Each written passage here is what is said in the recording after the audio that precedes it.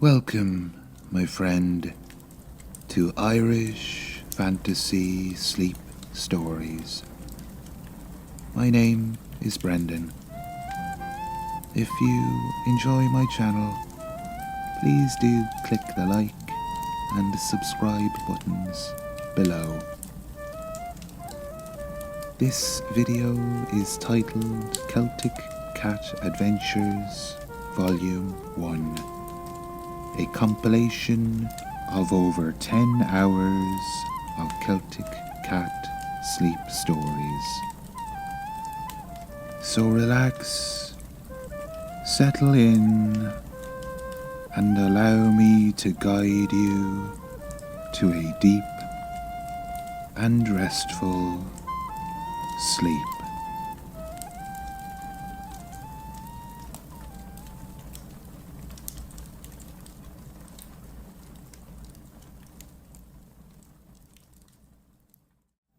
The Sacred Spring. In a quaint corner of the Irish countryside, nestled among rolling hills and ancient forests, there stood a small thatched cottage. Its weathered stone walls were adorned with climbing ivy, and wisps of smoke curled lazily from the chimney, disappearing into the misty air. This was the home of Finn, a wise and gentle druid, and his feline companion, Whisper. Whisper was a sleek ginger cat with eyes the colour of spring leaves, and his fur shimmered like morning dew as he stretched languidly on the windowsill, basking in a patch of warm sunlight. The cat's ears twitched occasionally, catching the soft sounds of nature outside, the rustle of leaves, the distant call of a songbird, and the gentle babbling of a nearby stream. Inside the cottage, Finn moved with unhurried grace as he tended to his daily tasks. The air was filled with the soothing scents of dried herbs and burning peat, creating an atmosphere of tranquil comfort. Shelves lined the walls filled with ancient tomes, colourful crystals, and jars of mysterious concoctions. As evening approached, the cottage was bathed in a warm golden glow. Finn settled into his favourite armchair by the hearth, a steaming cup of herbal tea in his hand. Whisper, sensing the peaceful mood, leapt silently from his perch and padded over to curl up at the druid's feet. The gentle crackle of the fire and the soft ticking of the old clock filled the air, creating a lullaby of domestic contentment. Outside, the world grew quiet as night began to fall, wrapping the cottage in a blanket of serene darkness. It was in this cozy haven that Whisper and Finn found their daily respite, surrounded by the magic of nature and the whispers of ancient wisdom. As the first light of dawn painted the sky in hues of pink and gold, Finn stirred from his slumber. Whisper, ever attuned to his companion's movements, opened one eye lazily, watching as the druid moved around the cottage with purpose. There was something different in the air this morning, a sense of anticipation that made Whisper's whiskers twitch with curiosity. "Ah, Whisper," Finn spoke softly, his voice as gentle as a summer breeze. "Today we embark on a special journey. The sacred spring calls to me, and I feel it's time we pay it a visit." At the mention of a journey, Whisper's ears perked up. He stretched languidly, arching his back and extending his paws before padding over to Finn, rubbing against his legs with a soft purr of interest. Finn chuckled warmly, reaching down to scratch behind Whisper's ears. "Yes, my friend, you're welcome to join me. I think you'll find it quite enlightening." With hurried movements, Finn began to prepare for their expedition. He gathered various items from around the cottage: a worn leather satchel, a smooth wooden staff adorned with intricate carvings, and a small pouch of herbs that filled the air with a soothing aroma. Whisper watched intently as Finn carefully wrapped some bread and cheese in a soft cloth, tucking it into the satchel alongside a water skin. The druid then added a few crystals and a bundle of dried herbs, each item chosen with deliberate care.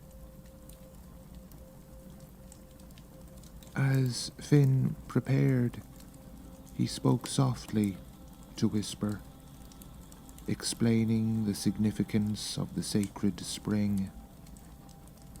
His words flowed like a gentle stream, telling of the spring's ancient history, its healing properties, and its importance in Celtic traditions.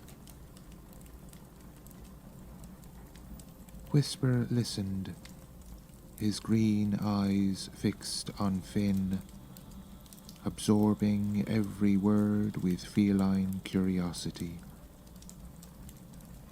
With their preparations complete, Finn donned a warm cloak of earthy green, its fabric seeming to shimmer with the colours of the forest. He turned to Whisper with a smile. "Are you ready, my little friend?" Whisper responded with a soft meow, rising to his feet and stretching once more, ready for the adventure ahead. Together they stepped out of the cottage into the cool morning air. The world around them was still waking, dew glistening on blades of grass and leaves. Birds began their morning songs, filling the air with a gentle melody. Finn paused at the threshold, closing his eyes and taking a deep breath. He murmured a quiet blessing, his words carried away by the soft breeze. Whisper, sensing the importance of the moment, sat quietly by his side, tail curled neatly around his paws. With a final look back at their cozy home, Finn and Whisper set off down the winding path that led away from the cottage. Their pace was unhurried, in harmony with the peaceful rhythm of the awakening world around them. Whisper trotted alongside Finn, occasionally pausing to investigate an interesting scent or sound, but always returning to the Druid's side. As they ventured further from home, the misty morning air seemed to embrace them, wrapping them in a cocoon of tranquility. The journey to the sacred spring had begun, and with each step, Whisper felt a growing sense of wonder and anticipation for the magical adventure that lay ahead. As Finn and Whisper ventured deeper into the heart of the Irish forest, the world around them transformed into a mystical realm of green and shadow. Towering oak trees stretched their ancient limbs towards the sky, their leaves creating a canopy that filtered the morning light into a soft, dappled glow. The air was thick with mist, giving the forest an ethereal quality, as if they had stepped into a dream. Whisper's paws padded silently on the forest floor, which was carpeted with a lush layer of moss and fallen leaves. The texture beneath his feet was soft and springy, a stark contrast to the smooth stones of the cottage.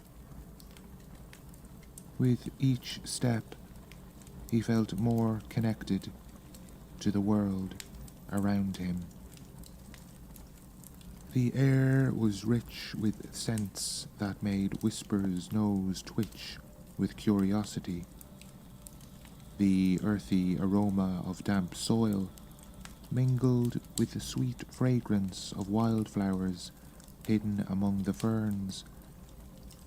He could smell the sharp tang of pine needles and the musty scent of decaying leaves, each odor telling a story of the forest's endless cycle of life and renewal.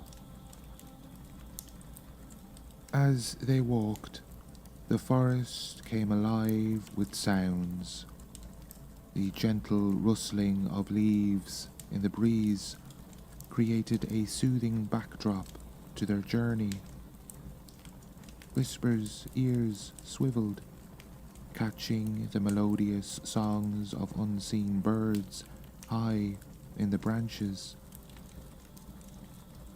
The distant tap, tap, tap of a woodpecker echoed through the trees, while closer by, the soft buzzing of bees could be heard as they flitted from flower to flower. Finn moved with quiet reverence through the forest, his staff occasionally tapping the ground in a rhythm that seemed to harmonize with the nature sounds around them. He would pause now and then, pointing out various plants and trees to Whisper, his voice a gentle murmur that blended seamlessly with the forest's ambient noise. As they journeyed on, Whisper began to notice the forest's other inhabitants. A red squirrel darted across their path, pausing to regard them with bright, curious eyes before scampering up a nearby tree. The cat watched, tail twitching slightly, more out of instinct than any real desire to chase. A family of deer grazed in a small clearing, their ears perked and alert. As Finn and Whisper approached, the deer raised their heads, regarding the travellers with calm interest. Finn spoke softly to them, words of greeting and respect, and the deer seemed to nod in acknowledgement before returning to their meal. At one point, a fox emerged from the undergrowth, its russet coat gleaming in a shaft of sunlight. It locked eyes with Whisper for a moment, a silent communication passing between the two creatures. There was no hostility, only a mutual recognition of their shared wild nature. With a flick of its bushy tail, the fox melted back into the shadows of the forest. As they continued their journey, Whisper noticed smaller, more delicate aspects of the forest.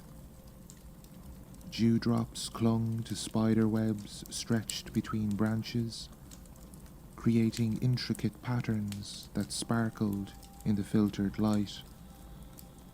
Mushrooms of various shapes and sizes peeked out from the bases of trees and fallen logs, their earthy scent adding to the rich tapestry of forest aromas.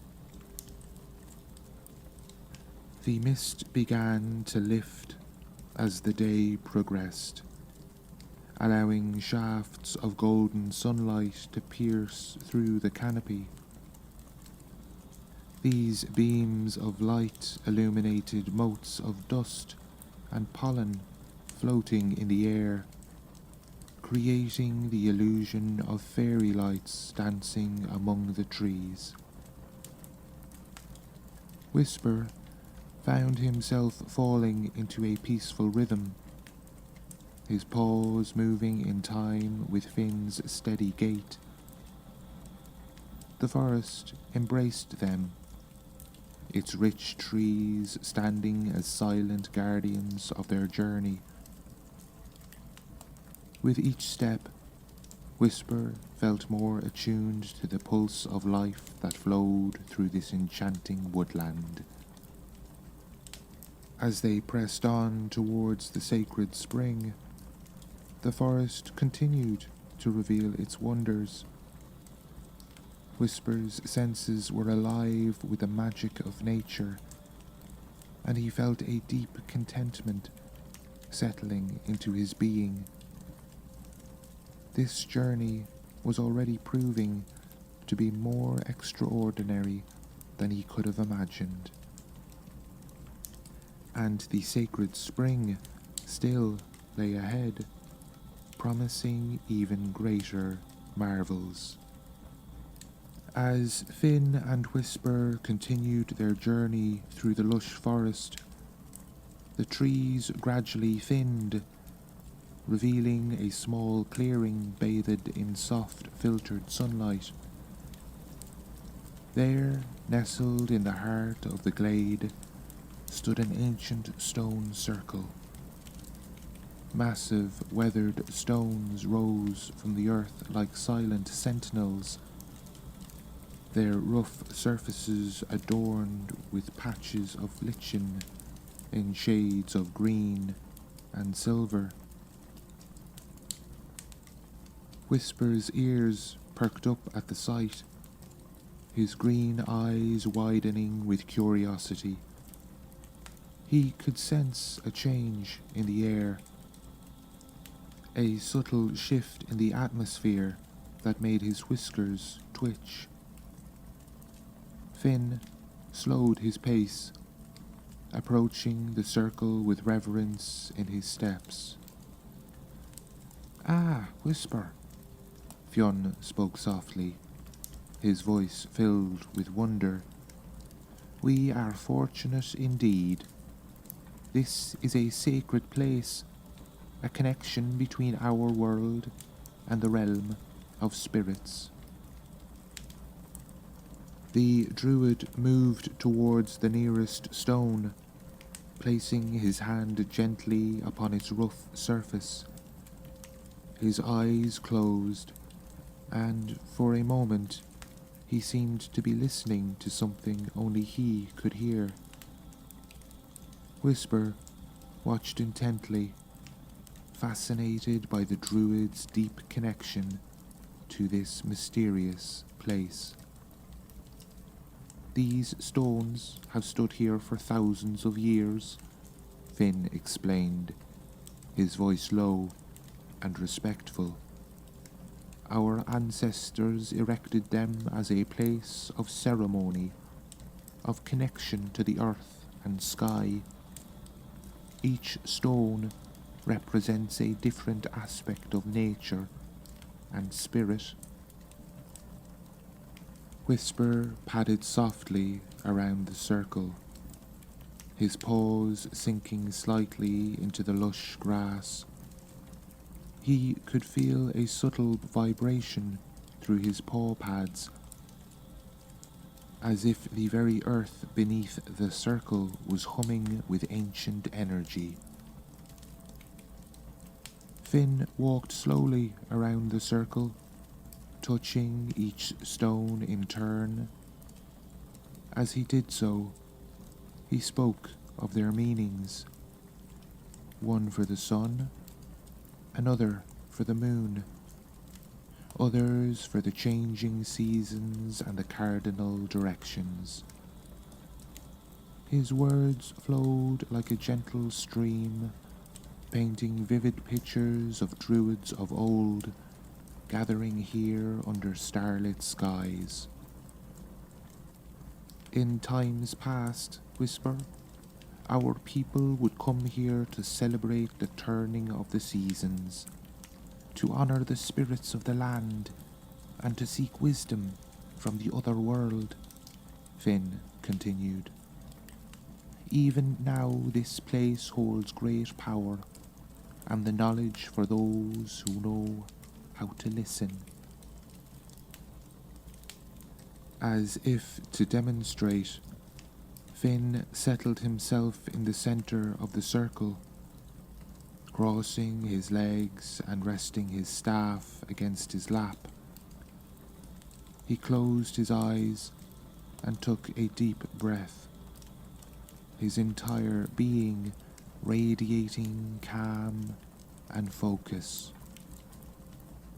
Whisper, intrigued, sat nearby, his tail neatly curled around his paws.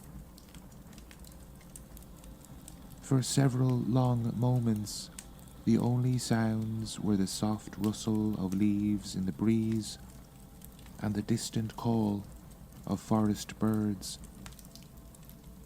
Whisper observed how Finn's face seemed to relax, lines of aging softening as he communed with the ancient sight. When Finn finally opened his eyes, they shone with a renewed energy. He smiled warmly at Whisper. "The stones have blessed our journey, my friend. They remind us of the interconnectedness of all things and the importance of maintaining balance in our world. Rising to his feet, Finn gave one last reverent look around the circle. He bowed slightly to each of the standing stones, murmuring words of gratitude in an ancient tongue that Whisper didn't understand, but found oddly soothing. As they prepared to continue their journey, Whisper took one last look at the stone circle. In that moment, he felt a profound sense of connection to Finn, to the ancient stones, and to the vast, mysterious world around them. With a contented purr, he followed Finn back into the forest, carrying with him a newfound appreciation for the sacred places hidden within nature's embrace.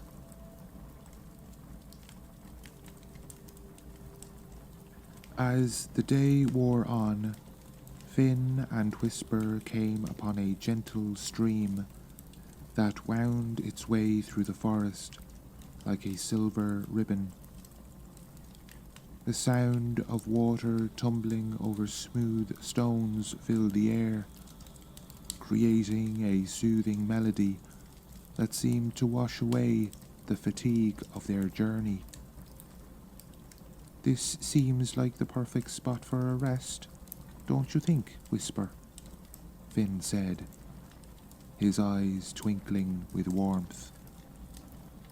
Whisper responded with a soft meow of agreement, already stepping towards the water's edge. Finn settled himself on a moss-covered log, laying his staff beside him and retrieving some of the bread and cheese from his satchel. Whisper, meanwhile, approached the stream cautiously, his whiskers twitching as he detected the cool mist rising from the rushing water. Tentatively, Whisper dipped one paw into the crystal-clear stream. To his surprise, he felt a tingling sensation spreading up his leg, a gentle warmth that seemed to ease the ache in his muscles from the long walk. Intrigued, he ventured further, allowing the water to flow around his paws. Finn watched with a knowing smile. "Ah, you've discovered the stream's secret, my friend. These waters are blessed with healing properties. The spirits of the land have imbued them with restorative energy." As Whisper continued to enjoy the soothing effects of the water, Finn's voice took on a storyteller's cadence. "You know, Whisper, there is an old tale about the water spirits that dwell in streams like this one. Would you like to hear it?" Whisper perked up his ears, settling himself on a sun-warmed rock by the water's edge, his paws still dipped in the stream. "Long ago," Finn began, his voice blending with the babbling of the brook, "there was a young girl who lived in a village not far from here. She was known for her kindness and her love of nature. One day, while gathering herbs by a stream much like this one, she heard a faint cry. Following the sound, she discovered a tiny water spirit tangled in some reeds. Without hesitation, she gently freed the spirit.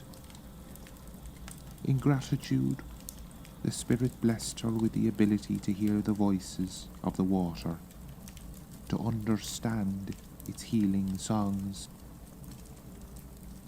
From that day forward, the girl became a healer, using her gifts to help others, and it's said that her spirit still lingers in the streams like this one, whispering healing melodies to those who listen with their hearts. As Finn's tale came to an end, Whisper felt a deep sense of peace wash over him. Whether it was the healing properties of the water, the tranquility of their surroundings, or the magic of Finn's story, he couldn't say. But as they rested by the babbling stream, Whisper felt more connected than ever to the mystical world around them. As their rest came to an end, Finn and Whisper resumed their journey, now beginning a gradual ascent towards the sacred spring. The terrain slowly changed, the forest floor giving way to rocky outcroppings and steeper inclines. Whisper's paws adapted quickly to the new surfaces, his natural feline agility allowing him to navigate the uneven ground with ease. The vegetation transformed as they climbed higher, the dense canopy of oak and ash trees thinned, replaced by hardy rowan and hawthorn. Whisper noticed patches of heather appearing, their delicate purple flowers adding splashes of colour to the increasingly rugged landscape. The air grew cooler and crisper, carrying the scent of wild herbs that clung to the rocky soil. As they climbed, Whisper observed Finn with growing fascination. The druid moved with grace, his feet finding sure purchase on the rocky path. But it was more than just physical skill. There was an unmistakable connection between Finn and the land around them. At times, Finn would pause, kneeling to examine a particular plant or rock formation. His fingers would brush gently against leaves or moss, and Whisper could swear he saw a faint glow emanate from the point of contact. The druid would murmur words in an ancient tongue, his voice barely audible, but seeming to resonate with the very earth beneath their feet. During one such pause, Finn turned to Whisper with a smile. "Do you feel it, my friend? The land here is alive with energy. It speaks to those who know how to listen." Whisper tilted his head, his green eyes wide with curiosity. He could sense something, a subtle vibration in the air, a feeling of anticipation that grew stronger as they climbed higher. As they continued their ascent, Finn began to point out various plants to Whisper, explaining their properties and significance. "See this rowan tree, Whisper. It's known as the Traveller's Tree, and is said to protect against dark magic. And here this is St. John's wort, a powerful herb for healing and protection." Whisper listened intently, his eyes swiveling to catch every word. He found himself developing a new appreciation for the plants around them, seeing them not just as parts of the landscape, but as individual beings with their own stories and powers. The higher they climbed, the more Whisper noticed subtle changes in Finn. The druid's steps became lighter, his movements more fluid. There was a gleam in his eyes that grew brighter with each step, as if he was drawing energy from the very air around them. At one point, a golden eagle soared overhead, its majestic wings spread wide against the sky. Finn paused, raising his staff in greeting. To Whisper's amazement, the great bird dipped its wings in what seemed like a response before continuing its journey. "We are welcomed here," Finn said softly, his voice filled with reverence. "The guardians of this sacred place recognize our intentions." As they neared the top of the hill, the path became steeper and more challenging, yet Finn moved with increasing vigor. His connection to the land seemed to lend him strength. Whisper, too, felt a surge of energy, his paws carrying him effortlessly over the rocky terrain. The anticipation in the air was palpable now. Whisper could sense that they were drawing close to their destination. With each step, the world around them seemed to pulse with an ancient mystical energy. The sacred spring was near, and Whisper's heart quickened with excitement for what lay ahead. As Finn and Whisper crested the final rise, a collective gasp escaped from both. Before them lay a sight of breathtaking beauty. The sacred spring they had journeyed so far to find. The spring emerged from a cleft in a massive moss-covered boulder that seemed to pulse with an inner light. Crystal clear water bubbled forth, cascading down the rock face in a delicate veil before collecting in a perfectly circular pool below. The water in the pool was so still and clear that it mirrored the sky above, creating the illusion of a portal to another world. Surrounding the spring was a grove of ancient yew trees, their gnarled branches reaching out protectively over the sacred site.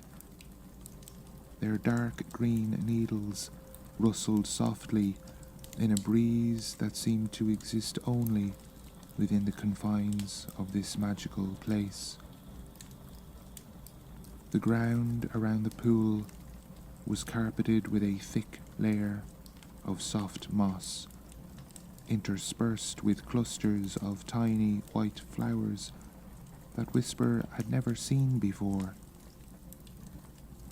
Finn approached the spring with reverence, his steps slow and deliberate. "We have arrived, Whisper," he said softly, his voice filled with awe.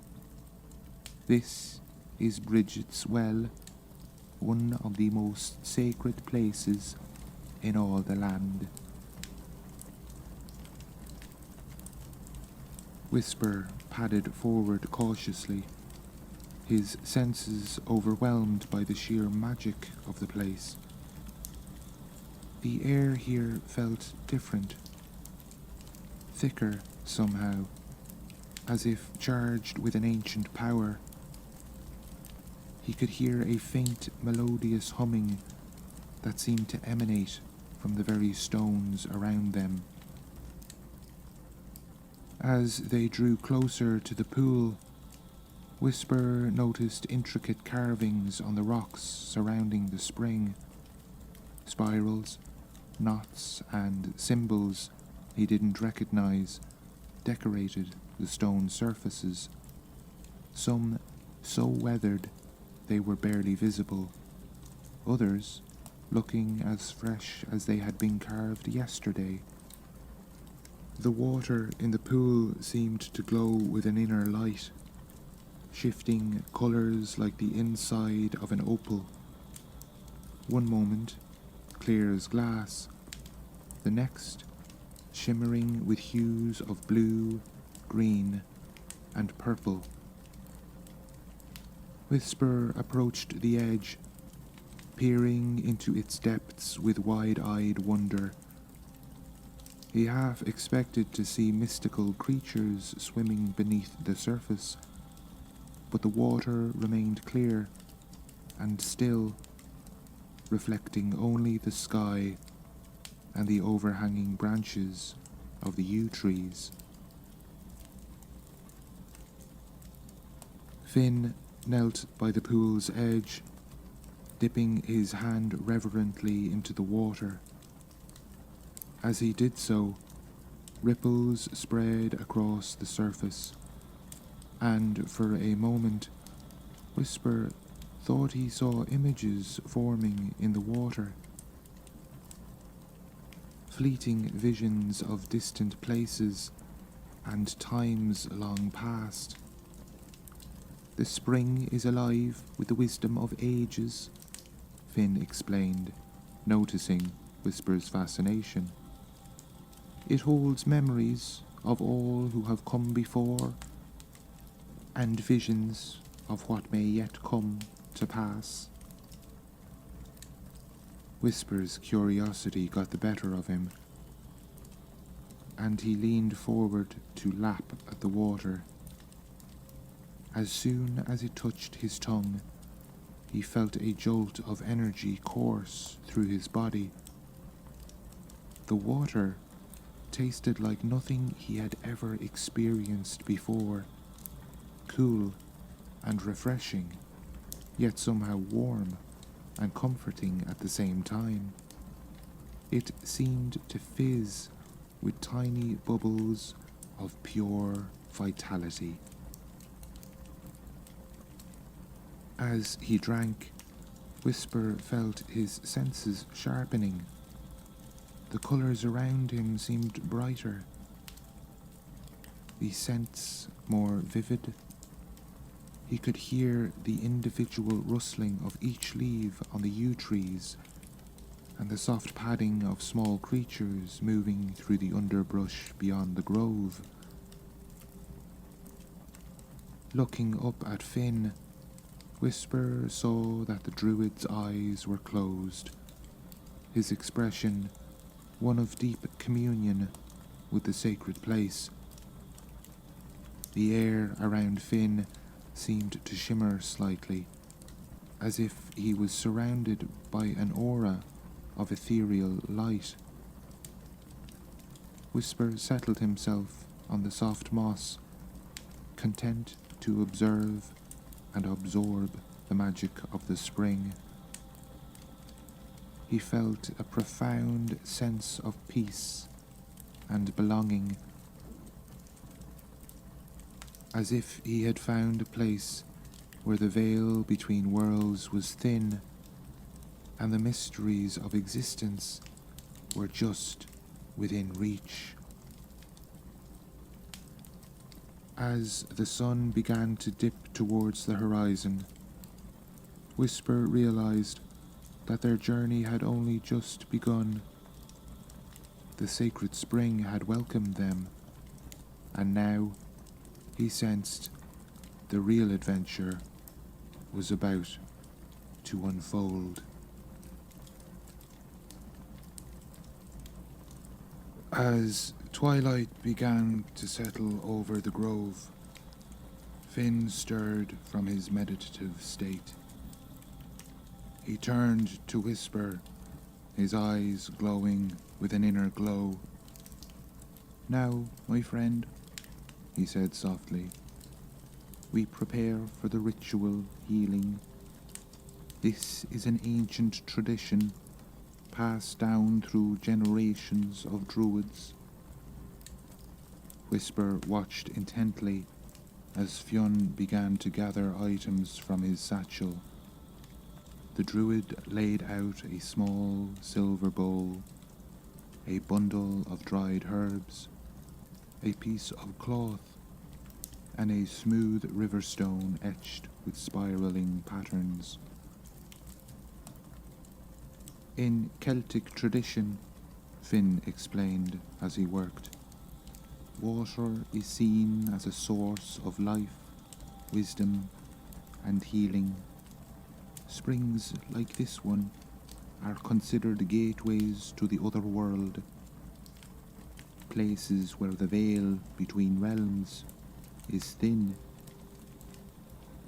Finn moved to the edge of the pool, kneeling on the soft moss. He dipped the silver bowl into the spring, filling it with the shimmering water.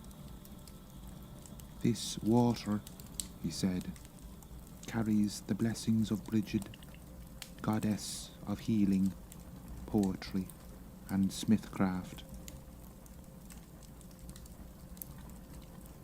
Whisper observed every moment. His ears pricked forward with interest. He could feel the energy in the grove intensifying, as if the very air was holding its breath in anticipation. Finn unwrapped the bundle of herbs, revealing a fragrant mixture of meadowsweet, thyme, and lavender. He sprinkled a pinch of the herbs onto the surface of the water in the bowl, murmuring words in an ancient language that seemed to resonate with the very stones around them. "These herbs," Finn explained, "each carry their own healing properties. Together they create a powerful blend that enhances the spring's natural magic." Next, Finn took the white cloth and dipped it into the herb-infused water. He wrung it out gently, then draped it over his hands. "In Celtic healing traditions," he said, "we often use cloth like this to apply blessed water. It is said that leaving such a cloth tied to a tree near a sacred spring can bring healing to those in need." As Finn continued his preparations, Whisper noticed the grove growing darker. Yet, strangely, the spring seemed to glow brighter, its waters emitting a soft, pulsing light that illuminated the surrounding area with a gentle radiance. Finn placed the river stone in the center of his palm, then covered it with a damp cloth. He closed his eyes and began to chant softly, his voice blending with the gentle bubbling of the spring and the rustle of leaves overhead. Whisper felt a change in the air, a warmth that seemed to emanate from Finn and spread throughout the grove. The faint humming he had noticed earlier grew stronger, resonating in harmony with Finn's chanting.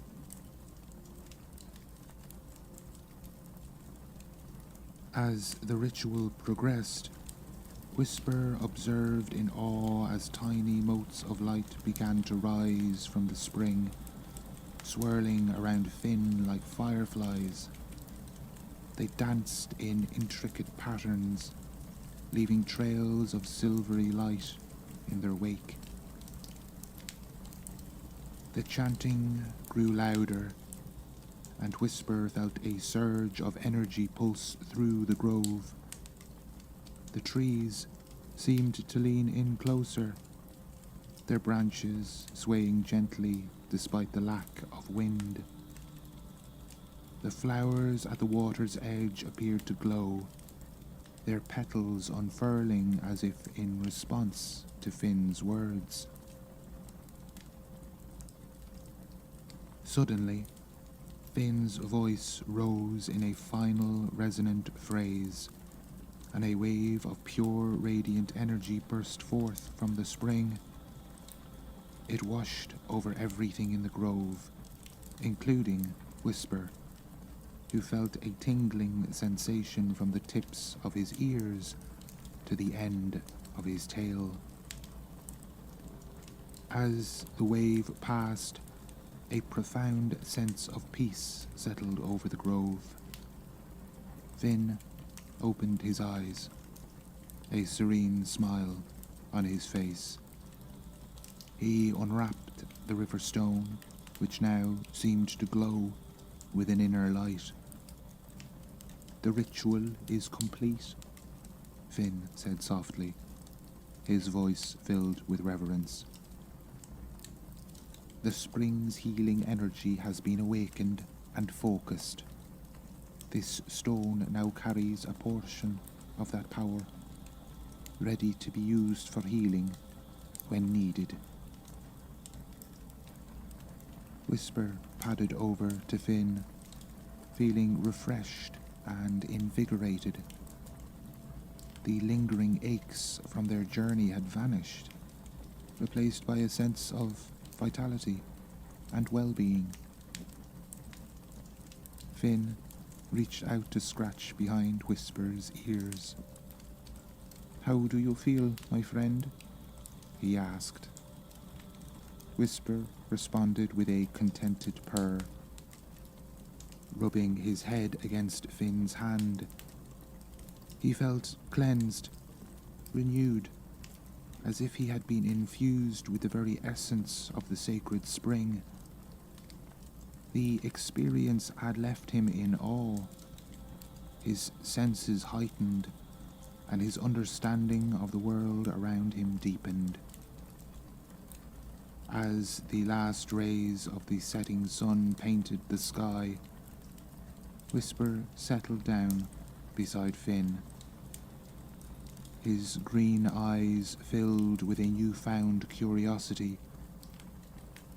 He knew that their journey was far from over, and he could sense the tremendous power and wisdom that lay within this hallowed place. Whisper's tail twitched gently as he contemplated all that he had witnessed. The ritual had been a masterful display of the Druid's connection to the natural world, a dance of ancient energies and traditions. He marveled at the way Finn had seamlessly woven together the elements of water, herbs, and sacred symbols to channel the spring's healing power. In that moment, Whisper felt a deep respect and kinship for the Druid. Finn had not simply led him to this sacred site.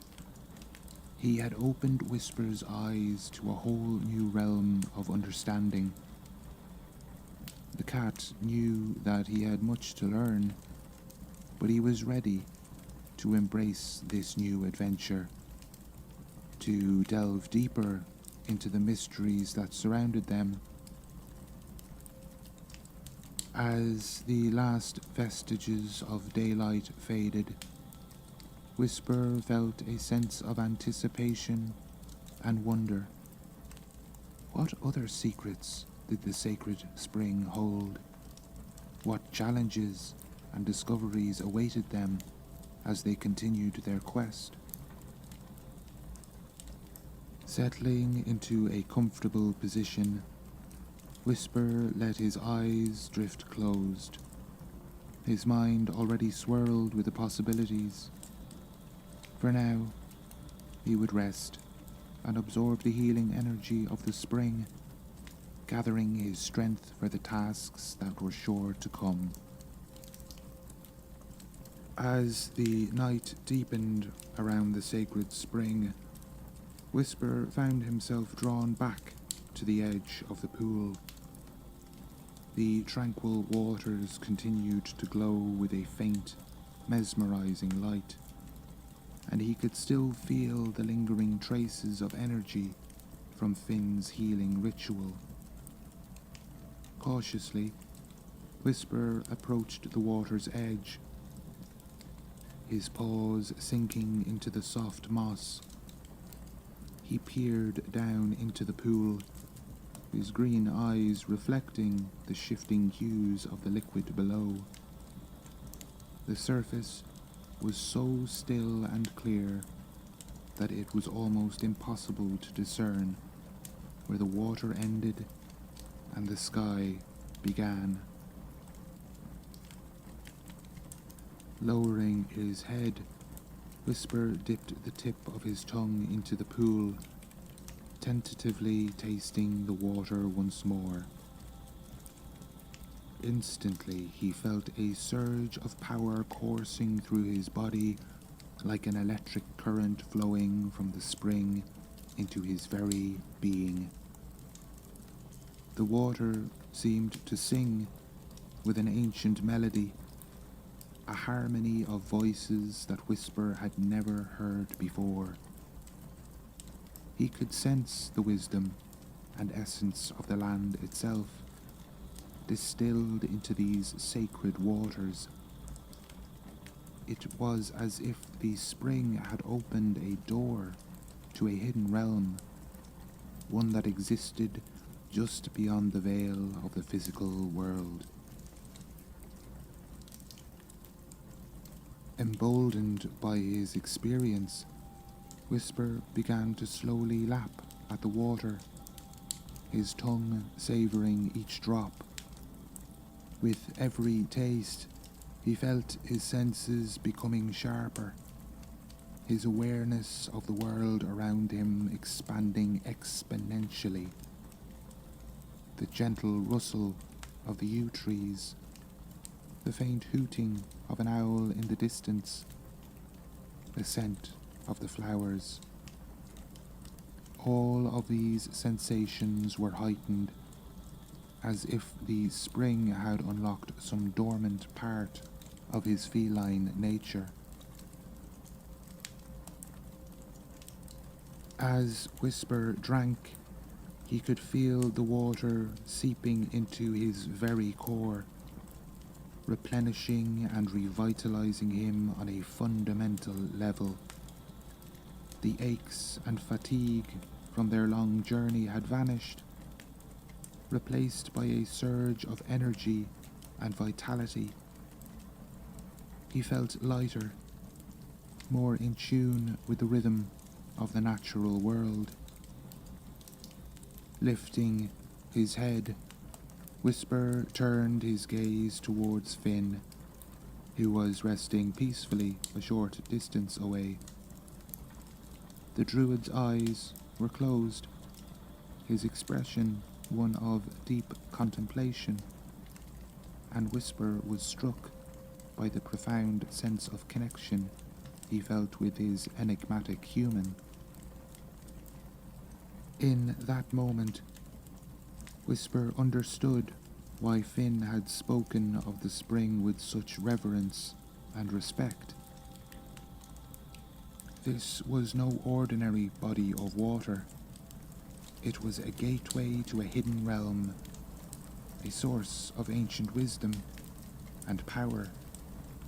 And Finn, with his deep understanding of the Celtic traditions, had tapped into that power, using it to heal and restore. Whisper felt a newfound appreciation for the Druid's wisdom, his centuries-old knowledge of the land and its secrets. Finn had guided him to this sacred place, and in doing so had opened Whisper's eyes to a world of magic and wonder that he had never even imagined. As the night wore on, Whisper remained by the pool, his gaze fixed on the shimmering waters. He felt a deep sense of peace and belonging, as if he had finally found the place where he was meant to be. As the moon rose high above the sacred grove, casting a soft silvery glow over the landscape, Whisper found himself lost in quiet reflection by the spring's edge. The rhythmic gurgling of the water had become a soothing lullaby, its gentle cadence lulling him into a state of deep contemplation. Occasionally, he would dip his paw into the pool, watching with fascination as the water rippled and shimmered in response. It was as if the spring had a heartbeat of its own, pulsing with the very lifeblood of the earth. Whisper marvelled at the way the light played across the surface, refracting and dancing in a mesmerizing display of nature's artistry. A soft rustling nearby drew Whisper's attention, and he turned to see Finn stirring from his own reverie. The Druid's eyes met Whisker's, and a warm, understanding smile spread across his face. "The spring has a way of calling to us, doesn't it?" Finn said, his voice barely above a whisper.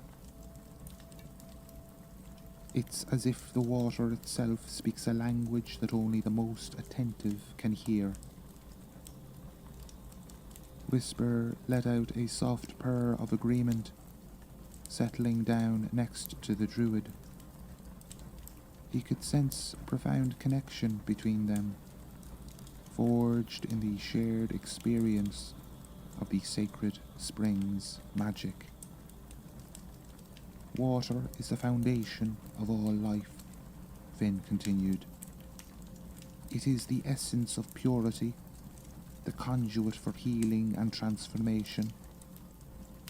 In Celtic tradition, springs and wells like this one were seen as portals to the other world." Whisper listened intently, his ears pricked forward. He had always known the importance of water, but Finn's words seemed to imbue it with a deeper, more mystical significance. "The ancient Celts revered these sacred waters, believing they held the power to cleanse, rejuvenate, and even bestow prophetic visions," Finn explained. "To drink from a spring like this was to commune with the very spirits of the land." Whisper's gaze drifted back to the pool, watching as the water continued to shimmer and pulse.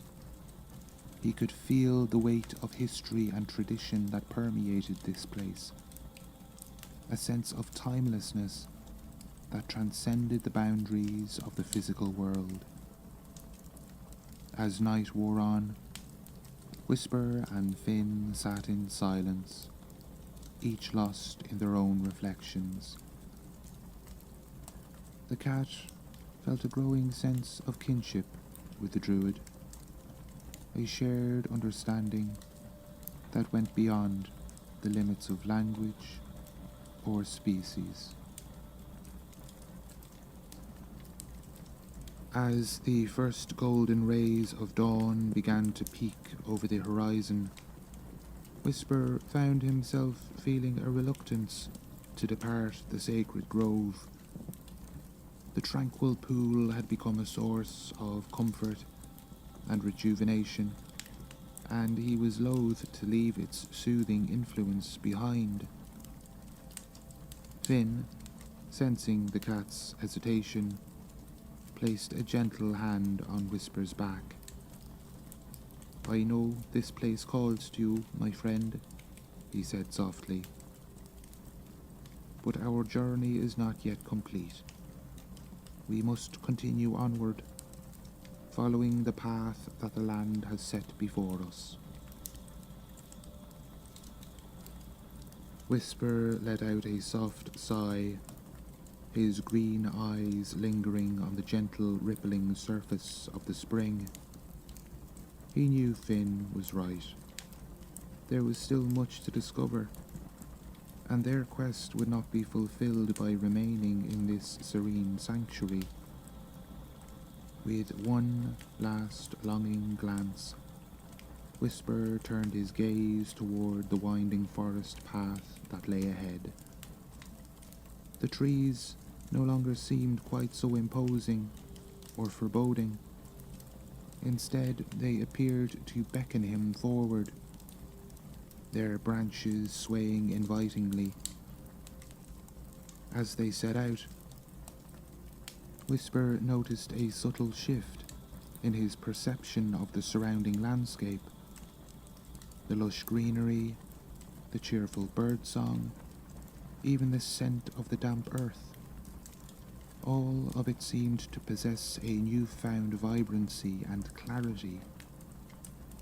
It was as if the spring's magical energies had imbued him with a heightened awareness, allowing him to experience the world in a more profound and intimate way. Whisper padded alongside Finn, his steps light and more assured than they had been the day before. The aches and fatigue that had plagued him had vanished completely. As the sun dipped below the horizon, casting the forest in a warm golden glow, Finn and Whisper continued their descent along the winding path. The gentle incline had become less demanding, and their steps felt lighter as they made their way through the darkening wood.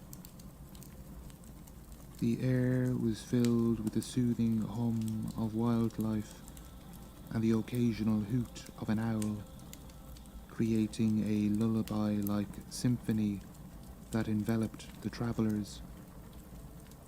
Whisker's gaze drifted upwards, where the first few stars were beginning to twinkle in the dusky sky. He marvelled at the way the fading light cast a warm, amber glow on the canopy of leaves overhead, creating a natural, cathedral-like ambience. As they descended deeper into the forest, Whisper noticed the arrival of the night's more elusive inhabitants. Glimpses of rustling undergrowth and flitting shadows hinted at the presence of small, nocturnal creatures scurrying to and fro. Occasionally the cat caught a fleeting glimpse of a curious pair of eyes watching, before the creature disappeared back into the darkness. Finn, sensing Whisper's heightened awareness, reassured the cat. "The forest comes alive in the twilight," he murmured. "The creatures of the night are waking, drawn out by the promise of the coming moon." Whisper let out a soft purr, his tail twitching with a mix of curiosity and contentment. He felt a deep connection to this enchanting world, as if the very essence of the forest had become a part of him during his time at the sacred spring. As the last traces of daylight faded, Whisper and Finn pressed on, their footsteps muffled by the lush carpet of moss and falling leaves.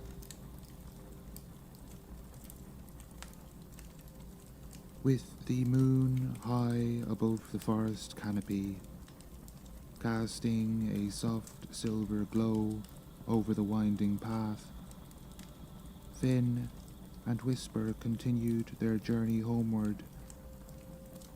The cat's paws were light, his step sure and steady.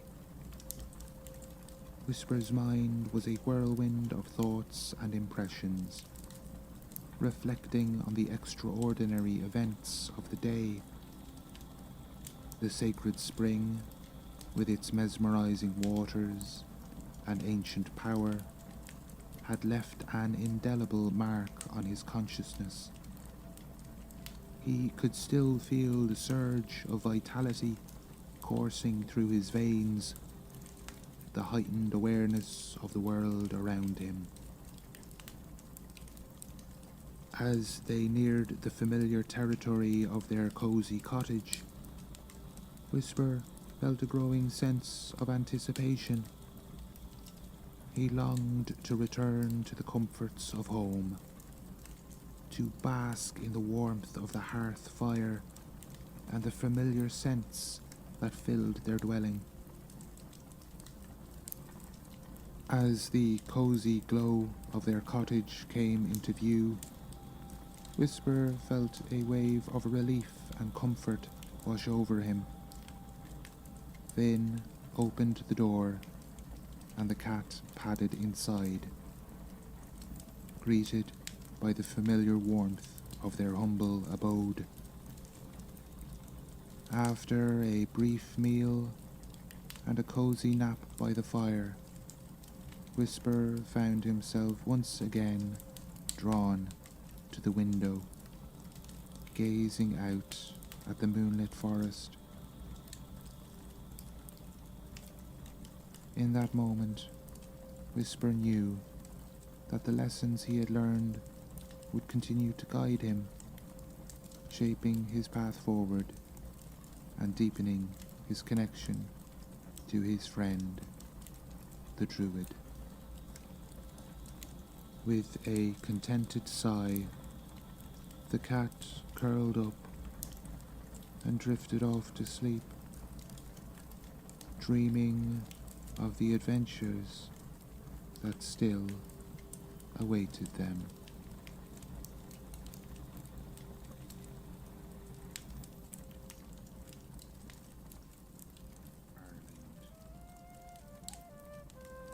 This is the village cat. In a verdant glen, nestled deep within the heart of Ireland's emerald countryside, there stood a quaint cottage. Its weathered stone walls were adorned with climbing ivy, and wisps of smoke curled lazily from the chimney. This charming abode was home to Finn, an ancient druid whose wisdom was as deep as the nearby loch, and his faithful companion, Whisper, a ginger cat with eyes as green as the rolling hills surrounding them. Whisper, ever the attentive feline, watched Finn's morning ritual from his perch on the windowsill. The cat's tail swished rhythmically, keeping time with the soft incantations Finn murmured as he worked.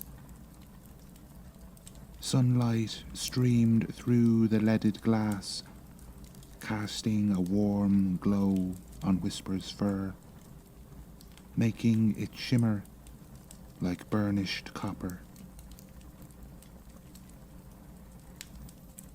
Outside, the Irish countryside unfurled in a tapestry of vibrant greens and earthy browns. Ancient oaks stood sentinel over meadows dotted with wildflowers, their branches reaching skyward as if in constant communion with the heavens. A babbling brook wound its way through the landscape, its clear waters reflecting the ever-changing sky above. As the morning progressed, Finn and Whisper fell into their familiar routine. The Druid would sit in his favourite chair, poring over ancient tomes, while Whisper curled contentedly in his lap.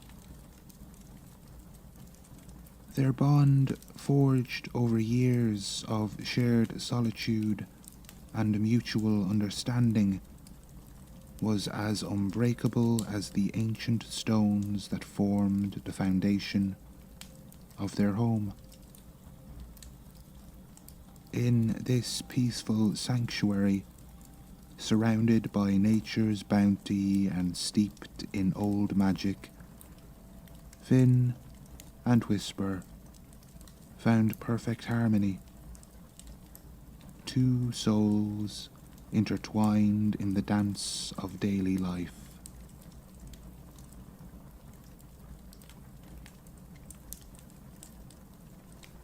As the sun climbed higher in the sky, its warm rays crept across the cottage floor, eventually reaching Whisper's cozy sleeping nook.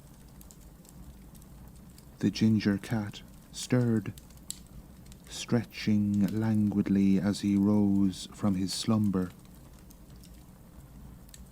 His emerald eyes blinked open, taking in the familiar sights of the cottage interior.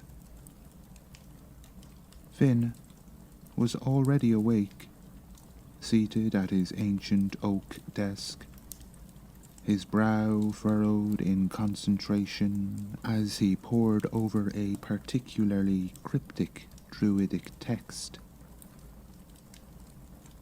Whisper yawned silently, true to his name, and padded softly across the room.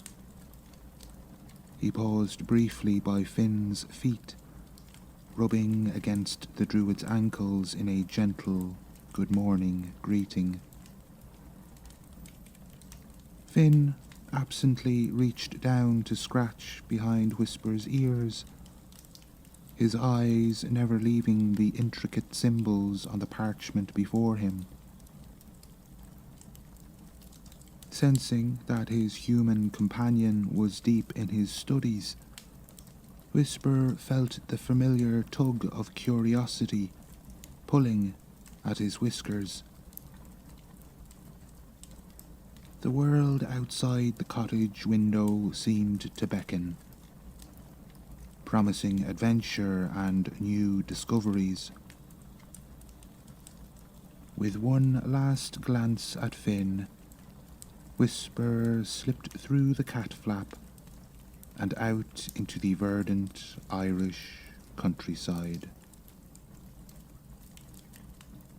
The grass was cool and damp beneath his paws as Whisper made his way across the garden. He paused to sniff at a patch of catmint, the herb's intoxicating scent filling his nostrils. But the lure of exploration was stronger, and soon he was padding along a well-worn path that led away from the cottage and into the surrounding woodlands. As Whisper ventured deeper into the forest, the canopy of leaves above grew denser, dappling the forest floor with intricate patterns of light and shadow. The air was rich with the scent of earth and growing things, a symphony of life that Whisper's keen senses drank in eagerly. Not far along the path, a rustle in the underbrush caught Whisper's attention. His ears swiveled forward, and he crouched low, his tail twitching with anticipation. From beneath a fern emerged a plump hedgehog, its spines glistening with morning dew. The little creature regarded Whisper with curious black eyes, seemingly unafraid of the feline visitor. Whisper chirped a friendly greeting, and to his surprise, the hedgehog responded with a series of soft snuffles. They shared a moment of interspecies communication before the hedgehog trundled off on its own morning adventure. Continuing his journey, Whisper encountered a host of woodland denizens. A family of rabbits paused in their foraging to watch him pass, their noses twitching in unison. A red squirrel chattered at him from the safety of an oak branch, its bushy tail flicking in agitation, until Whisper demonstrated his peaceful intentions by calmly sitting and grooming himself.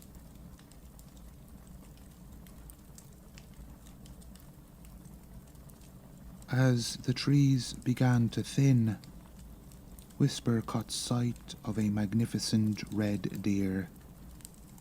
The stag stood proud and tall in a sun-dappled clearing, its antlers a crown of nature's making.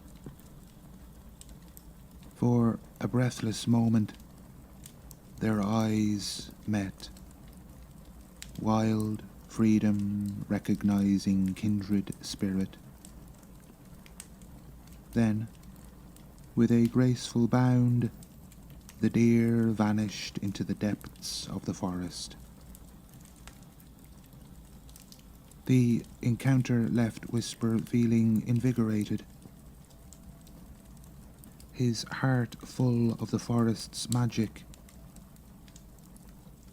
As he emerged from the woodlands, he could see the thatched roofs of the neighbouring village in the distance.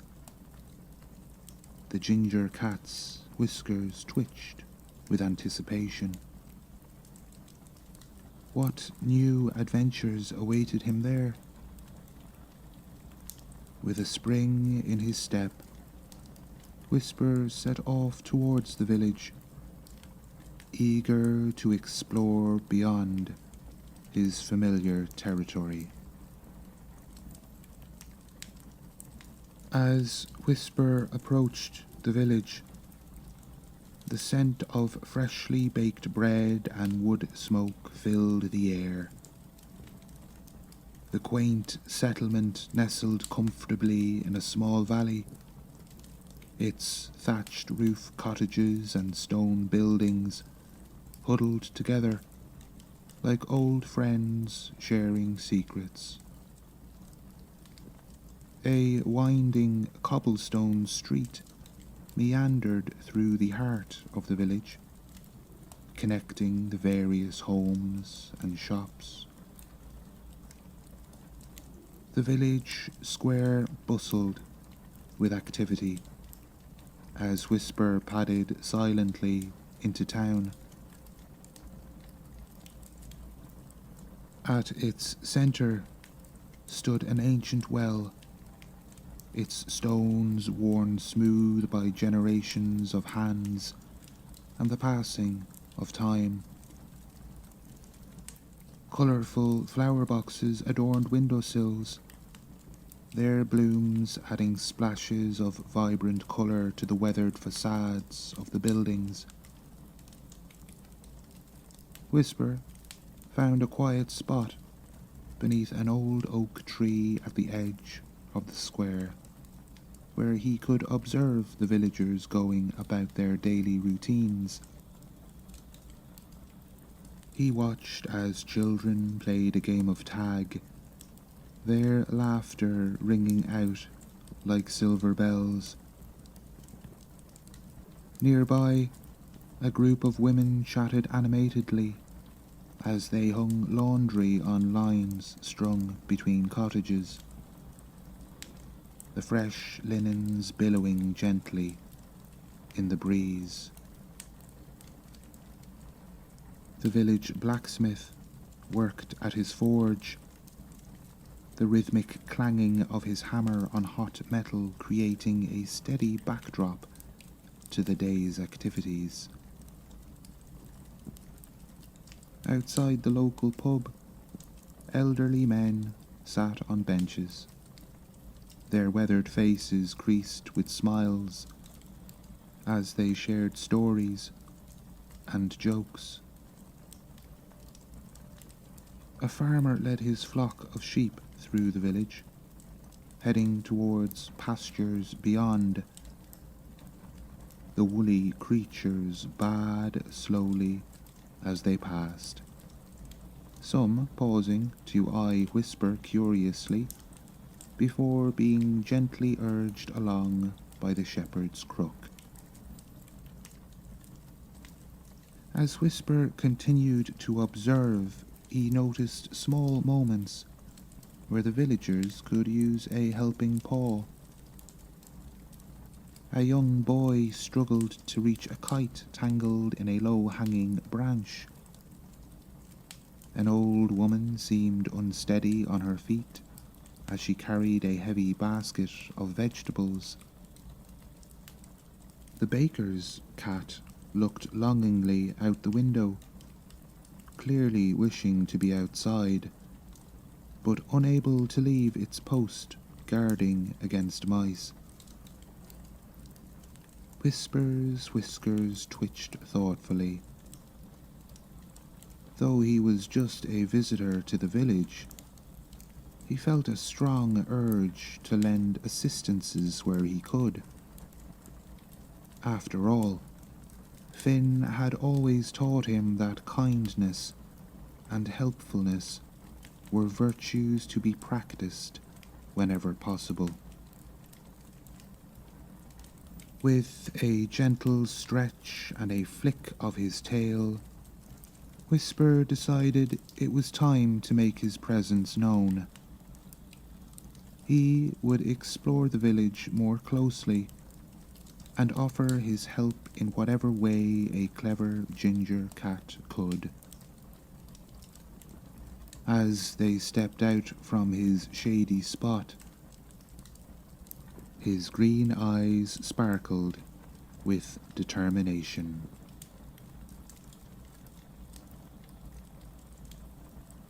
Whisper's first stop was the village bakery, drawn by the irresistible aroma of fresh bread and sweet pastries. As he approached, he noticed the baker's cat still gazing longingly out the window. The feline guardian's eyes met Whisper's, and a silent understanding passed between them. Padding up to the bakery's open door, Whisper peered inside. The interior was warm and inviting, with shelves lined with golden loaves and displays filled with tempting treats. The baker, a portly man with flour-dusted cheeks and a jolly demeanour, was kneading dough at a large wooden table. However, his cheerful expression was marred by a frown of concern as he glanced periodically at the floor and corners of the room. Whisper's keen senses quickly detected the source of the baker's worry. The telltale scent of mice lingered in the air, and he could feel the faint scratching of tiny paws within the walls. The baker's cat, while an excellent deterrent, was clearly overwhelmed by the number of rodent intruders. Without hesitation, Whisper slipped into the bakery.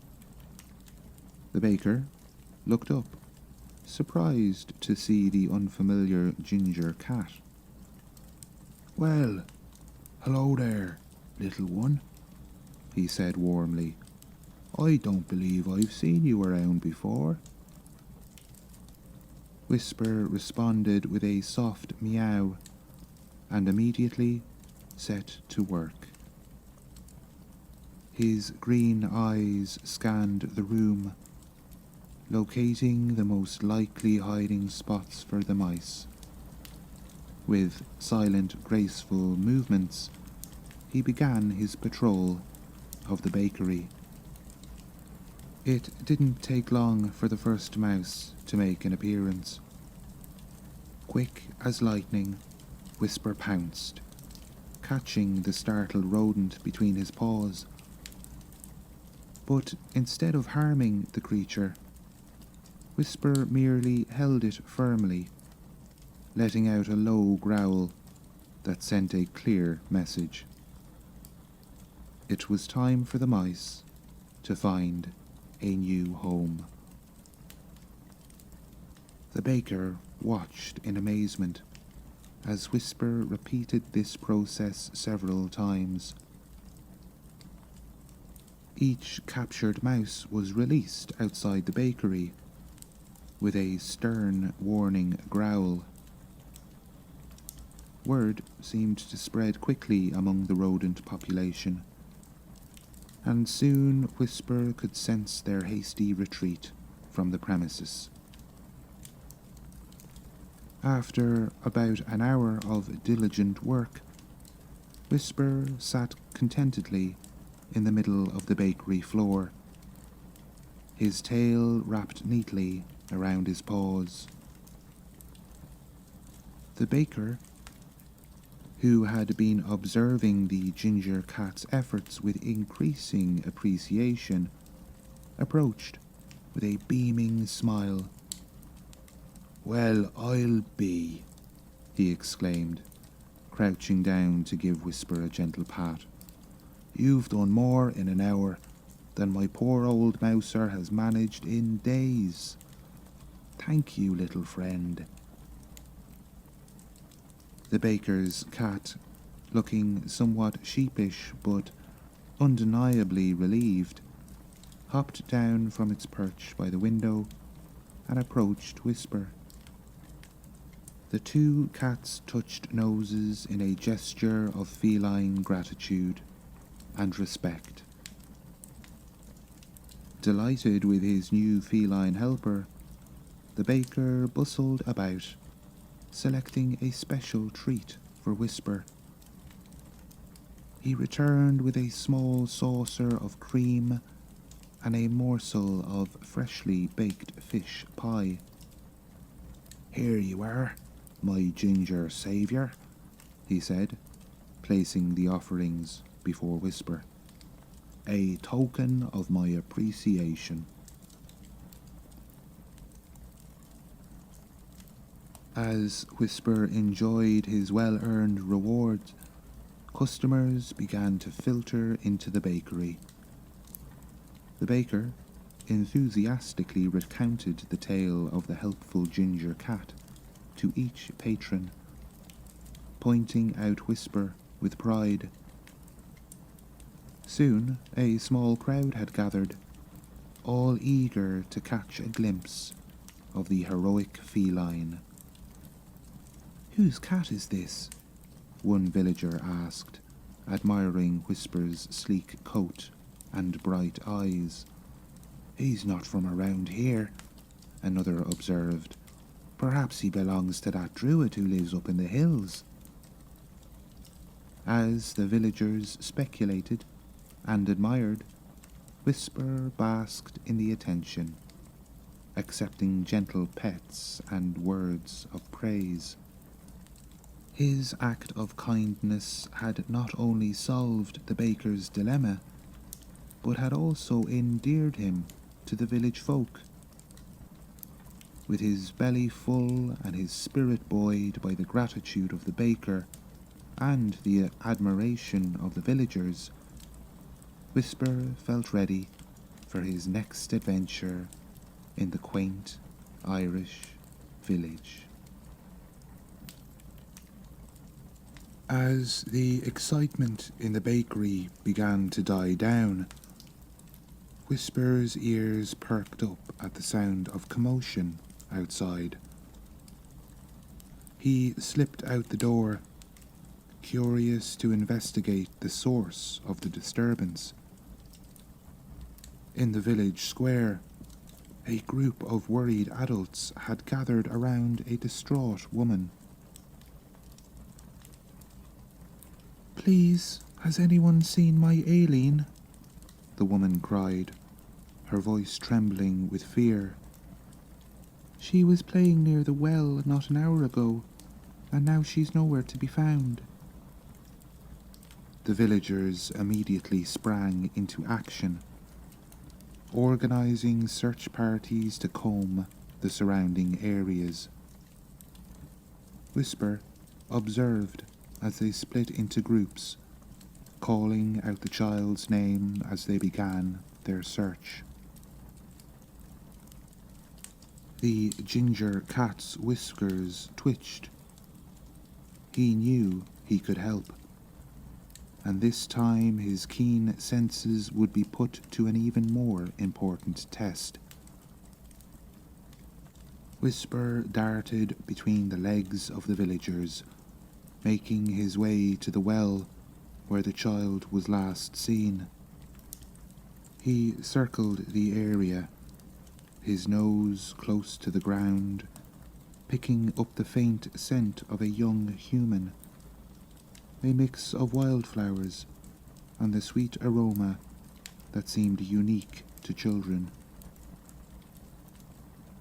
With the scent firmly in his mind, Whisper began to follow the trail.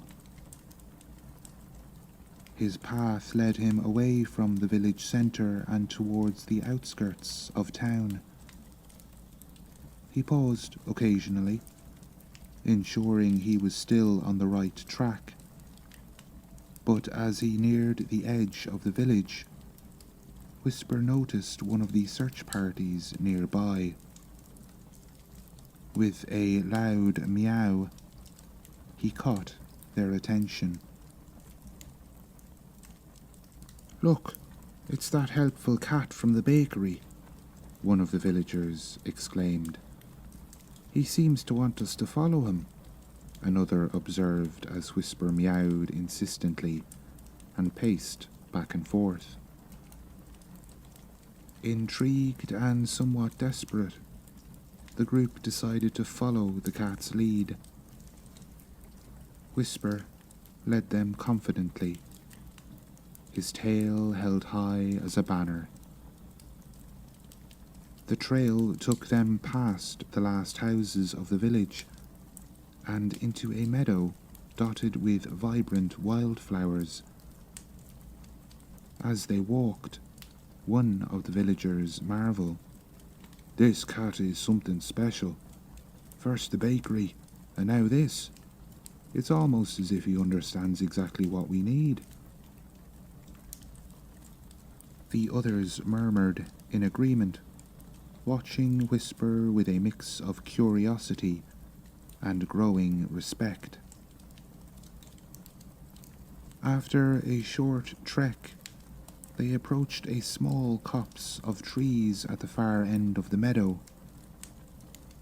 Whisper's pace quickened, and his meows became more insistent. The search party hurried to keep up, hope rising in their hearts. Suddenly, they heard a small sniffle coming from within the grove. "Aileen," one of the villagers called out tentatively. "I'm here," came a tiny, tearful voice in response. Whisper led the way into the trees, and there, curled up at the base of an old oak, was little Aileen. Her dress was smudged with dirt, and her cheeks were streaked with tears, but she was unharmed. "Oh, thank heavens!" cried one of the searchers, rushing forward to scoop up the child. Aileen's eyes widened as she saw Whisper. "The kitty found me," she exclaimed, reaching out to pet him.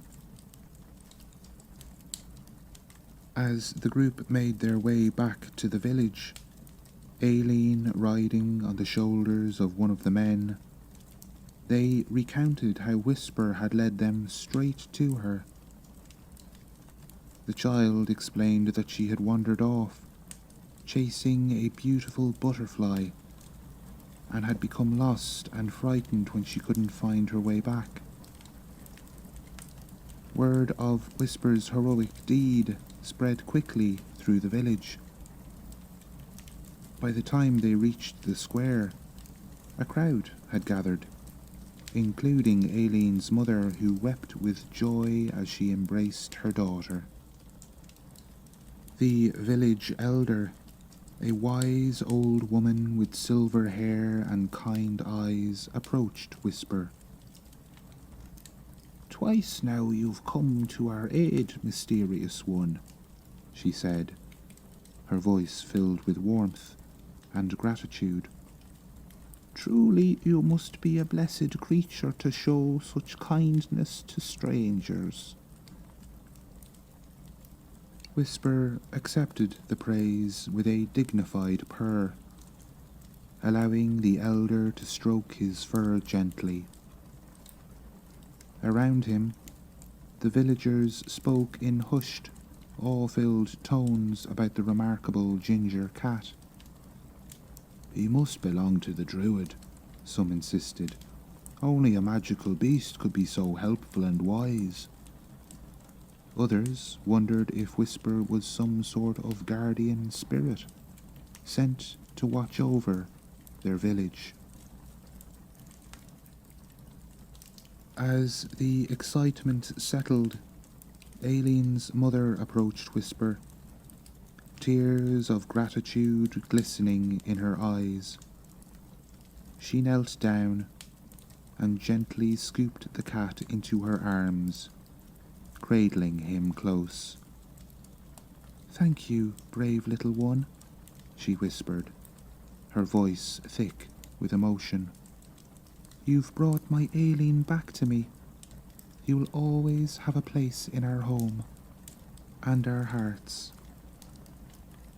Whisper purred, basking in the warmth of the woman's embrace and the admiration of the gathered villagers. He had set out to help where he could, and in doing so, had not only solved problems, but had also woven himself into the fabric of this small community. As the sun began to set, casting a golden glow over the village square, Whisper knew that his adventure was far from over. There were surely more ways he could lend a helping paw to these kind-hearted villagers who had so quickly accepted him as one of their own.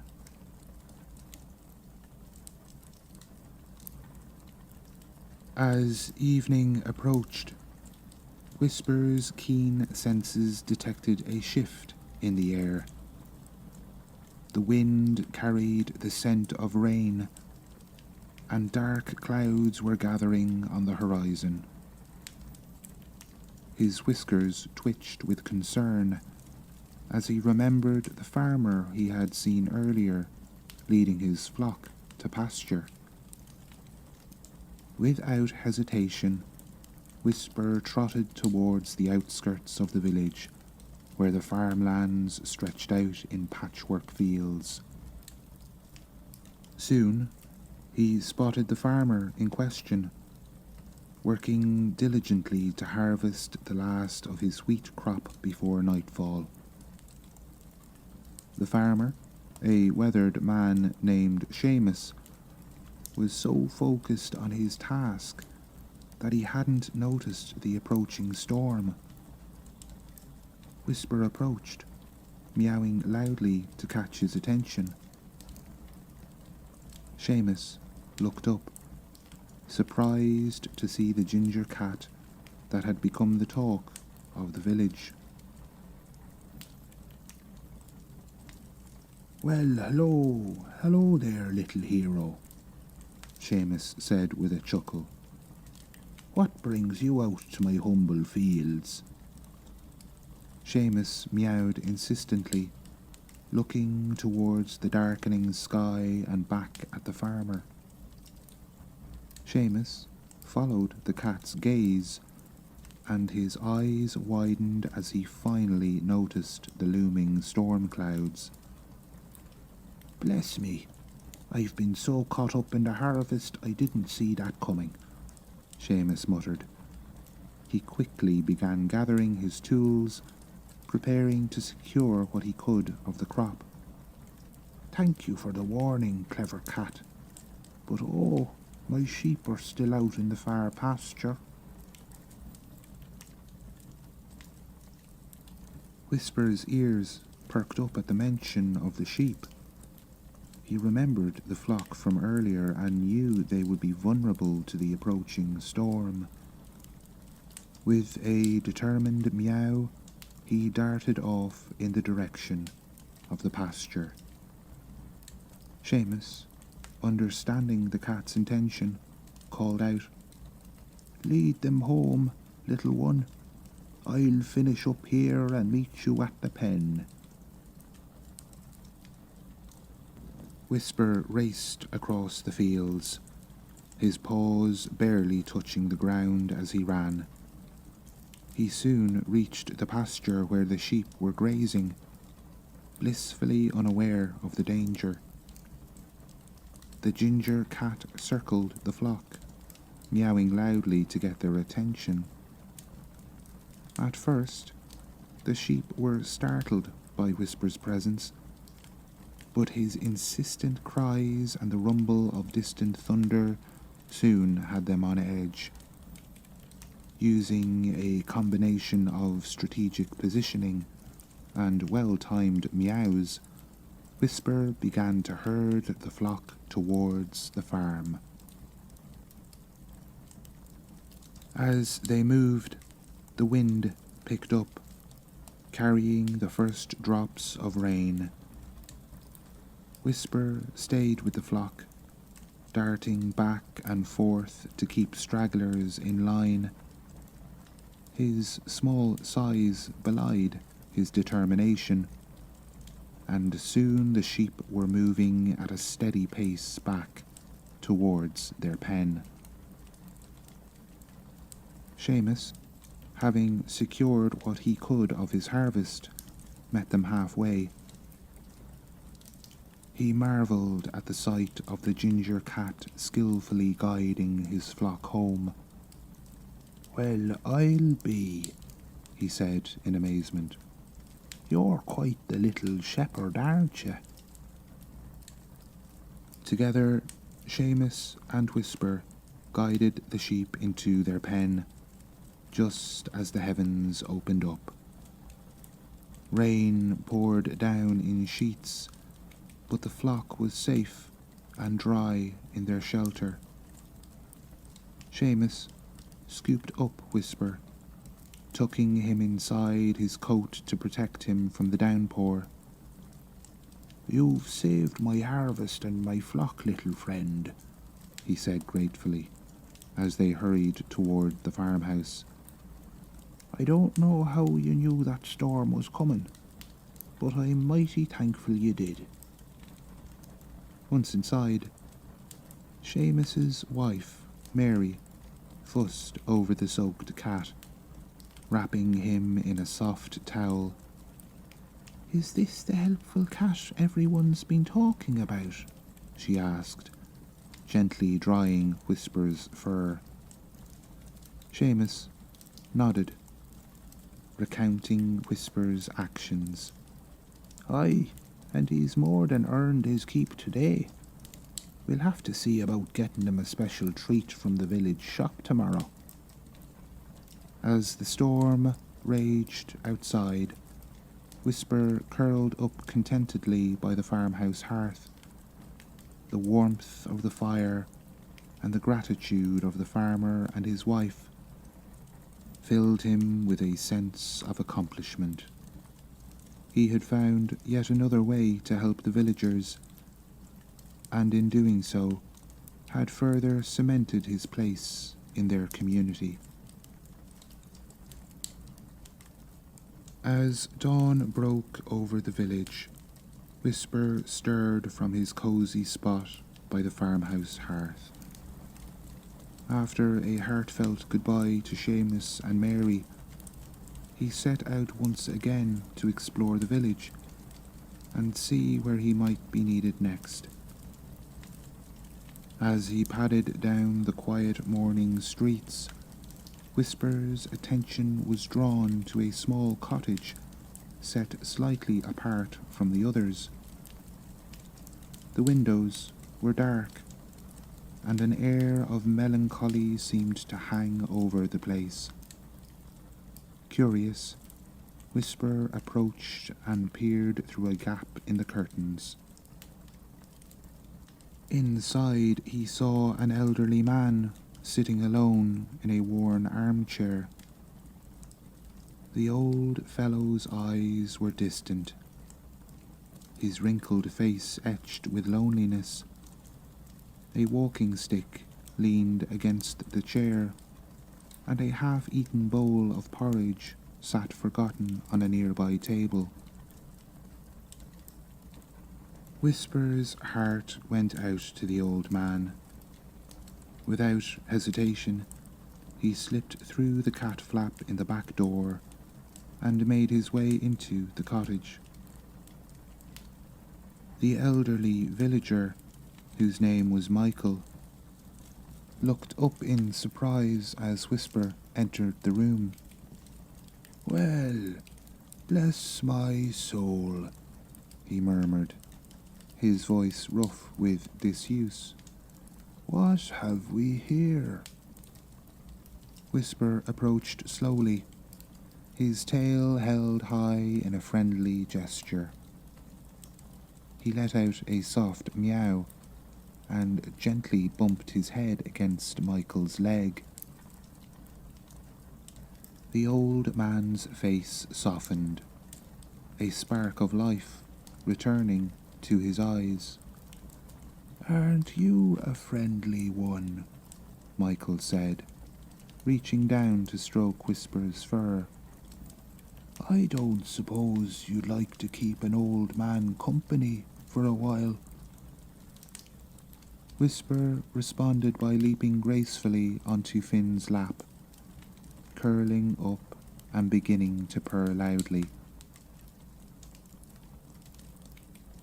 Whisper responded by leaping gracefully onto Michael's lap, curling up and beginning to purr loudly. Michael chuckled, the sound rusty but genuine. "I'll take that as a yes, then."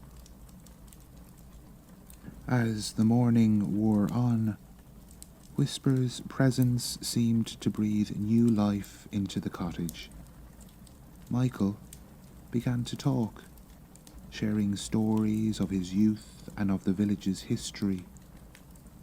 Whisper listened attentively, his green eyes fixed on Michael's face, occasionally offering a meow of encouragement when the old man's words faltered.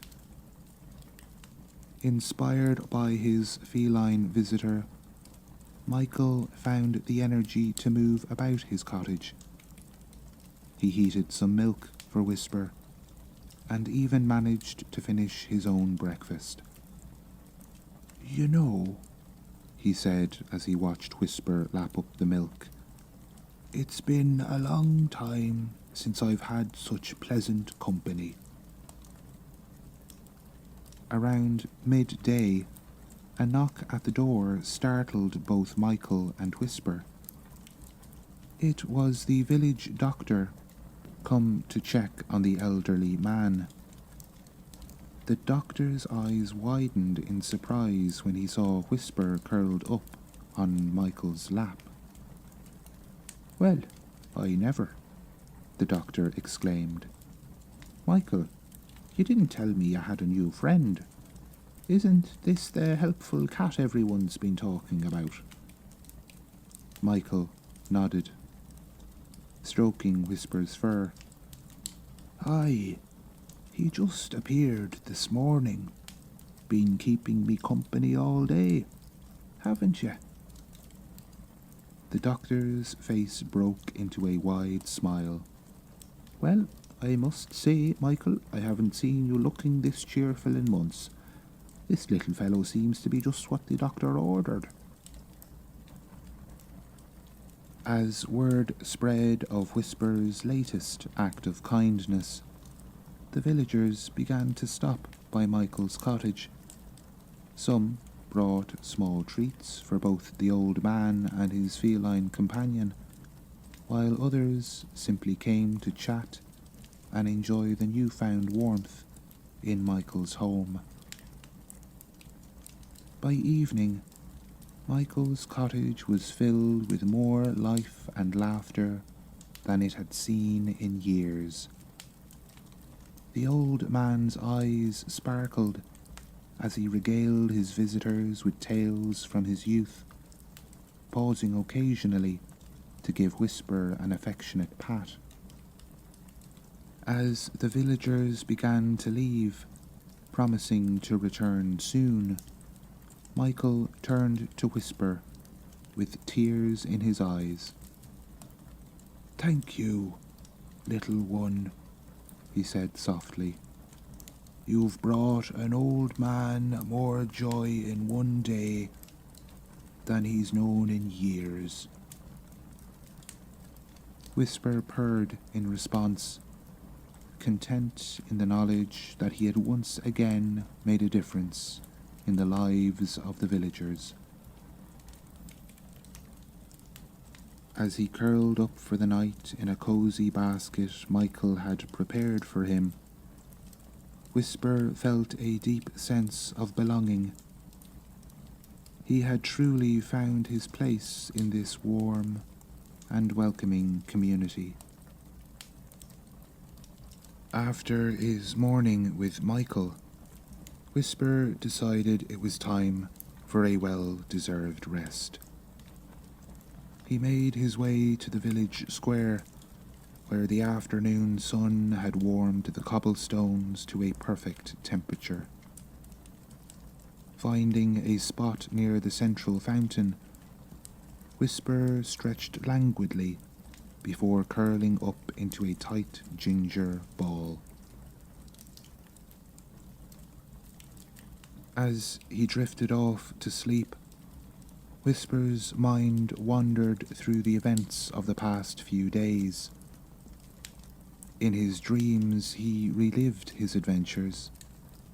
The delicious scent of freshly baked bread, the joy on little Aileen's face when she was found, the grateful looks from Seamus and his flock of sheep, and the renewed spark of life in old Michael's eyes.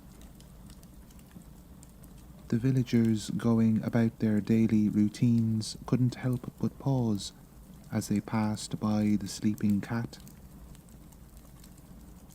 Many smiled fondly, recognizing the helpful feline that had touched so many lives in such a short time. "Look at him sleeping so peacefully," a young mother whispered to her child. "He's earned his rest, that's for certain." An old farmer nodded in agreement. "Aye, that he has. Never seen a cat work so hard for folk he barely knows." Even the village children, usually boisterous in their play, quieted as they neared Whisper. They gathered around him, watching in fascination as his whiskers twitched and his paws moved slightly in his sleep. "Do you think he's dreaming of catching mice?" one little boy asked. A girl shook her head wisely. "No, I bet he's dreaming of all the good deeds he's done, like a furry little hero." As the afternoon wore on, the villagers came and went, but Whisper remained undisturbed, basking in the warmth of the sun and the affection of the community he had so quickly come to call home. His gentle purrs mixed with the soft babble of the fountain, creating a soothing melody that seemed to embody the peace and contentment that had settled over the village. As the sun began to dip toward the horizon, Whisper stirred from his peaceful slumber. He blinked his eyes slowly, taking a moment to orient himself in the now shadowed village square.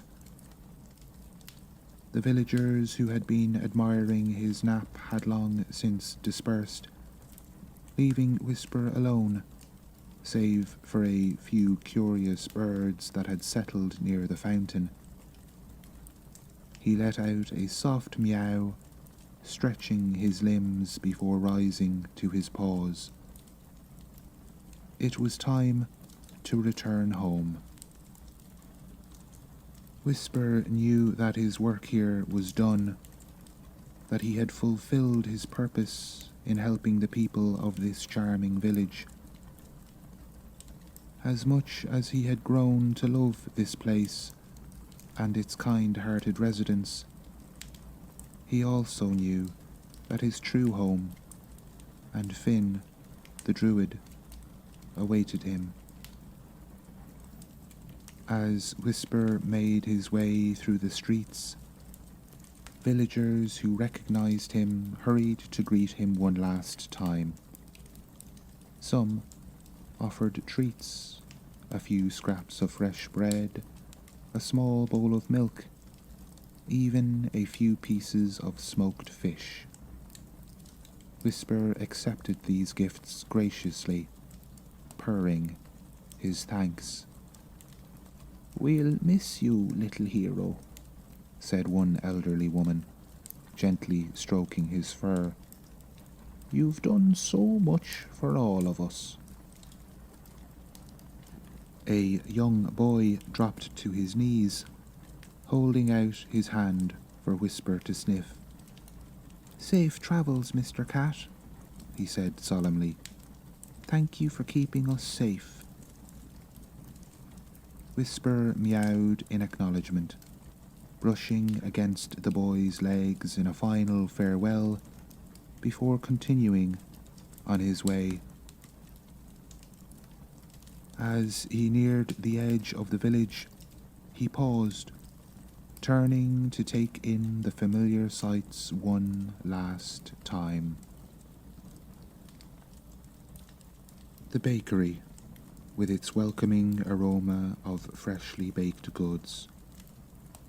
The cottage where Aileen lived, its windows now aglow with warm light.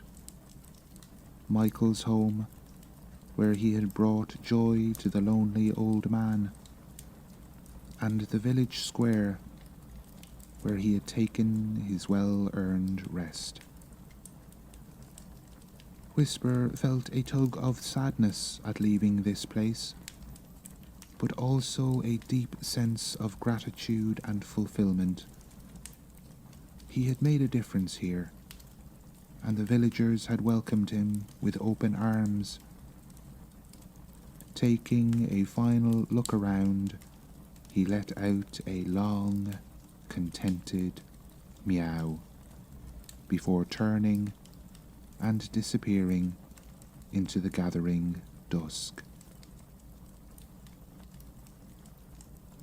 As Whisper made his way along the winding path leading out of the village, the tranquility of the evening countryside surrounded him. The fading daylight cast a warm golden glow over the rolling hills and lush meadows, and the air was filled with the soothing sounds of nature. As the familiar scent of his own home began to fill the air, Whisper felt a swell of gratitude and a touch of melancholy. He had grown so fond of the village and its kind-hearted residents, and leaving them behind, even temporarily, was bittersweet.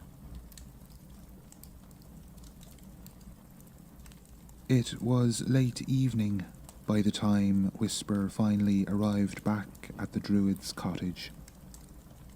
As he approached the familiar door, he was surprised to see a familiar figure sitting on the front step, patiently waiting. Whisper meowed, quickening his pace. The man looked up at the sound of the cat's voice, his face breaking into a warm smile. "There you are," Finn said, his voice soft and gentle. "I had a feeling you'd be returning soon." Whisper nuzzled against Finn's leg, purring loudly. The Druid chuckled and gave the cat a gentle scratch under the chin. "I must say, you've had quite the few days, haven't you?" Finn mused, his eyes twinkling with a hint of the druidic magic that flowed through his veins. "I can sense the joy in you, little one." Whisper meowed in response, as if confirming Finn's words. The Druid nodded, his hand coming to rest on Whisper's head. "Aye, I know all about it. The lost sheep, the missing child, the elderly soul in need of company, even the baker's mice problem." Finn sighed, his gaze turning distant for a moment. "You've done a great service to the village, Whisper. They're all the better for it." Whisper purred again, rubbing against Finn's leg. The man smiled and patted the cat's side. "I miss your company, that's for sure," Finn said, his voice tinged with sadness. "But I know your true home always awaits you here. And there are many more out there who need your help, aren't there?" Whisper meowed in agreement, his green eyes meeting Finn's with a profound understanding. The two had forged a deep connection in the time they had spent together, and Whisper knew that this gentle man would forever hold a special place in his heart. As the night deepened and the cottage grew silent, Finn and Whisper settled into a peaceful slumber, their breathing synchronized, their bodies relaxed in the comfortable familiarity of their shared space. Outside, the stars twinkled in the inky blackness, a silent testament to the enduring connection between the man and the gentle cat. In their dreams, Finn and Whisper continued their conversations, their minds intertwined in a tapestry of memories and shared wisdom. And though they knew that their paths would eventually diverge, they also understood that a part of each other would forever remain, a bond that could never be broken. For in that moment, in the quiet stillness of the night, Finn and Whisper were at peace, content in the knowledge that their lives had been forever enriched by the other's presence.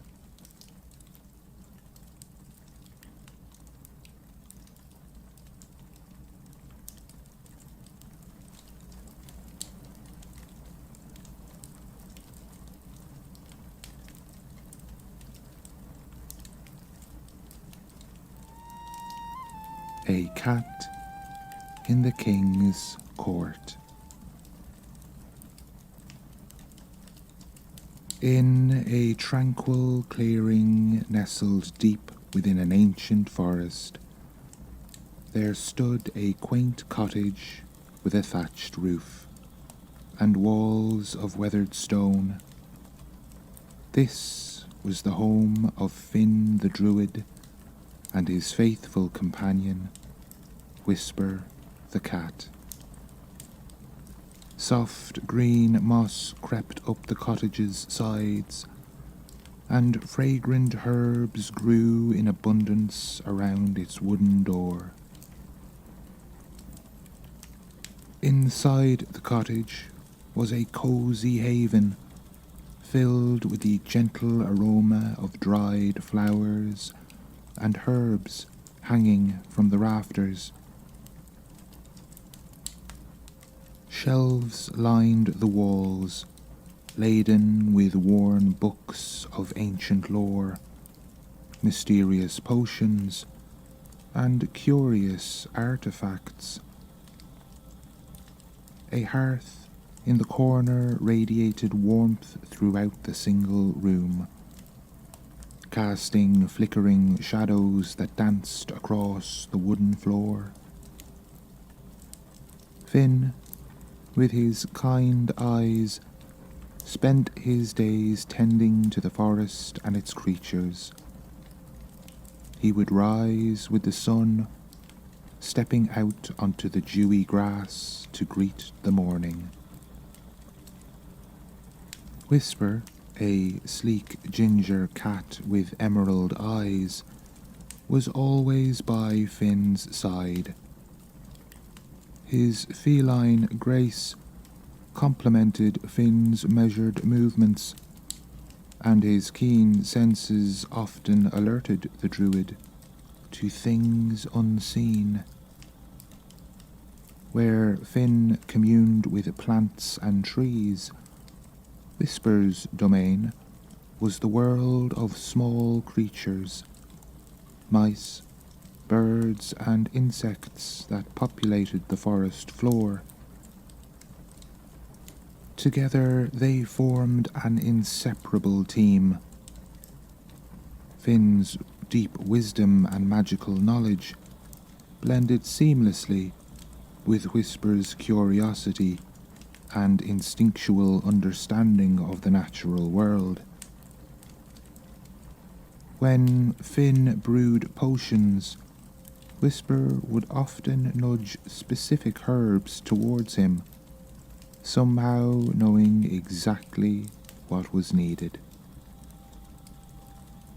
And when Whisper's attention was caught by something in the forest, Finn knew to pay heed, for it often led to important discoveries. As evening fell, they would sit by the fire, Finn in his worn armchair, and Whisper curled contentedly in his lap.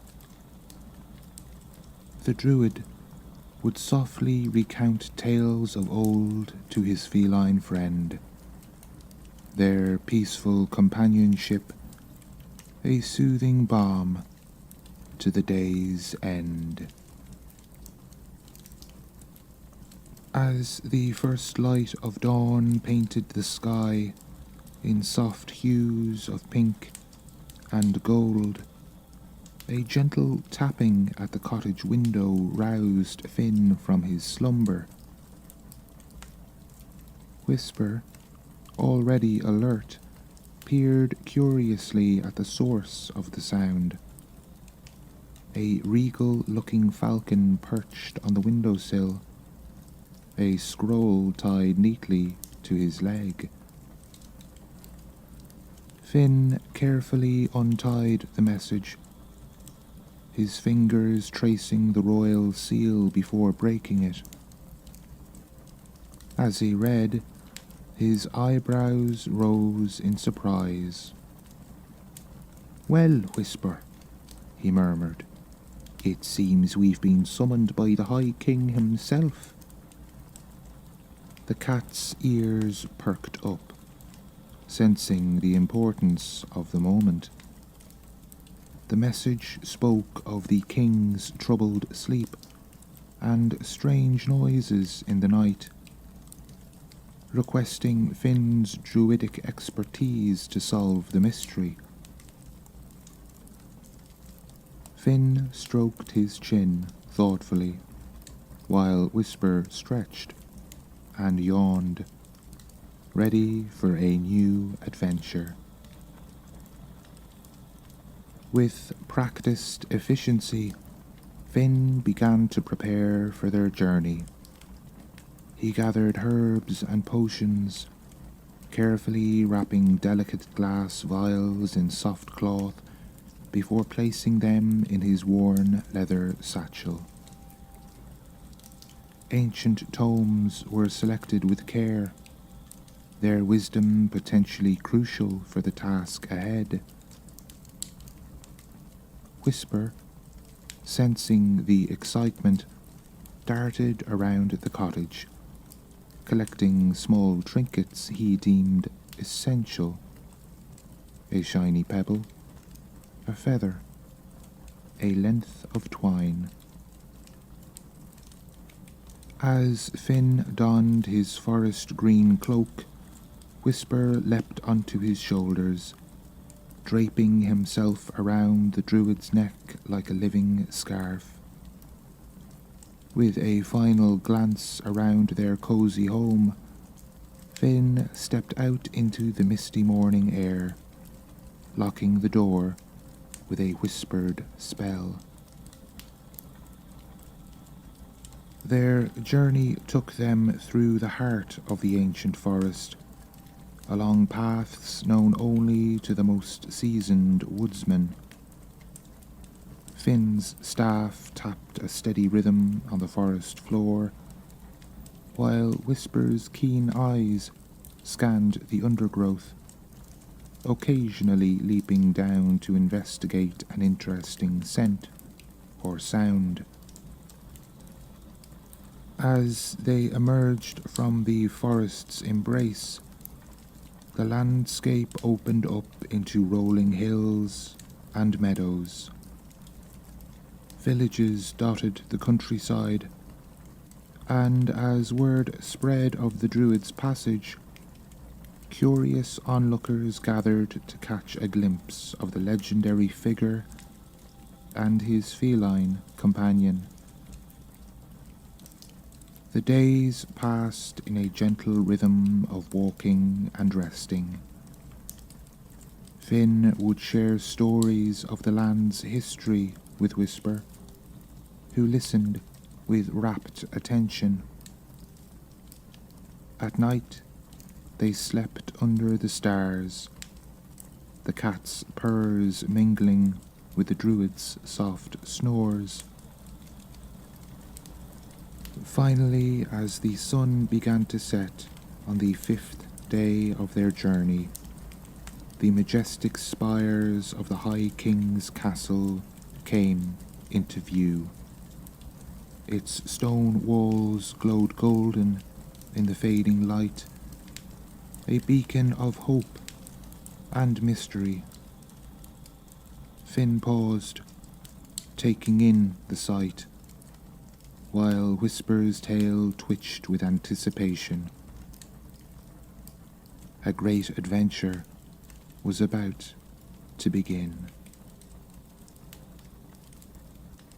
As Finn and Whisper approached the castle, its true grandeur became apparent. Towering walls of smooth, pale stone rose before them, adorned with intricate carvings of ancient battles and mystical beasts.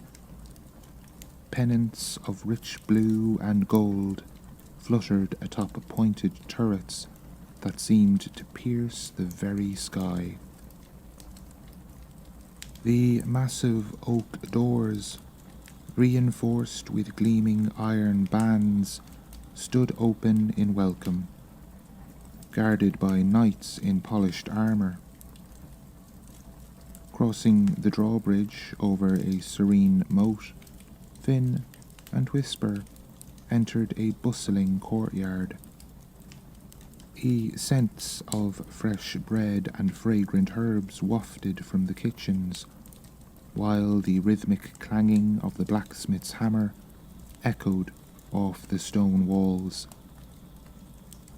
Stable boys led magnificent horses to and fro, and colourfully dressed courtiers hurried about their business, casting curious glances at the druid and his feline companion. A steward, dressed in royal livery, greeted them with a deep bow. "Master Finn, His Majesty awaits you in the throne room," he said, gesturing towards a grand staircase. As they ascended, Whisper's eyes darted everywhere, taking in the tapestries depicting great deeds of old, suits of armour standing silent sentinel, and the soft glow of countless candles in ornate sconces. The throne room was a marvel of architectural splendour. Soaring columns supported a vaulted ceiling painted with celestial scenes, while tall windows of stained glass cast colourful patterns across polished marble floor. At the far end, upon a dais of 7 steps, sat the High King on his throne of carved oak and gold. King Aldrich was a man in his prime, with a strong build and a face that spoke of both wisdom and kindness. A golden crown rested upon his brow, but dark circles under his eyes betrayed his exhaustion. As Finn approached and bowed, Whisper remaining draped across his shoulders, the king's face brightened with hope. "Master Finn," the king's voice was warm but weary, "I thank you for answering my summons with such haste. And who is this charming companion?" he added, noticing Whisper's attentive gaze. "This is Whisper, Your Majesty," Finn replied, giving the cat an affectionate scratch. "He is as much my partner as my pet, and I hope you'll find his presence here helpful." The king nodded, a small smile tugging at his lips. "I welcome you both. Now, to the matter at hand. For weeks I have been plagued by strange noises in my bedchamber at night. They start as soft scratches and rustles, barely perceptible, but as the night wears on, they grow louder. Taps and creaks." Finn listened intently as the king continued. "My guards have searched the room thoroughly, finding nothing. The court magician has cast revealing spells to no avail. I fear—" Here the king's voice lowered. "I fear it may be a haunting, or worse, a curse, laid upon me by enemies of the realm." The druid stroked his chin thoughtfully. "These are troubling tidings indeed, your majesty. Rest assured, Whisper and I will investigate thoroughly. We shall begin our work immediately, if it pleases you." King Aldrich nodded gratefully. "You have my thanks, and the full run of the castle. Whatever you need shall be provided. I only ask that you work quickly, for the sake of my sleep and the kingdom's peace of mind."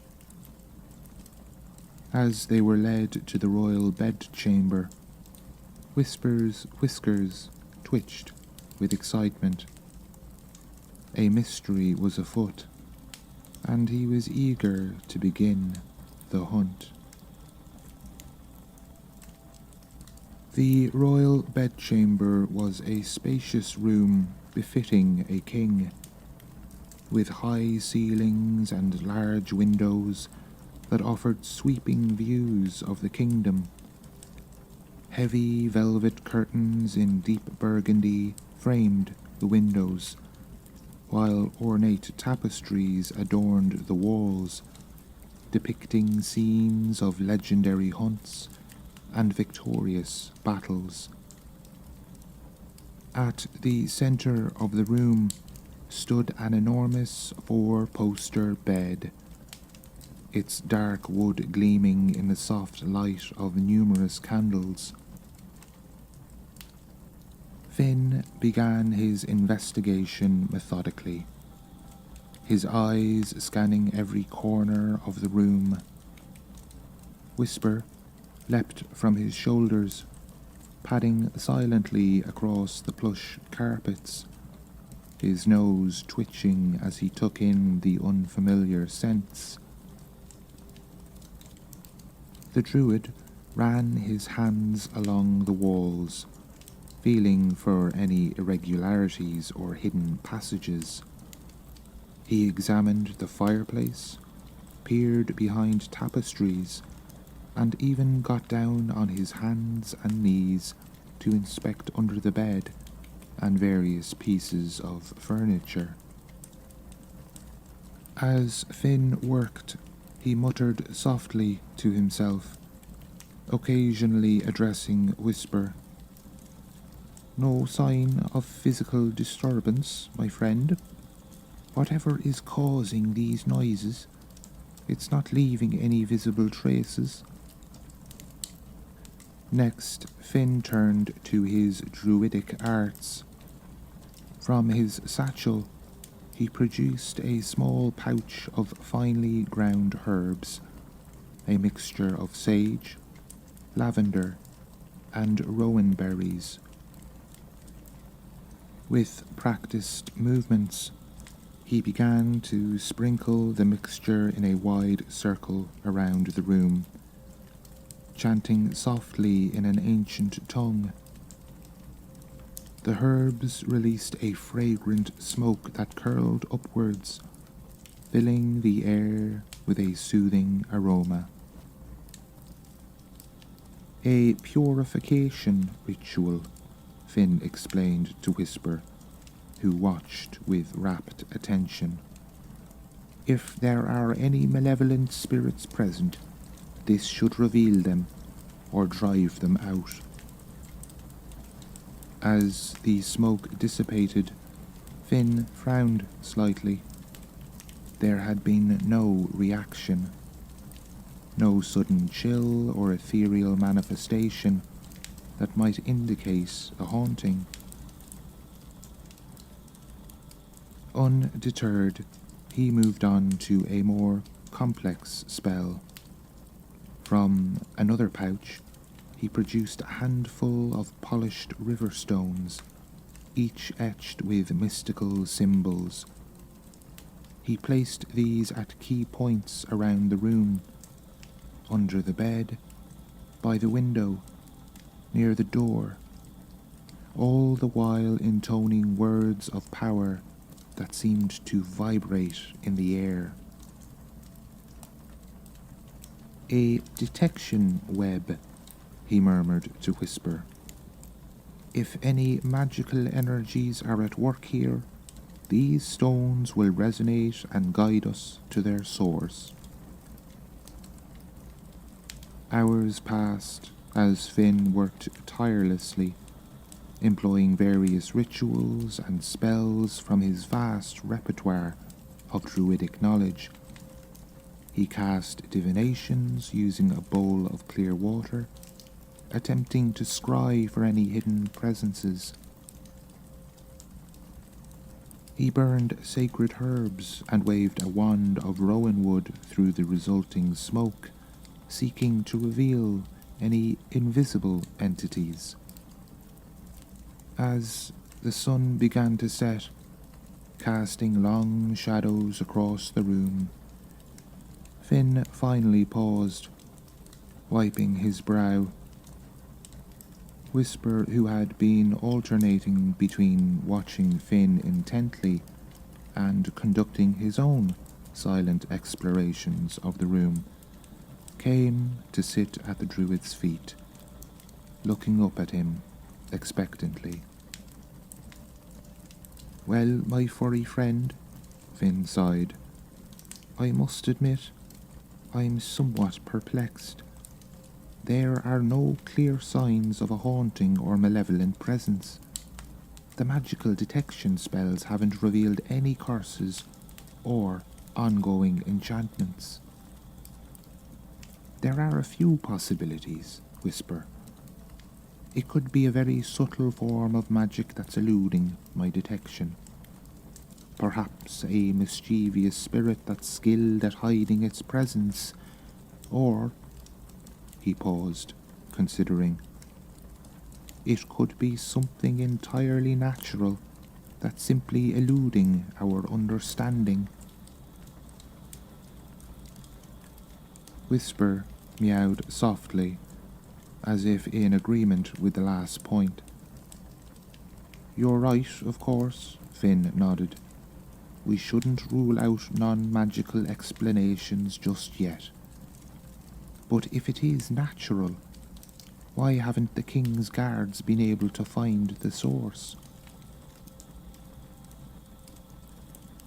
As darkness fell outside, Finn lit more candles around the room. "I think, Whisper, that we need to experience these nocturnal disturbances for ourselves. With your keen senses and my magical awareness, perhaps we'll be able to unravel this mystery." Whisper's tail swished in anticipation as Finn settled into a comfortable chair, prepared for a long night of vigilant observation. The cat leapt onto the windowsill, his emerald eyes scanning the darkening room. Together, they waited for the strange noises to begin, ready to uncover the truth behind the King's dilemma. As night deepened and Finn settled into his vigil, Whisper's curiosity began to get the better of him. The cat's emerald eyes darted between Finn, now deep in meditation, and the slightly ajar door of the royal bedchamber. With silent grace, Whisper slipped from the windowsill and padded softly across the room. He paused briefly at Finn's feet, but the druid, lost in his trance, didn't stir. Whisper squeezed through the narrow opening and out into the torchlit corridor beyond.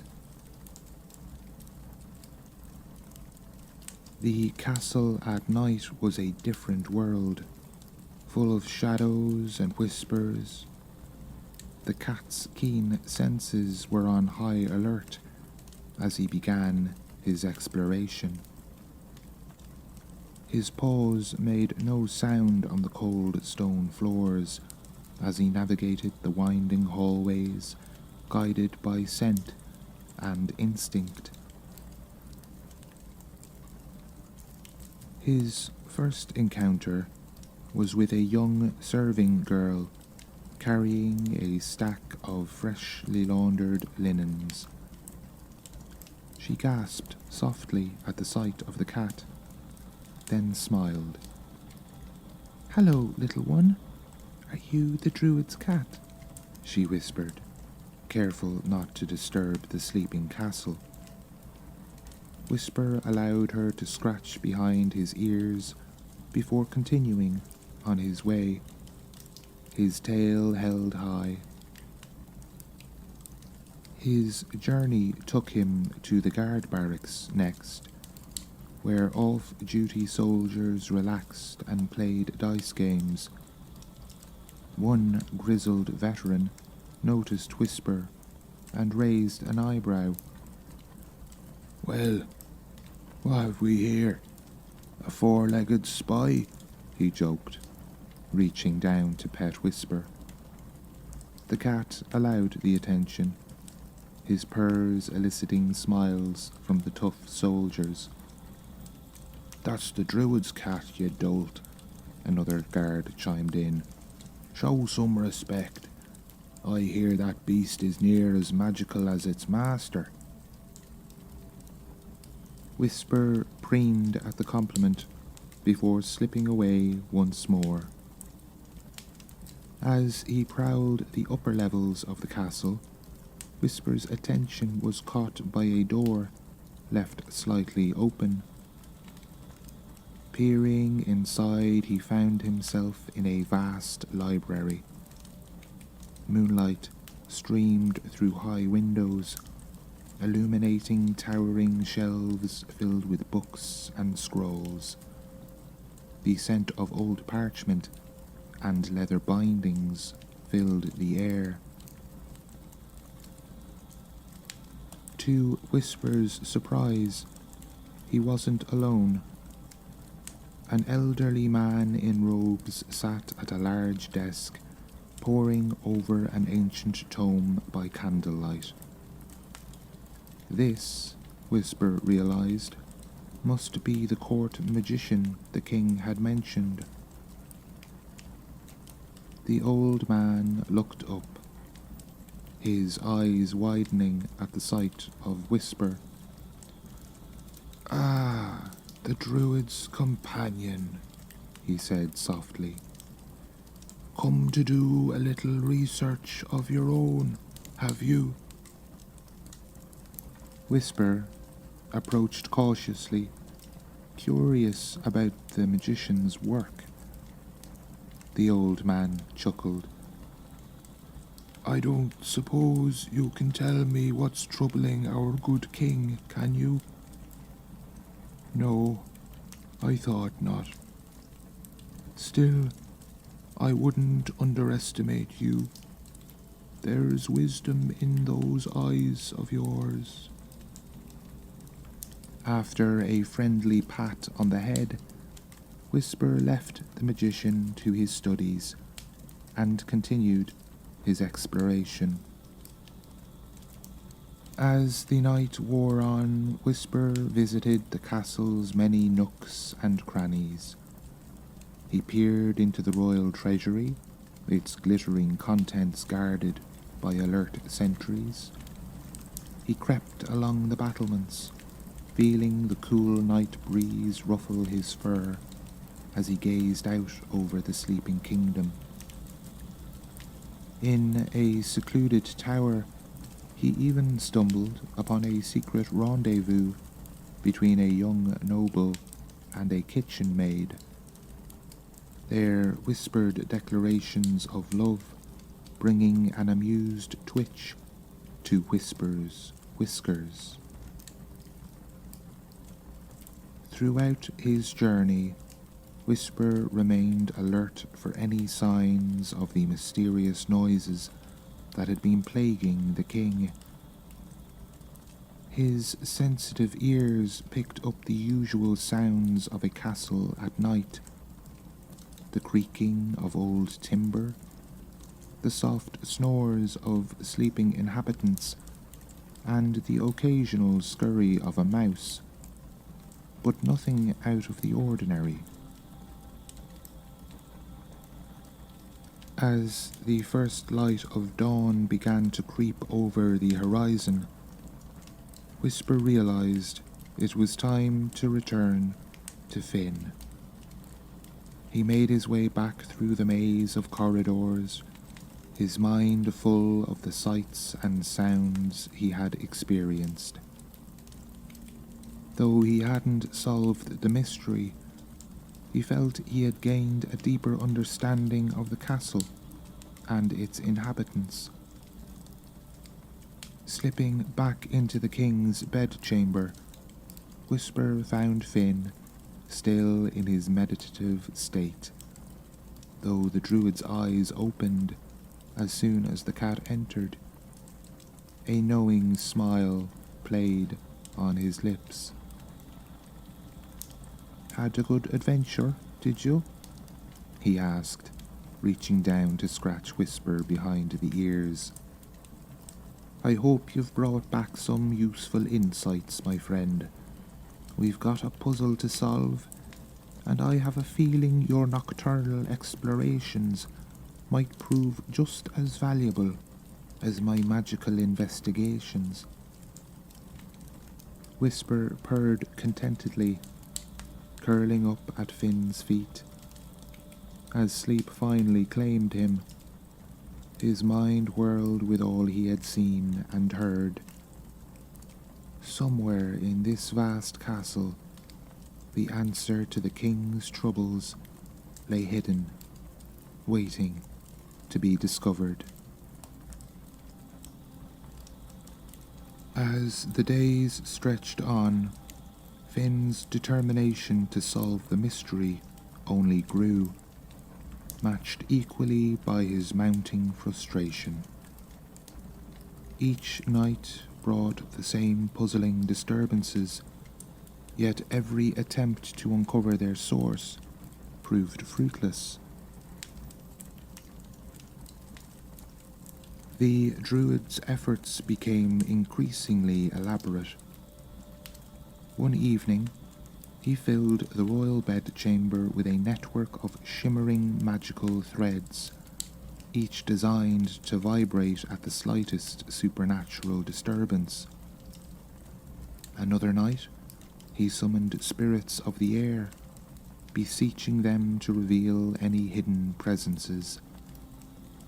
He even attempted a complex ritual involving a circle of candles, rare herbs burned at precise intervals, and incantations in languages so ancient that even Finn struggled to pronounce them correctly. Yet for all his magical exertions, the noises remained as elusive as ever. Scratches, rustles, continued to plague the king's nights, always seeming to come from just beyond the reach of Finn's spells. Desperate for new insights, Finn turned to the castle's vast library. He spent long hours poring over dusty tomes of magical lore, searching for any mention of similar phenomena. Whisper often kept him company, curled up on a stack of books, or batting playfully at a quill as Finn scribbled notes. "There must be something we're missing," Finn muttered one evening, rubbing his tired eyes. "Perhaps a type of spirit unknown to modern druids, or a curse so subtle it defies normal detection." Whisper meowed softly, as if in encouragement. Despite the lack of progress, King Aldrich remained patient and grateful for Finn's efforts. Their discussions, however, grew increasingly somber.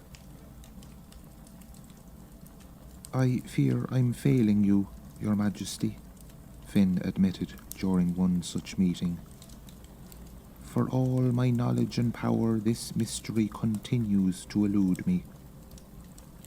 The king sighed, the dark circles under his eyes more pronounced than ever. "You haven't failed, Master Finn. Your dedication is beyond question. It's just—" He trailed off, gazing out the window at his kingdom. "The lack of sleep is taking its toll," Finn finished gently. Aldrich nodded. "It's not just me. The entire castle is on edge. Rumours are spreading among the people.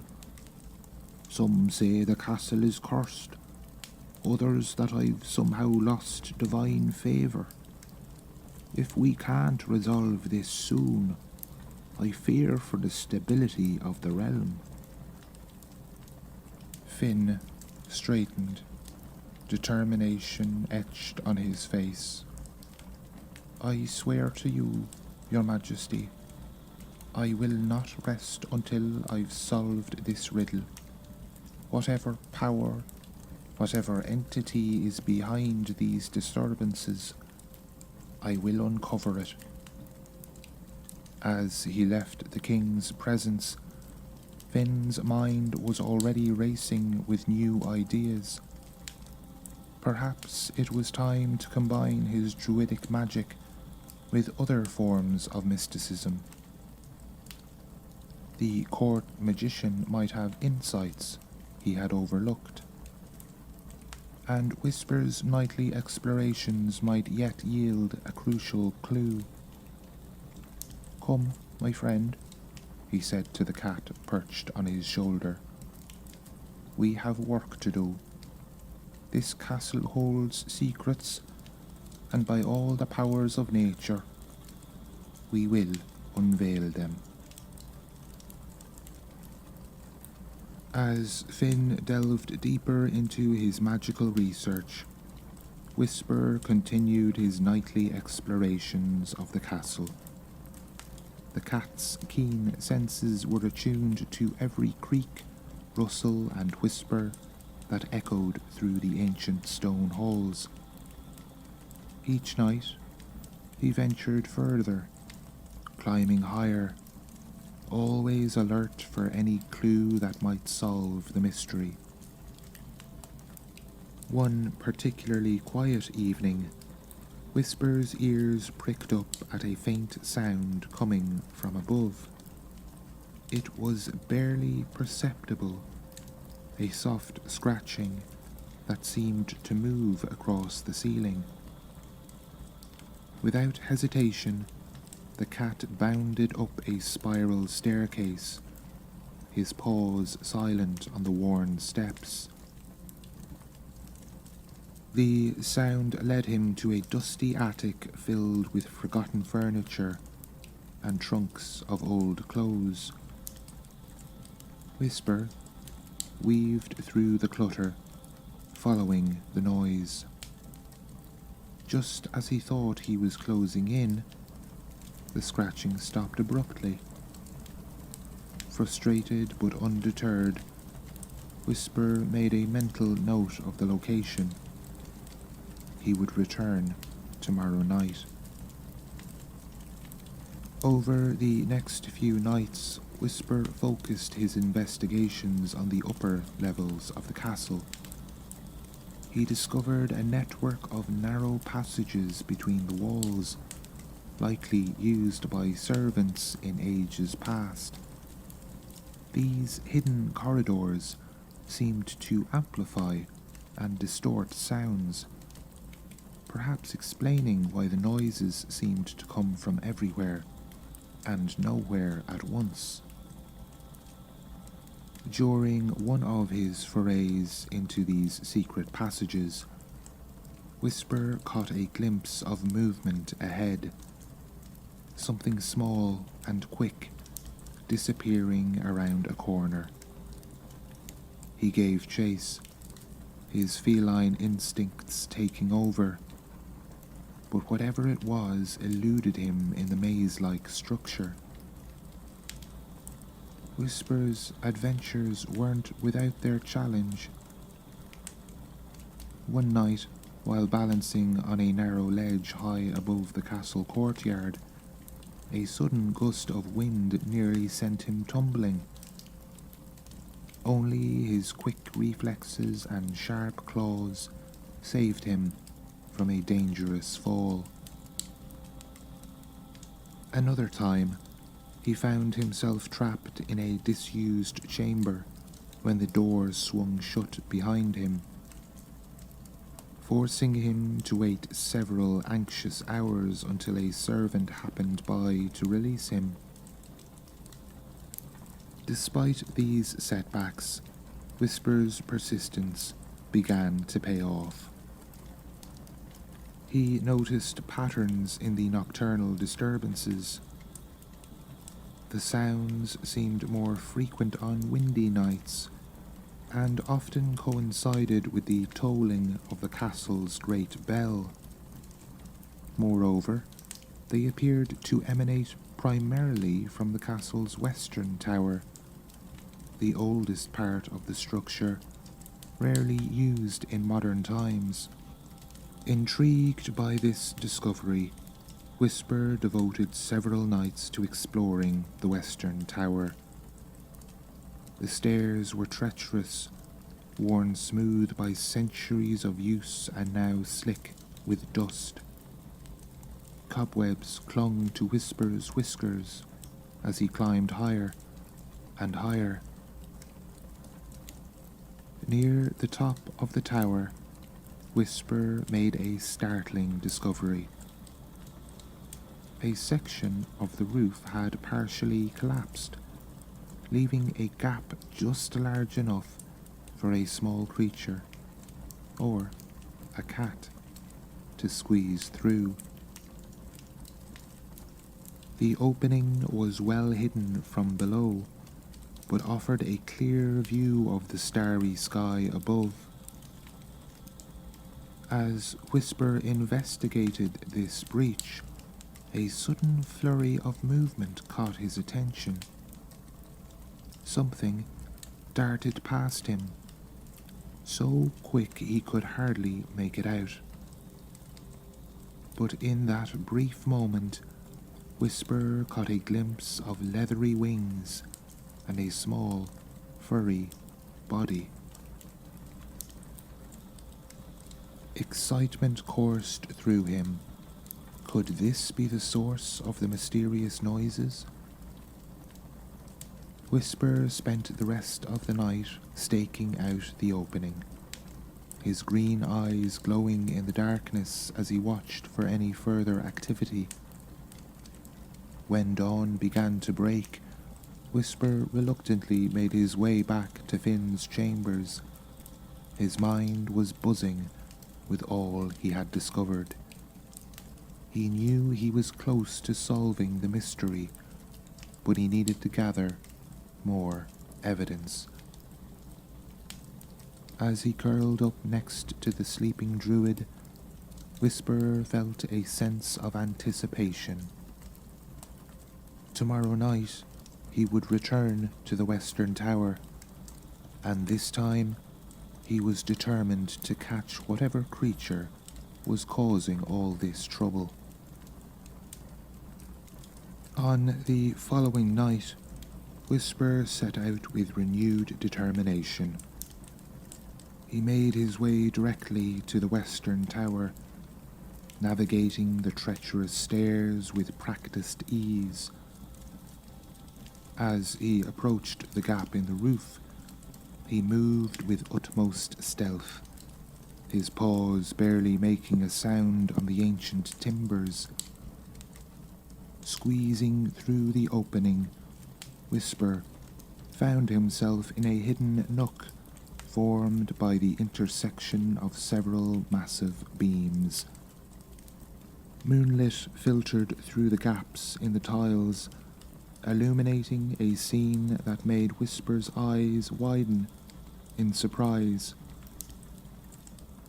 There, nestled in a crude nest of twigs, scraps of fabric, and what looked like strands of the king's own hair, was a mother bird. But this was no ordinary bird. Its body was covered in soft, tawny fur, and its wings were leathery like those of a bat. Huddled beneath her were 3 tiny hatchlings, their eyes still closed, mouths opening periodically in silent begs for food. Whisper recognized the creature immediately. A rare and elusive humming bat, a species known for its uncanny ability to mimic sounds. As he watched, the mother humming bat let out a series of chirps and rustles that sounded exactly like the noises that had been plaguing the king. The mystery was solved. The hummingbats had made their home in the castle rafters, their nightly activities and vocal mimicry creating the ghostly disturbances that had so unsettled King Aldrich. Excited by his discovery, Whisper's first instinct was to pounce, but something held him back. The vulnerability of the tiny family, the way the mother protectively curved her wing over her babies, it stirred something in Whisper's feline heart. Now came the challenge: how to communicate this discovery to Finn. As dawn approached, Whisper made his way back to Finn's chambers, his mind racing. He found the druid already awake, preparing for another day of investigation. Whisper meowed insistently, trying to capture Finn's attention. "What is it, my friend?" Finn asked, noticing the cat's unusual agitation. Whisper jumped onto Finn's desk, scattering papers. Before the druid could protest, Whisper began batting at a quill, dipped it in ink, and making erratic marks on a piece of parchment. Finn's eyes widened as he watched Whisper's clumsy attempt at communication. "Are you trying to write something?" he asked incredulously. Whisper meowed in affirmation, continuing his efforts. The result was a messy scrawl, but among the ink blots, a crude shape was discernible, something that looked vaguely like a bird with bat wings. Finn leaned in close, studying the drawing.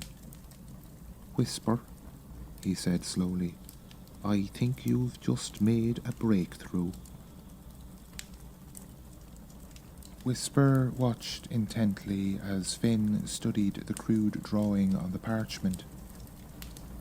The druid's brow was furrowed in concentration, his fingers stroking his chin pensively. "A strange creature," Finn murmured. "One I don't believe I've encountered before. Yet the way you've represented it, Whisper, suggests it may hold the key to our mystery." Whisper meowed urgently, prancing back and forth on the desk. He knew he needed to somehow convey the exact location of the humming-bat nest to Finn. But how? Suddenly, an idea struck him. Leaping down from the desk, Whisper padded to the door and gazed up at Finn expectantly. "You want me to follow you?" the druid asked. Whisper meowed in affirmation, then turned and headed out into the castle corridor, pausing to look back and ensure Finn was following. The cat led Finn on a winding path, climbing higher and higher until they reached the entrance of the western tower. Here, Whisper hesitated, watching the druid's face closely. Finn's eyes widened in understanding. "This is where the disturbances have been focused," he murmured. "You've discovered something, haven't you, my friend?" Whisper meowed and bounded up the stairs, Finn close on his heels. As they neared the top, the druid's pace began to slow, the narrow, crumbling steps requiring more caution. "Easy does it," Finn cautioned, one hand trailing along the wall for balance. "We don't want any accidents up here." They finally reached the partially collapsed roof, and Whisper paused, gazing up at the opening.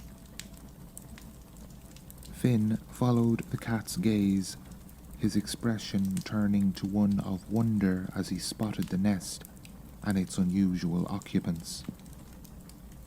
"Remarkable," the druid breathed. "I've heard rumours of such creatures, but to see them with my own eyes." Whisper let out a soft trill, as if to say, "I told you so." Finn chuckled and reached down to stroke the cat's fur. "Well done, Whisper. You've solved the mystery." Just then the sound of approaching footsteps echoed up the tower's stairs. Whisper tensed, but Finn raised a calming hand. "It's all right. I sent word to the king. He'll want to see this for himself." Sure enough, moments later, King Aldrich appeared, his regal bearing momentarily forgotten as he gazed in awe at the humming-bat family. "Incredible," the king murmured. "So this is what has been disturbing my sleep all this time." Finn nodded. "It would seem so, Your Majesty. These remarkable creatures have made their home in the castle rafters, and their nocturnal activities, including their ability to mimic various sounds, have been the source of the strange noises you've been experiencing." Aldrich let out a long, relieved sigh. "Then it is not a curse, nor some dark magical force, just nature taking its course." He smiled, some of the tension easing from his shoulders. "I can certainly live with that," the king said, casting a fond glance at the humming-bat family. "And I have you and Whisper to thank for uncovering the truth." Whisper purred, basking in the praise. His tireless investigations had paid off, and he felt a deep sense of satisfaction knowing he had helped restore peace to the kingdom.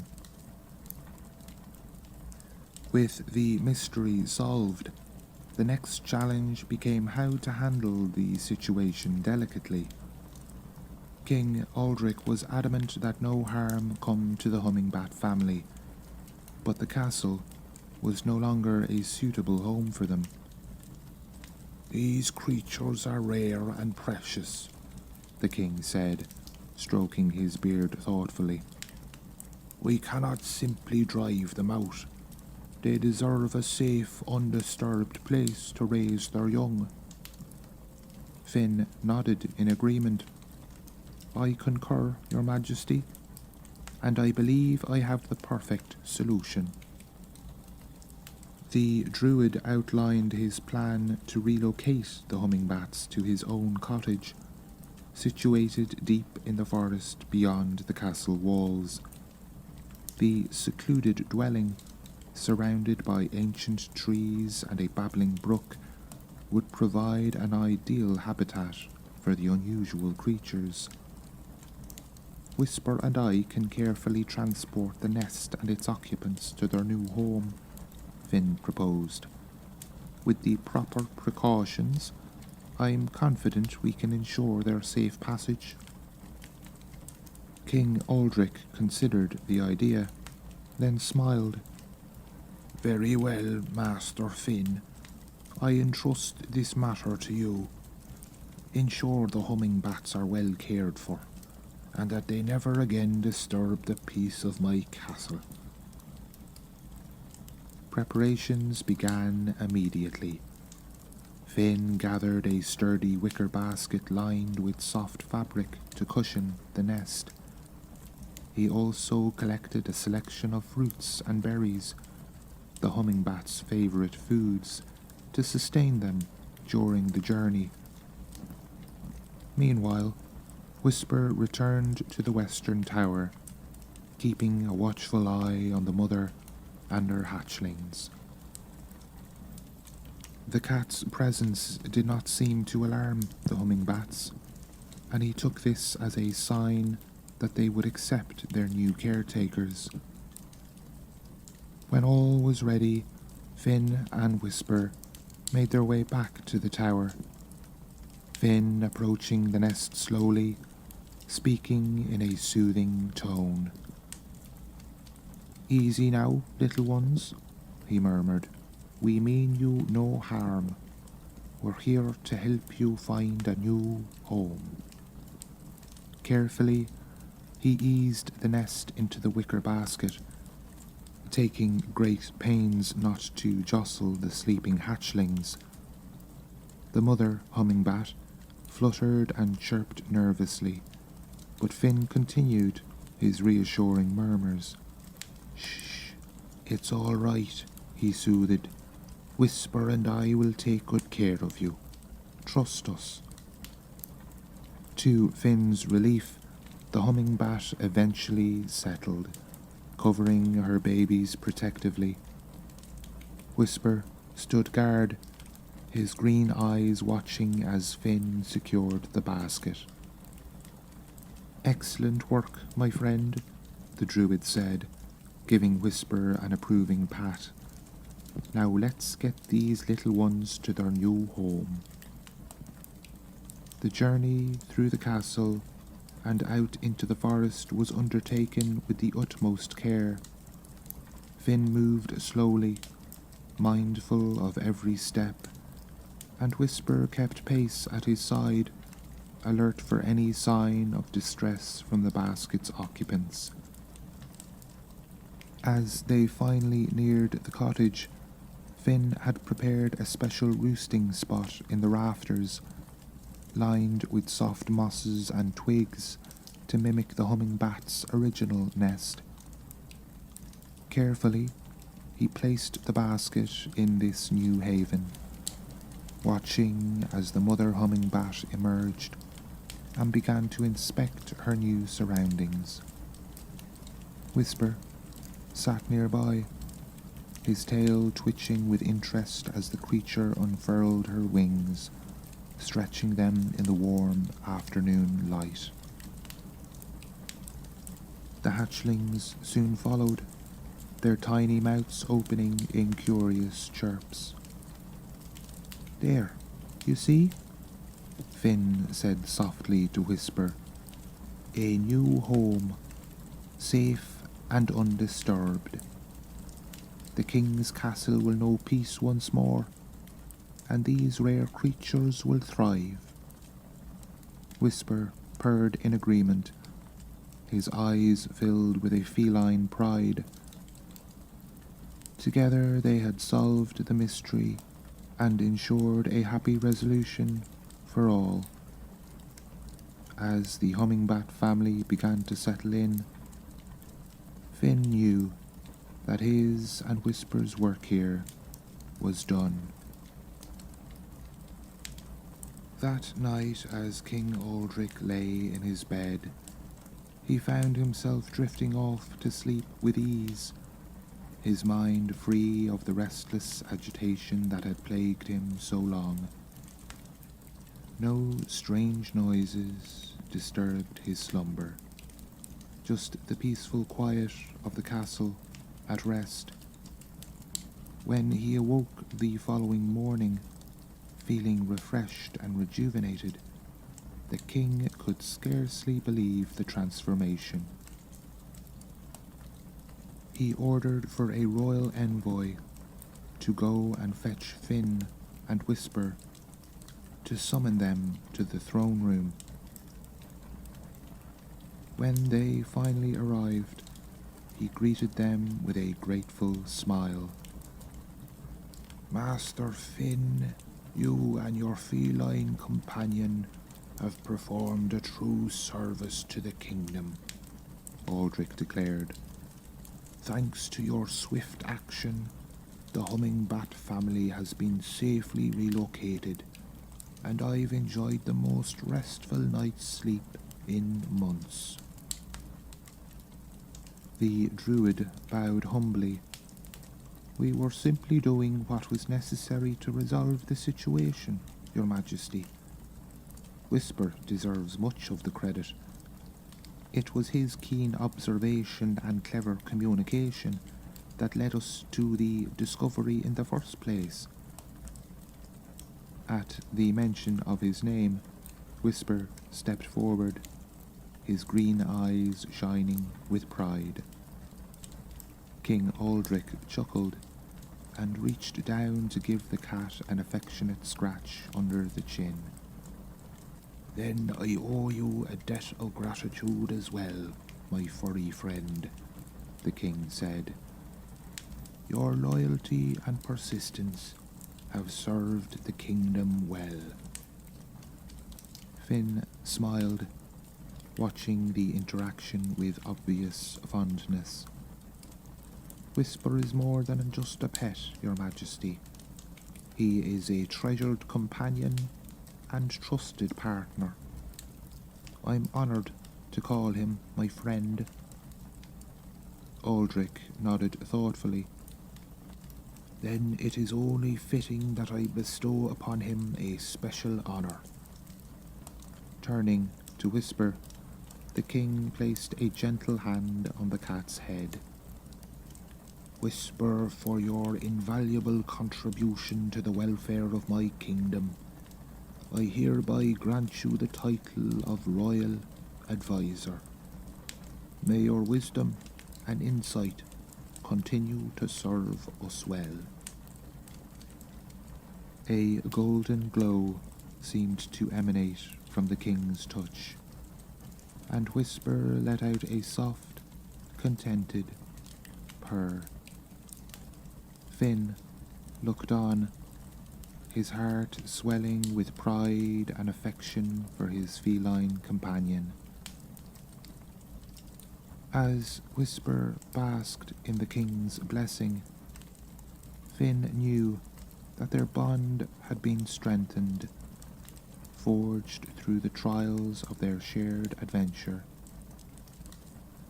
They once again made their way back to the quaint cottage, renewed in spirit, but thankful for their cozy beds as they settled in for a well-deserved night's sleep.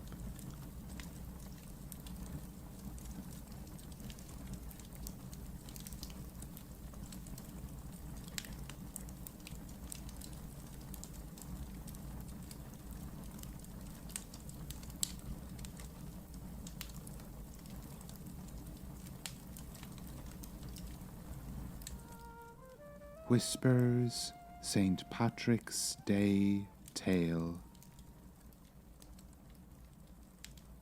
As the last rays of sunlight filtered through the ancient oak trees, Finn the Druid and his faithful companion Whisper trudged warily along the moss-covered path leading to their cottage. The forest around them hummed with the gentle sound of twilight, owl hoots mingling with the rustle of leaves in the cool evening breeze. Their cozy abode soon came into view, a quaint thatched roof cottage nestled snugly between two towering ash trees. Weathered stone walls were adorned with climbing ivy, while smoke curled lazily from the chimney, promising warmth within. A garden bursting with herbs and wildflowers bordered the front, their fragrances hanging sweetly in the air. Finn's shoulders sagged with exhaustion as he pushed open the heavy wooden door, its hinges creaking softly. Whisper padded in after him, tail drooping and paws heavy from their day's adventures. The interior welcomed them with the comforting scent of peat smoke and dried herbs hanging from the rafters. Finn sank into his favourite chair by the hearth, while Whisper curled up on the worn rug nearby. Both sighed contentedly, grateful to be home after their long and tiring day, exploring the mystical wonders of ancient Ireland. With a soft groan, Finn roused himself from his chair, knowing that a bit of nourishment would do them both good before sleep claimed them. He moved slowly to the small kitchen area, his druidic robes brushing against the rough-hewn floorboards. From a woven basket, he retrieved a loaf of hearty brown bread and a wedge of sharp cheese. A clay jug of fresh spring water completed the simple meal. As Finn prepared their modest supper, Whisper stretched languidly before padding over to the fireplace. The cat circled 3 times on the warm hearthstone before settling down, his ginger fur glowing like embers in the firelight, his emerald eyes heavy with sleep watched Finn's movements with drowsy affection. Returning to his chair, Finn placed a small wooden plate on the floor near Whisper, offering the cat a morsel of cheese and a few flakes of smoked fish. He then settled back, tearing off chunks of bread and cheese for himself, chewing slowly as he gazed into the dancing flames. As they ate in companionable silence, Finn's mind wandered back to the day's adventure. They had ventured deep into the heart of an ancient forest, seeking out a hidden fairy ring said to possess powerful magic.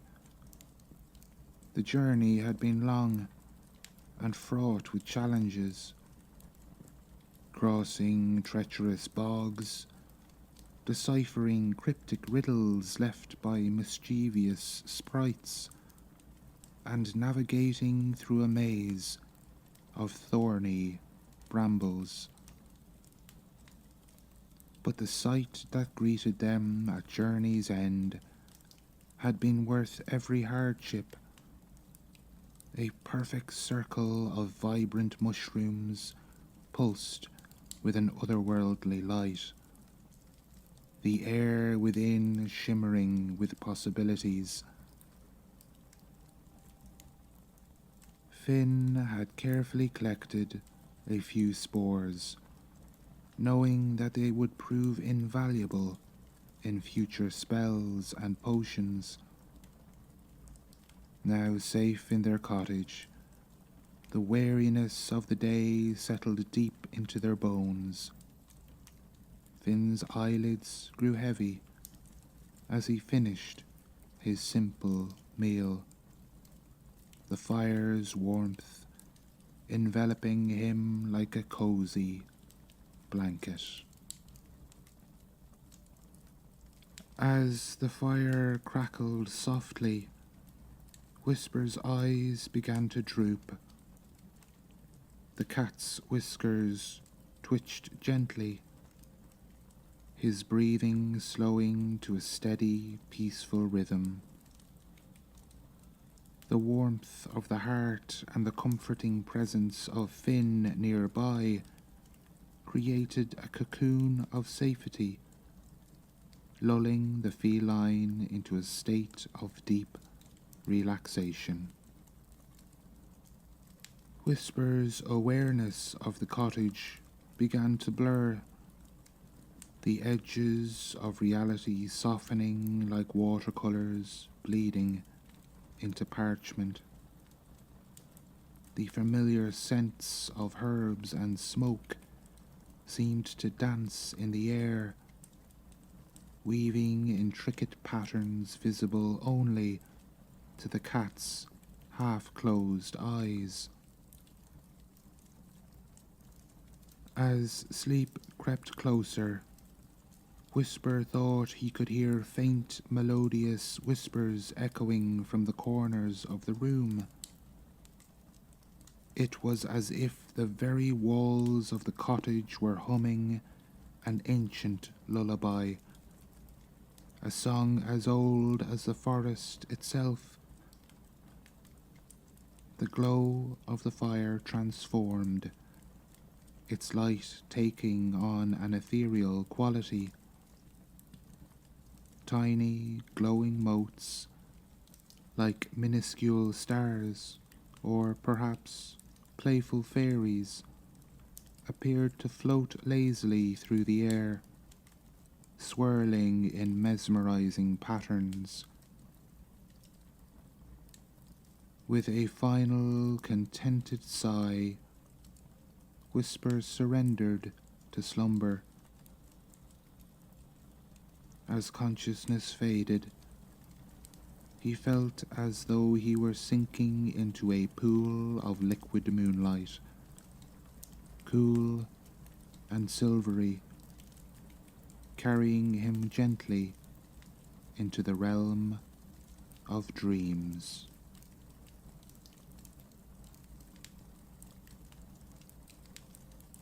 Whisper's eyes fluttered open, adjusting to the soft misty light that filled the cottage. At first glance, everything seemed as it should be. The familiar stone walls, the worn wooden furniture, the herbs dangling from the rafters. Yet there was an unmistakable sense that something had shifted, as if the cottage now existed in a realm between worlds.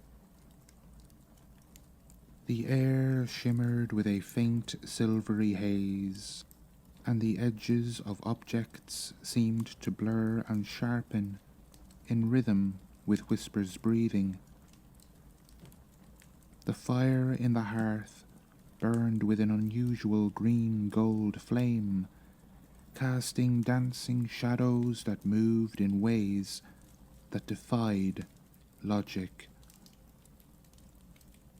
Whisper stretched and stood, his paws sinking slightly into the floor, as if it were made of moss rather than solid wood.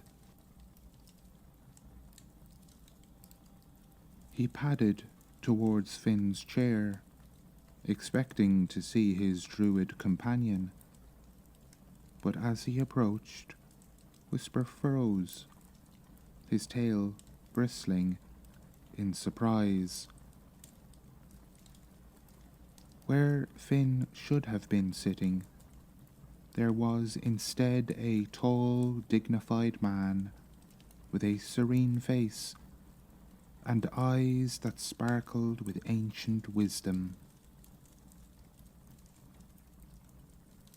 He wore long, flowing robes of deep green, adorned with intricate Celtic knotwork in gold thread. A wooden staff rested against the chair, its top carved into the shape of a shamrock. The stranger smiled warmly at Whisper, radiating a gentle, calming energy that felt both foreign and oddly familiar. When he spoke, his voice was like a melody carried on a spring breeze. "Hello, little one. Don't be afraid. I am Patrick, and I have a wonderful story to share with you." Whisper's emerald eyes widened, his ginger fur slowly relaxing as he sensed no threat from this unexpected visitor. Saint Patrick leaned forward slightly, his kind eyes meeting the cat's curious gaze. "I know you were expecting to see your friend Finn," Patrick said softly, "but for tonight I've been given the honour of being your guide. You see, Whisper, I am a part of Ireland's history and legend, much like the magical world you and Finn explore every day." Patrick reached out slowly, allowing Whisper to sniff his hand. The scent was unfamiliar, yet comforting. A blend of sea air, fresh grass, and something ancient and holy. "I came to this beautiful land to share a message of love and hope," Patrick continued. "My journey was filled with challenges and wonders, not unlike the adventures you and Finn embark upon. And just as your travels with Finn have shaped you, my experiences in Ireland shaped both me and this land we call home. Whisper tilted his head, listening intently. There was something in Patrick's voice that resonated deep within him, stirring a sense of curiosity and wonder. Tonight, if you're willing, Patrick said, his eyes twinkling, I'd like to take you on a very special journey, a dream within a dream. We'll travel through time and across Ireland, and I'll show you the story of how I come to be here and the magic that will always be a part of this Emerald Isle. Patrick extended his hand, palm up towards Whisper. What do you say, little friend? Are you ready for an adventure unlike any you've had before? I promise to return you safely to Finn before the night is through. Whisper hesitated for just a moment, then stepped forward, gently placing his paw in St. Patrick's outstretched hand. The cottage around them began to shimmer and fade, the start of an extraordinary dream journey.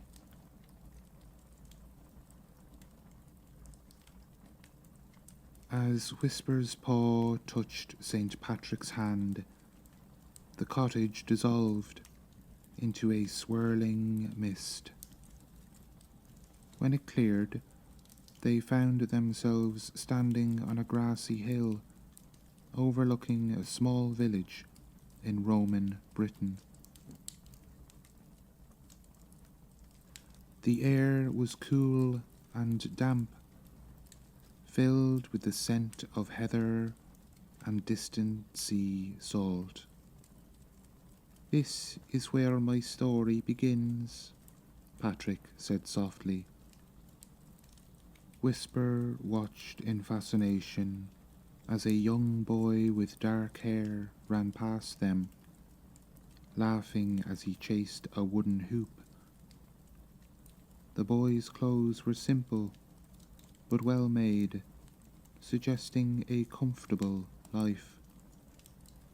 That's me, Patrick explained, his voice tinged with nostalgia. I was born into a Christian family. My father was a deacon and my grandfather a priest, but I'm afraid I didn't appreciate the faith they tried to instill in me. I was more interested in play and mischief than in spiritual matters. The scene shifted and suddenly they were standing on a windswept beach. The air was filled with shouts and the clash of metal.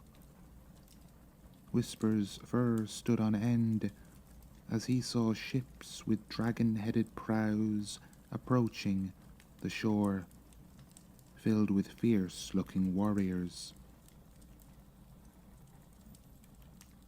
I was 16 when the Irish raiders came, Patrick said, his voice solemn. They attacked our village, taking many of us captive. Whisper watched as the young Patrick was dragged onto one of the ships, fear evident in his eyes. The cat let out a small, distressed meow and felt Patrick's hand gently stroking his back in reassurance. The scene changed again, and they found themselves in a rugged green landscape. Young Patrick was tending to a flock of sheep, his clothes now worn and patched, his face gaunt but determined. "For 6 years I was a slave in Ireland," Patrick explained. "I was sent to the west coast to a place called Mount Slemish in County Antrim. My job was to tend the flocks of a local chieftain." Whisper observed as the young Patrick knelt in prayer, his face turned towards the sky with an expression of deep devotion. "It was during this time of hardship that I truly found my faith," Patrick continued. "In my loneliness and fear I turned to the God my parents had taught me about. I prayed constantly, finding comfort and strength in my growing spiritual connection." The sun set and rose in rapid succession, showing the passing of seasons and years. Whisper could see the young Patrick growing stronger, both physically and spiritually, even as he endured the hardships of his enslavement. "Those years were difficult," Patrick said softly, "but they shaped me into the person I would become, and gave me a deep love for the land and people of Ireland." The misty veil swirled around them once more, and Whisper found himself standing beside Patrick on the deck of a ship. The young Patrick, now a man in his early 20s, stood at the rail, watching the Irish coastline recede into the distance. "After 6 years, I had a dream," Patrick explained. "A voice told me it was time to leave, that a ship was waiting to take me home. I escaped my captors and travelled nearly 200 miles to the coast." Whisper watched in amazement as the ship sailed across choppy seas, finally docking at a bustling port in Britain. The young Patrick stumbled onto shore, looking both relieved and disoriented. "I was overjoyed to be reunited with my family," Patrick continued, "but I found that I had changed. The boy who had been taken from Britain was gone, replaced by a man deeply affected by his experiences in Ireland." The scene shifted to a small candlelit room. The young Patrick tossed and turned in his sleep, his face contorted with emotion.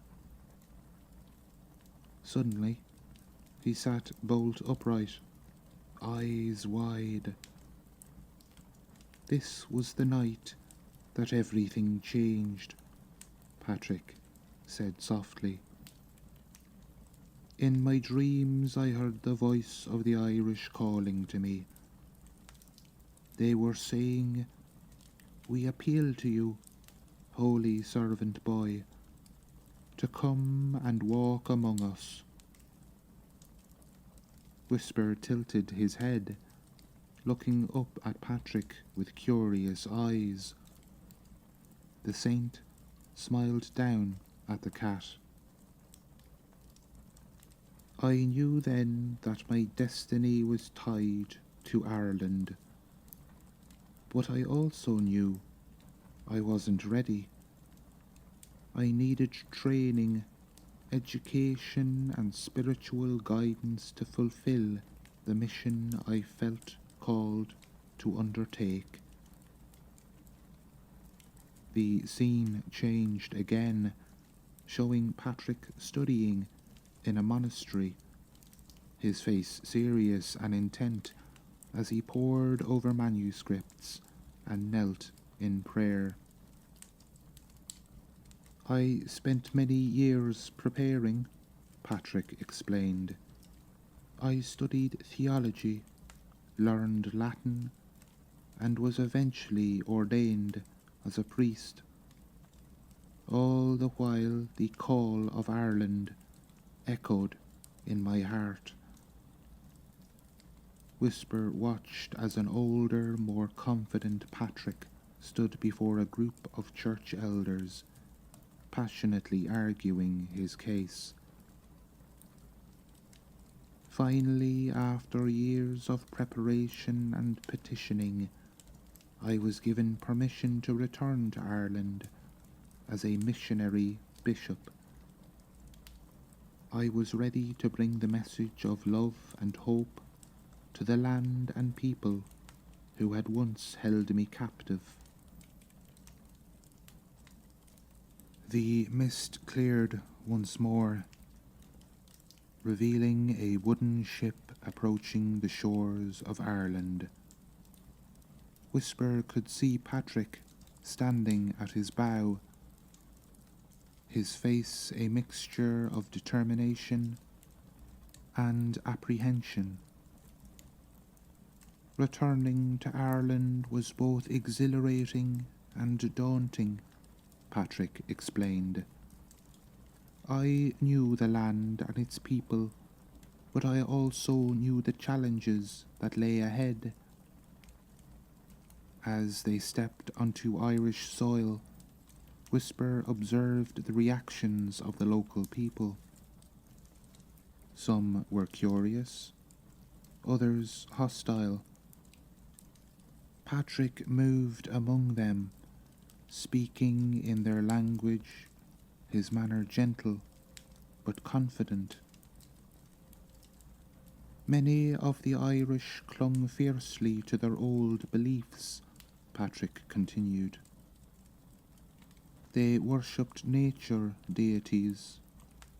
Convincing them to embrace a new faith was no easy task. The scene shifted, showing Patrick facing a group of hostile chieftains. Whisper's fur bristled as he sensed the tension in the air. I faced opposition from local leaders who saw me as a threat to their power and traditions, Patrick said. There were times when my life was in danger, but I persevered, believing in the importance of my mission. Whisper watched as Patrick travelled across Ireland, baptising converts, establishing churches, and training new priests. The cat marvelled at the saint's tireless energy and unwavering dedication. The mist swirled once more, and Whisper found himself standing atop a craggy hill overlooking a vast landscape. Patrick stood beside him, his staff raised high. Now, little one, Patrick said with a twinkle in his eye, we come to the part of my story where legend and history intertwine. Some say I performed great miracles, though the truth is often simpler than the tale suggests. Suddenly the air was filled with a chorus of hisses. Whisper's fur stood on end as he saw countless snakes slithering across the land, converging at the base of the hill. One of the most famous legends about me, Patrick explained, is that I drove all the snakes out of Ireland. Whisper watched in amazement as Patrick raised his staff higher. A brilliant light emanated from its tip, and the snakes began to retreat, slithering towards the sea. In truth, Patrick said gently, Ireland never had snakes to begin with. The cold waters surrounding the island prevented them from ever reaching its shores. This legend is more likely a metaphor for how I helped drive out pagan beliefs and practices. The scene shifted, and they found themselves on another hill. This time it was night, and the landscape was dotted with small fires. This is the Hill of Slain, Patrick said. It was here that I made a bold statement that would change the course of Irish history. Whisper observed as Patrick and his followers began to build a large bonfire. In the distance, at Tara, the seat of the High King, smaller fires flickered. It was the eve of Easter, Patrick explained. The High King had decreed that no one should light a fire before the royal fire was lit at Tara. But I chose to defy this order, lighting our paschal flame first. As the flames leapt higher into the sky, Whisper could sense the significance of this act. He saw figures in the distance at Tara, pointing and gesturing towards the unexpected blaze. This act of defiance could have cost me my life, Patrick said, but it caught the attention of the High King and his court. It gave me the opportunity to explain my faith and mission, eventually leading to greater acceptance of Christianity in Ireland. Whisper gazed at the fire, feeling the warmth of its glow, and understanding the courage it had taken to light it.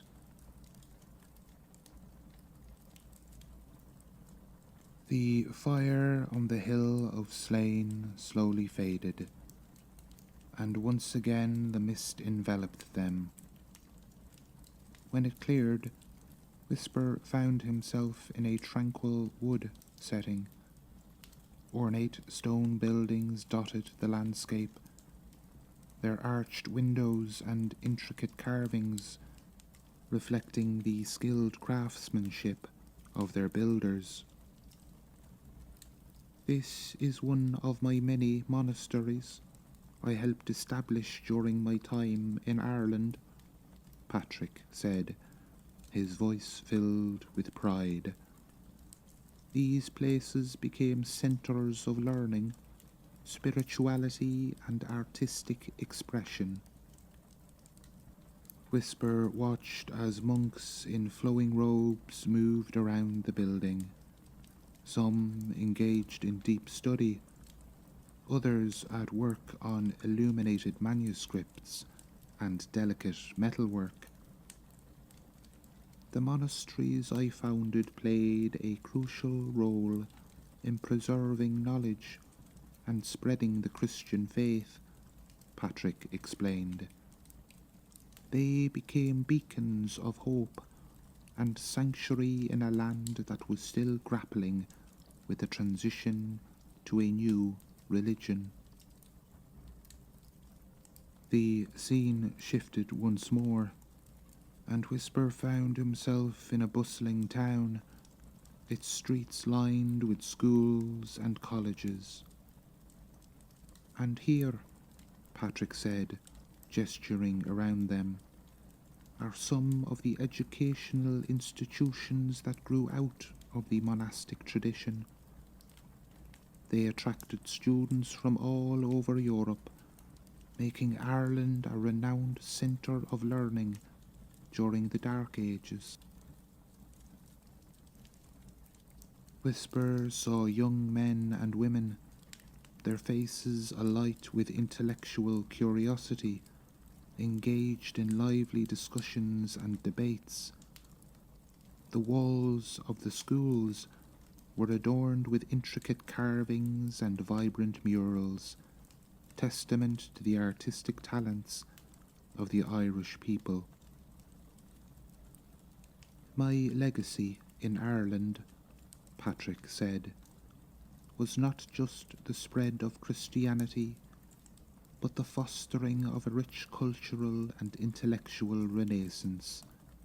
The Irish people embraced the new faith, but they did so on their own terms, blending it with the ancient traditions and beliefs that had shaped their land for centuries." Whisper looked up at Patrick, his eyes reflecting the magnitude of the saint's accomplishments.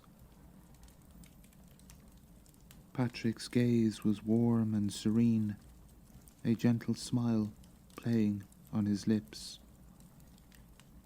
"Ireland became a beacon of hope and learning during a time of great turmoil in Europe," Patrick said, "and it is a legacy that continues to this day, inspiring people around the world." As the scene faded, Whisper felt a deep sense of awe and appreciation for the extraordinary life of Saint Patrick. Whisper felt a shift in the air, a subtle change that signalled the dream was coming to an end.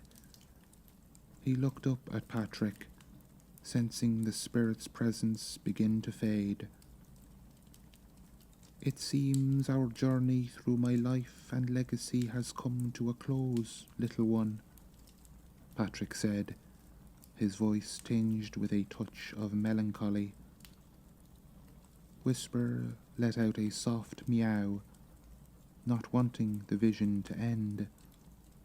He had been captivated by the richness of Patrick's stories, the triumphs and challenges, the profound impact he had on a nation. "But do not be saddened," Patrick continued, placing a gentle hand on Whisper's head, "for the lessons and inspirations I have shared with you will live on, long after this dream has faded." The misty veil began to swirl around them once more, obscuring the idyllic landscape. Whisper felt a deep sense of gratitude for the opportunity to witness firsthand the life of this remarkable saint and the future of the Emerald Isles. "Remember, Whisper," Patrick said, his voice growing fainter, "that courage and compassion can overcome even the greatest obstacles. May you carry these virtues with you, always." As the dreamscape dissolved, Whisper felt a profound sense of connection to the legacy of Saint Patrick. He blinked his eyes open, disoriented as the dreamscape melted away. The familiar sounds of the cottage slowly came into focus, and he felt the warmth of Finn's familiar presence beside him. The cat let out a soft meow, stretching his muscles as he emerged from the deep slumber. Finn looked down at him and gently stroked the cat's fur.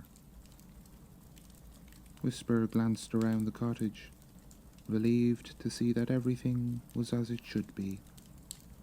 The shelves were still lined with books, the fire crackled in the hearth, and the cosy atmosphere enveloped him like a comforting embrace. Though the vivid dream of St. Patrick's life had faded, Whisper felt a renewed sense of wonder and appreciation for the power of stories to transport and transform. He knew that the lessons he had learned would stay with him, guiding him on his own journey through life.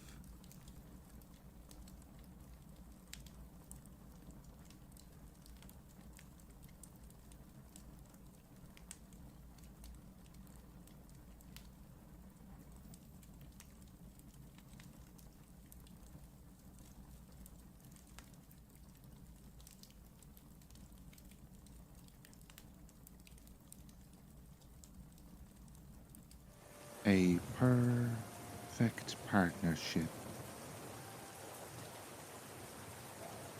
The rain had been falling steadily since dawn, a soft rhythmic patter against the thatched roof of Finn and Whisper's cosy woodland cottage. Misty tendrils curled through the ancient trees surrounding their home, creating a dreamlike atmosphere in the heart of the forest.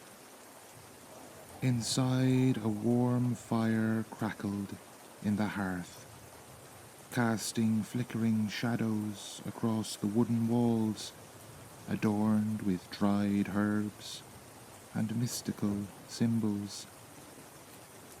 Finn, the kindly druid with his wise eyes, sat in his favourite armchair, a well-worn book of plant lore open on his lap. Beside him, curled up on a plush cushion, lay Whisper, his faithful ginger cat companion. Whisper's fur glowed like embers in the firelight as he dozed contentedly, occasionally twitching an ear at the sound of raindrops on the leaves outside. The cottage was a haven of warmth and comfort amidst the damp day. Shelves lined with glass jars of colourful powders and elixirs hinted at the magical pursuits of its inhabitants. A cauldron bubbled gently in the corner, filling the air with the aroma of chamomile and lavender. It was a day made for storytelling and quiet contemplation, as Finn and Whisper settled in to wait out the rain. As the afternoon wore on, a sudden gust of wind rattled the cottage windows, causing both Finn and Whisper to look up from their peaceful repose. The ginger cat's whiskers twitched, sensing a change in the air. Moments later, a tentative knock sounded at the door, barely audible above the pitter-patter of rain. Finn rose from his chair, his joints creaking softly as he made his way to the entrance. Whisper followed close behind, curiosity gleaming in his emerald eyes. As the Druid opened the heavy wooden door, they were greeted by the sight of a bedraggled traveller, a young woman with rain-soaked clothes and weary eyes. "Please," she said, her voice trembling slightly from the cold. "I've been caught out in this downpour for hours. Might I find shelter here until the storm passes?" Finn's kind face softened with compassion. "Of course, my dear. Come in, he said, stepping aside to allow her entry. "You are most welcome to wait out the rain with us." The traveller stepped inside, droplets of rain cascading from her cloak onto the worn floorboards. Whisper approached cautiously, sniffing the air around the newcomer's feet. After a moment, he gave a soft meow of approval. "It seems Whisper has decided you're trustworthy," Finn chuckled, closing the door against the chill wind. "And he's an excellent judge of character." The woman's eyes widened as she took in the magical ambience of the cottage. "Thank you both for your kindness," she said, a small smile warming her tired features. "I'm Clara." "Well, Clara," Finn replied, guiding her towards the fire. "Let's get you warmed up and dry. Whisper, would you fetch our guest a blanket?" To Clara's amazement, the ginger cat trotted off and returned moments later, dragging a soft woolen blanket in his mouth. As Finn helped her settle by the hearth, Clara marvelled at the unique bond between the Druid and his feline companion. Grateful for the unexpected haven she had stumbled upon in the heart of the forest. As Clara nestled into the warmth of the blanket, Finn busied himself at the cottage's small kitchen area. With practiced ease, he selected dried herbs from various jars, measuring precise amounts into a delicate strainer. Whisper watched attentively from his perch on a nearby stool, his tail swishing with interest. "A special blend to warm you from the inside out," Finn explained, pouring steaming water over the herbs. The cottage filled with a fragrant aroma of mint, ginger, and a hint of something sweetly unfamiliar. Clara accepted the steaming mug gratefully, wrapping her hands around its comforting warmth. As she took her first sip, a look of pleasant surprise crossed her face. "This is delightful," she murmured. "I've never tasted anything quite like it." Finn smiled, settling back into his armchair, with Whisper immediately claiming a spot on his lap. "An old family recipe with a touch of forest magic," he winked.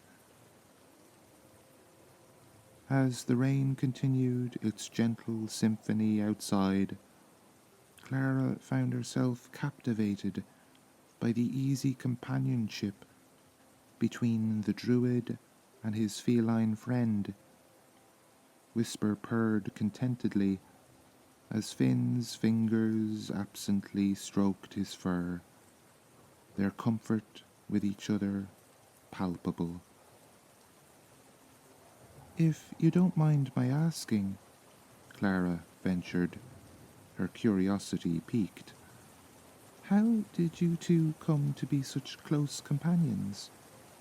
It's not often one sees a cat so attuned to its human, or a human so attuned to their cat, for that matter. Finn's eyes twinkled with fond remembrance. Ah, now that's quite a tale, he said, exchanging a knowing look with Whisper. It all began on a night not unlike this one. Finn leaned back in his chair, his eyes taking on a distant look as he delved into his memories. It was a stormy night, much like this one, but fiercer.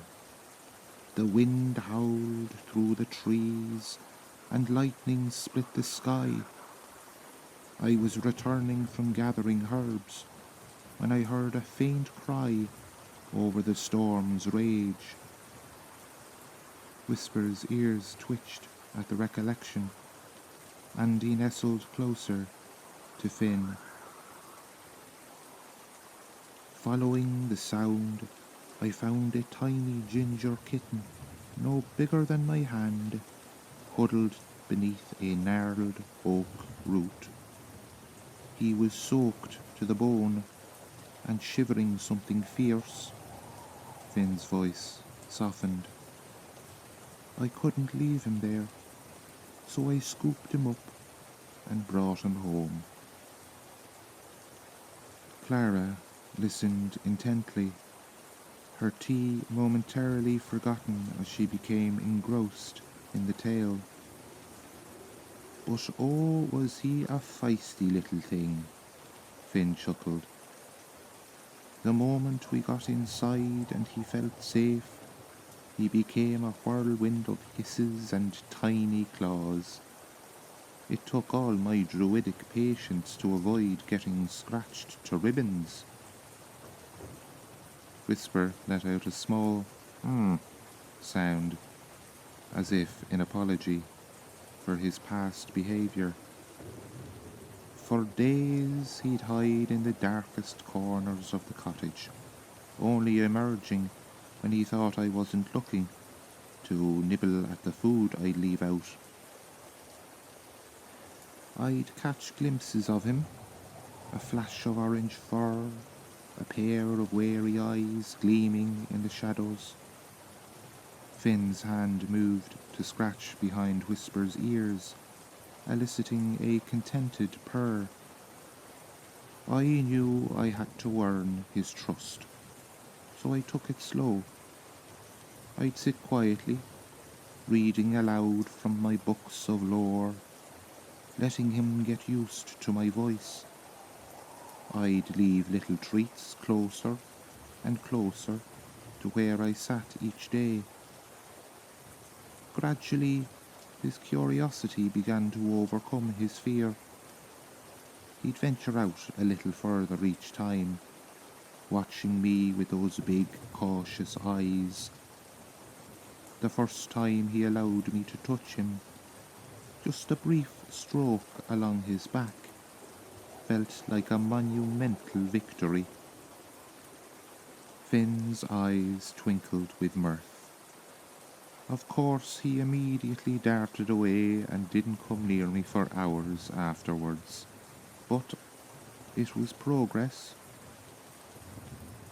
As the days turned to weeks, we developed a rhythm.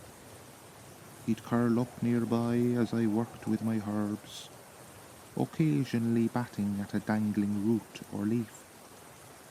I'd talk to him, explaining what I was doing, and he'd listen with what I swear was genuine interest. Clara smiled, enchanted by the image of the tiny kitten slowly warming up to the kind-hearted druid. And then came the day that everything changed, Finn continued. his voice taking on a note of wonder. The day I realized Whisper was no ordinary cat. Finn leaned forward, his eyes twinkling with excitement as he continued his tale. It was a crisp autumn morning when I first noticed something extraordinary about Whisper. I was preparing a poultice for a local farmer's ailing cow, and I couldn't for the life of me remember which herb I needed to complete the mixture. Whisper, as if recognizing his cue in the story, sat up a little straighter on Finn's lap. I had laid out several bundles of dried herbs on my workbench, muttering to myself as I tried to recall the right one. Suddenly, Whisper leapt onto the table. Before I could shoo him away, he delicately sniffed each bundle. Then, to my astonishment, he picked up the exact herb I needed in his mouth and dropped it into my mortar. Clara's eyes widened in wonder. "That's remarkable. How did he know?" Finn chuckled softly. "I wondered the same thing. At first I thought it might be a lucky coincidence, but as days passed, I noticed Whisper paying close attention whenever I worked with my herbs. He'd watch intently as I mixed remedies, his nose twitching at the various scents." The druid's voice took on a tone of pride. Soon it became clear that Whisper had an uncanny ability to identify herbs and their properties. He could find rare plants in the forest that even I had trouble locating. When I was treating ailments, he'd often guide me to the right ingredients, as if he could sense exactly what was needed. Whisper purred contentedly, basking in the praise. But his talents didn't stop there, Finn continued, his voice filled with wonder. One day, as we were walking through the forest, I noticed Whisper behaving strangely. He kept pausing, tilting his head as if listening to something I couldn't hear. Then he'd meow softly, almost like he was conversing. Clara leaned in, completely captivated by the story. It took me a while to understand, but I eventually realized that Whisper was communicating with the forest animals. He could understand their needs and convey messages between them and me. It was as if he had become a bridge between the human and animal worlds. Finn's eyes misted slightly with the memory. I remember the first time I truly grasped the extent of his ability. A mother deer approached us in the forest clearing, very distressed. Whisper listened intently to her, then turned to me and meowed insistently, leading us deeper into the woods. There we found her fawn, trapped in a thicket. Together Whisper and I were able to free the little one. The druid scratched Whisper behind the ears, eliciting a contented purr. From that day on, our bond grew even stronger. Whisper became not just my companion, but my partner in caring for the forest and its inhabitants. His intuition with herbs and his ability to communicate with animals made our work together truly magical. Clara sat in awe, her gaze moving between Finn and Whisper. "That's incredible," she breathed. "I've never heard of a cat with such abilities." "Whisper is one of a kind, that's for certain, and believe it or not, his most impressive feat was yet to come." Finn's eyes sparkled with excitement as he delved into the next part of the tale. It was a particularly harsh winter, about 2 years after Whisper came into my life. The snow lay thick on the ground and many forest creatures were struggling to find food and shelter. Whisper's ears perked up, his gaze fixed on Finn, as if reliving the memory alongside him. One bitterly cold morning, Whisper became agitated.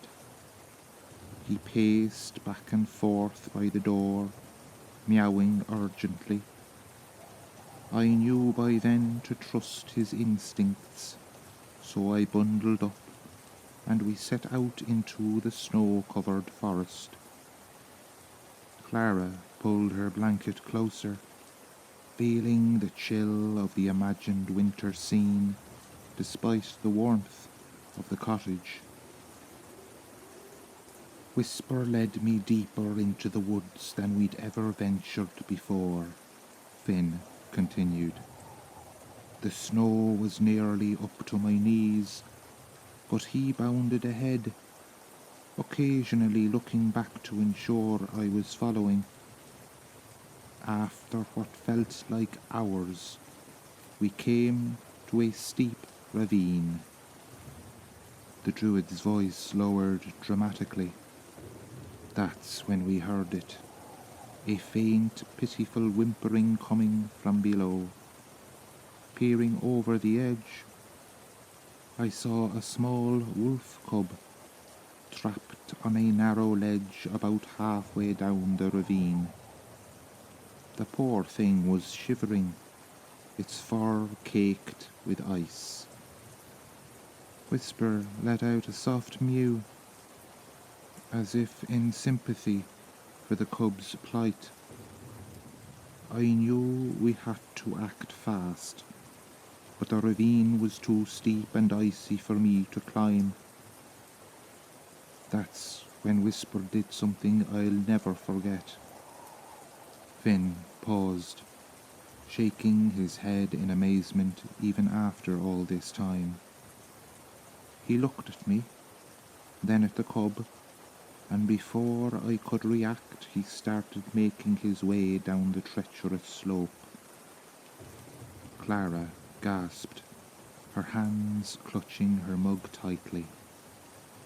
My heart was in my throat as I watched Whisper navigate the icy rocks. He moved with incredible grace, finding footholds where I saw none. When he reached the cub, he began grooming it, warming it with his own body heat. Finn's voice filled with pride, but Whisper wasn't done. He started meowing, not to me, but to the forest around us.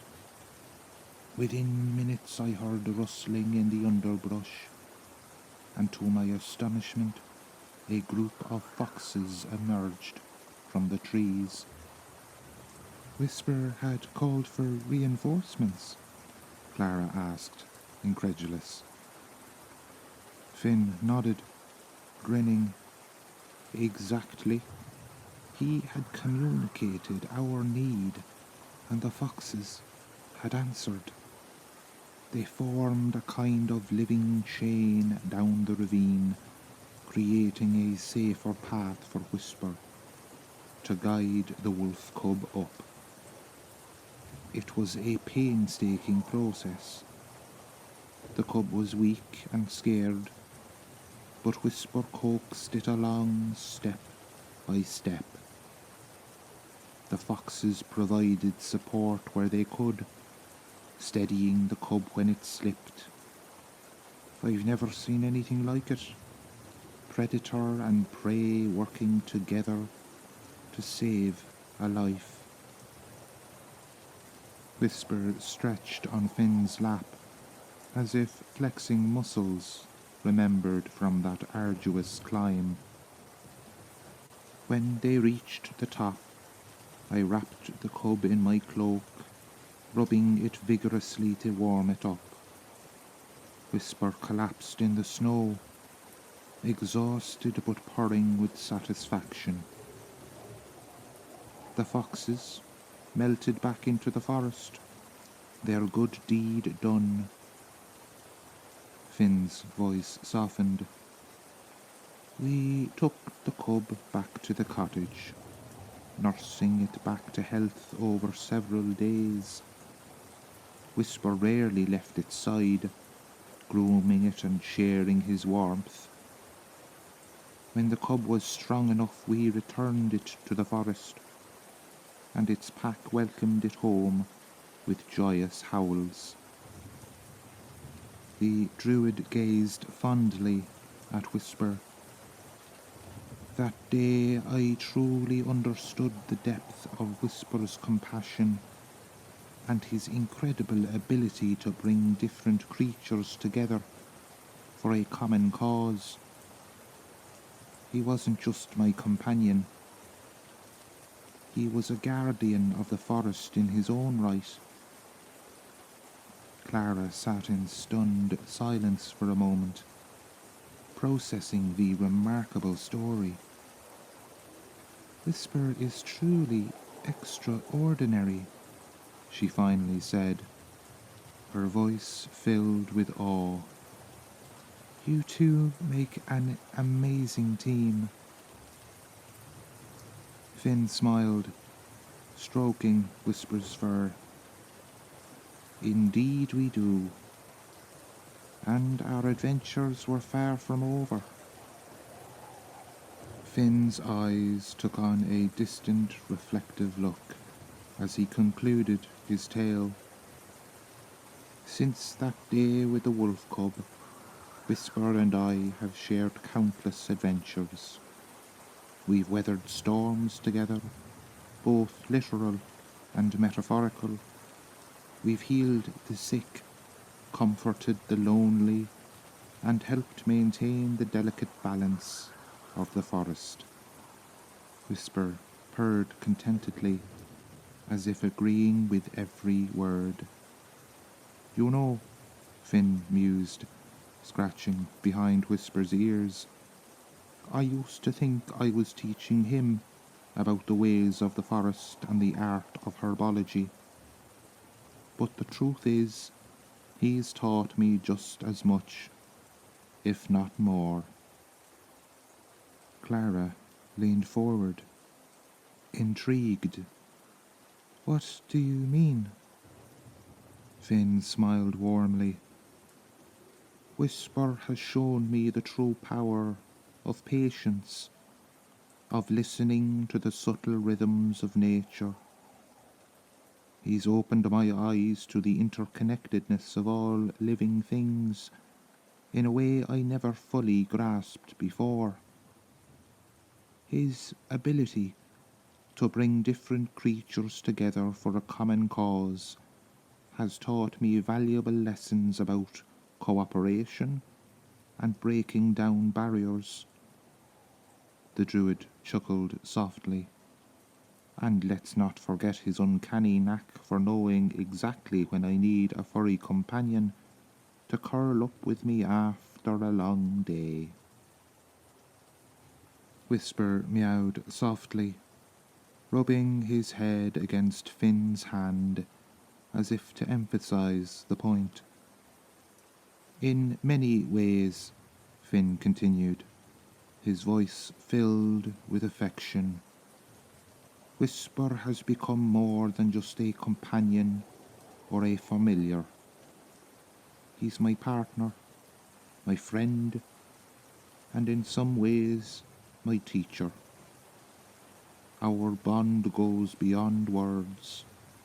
It's a connection of spirits, a shared purpose. Clara watched the pair, moved by the obvious depth of their relationship. "It's beautiful," she said softly, "the way you two understand each other." Finn nodded, a contented smile on his face. "Indeed it is, and I'm grateful every day for that stormy night when a tiny hissing ball of fur came into my life and changed it forever." As if to punctuate Finn's words, Whisper stood up, stretched languidly, and then settled back down, curled up contentedly in the Druid's lap. The cottage felt warm with the glow of their shared history and enduring friendship. Clara took a deep breath, her eyes meeting Finn's with a mix of hope and determination. "I suppose it's time I shared the true purpose of my journey," she began, her voice soft but steady. "I've come in search of a rare herb, one I believe may be the only hope for my ailing mother." Finn leaned forward, his interest piqued. Whisper's whiskers twitched, sensing the importance of Clara's words. "My mother," Clara continued, "has been struck by a mysterious illness. It's slowly draining her strength, and none of the healers in our village have been able to help. But then I heard tales of a powerful herb that grows only in these ancient forests." She reached into her pack and pulled out a worn leather-bound book. Opening it carefully, she revealed a beautifully illustrated page depicting a delicate plant with iridescent, star-shaped leaves and a slender stalk crowned with tiny, bell-like flowers. "It's called Astraluna," Clara explained, her fingers tracing the image reverently. "The book says it blooms only under the light of a full moon, and that its petals shimmer with an otherworldly glow." Finn studied the illustration with intense curiosity, while Whisper craned his neck to get a better look. "The Astraluna is said to have remarkable healing properties," Clara went on, her voice filled with a mixture of hope and awe. "It can purge the body of dark magic and restore vitality to those on the brink of death. But it's incredibly rare and notoriously difficult to find." She looked up at Finn, her eyes pleading. "I've travelled for weeks, following whispers and legends, hoping to find someone who might know where it grows. When I heard about the wise druid who lives in these woods, I knew I had to seek you out." Clara's voice wavered slightly as she continued.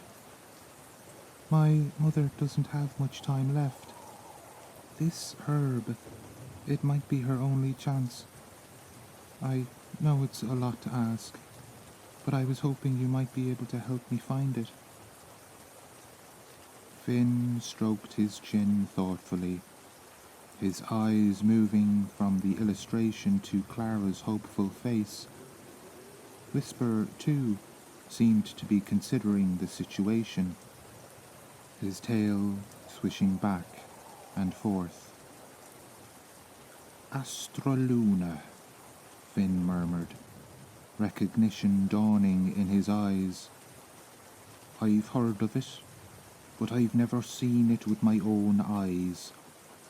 It's a plant shrouded in mystery and magic. He paused, exchanging a meaningful glance with Whisper. Finding it won't be easy, but perhaps together we might have a chance. As Finn contemplated Clara's request, a sudden gust of wind rattled the cottage windows. In that moment, Whisper's ears perked up, his body tensing as if listening to an unheard call. Without warning, the cat leapt from Finn's lap and darted towards the door. Whisper? Finn called out, surprise evident in his voice. But the cat paid no heed, pawing insistently at the door until it creaked open just enough for him to slip through. Clara gasped, taken aback by the abrupt departure. Where is he going? Finn rose quickly, moving to the door with a puzzled expression. I'm not sure, he admitted, peering out into the darkening forest. This isn't like him at all.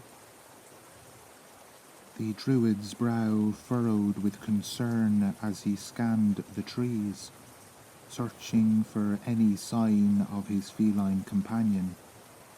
But Whisper had vanished into the gathering dusk, leaving no trace behind. Should we go after him? Clara asked, already reaching for her cloak. Finn hesitated, his hand resting on the doorframe.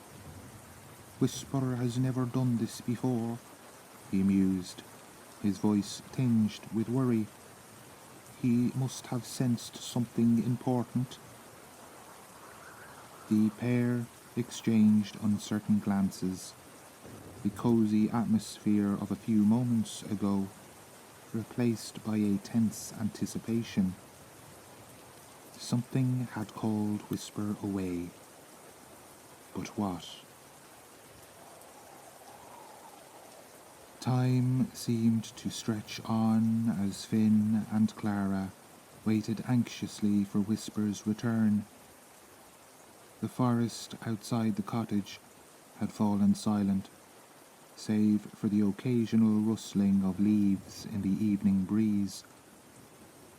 Just as Finn was about to suggest they go out and search, a familiar meow echoed from the darkness. Moments later, Whisper emerged, his fur ruffled but his eyes shining with determination. Gripped firmly between his teeth was a delicate, star-shaped flower, the very Astraluna that Clara had described. Whisper, Finn exclaimed, rushing to the cat's side. Where in the world did you find that? Clara, too, was in awe, her hands trembling as she gently took the precious bloom from Whisper's mouth. It's the Astraluna, she breathed, scarcely daring to believe her eyes. But how? Whisper let out a soft, triumphant purr, as if pleased with himself. Finn reached down to stroke the cat's head, his own expression a mix of amazement and pride. It seems Whisper has once again proven his uncanny abilities, the druid marvelled. He must have sensed the importance of your quest, Clara, and gone to seek out this rare herb himself. Clara cradled the Astraluna bloom reverently, her fingers tracing the delicate petals. "I can't believe it," she murmured, her voice thick with emotion. "After all this time searching, he just brought it to me." Finn chuckled, sharing a knowing look with Whisper. "That's our Whisper for you. Always one step ahead, always knowing exactly what's needed." Clara lifted her gaze, her eyes shining with grateful tears. "I don't know how to thank you, both of you. This herb, it could save my mother's life. I can't even begin to express how much this means to me." Whisper meowed softly, as if assuring her that no thanks were necessary. Finn reached out and gave Clara's shoulder a gentle squeeze. "We're just so glad we could help you," he said warmly. "Now let's get that Astraluna properly prepared so you can return to your mother as soon as possible." As Finn busied himself gathering the necessary supplies, Clara couldn't resist scooping Whisper into a grateful hug. The cat purred, nuzzling against her cheek. "Thank you, Whisper," Clara said, her heart filled with wonder and renewed hope. "I'll never forget this." Whisper simply blinked slowly, his eyes shining with an intelligence that seemed to convey a silent message. That's what friends are for.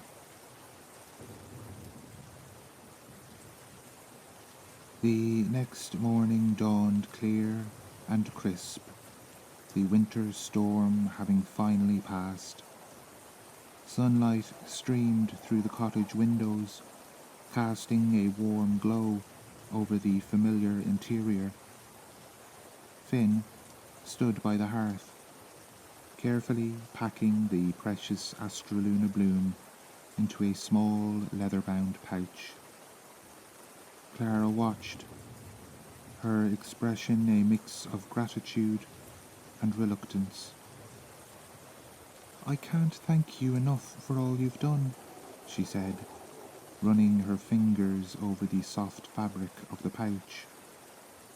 "I know the journey home won't be easy, but this herb gives me hope that my mother will recover."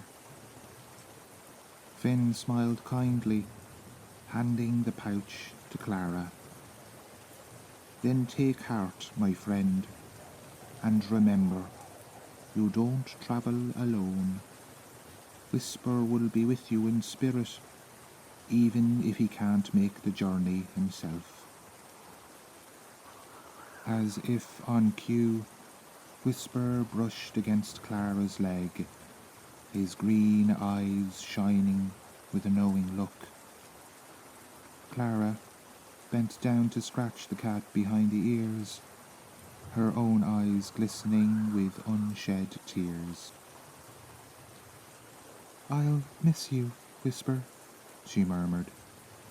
"You've shown me the true power of friendship and compassion. I'll never forget it." Whisper meowed softly, a sound that seemed to convey both affection and understanding. Finn placed a reassuring hand on Clara's shoulder. "The path ahead may be difficult, but remember, the light of the Astraluna will guide your way, just as Whisper has. And should you ever need us again, you know where to find us." Clara nodded, her expression resolute. "I will. Thank you, both of you, for everything." With a final wistful glance at the cottage, Clara pulled her cloak tighter and stepped out into the sparkling winter day. The forest seemed brighter, the air crisper and more invigorating than before. As she made her way back down the familiar path, Clara couldn't help but feel a renewed sense of hope and purpose. Whisper's heroic deed had not only saved her mother, but had also ignited a fire within her, a determination to face the challenges ahead, no matter how daunting they might seem. As the sound of Clara's footsteps faded into the distance, Finn turned to Whisper, a proud smile spreading across his face. "You've done it again, my friend," he said, reaching down to stroke the cat's soft fur. "You've brought hope and light to someone in need, just as you've done for me, time and time again." Whisper purred contentedly, his eyes shining with a wisdom that belied his feline form. Finn chuckled, understanding the unspoken communication between them. "Yes, I know. It's all part of the balance, the interconnectedness of all things. You've taught me that much, at least." The druid glanced out the window, where the setting sun painted the sky. A sense of tranquility settled over the cottage, as if the very air was infused with a soothing energy. Finn settled into his favourite chair, Whisper curling up at his feet. "We may never know the full extent of our impact, Whisper," he mused. "But in moments like these, I'm reminded that even the smallest of actions can ripple outwards, touching the lives of others in ways we can scarcely imagine." Whisper let out a soft meow, his tail twitching in agreement. Together, they watched the day draw to a close, content in the knowledge that they had made a difference, one friendship at a time.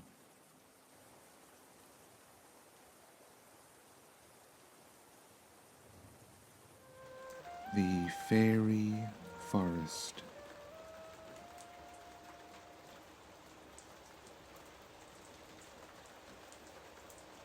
In a quiet glen, nestled among emerald hills, there stood a quaint stone cottage with a thatched roof. Smoke curled lazily from the chimney, carrying the scent of peat and herbs into the crisp Irish air.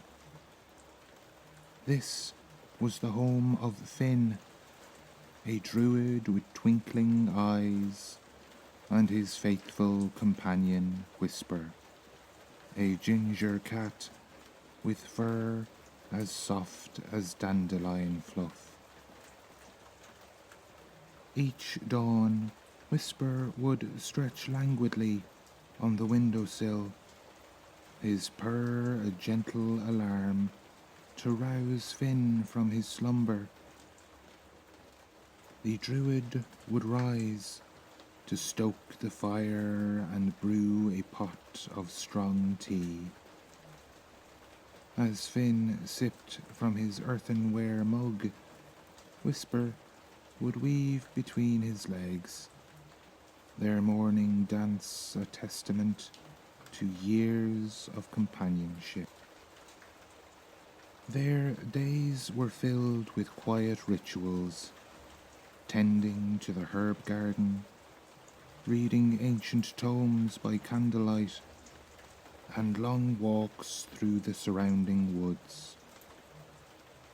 As dusk fell, they would sit by the hearth, Whisper curled in Finn's lap, both lulled by the crackling fire. This morning, however, was different. A thick mist had rolled in overnight, shrouding the cottage in a mystical veil. The world outside seemed to hold its breath, waiting for adventure to unfold. As the mist swirled around their cottage, Finn gazed out the window, his eyes twinkling with a spark of excitement. He turned to Whisper, who was leisurely grooming himself on the hearth rug, and said in his soft, lilting brogue, "Ah, my dear friend, do you feel it? There's magic in the air today. I think it's time for a wee adventure." Whisper's ears perked up at the word adventure, and he paused mid-lick, his emerald eyes meeting Finn's. The cat stretched, arching his back before padding over to his companion and letting out an inquisitive meow. Chuckling, Finn bent down to scratch behind Whisper's ears. "Yes, you clever boy. We'll explore the fairy-filled forest today. There's much to see and learn." With practiced ease, Finn began to prepare for their journey. He donned his well-worn green cloak, its fabric embroidered with subtle symbols of ancient power. From a gnarled oak chest, he retrieved a small satchel, filling it with a few essentials: a packet of dried herbs, a smooth river stone for luck, and a tiny vial of honey for offerings to the Fae folk. Whisper watched intently, his tail swishing with growing anticipation.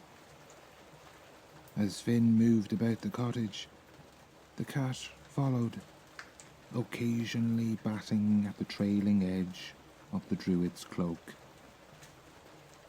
Finally, Finn picked up his oaken staff, its top adorned with intricate Celtic knotwork. He turned to Whisper with a gentle smile. "Are you ready, my friend? The forest awaits us." Whisper responded with an eager meow, already padding towards the door. Together, they stepped out into the misty morning, ready to embrace the magic that lay beyond their threshold. Finn and Whisper ventured forth from their cozy cottage, the mist parting gently before them like a gauzy curtain. As they approached the edge of the fairy-filled forest, the world seemed to shift and shimmer, as if they were crossing an invisible threshold into a realm of wonder. The entrance to the forest was marked by two ancient oak trees, their gnarled trunks twisted together to form a natural archway.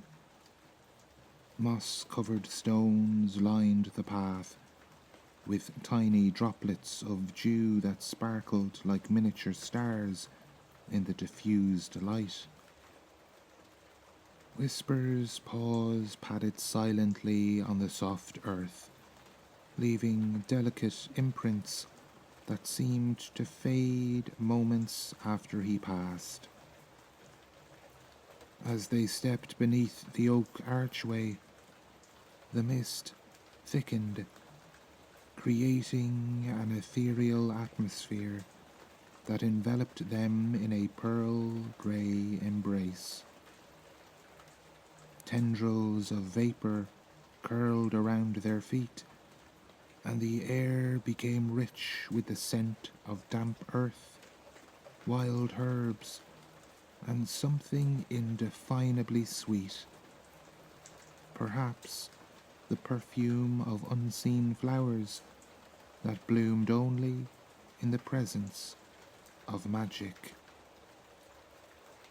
Finn's staff left a faint trail of silvery light as he gently tapped it against the ground, each touch sending ripples through the mist like stones dropped in a still pond.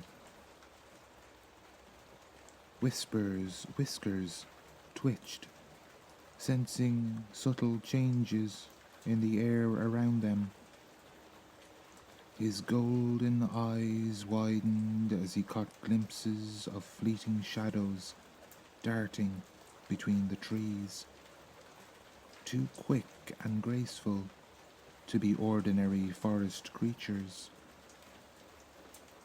The very leaves of the trees seemed to whisper secrets as a soft breeze rustled through them, carrying snatches of melodic laughter that faded as quickly as it came. Tiny lights no bigger than fireflies, but gleaming with all the colours of the rainbow, began to appear and disappear among the foliage, winking in and out of existence like playful stars. Finn smiled down at Whisper, his eyes twinkling. "Can you feel it, old friend? The magic is welcoming us home." Whisper let out a soft, wondering meow in response, his tail held high as they ventured deeper into the enchanted wood. As Finn and Whisper ventured deeper into the misty forest, the ginger cat's ears suddenly pricked forward. His emerald eyes widened, focusing on a cluster of ferns just ahead. There, nestled among the delicate fronds, were tiny, glowing creatures no larger than Whisper's paw. The pixies, for that's what they were, shimmered with an inner light that pulsed like heartbeats. Their translucent wings caught what little sunlight filtered through the canopy, refracting it into rainbow hues. Whisper crouched low, his tail swishing slowly from side to side as he watched the magical beings with rapt attention. One particularly brave pixie, with hair the colour of spring leaves, fluttered closer to Whisper. It hovered just out of reach, its tinkling laughter sounding like tiny bells in the quiet forest. Whisper's paw darted out, playfully swiping at the air, but the pixie was too quick, dodging with a graceful spiral. Encouraged by this game, More pixies emerged from their hiding places. They danced around Whisper in dizzying patterns, leaving trails of sparkling dust in their wake. The cat spun in circles, trying to keep up with their movements, his usual feline grace giving way to clumsy enthusiasm. Finn chuckled softly, leaning on his staff as he watched the charming interaction. "Careful now, Whisper," he said gently. "Pixies are mischievous little things, full of magic and wonder." As if on cue, a pixie with azure wings landed on Whisper's nose, causing him to go cross-eyed as he tried to focus on the tiny being. The pixies giggled, booped Whisper's nose with a minuscule hand, then flew off into a burst of blue sparkles, leaving the cat sneezing in surprise. "You'll see," Finn continued, kneeling beside his feline friend. "Pixies are nature's jesters. They bring joy and laughter to the forest, but they're also protectors of their homes. Their magic helps the plants grow and keeps the balance of these enchanted woods." Whisper looked up at Finn, giving a soft meow of understanding. The druid smiled, scratching behind the cat's ears. "They have taken quite a liking to you, my friend. It's a good sign for our journey ahead." As they prepared to move on, the pixies formed a glowing honor guard, lighting the path ahead and bidding them farewell with melodious chirps and waves. Whisper gave one last playful swipe at the air, earning him a shower of twinkling pixie dust that clung to his whiskers, making them sparkle in the misty light. As Finn and Whisper continued their journey, the mist began to thin, revealing a small clearing ahead. At its center stood an enormous oak tree, its trunk wider than Finn's cottage, and its branches reaching out like protective arms over the surrounding forest. As they approached, Whisper's fur stood on end, sensing an ancient presence. Finn placed a gentle hand on the oak's gnarled bark, and to Whisper's astonishment, the tree's features slowly became visible. Eyes formed from knots in the wood, a nose from a twisted branch, and a mouth from a deep crevice in the trunk. "Greetings, old friend," Finn said softly. "We've come seeking wisdom." The oak's eyes creaked open, and a deep, resonant voice filled the clearing. "Ah, Finn the Druid, it has been many moons. And who is this curious feline companion?" Whisper, overcome with wonder, let out a small meow. The oak's branches rustled in what seemed to be laughter. "Welcome, little one. I am the guardian oak, keeper of the forest's memories. Finn smiled, sitting cross-legged at the base of the tree. Whisper curled up beside him, eyes wide and attentive. "Great Oak," Finn began, "would you share your wisdom with us? Whisper is new to the ways of the enchanted forest." The oak's voice rumbled like distant thunder. "Listen well, young cat, for the forest holds secrets as old as time itself.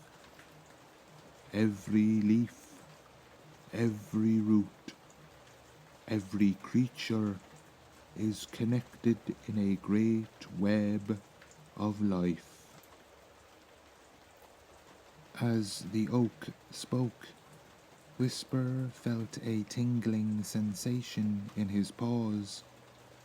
He looked down to see tiny roots growing from the earth, gently wrapping around his feet, without trapping them. Similar tendrils embraced Finn, connecting them all to the forest floor. "Feel the pulse of the earth," the oak continued. "The same life force that flows through my branches flows through you, through the pixies you met, and through every blade of grass. We are all one in the great cycle of nature." Whisper closed his eyes, suddenly aware of the forest's heartbeat thrumming through his body. He could sense the trees breathing, the underground streams flowing, and the countless creatures bustling about their lives. "Remember, little one," the oak said, its voice growing softer. "In this forest, magic and nature are one and the same. Respect all life, big and small, for each has its place in the grand tapestry." As the oak's words faded, the roots gently retreated. Whisper opened his eyes, feeling changed by the experience. He looked up at Finn, who nodded in understanding. "Thank you, wise one," Finn said, rising to his feet. "Your words have touched us deeply." The oak's features began to fade back into the bark. "Go forth with open hearts," it whispered. "The forest has much to show you." As they left the clearing, Whisper walked with newfound awareness, each step a connection to the living world around him. The adventure had only just begun, but already the ginger cat felt he was seeing the forest and himself in a whole new light. Finn and Whisper ventured deeper into the forest when a melodious tinkling caught their attention. Following the sound, they came upon a sparkling stream that wound its way through the trees like a ribbon of liquid crystal. The water seemed to dance and shimmer, catching the dappled sunlight that filtered through the canopy above. Whisper approached the stream's edge cautiously, his whiskers twitching with curiosity. As he peered into the clear water, tiny faces emerged from beneath the surface. Water sprites with eyes like polished river stones and hair that flowed like aquatic plants. One sprite, with a voice like trickling water, addressed the curious cat. "Welcome, land dweller. Have you come to learn the song of the stream?" Finn smiled encouragingly at Whisper. "Go on, my friend. The water sprites have much to teach." Hesitantly, Whisper dipped a paw into the cool water. To his amazement, ripples of light spread from the point of contact, and he could feel the stream's rhythm pulsing through him. The water sprite continued. "Our stream is the lifeblood of the forest. We carry nourishment to every root and branch, and our song brings harmony to all who listen." As if on cue, the stream's music swelled, a symphony of droplets and currents that seemed to resonate with the very air around them. Whisper felt his body swaying gently to the rhythm, and even Finn closed his eyes, absorbed in the aquatic melody. "Without water," another sprite chimed in, its voice bubbling with enthusiasm, "the forest could not thrive. We connect all things, the rain from the sky, the roots in the earth, and every creature that drinks from our banks." Whisper watched in wonder as the sprites demonstrated their magic, forming shapes and patterns in the water, flowers blooming, trees growing, and animals frolicking, all crafted from liquid and light. Finn knelt beside Whisper, gently stroking his fur. "Take a moment, old friend. Let the peace of this place fill you." Together they sat by the stream's edge, listening to its song and watching the play of light on water. Whisper felt a deep sense of tranquility wash over him, understanding now that even the smallest trickle of water played a vital role in the grand symphony of the forest. As they prepared to move on, Whisper gave a respectful nod to the water sprites, who waved goodbye with splashes that sounded like laughter. The stream's song followed them as they continued their journey, a reminder of the vital flowing connection between all living things.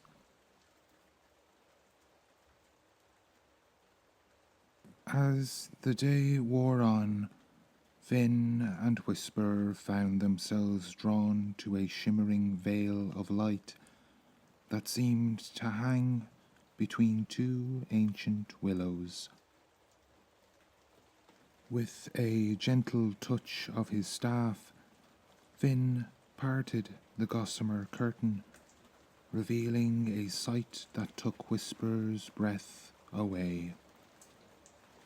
They stepped into a sun-dappled glade, more vibrant and alive than any part of the forest they had yet encountered.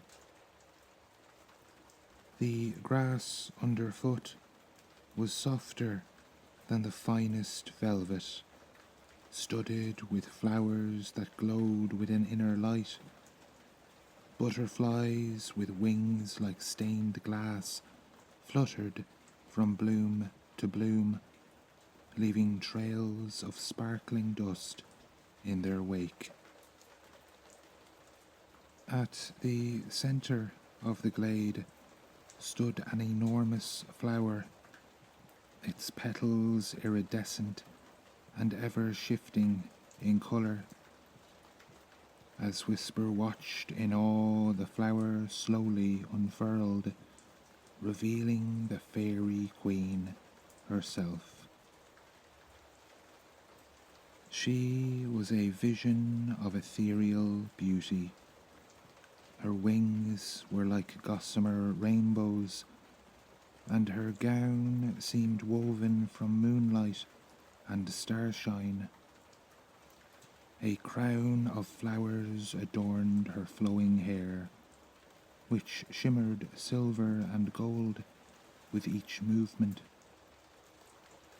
Around her the members of her court materialized, fairies of every size and hue, some riding on the backs of dragonflies, others emerging from the hearts of flowers or stepping out of the very air itself.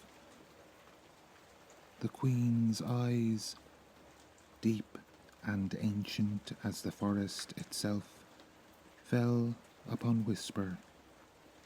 Her voice, when she spoke, was like the harmonious blending of 1,000 wind chimes. "Welcome, curious one," she said, a smile playing on her lips.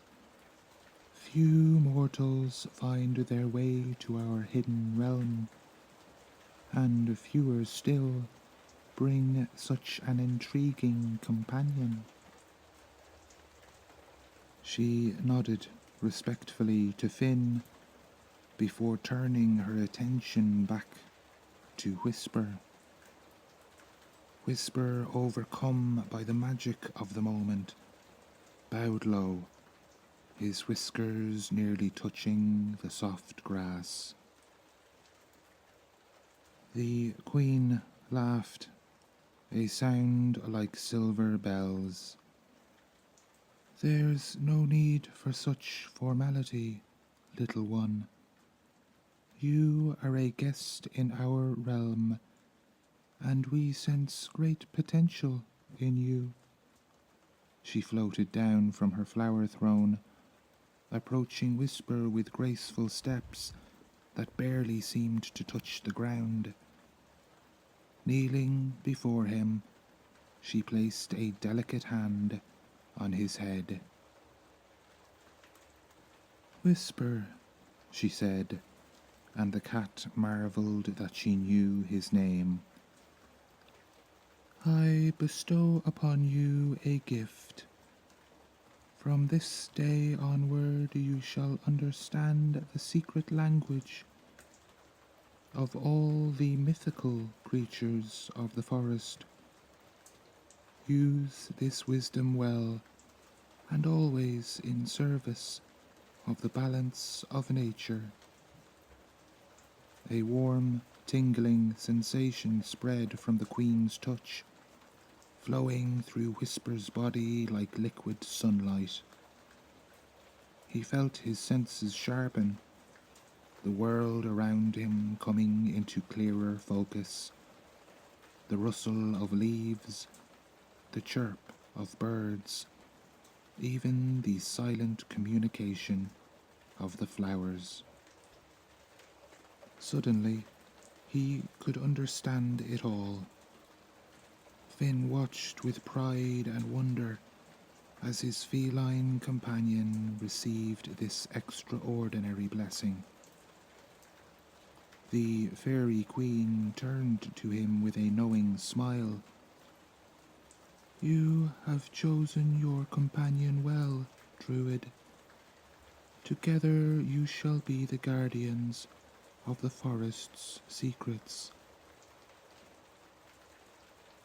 As the magical moment faded, the fairies of the court swooped and swirled around Whisper and Finn, showering them with glittering fairy dust. Whisper sneezed, causing a burst of laughter from the assembled fae, and even Finn couldn't help but chuckle. With final words of gratitude and farewell, Finn and Whisper took their leave of the Fairy Queen's glade, stepping back through the shimmering veil. Whisper's heart was full, his mind buzzing with the new perspectives and abilities he had gained. Their adventure had transformed him in ways he was only beginning to understand. As twilight descended upon the enchanted forest, Finn led Whisper through a winding path that seemed to grow darker with each step. Just as the ginger cat began to wonder if they had lost their way, they emerged into a hidden grove that took his breath away. Thousands upon thousands of fireflies filled the air, their gentle lights pulsing in a mesmerizing rhythm.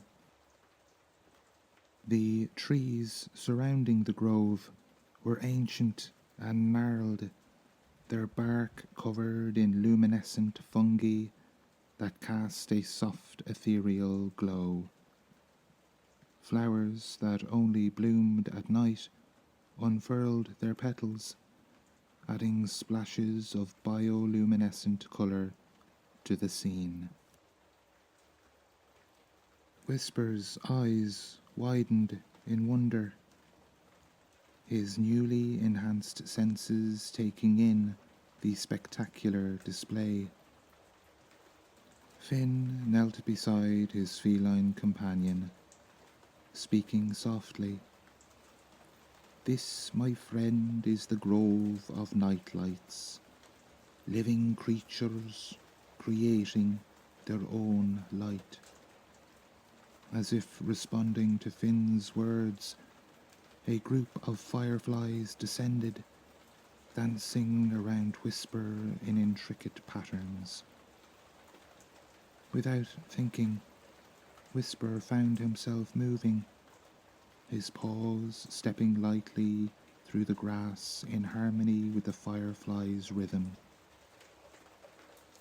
Finn watched in amazement as his cat companion became part of the living light show, weaving between the glowing insects with unexpected grace. As Whisper danced, he felt a deep connection to the night and its secretive inhabitants. The dance reached its crescendo with all the lights pulsing in unison, creating a dazzling explosion of illumination that lit up the entire grove. Then, slowly, the rhythm calmed, and the lights dimmed to a gentle glow. Whisper returned to Finn's side, his fur slightly ruffled, but his eyes shining with joy and newfound understanding. As the first light of dawn began to filter through the trees, Finn and Whisper knew it was time to make their way back home. They set off along a path that seemed to appear beneath their feet, guided by the forest itself. Finn noticed the thoughtful look in his feline friend's eyes. "You've learned much, haven't you, Whisper?" he said softly. Whisper nodded. As they neared the edge of the enchanted realm, the forest seemed to come alive to bid them farewell. Flowers turned their heads to watch them pass, trees bowed their branches, and a chorus of bird song filled the air. A gentle breeze carried the scent of magic and whispered promises of future adventures. Stepping out of the forest and into the familiar surroundings of Finn's cottage, Finn knelt down, scratching Whisper behind his ears. "Welcome home, my friend," he said with a smile. "Our journey may be over for now, but remember, the magic of the forest will always be a part of you." Whisper purred contentedly. As he drifted off to sleep, his mind was awash with the enchanting sights and sounds of the magical realm he had explored. The forest's secrets now felt like his own, and he knew that his connection to this enchanted world would only grow stronger with time.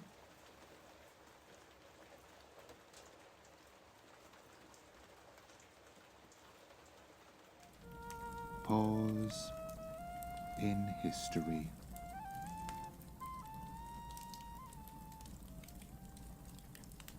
As the mist rolled gently across the ancient Irish landscape, a small ginger cat named Whisper padded softly through the dewy grass.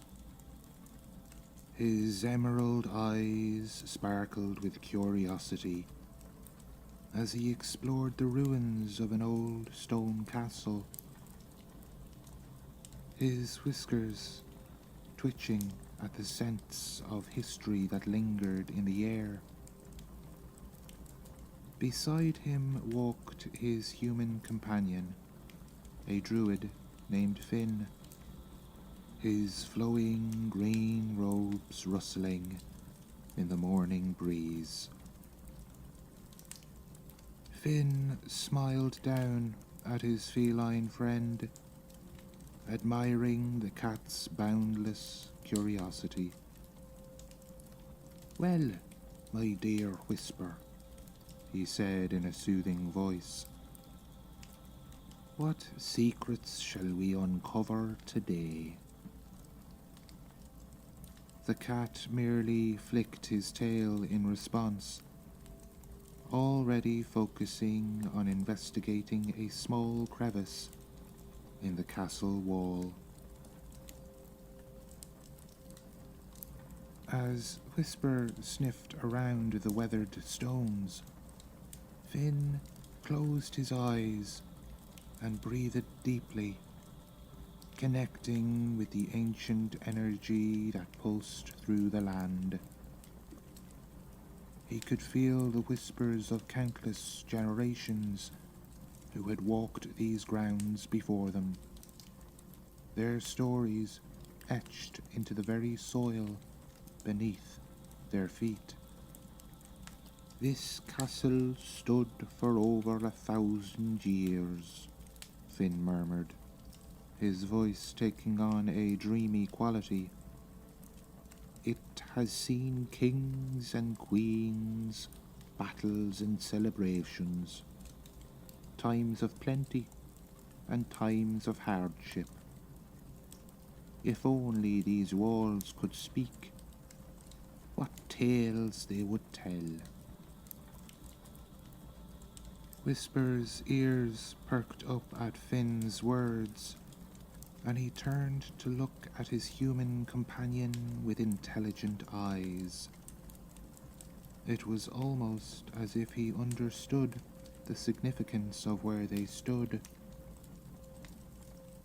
With a soft meow, he began to weave between Finn's legs, urging him to explore further. Chuckling softly, Finn obliged, following the cat as he led them deeper into the ruins. They passed through crumbling archways and climbed over fallen stones, each step taking them further back in time. The mist seemed to thicken around them, creating a dreamlike atmosphere that blurred the lines between past and present, their world and the worlds beyond. As they reached what was once the great hall of the castle, Whisper suddenly froze, his tail held high and his eyes fixed on something in the distance. Finn followed the cat's gaze, squinting through the mist to see what had caught his attention. There, barely visible in the swirling fog, was the ghostly outline of a figure. It appeared to be a woman, dressed in flowing robes of ancient Irish nobility. She moved silently across the hall, her feet never quite touching the ground. Finn's breath caught in his throat. As a druid, he was accustomed to sensing the spirits of the past, but rarely had he seen one so clearly. He knelt down beside Whisper, placing a gentle hand on the cat's back. The ghostly woman turned towards them, her face kind but sad. She opened her mouth as if to speak, but no sound emerged. Instead, the mist around them began to shift and swirl, forming images that danced in the air. Finn and Whisper found themselves transported through time, witnessing snippets of the castle's long history. They saw it being built, stone by stone, by skilled craftsmen, under the watchful eye of a powerful chieftain. They saw feasts and gatherings in the great hall, with music and laughter echoing off the walls. But they also saw darker times, sieges and battles, where the castle stood strong against invading forces. They saw years of neglect and abandonment, as the world changed and the old ways faded into memory. Through it all, Whisper remained calm, his green eyes taking in every detail of the magical visions before them. Finn marveled at the cat's composure, sensing that there was more to his feline companion than met the eye. As the visions faded and the mist began to clear, Finn noticed something glinting in the soft morning light. He moved closer, with Whisper padding silently behind him to investigate. There, half buried in the earth, was an ancient brooch. Its intricate knotwork design spoke of the skill of long-ago craftsmen, and the tarnished metal still held traces of its former beauty. Finn carefully brushed away the soil, revealing the brooch in its entirety. "What a remarkable find," he whispered, his eyes wide with wonder. "This brooch must be centuries old. It likely belonged to a noble lady of the castle." Whisper meowed softly, his paw reaching out to gently touch the brooch. As his paw made contact with the ancient metal, a warm golden glow began to emanate from the artifact. Finn gasped in surprise as the light enveloped both him and Whisper, transporting them once again through the mists of time. When the golden light faded, they found themselves standing in the castle's great hall. But it was no longer a ruin. The walls stood tall and strong, tapestries adorning the stone surfaces, and a roaring fire blazing in the massive hearth. The hall was filled with people dressed in medieval Irish attire, their voices a pleasant hum of conversation and laughter.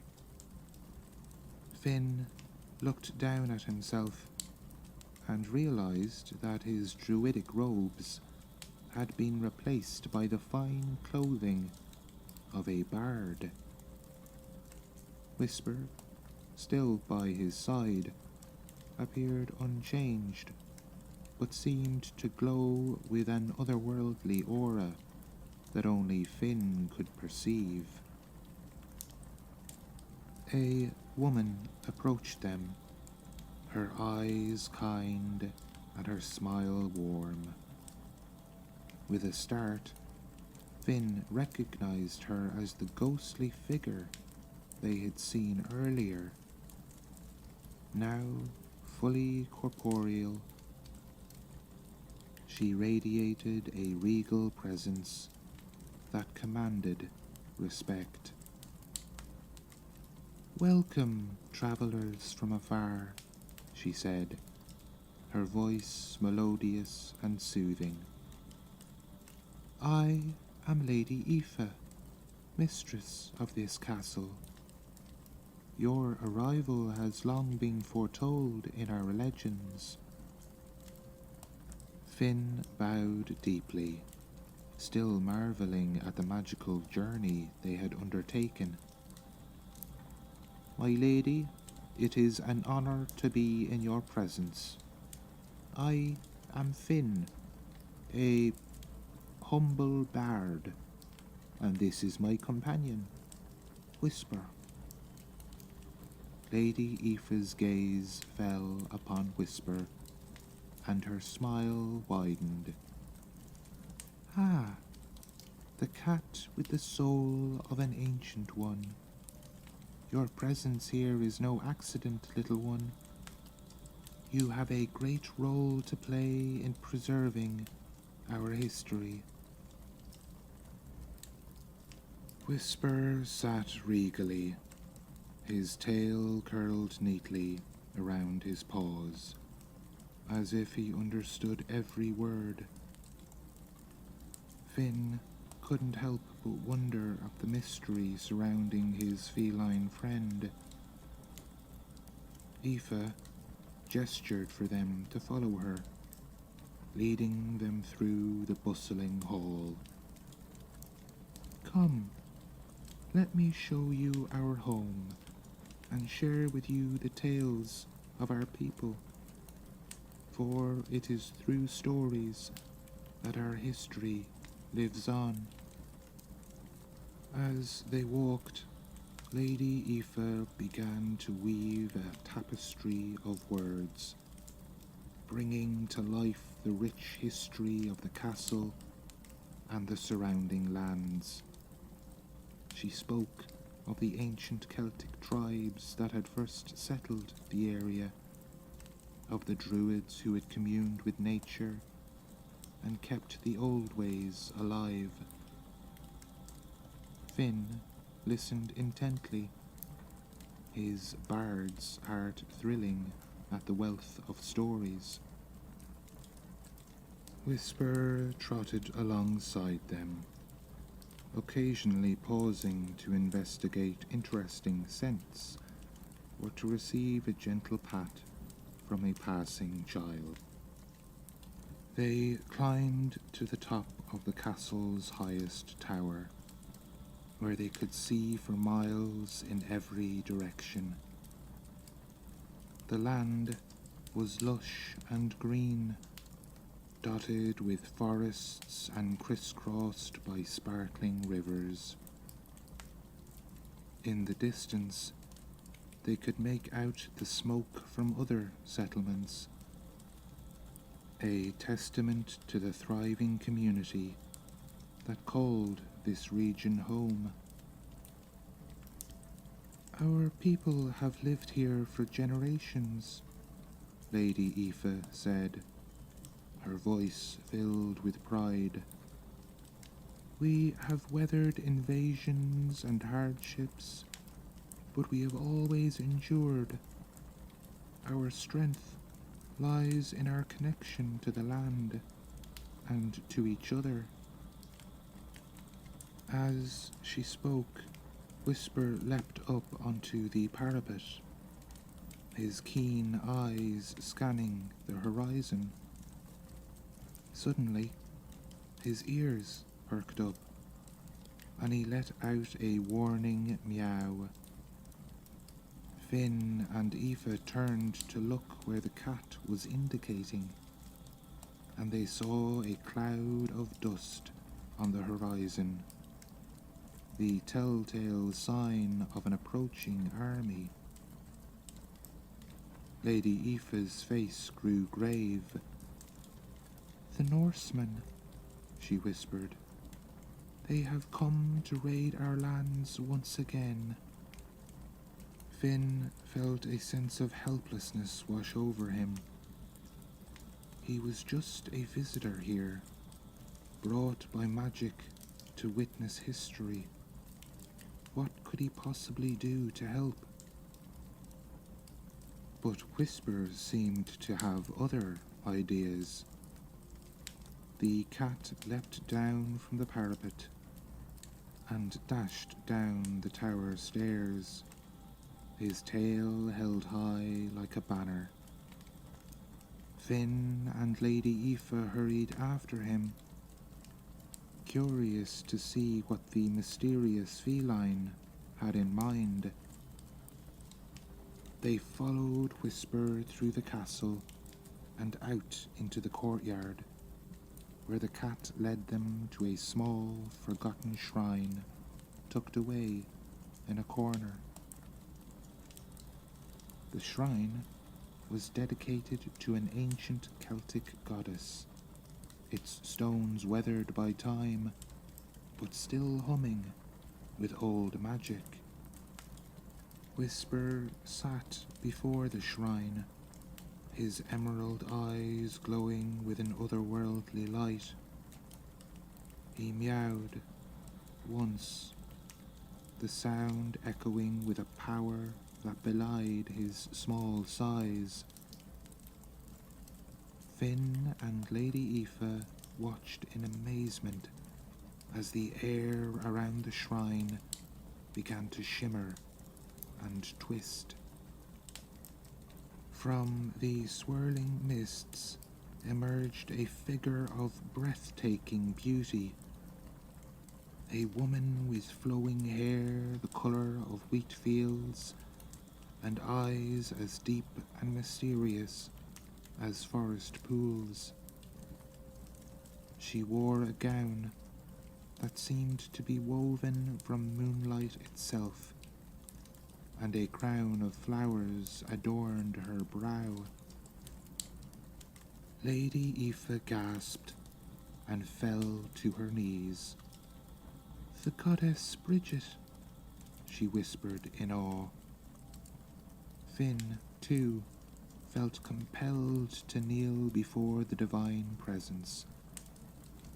Only Whisper remained seated, looking up at the goddess with a mixture of respect and familiarity. Bridget's voice, when she spoke, was like the gentle burbling of a spring. "Rise, my children.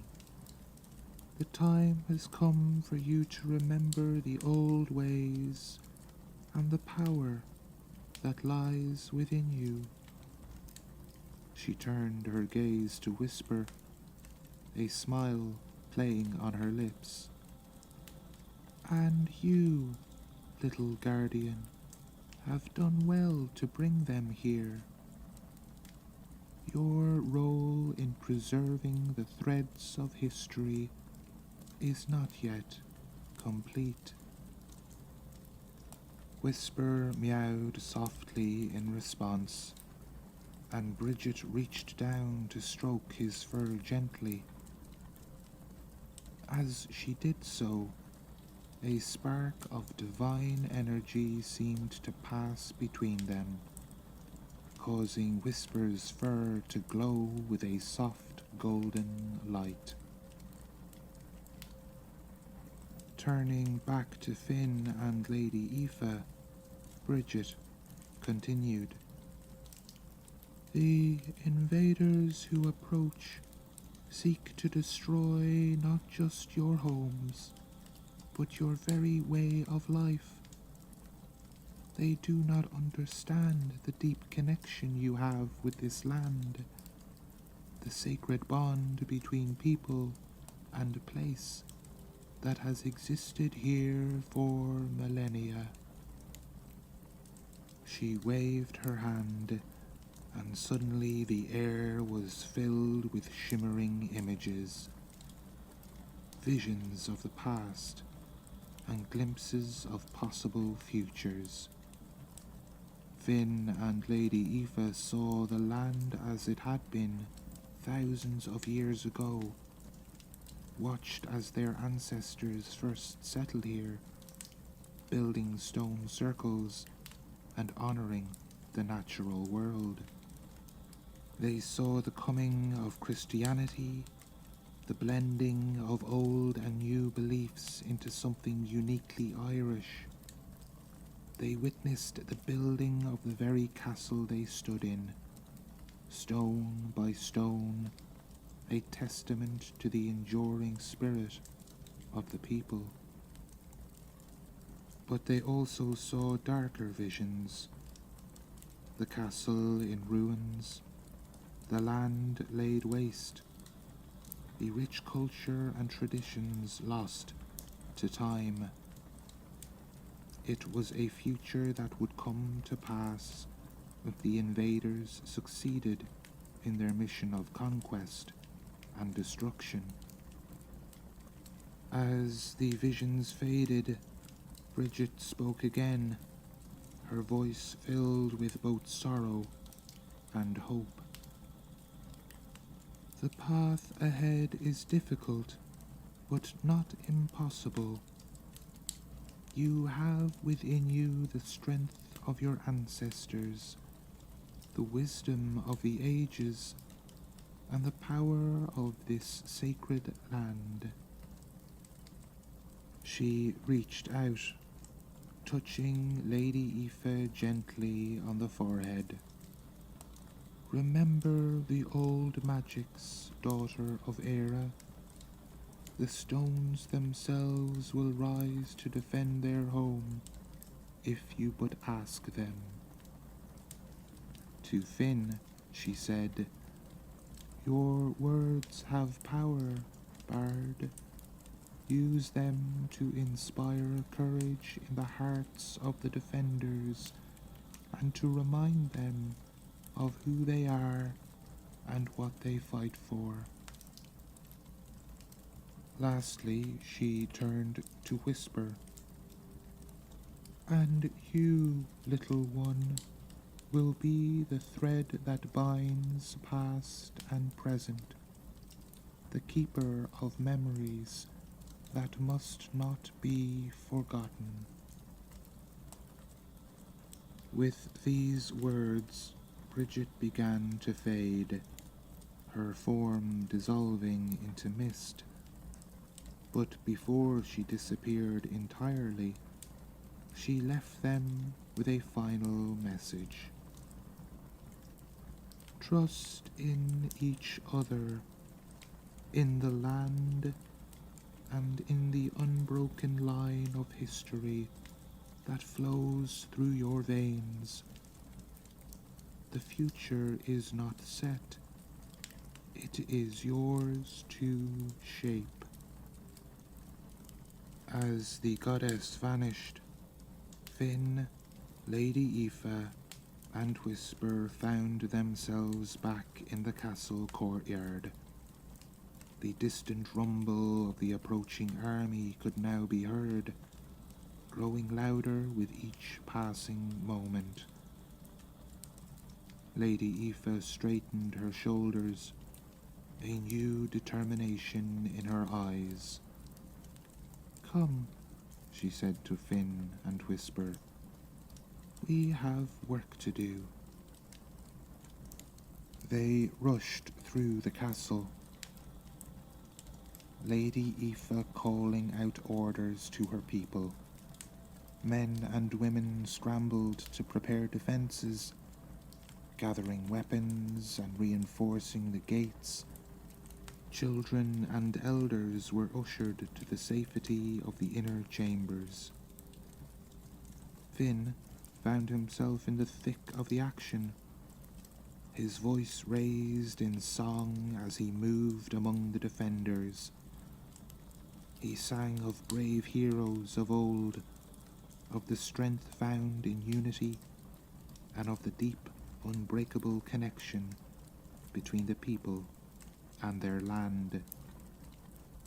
His words seemed to take on a life of their own, weaving a spell of courage and determination that spread through the castle like wildfire.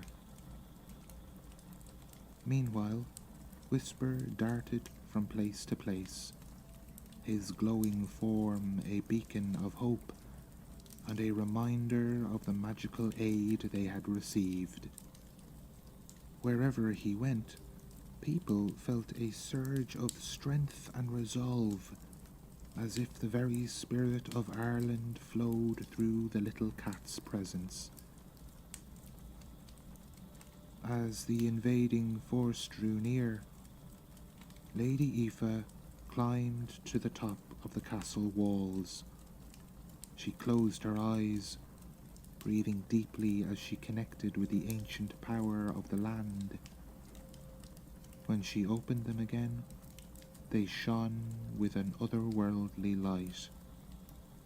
"Stones of our ancestors," she called out, her voice carrying on the wind. "Rise now to defend your home." At her words, the very earth began to tremble. The invaders, now visible on the horizon, faltered in their advance as the ground before them started to shift and buckle. Massive boulders, hidden for centuries beneath the soil, broke free and rolled towards the approaching army. Trees uprooted themselves, their branches reaching out like grasping hands to entangle horses and men alike. The Norsemen, caught off guard by this display of primordial magic, found their formation broken and their advance slowed to a crawl. Many turned and fled, terrified by the sight of the land itself rising against them. But some pressed on, their determination and greed driving them forward despite the obstacles.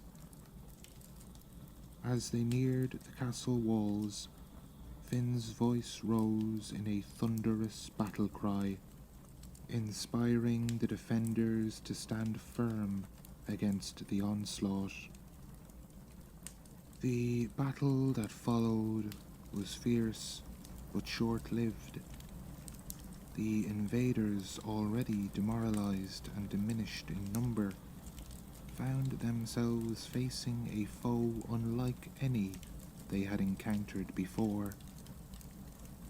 The defenders fought with the strength of 10, empowered by Finn's songs and the magic that flowed through the land. Whisper was everywhere at once, a streak of golden-orange fur that distracted and confounded the enemy. More than one Norse warrior found himself tripping over the cat at a crucial moment, his weapon falling from his grasp or his shield lowered just long enough for a defender to strike. As the tide of battle turned decisively in favor of the castle's inhabitants, the remaining invaders threw down their weapons and begged for mercy. Lady Aoife, standing atop the walls with her hair whipping in the wind like a banner, called for the fighting to cease. "Go," she commanded the defeated Norsemen. "Return to your homes and tell others what you have witnessed here. Let all know that this land and its people are protected by powers beyond mortal understanding." As the invaders retreated, a cheer went up from the defenders. They had done it. They had protected their home and their way of life.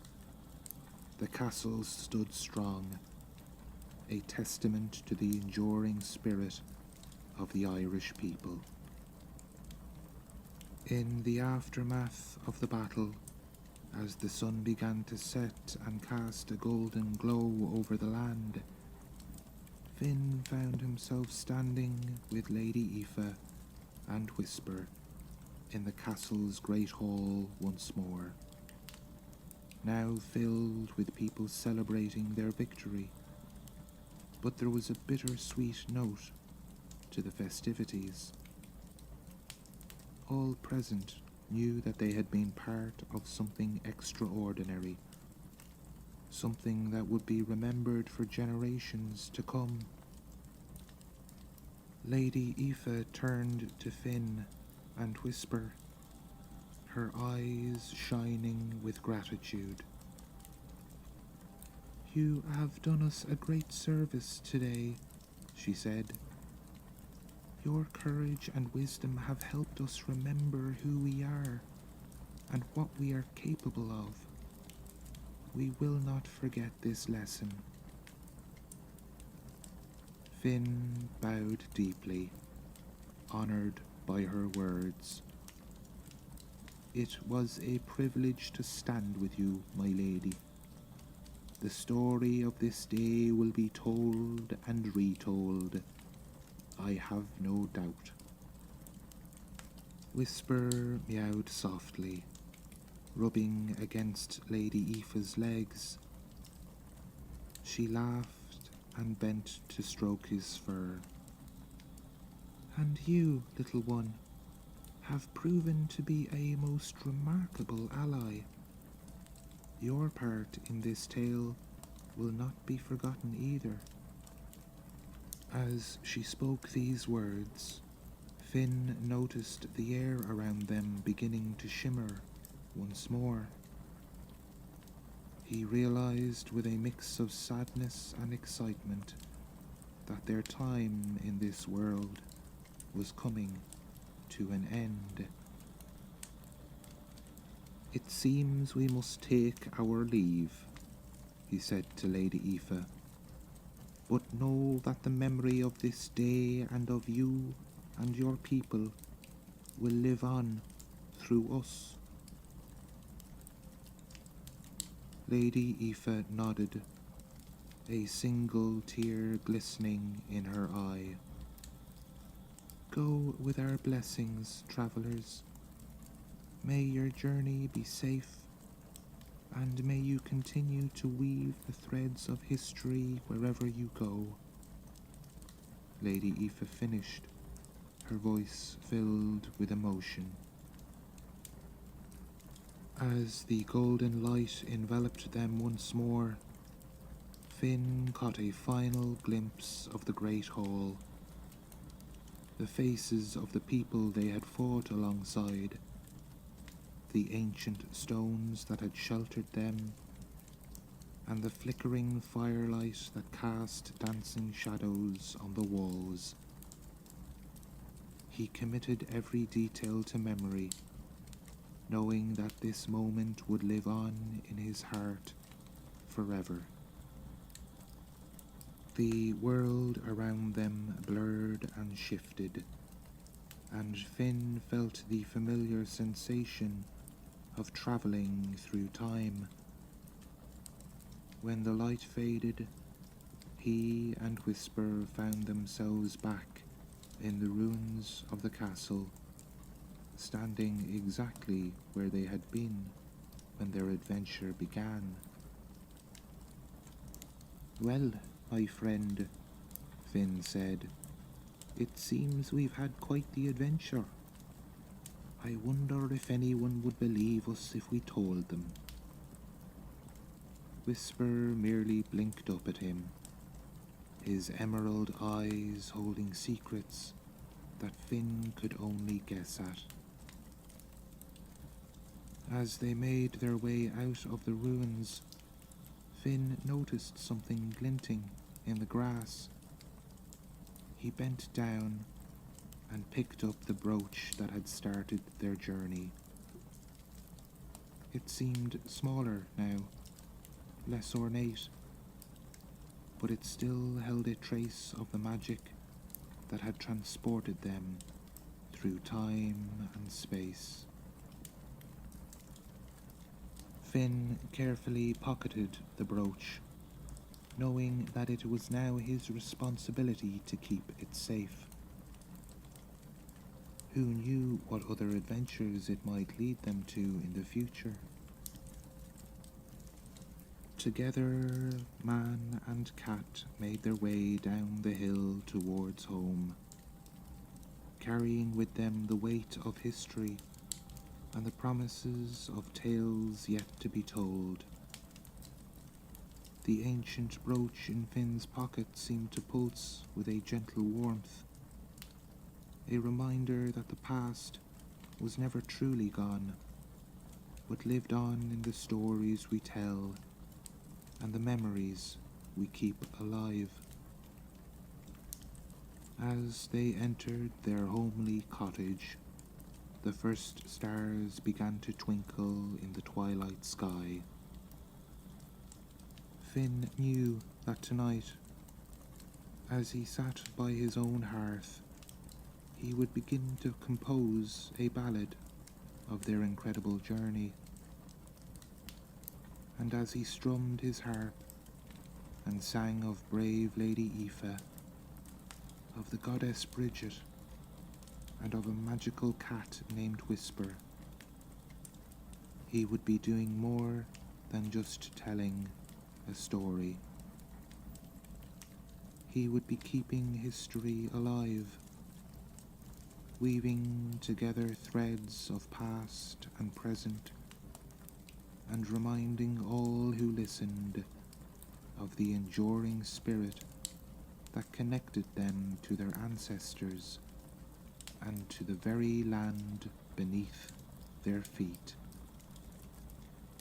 And Whisper, curled up by the fire, would listen and remember, his emerald eyes gleaming with the knowledge of secrets yet to be revealed and adventures yet to come.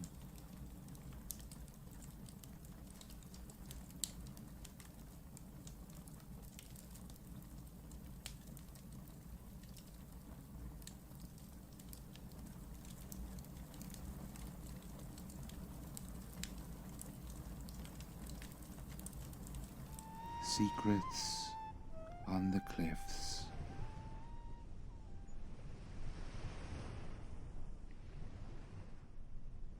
In a small cottage nestled between lush emerald forests and rolling hills, there lived a kind-hearted druid named Finn, with hair as wild as the wind and eyes that sparkled like morning dew.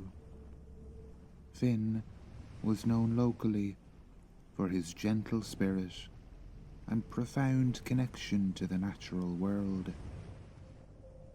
He often roamed the woods, tending to the needs of the plants and animals, whispering words of wisdom to trees that had stood for centuries.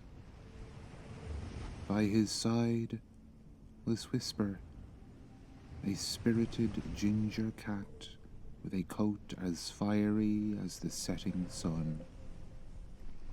Whisper was as curious as he was affectionate, often darting through the grass and climbing the tallest trees just to watch the world below. The bond they shared was unbreakable. Finn and Whisper were not just companions, but a part of each other's souls, exploring the beauty of their surroundings together. Every morning, Finn would rise with the sun, his heart swelling with gratitude for the world around him. He would gather herbs and flowers, crafting potions and remedies to heal those in need. Together, Finn and Whisper would dance in the dappled sunlight, celebrating the rhythm of life that flowed through the trees. As evening approached, the cottage would bathe in the soft glow of twilight. The sounds of laughter and contentment filled the air, accompanied by the gentle rustle of the leaves. In this enchanting corner of Ireland, every day felt like a comforting dream, a tapestry woven with love, magic, and the promise of adventure just over the horizon. One crisp morning, as the sun sent golden beams filtering through the trees, Finn found himself in his quaint little cottage, surrounded by the familiar scents of rosemary and thyme. While preparing for his day, he noticed a colourful seal wax envelope resting on the wooden table. Intrigued, he picked it up and recognized the insignia, the emblem of his longtime friend, Moira, who resided near the majestic cliffs of Moher. With a sense of anticipation, Finn broke the seal and carefully unfolded the letter. Moira's familiar handwriting danced across the page, recounting tales of the cliffs where the wind whispered ancient secrets and the sea sang songs of old. But amidst the tales of beauty lay an air of urgency. Moira mentioned disturbances along the cliffs, disappearances of local fishermen, and strange lights flickering in the night sky. She implored Finn to visit, believing the wisdom of a druid could help unravel the mysteries shrouding the cliffs. As Finn read the letter, his heart raced with excitement. He could almost hear the distant crash of waves and feel the salt in the air. The idea of embarking on a journey filled him with a warm, adventurous thrill. What an incredible opportunity to reconnect with Moira and lend my insight to an unfolding mystery, he mused to himself.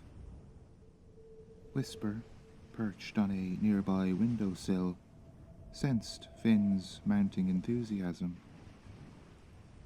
His whiskers twitched, and he regarded Finn with his emerald eyes, as if urging him to act. With a playful leap, he landed on Finn's shoulder, curling his tail around him, a gesture of support even the wisest druid could appreciate. Finn smiled at his feline companion. Whisper, my friend, it seems adventure awaits us once again. The cliffs of Moher call to us, and together we shall discover what lies hidden beneath their towering shadows. Without hesitation, he began to gather the essential supplies for their journey. Herbal salves, a sturdy walking stick, and a small satchel filled with treats for Whisper. With each item packed, the excitement in the air crackled like energy, as if nature itself was cheering them on. As Finn stepped outside, the verdant landscape stretched up before him, bathed in golden sunlight. The world felt alive and enchanted, ready for the adventure that awaited him and his loyal companion. With a determined spirit and Whisper by his side, Finn set forth on the path toward the cliffs of Moher, eager to uncover the secrets hidden within their rocky embrace.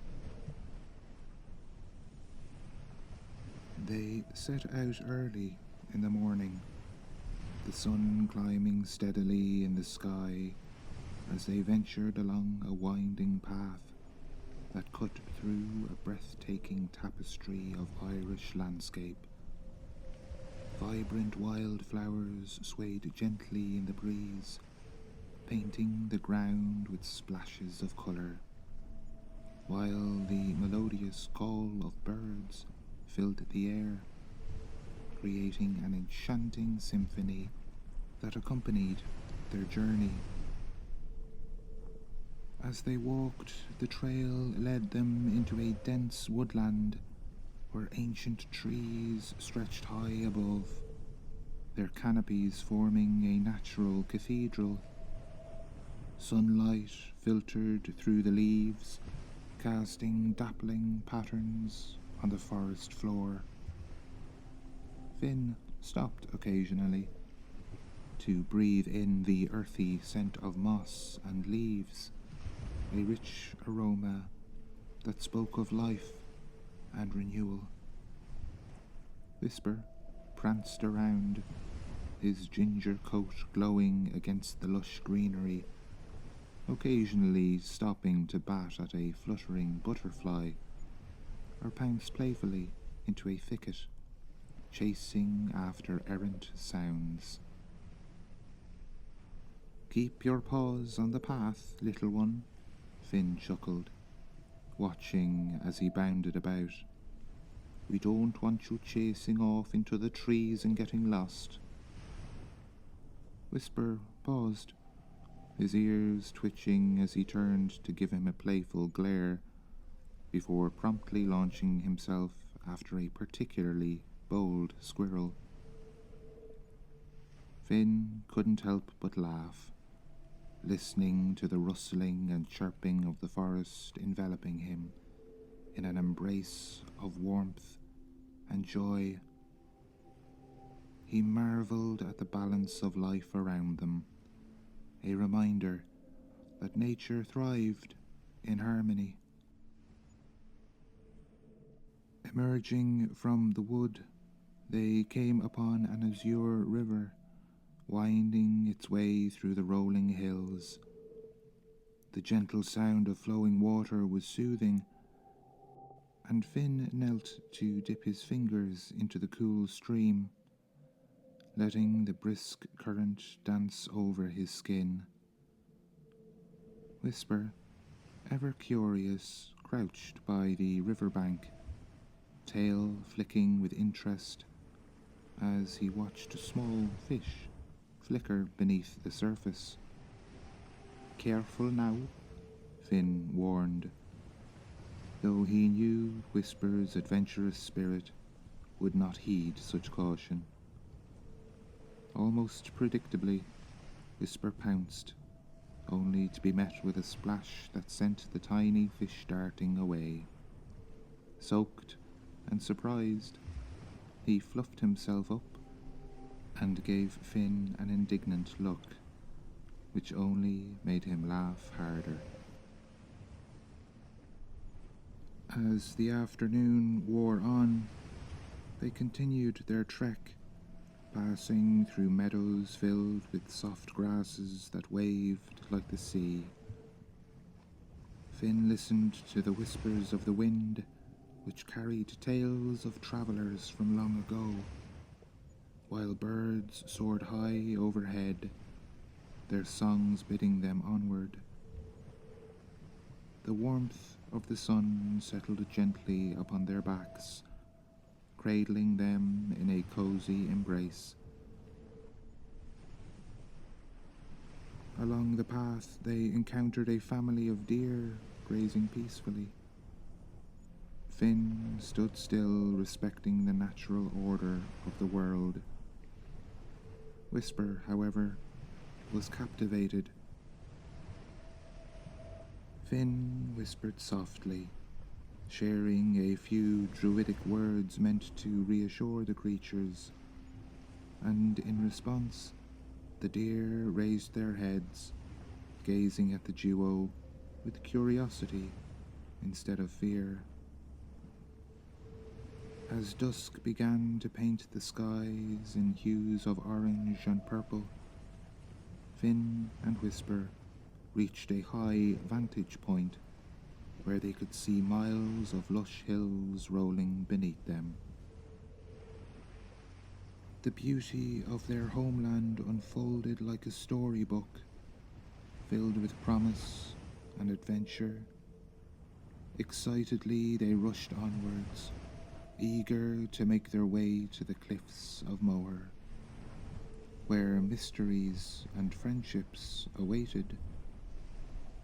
Their hearts beat in unison with the rhythm of nature, and together they savored every moment of this beautiful journey.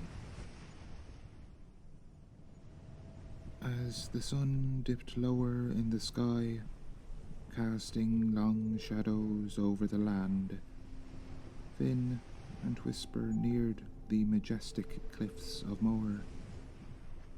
The air had begun to shift, the gentle breeze morphing into a gusty wind that carried the faint scent of salt and sea.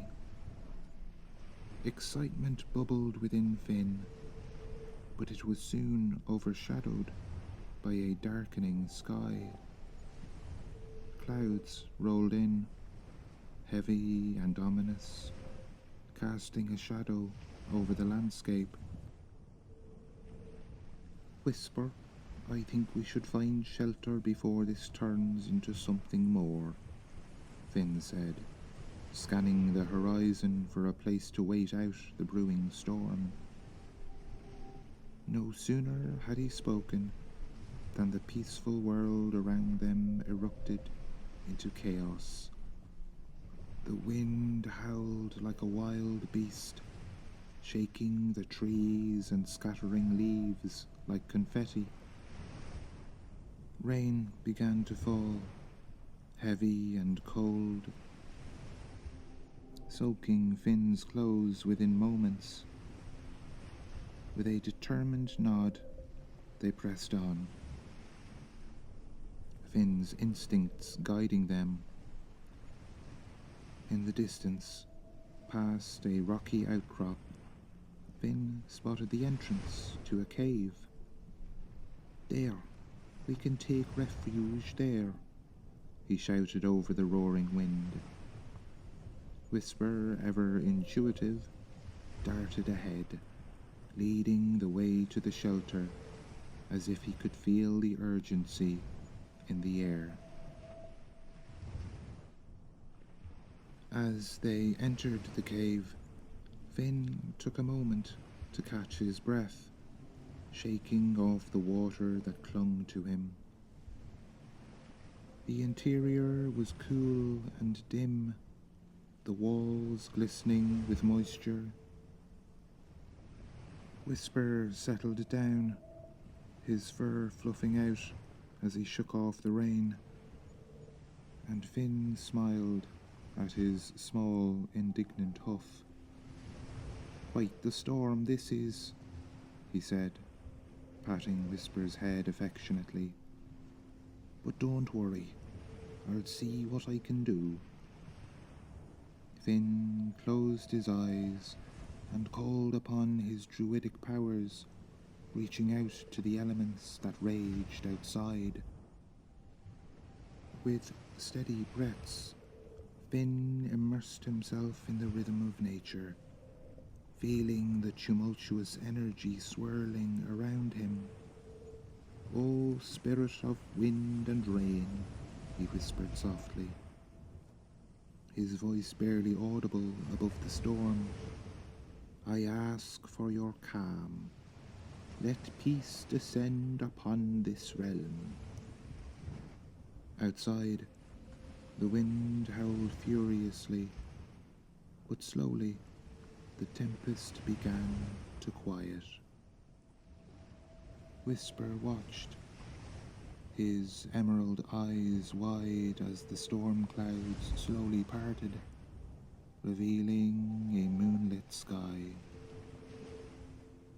The sound of rain softened, transforming into a gentle patter that echoed soothingly within their haven. Finn opened his eyes, content with his connection to the elements.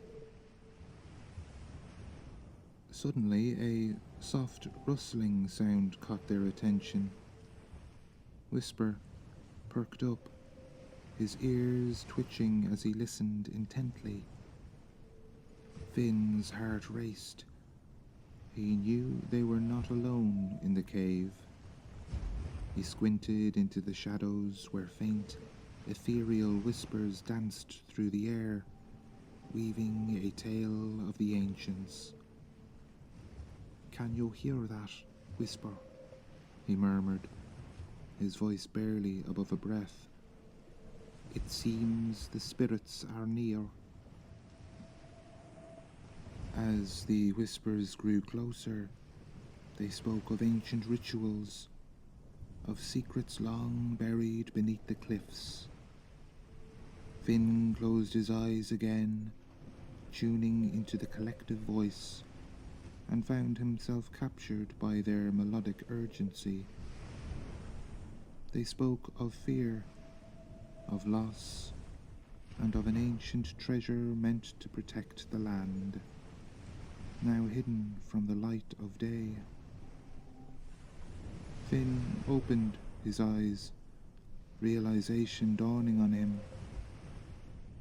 The mystery Moira mentioned, it's deeper than I thought. These spirits might be trying to tell us something important. Whisper, having settled down beside him, let out a soft purr, as if in agreement, feeling the weight of their newfound purpose. Together they listened intently, knowing that the journey ahead would require not just bravery, but also an understanding of the past that shaped their present. As the storm finally subsided and the cave settled into a tranquil stillness, Finn gazed at Whisper, a spark of determination in his eyes. Let's unravel this mystery, my friend. The cliffs of Moher wait for us, and I have a feeling our adventure is just beginning. As dawn broke over the horizon, light spilled across the land, illuminating the world in hues of amber and rose. Finn and Whisper emerged from the shelter of the cave, the air crisp and fragrant, with the scent of earth washed clean by the rain. The storm had passed, leaving only a gentle breeze that danced through the grass and rustled the leaves of nearby trees, as if celebrating the return of calm. With renewed energy, they trekked onwards, the promise of the cliffs of Moher beckoning them closer. As they crested a hill, the landscape opened up dramatically, revealing the magnificent cliffs that towered over the crashing waves of the Atlantic Ocean below. Finn inhaled sharply, his heart swelling with awe as he took in the sight. The cliffs soared majestically into the sky, their rugged faces carved by millennia of relentless tides. "Look at that, Whisper," Finn exclaimed, pointing. The sunlight glinted off the rocky edges, illuminating patches of wildflowers that clung defiantly to the cliff's steep slopes. The symphony of the ocean filled the air, each powerful wave crashing against the rocks, sending plumes of sea spray into the air like nature's own fireworks. Whisper, wide-eyed with wonder, bounded to the edge of the cliffs, peering down to where the waves raged below. Finn chuckled, the warmth of their exploration filling him with joy. The magic of the place was palpable, an ethereal energy that made every hair on his body tingle with excitement. This was a realm of stories and secrets, a sacred place steeped in the energy of nature. As they approached the base of the cliffs, they spotted a familiar figure leaning against a weathered stone. It was Moira, her face creased with worry, but softening as she caught sight of Finn and Whisper. "Finn, you made it," she shouted, rushing towards them with a welcoming, albeit strained, smile. "Moira," Finn responded, embracing his friend. "The journey was filled with adventure, but we're here now. What troubles you so?" Moira stepped back, her brow furrowing as she ran a hand through her hair. It's these cliffs, Finn. Something isn't right. For the past few weeks, fishermen have gone missing, disappearing without a trace. At night, strange lights appear along the edge, taunting those brave enough to look. It's spooked everyone in the village. Finn listened intently, his thoughts racing as he recalled the whispers of the spirits in the cave. Strange lights, disappearances. I sensed something was amiss when I heard the spirits' voices. He turned to the cliffs, feeling the weight of their history rest upon his shoulders. The ancient ones have something to tell us. Moira nodded, the worry in her eyes deepening. I thought perhaps you, with your druidic knowledge, could help us understand what's causing this. The villagers are scared, and many believe the cliffs are cursed. Finn's gaze drifted back to the cliffs, where the sunlight caught the jagged rocks, casting shadows that danced ominously along the edge. If there is a mystery to unravel, we will do so together, he reassured Moira, determination welling within him. Whisper brushed against Finn's legs, and Finn felt his strength and spirit merge with his own. Let's explore, he said, resolved. We must uncover the truth behind these occurrences before more harm comes to your village. Together the three of them stood at the precipice, gazing out over the vast ocean, ready to unravel the secrets that lay beneath the awe-inspiring beauty of the cliffs of Moher. With renewed determination, Finn, Moira, and Whisper set forth to explore the mysterious landscape of the cliffs of Moher. They moved along the rugged path that hugged the edge of the cliffs, the roar of the ocean echoing below as giant waves crashed against the rocks. The air was electric with magic, and every gust of wind seemed to whisper an ancient secret. Whisper, sharpening his senses, trotted ahead with keen curiosity. As they rounded a bend, he suddenly halted, gazing intently at a nearby rock formation that jutted out over the edge.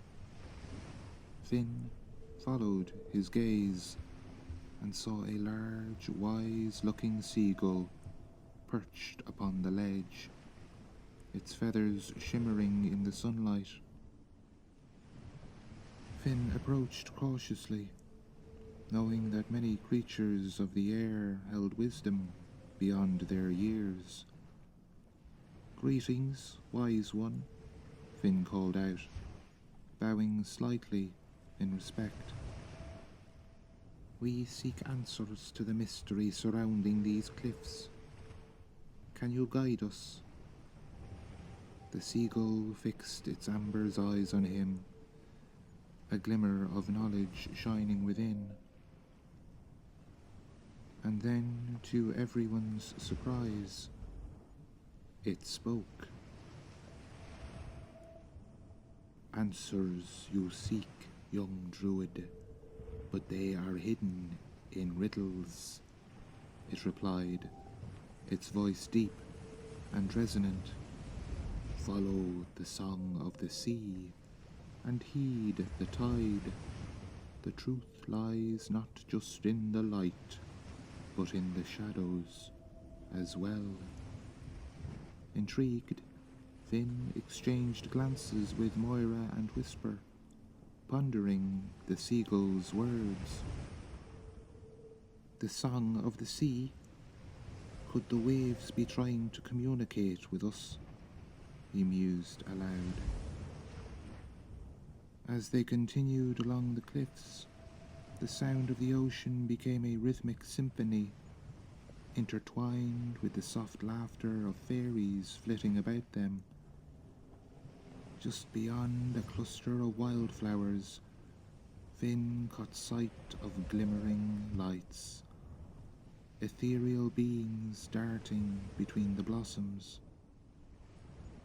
Whisper meowed playfully, and one of the fairies, a creature with iridescent wings, landed delicately on a nearby petal. "Welcome, dear druid and friend," the fairy chimed. "We watch the cliffs and know their secrets. Seek where the tide meets rock, and you will unearth the mystery that plagues your land." Finn knelt down to listen, captivated by the delicate creature's words. But what if the light we see at night only invites trouble? How do we distinguish truth from deceit? "The sea shows you much, yet conceals more," the fairy replied, her eyes sparkling with mischief. "Trust in your heart, and let the tides guide you. But beware the shadows, for they guide the things long forgotten." With that, the fairies fluttered away, their laughter echoing across the cliffs. Fueled by the fairies' advice, Finn concentrated, using his druidic instincts to extend his awareness to the landscape around him. He felt the vibrations of the earth, the pull of the ocean, and the shifts in the wind. "Come, Moira, let's walk closer to where the waves crash against the rocks," Finn suggested, sensing that they were getting warmer. Whisper trotted alongside, ever ready to explore. As they approached the edge of a particularly steep cliff, Finn spotted an unusual shimmer in the water below, where the tide pooled among the jagged rocks. "Look, there's something down there," Finn exclaimed, pointing towards the glimmering surface. Whisper, eager as always, leaped down to the rocks, his claws gripping the stone as he cautiously investigated the tide pools. Finn carefully descended after him, feeling a tug of excitement. As he crouched next to Whisper, he spotted glistening shells and colourful stones scattered amongst the seaweed. "Ah, but there," he pointed to a peculiar conch shell nestled among the rocks. It emitted a faint, otherworldly light. "This shell, it must hold a secret." With a wave of his hand, Finn summoned a gentle breeze to clear the water away from the shell's edge.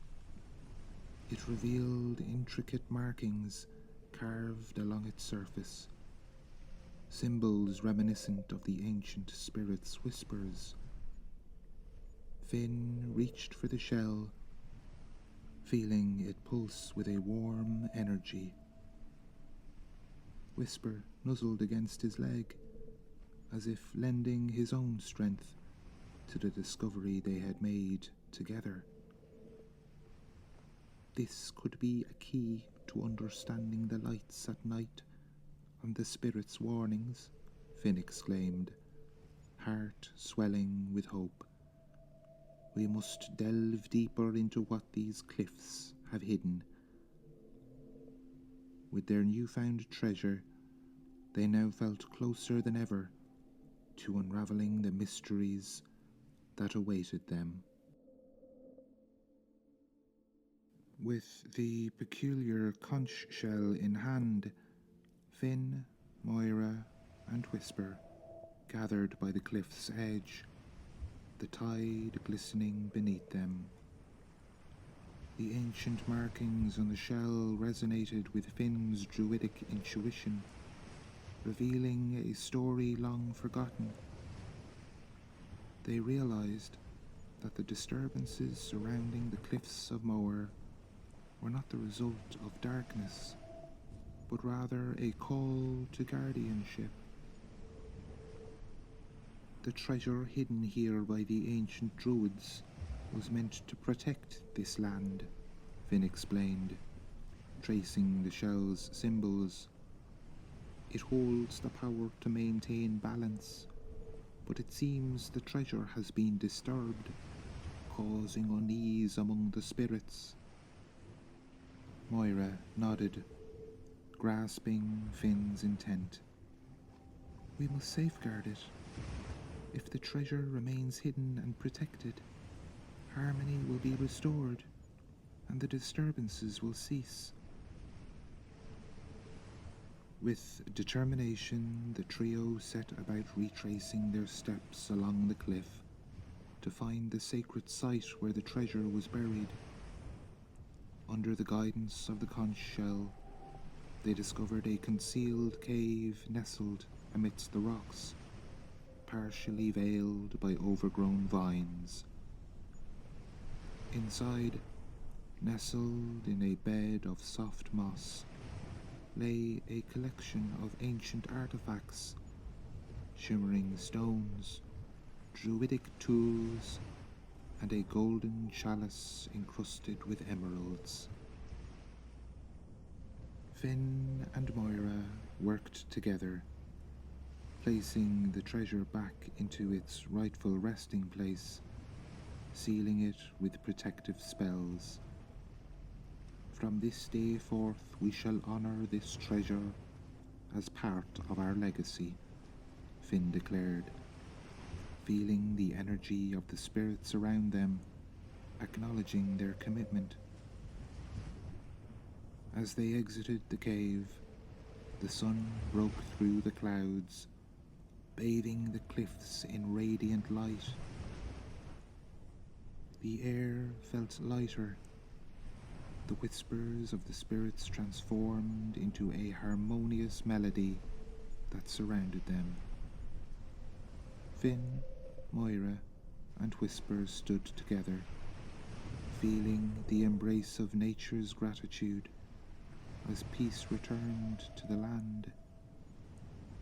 In protecting the treasures of the past, they had ensured a brighter future for the cliffs and all who called it home. As dusk settled over the cliffs of Moher, Finn, Moira, and Whisper gathered at a grassy knoll overlooking the ocean. The sun gradually dipped below the horizon, and Finn sighed contentedly, the day's adventure flooding his mind with memories. He felt an overwhelming sense of gratitude for his friends and the beauty surrounding them. Today was more than just a journey to uncover a mystery, Finn said, glancing at Moira and kneeling to stroke Whisper's fur. It was a reminder of the bond we share and the importance of protecting our world. Moira nodded, beaming with pride. We all played our part, Finn. Your wisdom guided us, and Whisper's keen instincts were invaluable. As they sat beneath the twinkling stars, the air filled with laughter, and stories that transcended the trials they had faced. Finn spoke of the whispers of the spirits, while Moira recounted the courage of the villagers who had come together in light of uncertainty. Whisper, as always, interjected with playful antics, pouncing at imaginary creatures beneath the starlit sky. As the night enveloped the cliffs, a gentle breeze stirred through the grass, and the sound of waves whispered their eternal song. Finn felt a sense of peace wash over him, his heart swelling with warmth and happiness.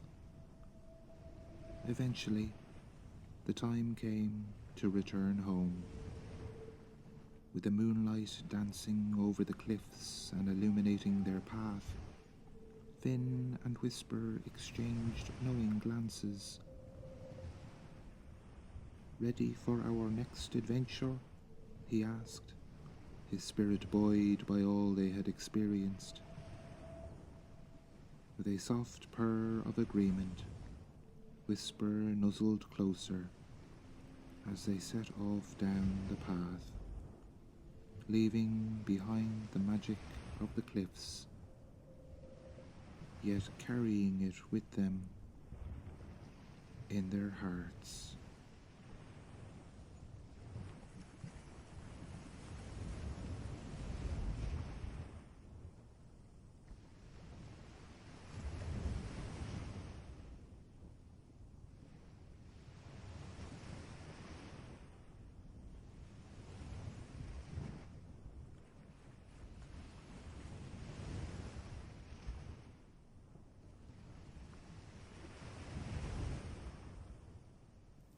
The Stargazer's Hill.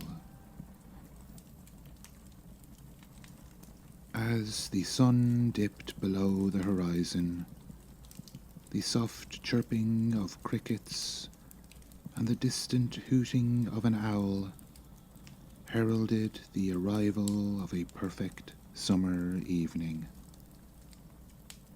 In a small clearing near the edge of an ancient forest, a tall figure moved with purpose, gathering supplies and tucking them into a worn leather satchel. This was Finn, a druid whose connection to the natural world was as deep as the roots of the oldest trees.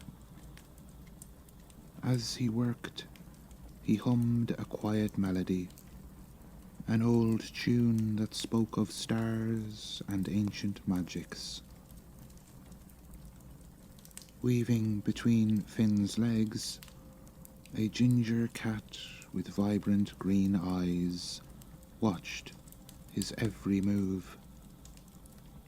This was Whisper, Finn's faithful companion, and so much more than just a pet. The feline possessed an uncanny ability to communicate with creatures both mundane and magical, often serving as a bridge between Finn and the hidden wonders of the world. "Ready for an adventure, old friend?" Finn asked, reaching down to scratch behind Whisper's ears.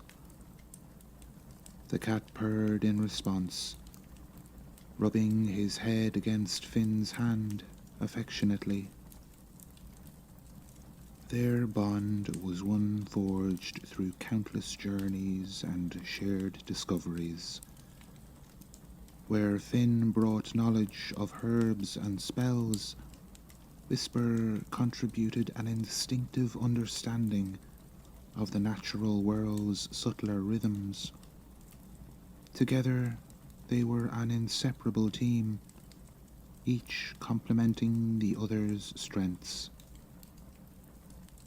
As Finn shouldered his pack and picked up his gnarled oak staff, Whisper stretched languidly before padding to his side. With a nod of silent understanding between them, the pair set off towards the gently sloping hill that rose in the distance, silhouetted against the darkening sky. Finn and Whisper set out from the clearing, their footsteps soft on the lush grass that carpeted the meadow. The hill before them rose gently, its silhouette a dark wave against the deepening twilight sky. As they began their ascent, the warm air carried the sweet scent of a night-blooming jasmine and honeysuckle. The druid's staff made a quiet thump with each step, a rhythmic counterpoint to the evening's natural symphony.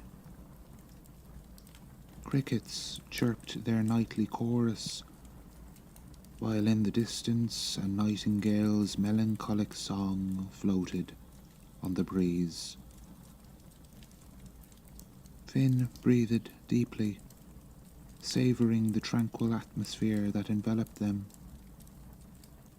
Whisper trotted alongside his human companion, his keen senses alert to the myriad of small lives stirring in the gathering darkness. The cat's whiskers twitched as he caught the scent of a field mouse scurrying through the tall grass. With a playful glance at Finn, Whisper darted off the path, disappearing momentarily into a patch of wildflowers. "Don't wander too far," Finn called softly, a smile playing on his lips. He knew his feline friend's curiosity was insatiable, but trusted in Whisper's ability to always find his way back. As they climbed higher, the vegetation changed subtly.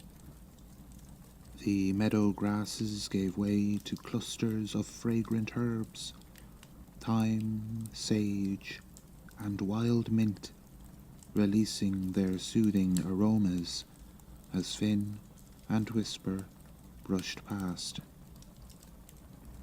Finn paused briefly to pluck a sprig of lavender, tucking it into his satchel for later use.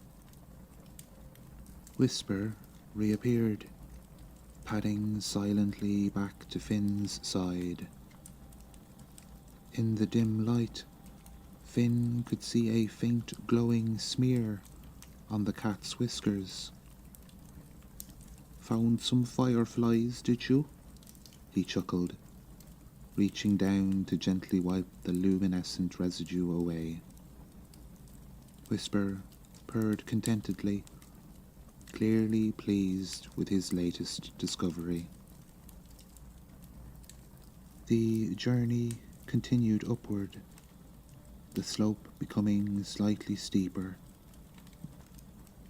Finn's practiced eye picked out the safest path, avoiding loose stones and hidden dips in the terrain. All around them the night was coming alive. A bat flitted overhead, its leathery wings nearly silent as it hunted for insects. An owl's hoot echoed from a copse of trees to their right, causing Whisper's ears to perk up with interest. As they neared the halfway point of their climb, Finn and Whisper paused in a small, flat area. The druid leaned on his staff, taking a moment to catch his breath and survey the land below. The meadow they had left stretched out like a dark sea, punctuated by the twinkling lights of fireflies. Above them, the first stars were beginning to peek through the deepening blue of the sky. Whisper sat beside Finn, his tail curled neatly around his paws. The cat's green eyes reflected the starlight as he gazed upward, seeming to share in Finn's appreciation of the view. With a gentle pat on Whisper's head, Finn straightened up. "Onwards, my friend," he murmured. "The best is yet to come." Together, they resumed their climb, anticipation building for what awaited them at the summit.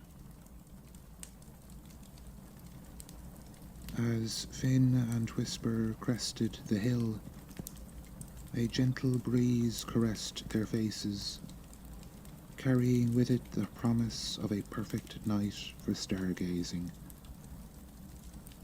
The summit was a broad, flat area carpeted with soft grass and dotted with smooth, flat rocks ideal for sitting. Finn's eyes sparkled with anticipation as he surveyed the unobstructed view of the heavens above. "This is the spot, Whisper," Finn said softly, his voice filled with reverence. The cat meowed in agreement, padding around the area as if inspecting it for his companion's approval. Finn set his satchel down and began to prepare their observation area. From the bag he withdrew a large, intricately woven blanket adorned with symbols of the cosmos, stars, moons, and constellations stitched in silver thread that seemed to shimmer in the starlight. He spread this on the ground, creating a comfortable space for both him and Whisper. Next, the druid retrieved several crystals from his satchel: clear quartz for clarity, amethyst for intuition, and a piece of celestite said to enhance connection with the celestial realm. He arranged these in a small circle at the edge of the blanket, their facets catching and reflecting the starlight. Finally, Finn took out a small leather-bound journal and a piece of charcoal for making notes and sketches of his observations. With everything in place, he settled cross-legged on the blanket, inviting Whisper to join him with a gentle pat beside. As they sat in companionable silence, the full majesty of the night sky unveiled itself before them. The inky blackness was pierced by countless points of light, from the faintest distant stars to the bright, steady glow of nearby planets. The Milky Way arched overhead, a river of stardust flowing across the celestial sphere.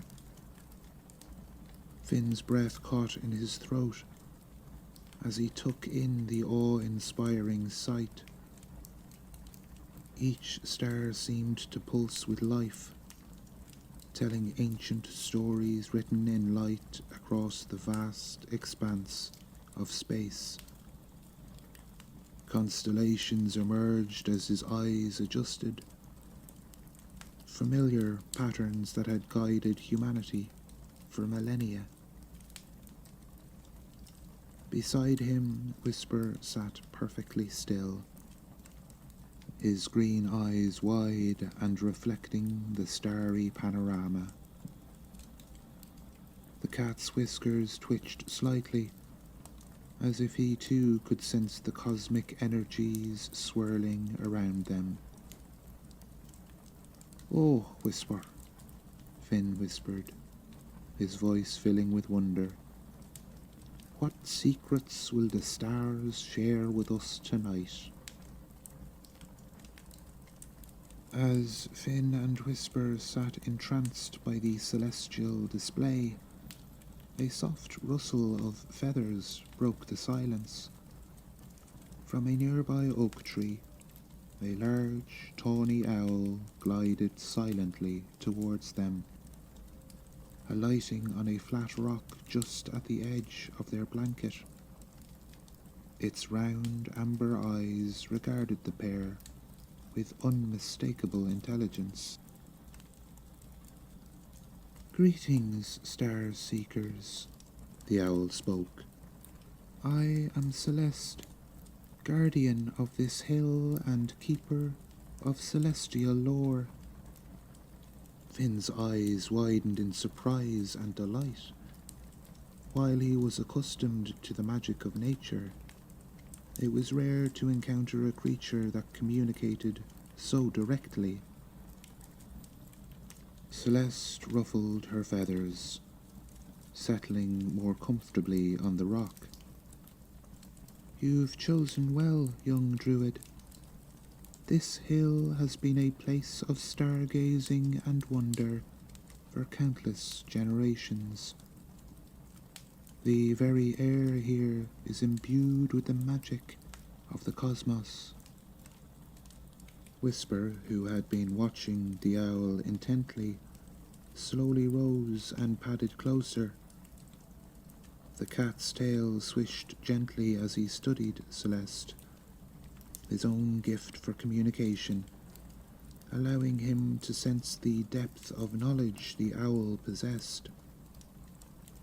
Celeste turned her gaze to Whisper, blinking slowly in a gesture of friendship.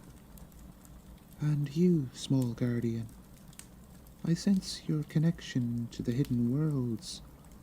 Perhaps you'll share some of your insights as we talk." Whisper meowed softly, sitting down near the owl, but maintaining a respectful distance. His green eyes darted between Celeste and the star-filled sky, clearly intrigued by the potential for new discoveries. Finn leaned forward, eager to learn. "Celeste, your knowledge must be vast. Would you be willing to share some of the stories written in the stars above us?"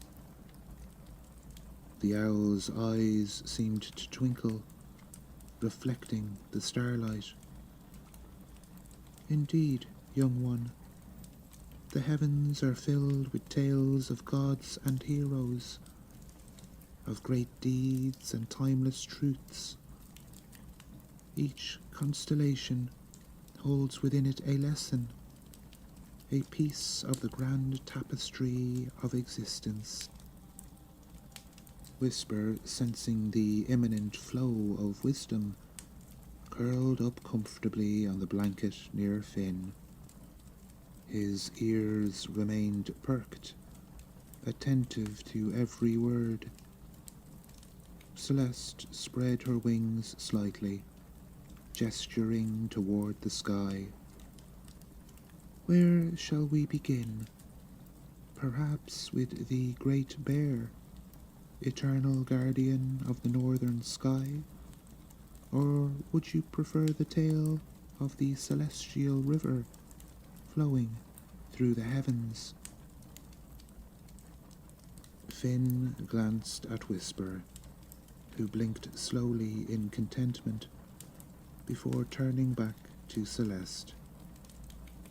"Please, wise one," he said softly, "start wherever you feel is best.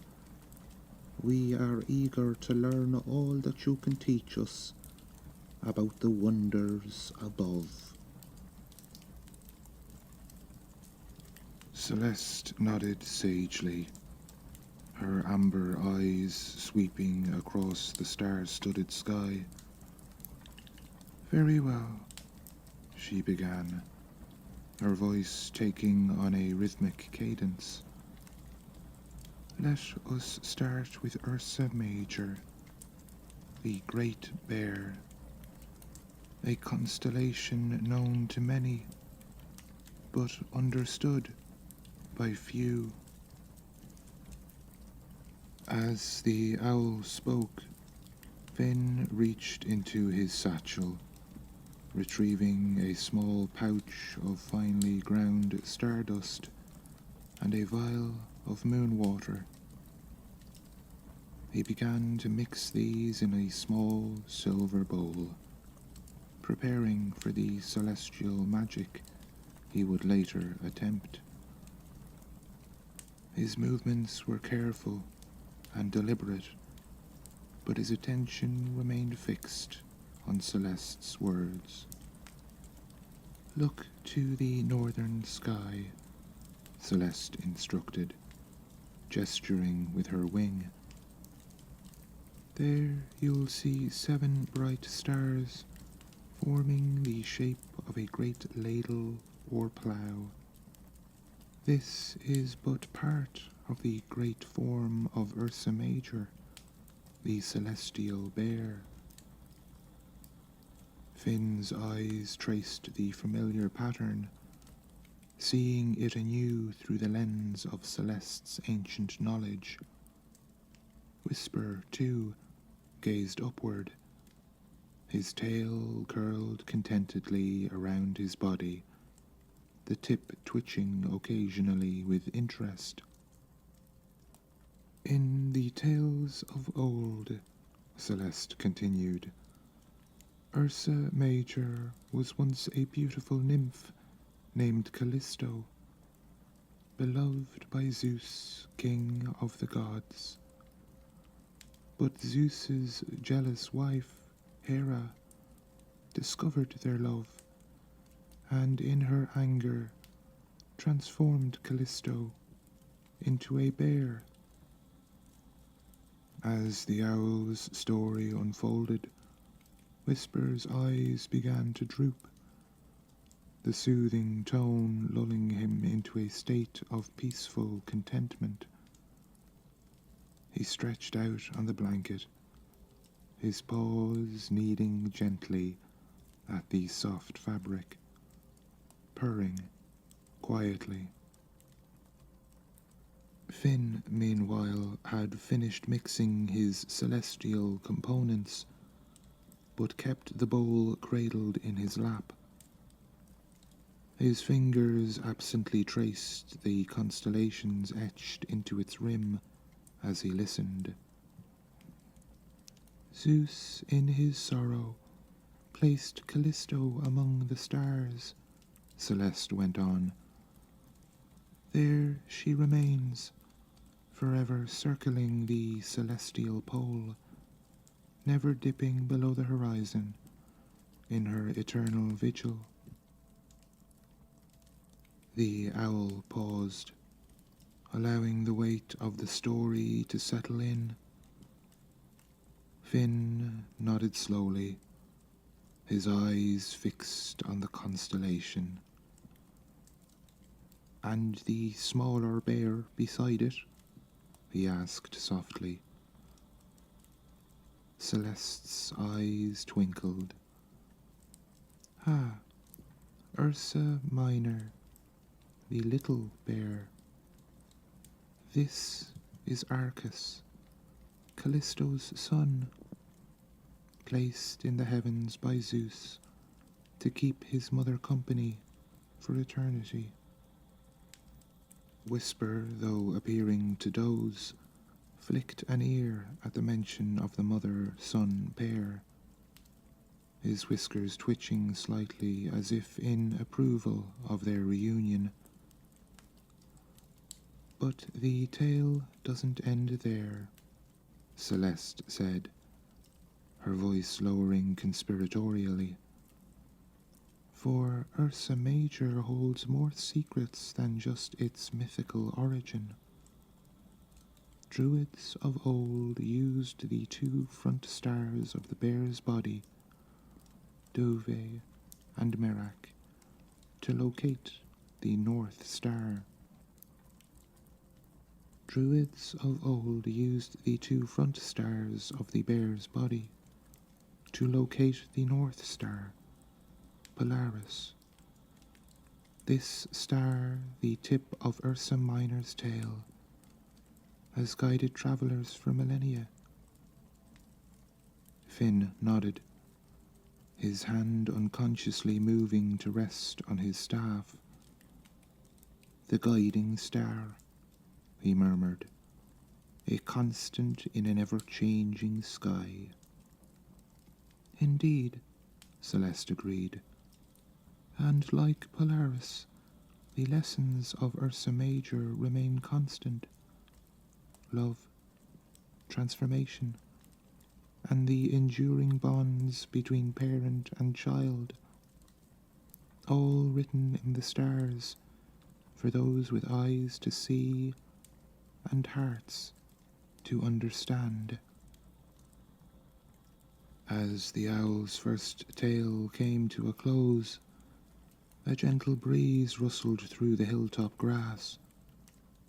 Finn felt a surge of connection to the cosmic forces around him, while Whisper's peaceful purring provided a grounding counterpoint to the celestial energies swirling above.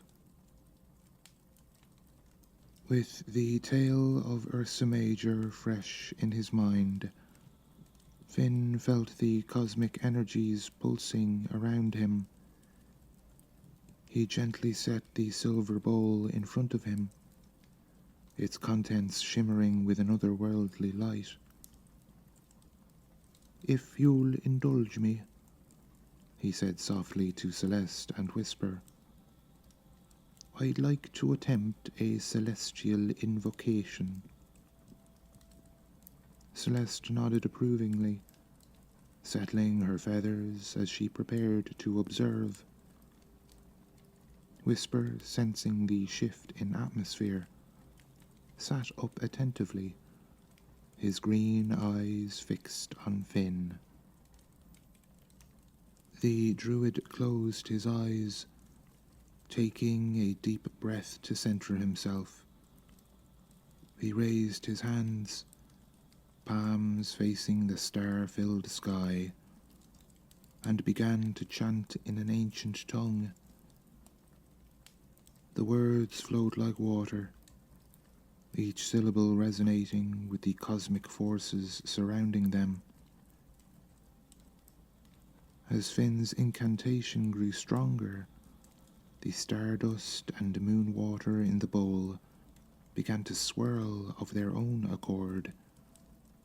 A soft silvery glow emanated from the mixture, growing brighter with each passing moment. Tendrils of starlight rose from the bowl, twisting and curling in the air like ethereal smoke.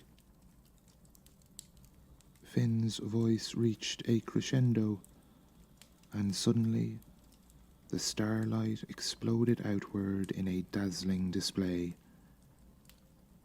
It formed a miniature replica of Ursa Major above the bowl, each star a perfect twinkling point of light. The constellation slowly rotated, casting shimmering reflections across the hilltop. As the spell stabilized, Finn opened his eyes, a look of wonder crossing his face at the sight of his successful invocation. The miniature Ursa Major pulsed gently, seeming to breathe with a life of its own. Celeste's amber eyes widened, reflecting the magical light. "Impressive, young druid," she hooted softly. "You've captured the very essence of the Great Bear." Few I've seen possess such a delicate touch with celestial magics. Whisper, utterly captivated by the display, cautiously approached the hovering constellation. He circled it slowly, his tail swishing in curious excitement. As he neared, one of the starlight tendrils reached out, gently brushing his whiskers. Whisper let out a surprised but delighted meow, his fur momentarily shimmering with stardust. Finn smiled at his feline companion's reaction. "It seems the stars have taken a liking to you, my friend," he chuckled. The druid then turned to Celeste, his expression both proud and humble. "Thank you for your kind words. This invocation allows for a closer study of the constellation's energies. Perhaps you could share more about how the ancients used this magic." Celeste ruffled her feathers, settling into a teaching pose. "Gladly, young one. The magic you've woven here was once used by the great astrologer mages of old. They would study these miniature constellations to divine future events and channel cosmic energies for healing and protection." As Celeste began to elaborate, Finn listened intently, his hands gently manipulating the floating stars, while Whisper continued to play with the tendrils of starlight. The hilltop was bathed in the soft glow of celestial magic, a perfect harmony of ancient wisdom and newfound power. As the miniature Ursa Major continued to twinkle above the silver bowl, Celeste turned her gaze to a different part of the night sky, her eyes fixed on a faint, winding pattern of stars that stretched across the heavens. "Now," she began, her voice taking on a mysterious tone, "let me tell you of a lesser-known constellation, one that speaks of cosmic balance and hidden wisdom. Look to the southeast, and you'll see Eridanus, the celestial river." Finn and Whisper both followed the owl's gaze, their eyes tracing the meandering line of stars. The constellation was subtle, not immediately apparent like the bold shape of Ursa Major, but as they focused, its serpentine form became clear against the backdrop of the Milky Way. "Eridanus," Celeste continued, "is one of the oldest known constellations, recognized by the ancient Babylonians and Egyptians. Its waters flow from the foot of Orion, the great hunter, all the way to the southern horizon, where it meets Archanar, the end of the river." Finn leaned forward, fascinated by this new celestial tale. Whisper, equally intrigued, padded closer to Celeste, his ears perked forward attentively. "But this constellation's true magic lies in its mythical origins," the owl said, her voice lowering as if sharing a great secret. Some say it represents the path taken by Phaeton, son of the sun god Helios, when he lost control of his father's sun chariot and scorched the heavens. As Celeste spoke, the night seemed to deepen around them, the stars burning brighter as if responding to the ancient tale. Finn's eyes widened as he imagined the fiery trail blazing across the sky. Zeus, to save the earth from destruction, struck Phaeton down with a thunderbolt. Celeste continued. The young god fell into the river, and his sisters, the Heliades, wept tears that turned to amber as they mourned by the riverbank. Whisper let out a soft meow, as if expressing sympathy for the fallen Phaeton. Finn nodded slowly, his fingers absently tracing the constellation's pattern in the air. But there's more to Eridanus than tragedy, Celeste said, her tone lightening. The river is also seen as a path of enlightenment, a cosmic stream of consciousness that connects the material world to the divine realms. Those who study its stars are said to gain insight into the flow of universal energies. As the owl spoke, Finn noticed how the faint stars of Eridanus seemed to pulse gently, as if carrying celestial currents through the night sky. The beauty of it took his breath away. In your druidic practices, Celeste added, turning to Finn, meditating on Eridanus can enhance your connection to the natural flow of magic, helping you attune to the rhythms of the cosmos. Finn nodded eagerly, already imagining how he might incorporate this new knowledge into his magical studies. Thank you, Celeste, Finn said softly. These stories, these constellations, they are so much more than just patterns of sky. They are windows into the very fabric of existence. The owl bobbed her head in agreement.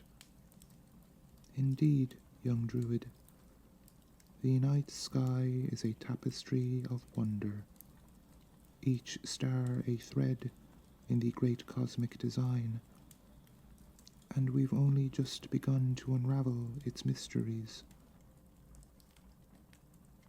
Inspired by the tale of Eridanus and its cosmic energy, Finn felt a surge of magical potential coursing through him. He stood, staff in hand, and began to weave a complex celestial spell. His voice rose and fell in a melodic chant, words of power echoing across the hilltop. As Finn worked his magic, tendrils of starlight began to coalesce around him, swirling and dancing in intricate patterns. The air shimmered with an ethereal glow, and small motes of light, like tiny stars, floated gently around the druid. Whisper, fascinated by the display, padded away from the immediate area of the spell, his curiosity drawing him to explore the edges of the hilltop. As he moved, he noticed other nocturnal creatures emerging, drawn by the magical energy. A family of field mice peeked out from their burrow, their tiny eyes reflecting the starlight. An owl, different from Celeste, swooped silently overhead, its wings briefly obscuring the stars. Even a few bats flitted by, their echolocation clicks mixing with the soft sound of Finn's incantation.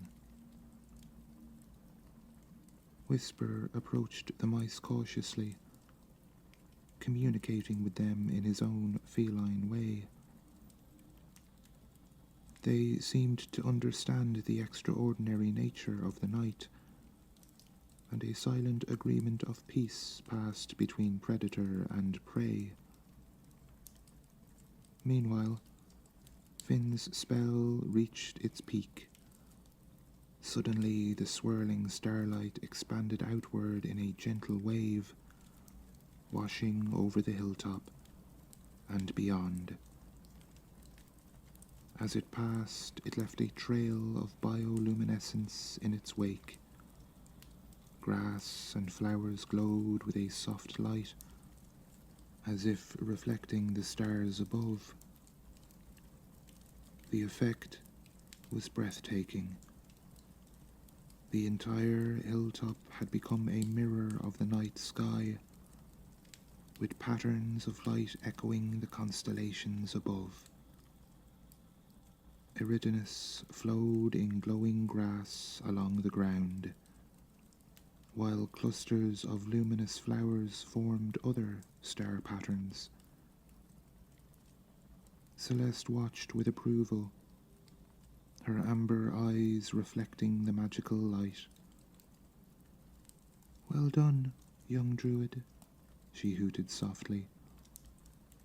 "You've brought the heavens down to earth, if only for a moment."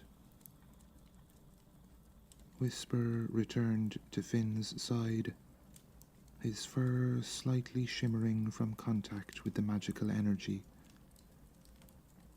He rubbed against Finn's leg, purring loudly in appreciation of the wondrous display. Finn knelt down, running his hand along Whisper's back, feeling the lingering tingle of celestial magic. He looked out over the glowing landscape, a sense of awe and accomplishment filling him. The night was still young, and he knew there was much more to learn and experience under the vast, star-filled sky. As the ethereal glow slowly faded from the hilltop, Celeste turned her attention to the eastern horizon, where a new constellation was beginning to rise. She fixed her amber gaze upon it, her expression thoughtful. "Young druid," the owl said, "there is one more tale I must share with you, for it speaks to the very heart of the cosmic mysteries we've explored tonight." Finn and Whisper both looked up, sensing the profound significance in Celeste's words. The druid nodded, his staff gripped firmly in his hands as he prepared to receive the final celestial lesson. "Look now to the east," Celeste continued, "and behold the majestic form of Orion, the hunter, as he ascends into the night sky." Finn and Whisper followed the owl's gaze, their eyes drawn to the unmistakable figure of Orion, his belt of 3 bright stars shining brilliantly. Finn could almost feel the power and purpose emanating from the constellation. "Orion," Celeste began, "is not merely a hunter among the stars, He is a symbol of balance, a bridge between the mortal and divine realms. The owl paused, her eyes shining with ancient wisdom. In the Druidic tradition, Orion represents the eternal cycle of life, death, and rebirth, the sacred rhythm that underpins all existence. Finn felt a shiver of understanding pass through him. He recalled the teachings of his order, the reverence for the natural world and its endless cycles. Whisper, sensing his companion's contemplation, pressed against Finn's leg, his purr a soothing counterpart to the cosmic revelations. Orion stands as the guardian of this cycle, Celeste continued, his bow and club symbolizing both the power to destroy and the ability to create anew.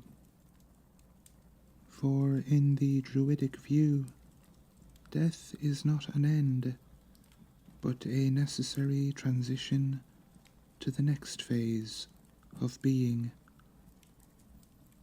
Finn nodded, his fingers tightening around his staff.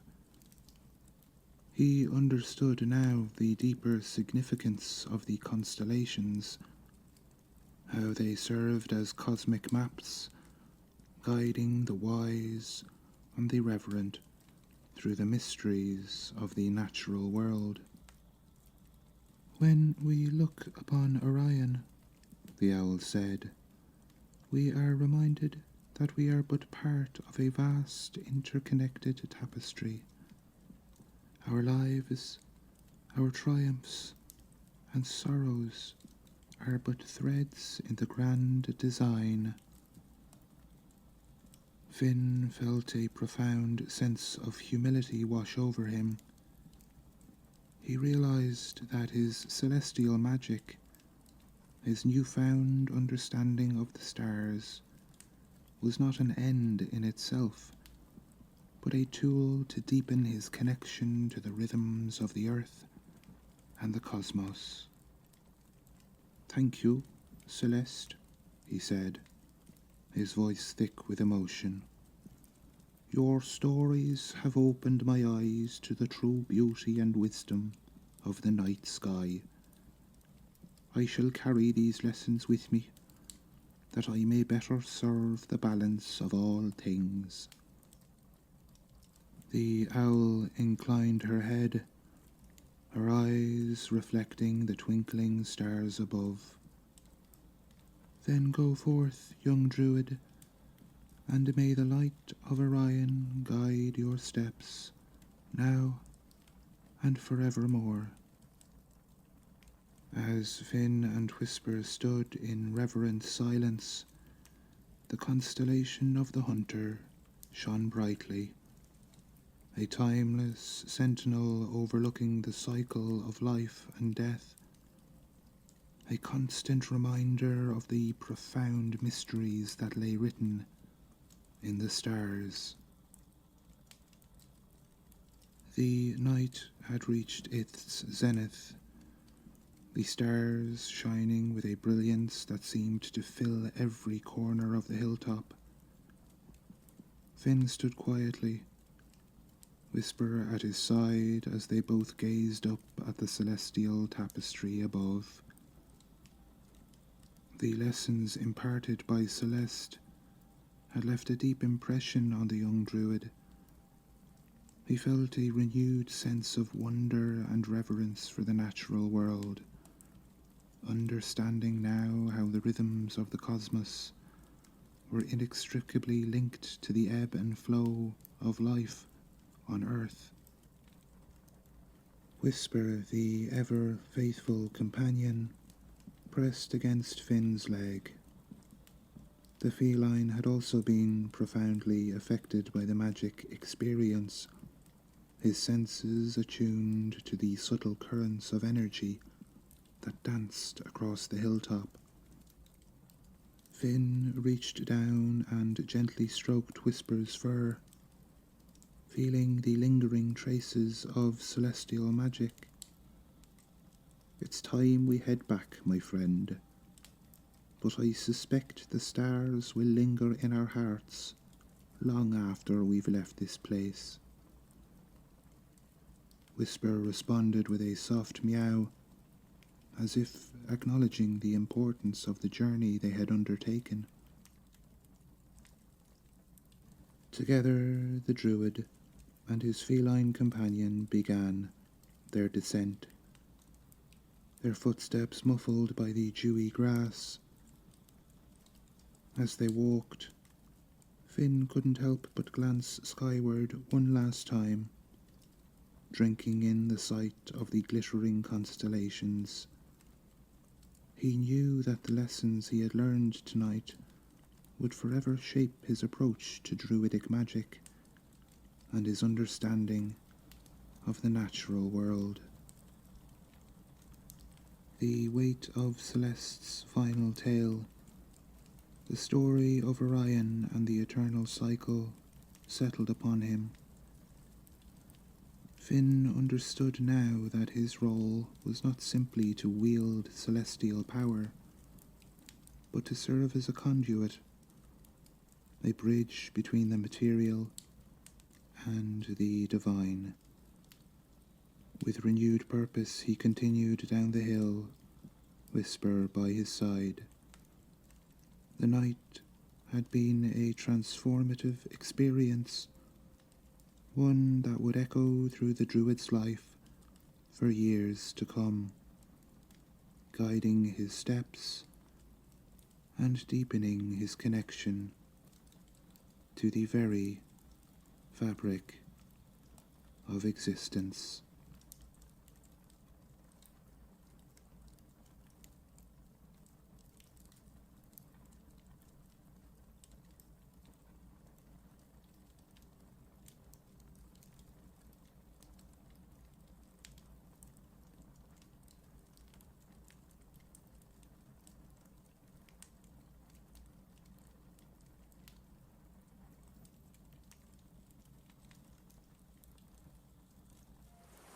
The Sleeping Village. In the heart of ancient Ireland stood a quaint cottage at the very edge of the wilderness.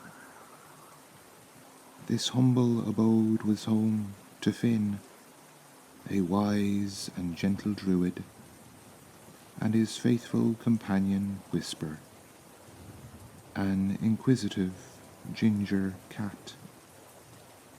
The cottage itself was a marvel of nature and craft intertwined. Its sturdy stone walls were softened by a thatched roof, thick with golden straw that seemed to glow in the fading light of day. Vibrant ivy crept up the sides, dotted with tiny white flowers that attracted buzzing bees and fluttering butterflies. Each day, as the first rays of sunlight peeked through the forest canopy, Finn would rise and step out into the dewy grass. With Whisper padding silently at his heels, the druid would greet the day with a series of gentle stretches and quiet incantations, his voice a soothing melody that seemed to awaken the very earth beneath their feet. Whisper, ever the attentive companion, would then dash off into the underbrush, communing with the creatures of the forest in his own mysterious way. He'd return with tales of squirrel gossip and badger disputes, which he'd share with Finn through a series of meows and purrs that the druid understood as clearly as human speech. Their days were filled with tending to the herb garden, gathering wild berries, and helping the forest creatures with various ailments and concerns. As twilight approached, Finn and Whisper would settle by the crackling hearth, the druid's fingers gently stroking his feline friend's soft fur as he recited ancient tales of magic and wonder. As the first light of dawn crept through the cottage window, Whisper stirred from his cosy spot at the foot of Finn's bed. He stretched languidly, arching his back and extending his paws, ready for their morning ritual. But something was amiss. Finn, usually an early riser, remained motionless beneath the woolen blankets. Whisper padded softly across the bed, gently nudging Finn's hand with his nose. No response. He meowed softly, then with increasing urgency. But the druid's eyes remained closed, his breathing deep and steady. It was as if he were trapped in the depths of an unnatural slumber. Concern growing in his feline heart, Whisper leapt from the bed and darted out the cottage door. He raced along the well-worn path to the nearby village, his paws barely touching the ground. As he entered the outskirts of the settlement, an eerie silence engulfed him. No smoke rose from the chimneys, no children laughed in the streets, no farmers called to their livestock. Whisper crept from house to house, peering through windows and slipping through half-open doors. In every house, the same scene. Humans lay peacefully in their beds, lost in a deep, unshakable sleep. The village square, usually bustling with activity, stood frozen in time. A baker's cart sat abandoned, loaves of bread growing stale in the morning air. A child's toy lay forgotten on the cobblestones, waiting for a hand that wouldn't come to claim it. Whisper's whiskers twitched with unease. This was no ordinary occurrence. Some powerful magic had swept through the land, affecting only the human inhabitants. As he surveyed the slumbering village, Whisper realized the gravity of the situation. It fell to him now to unravel this mystical mystery and find a way to wake not just Finn, but all the people of the land. With his heart pounding, Whisper took one last look at the silent village before turning back towards the forest. The weight of responsibility settled upon his small shoulders as he realized that the fate of Finn and all the humans in the land now depended on his actions. As he trotted along the path home, his mind raced with possibilities. This was no ordinary problem that could be solved with a gentle purr or a well-placed paw. The magic at work was powerful, beyond anything he had encountered in his years alongside Finn.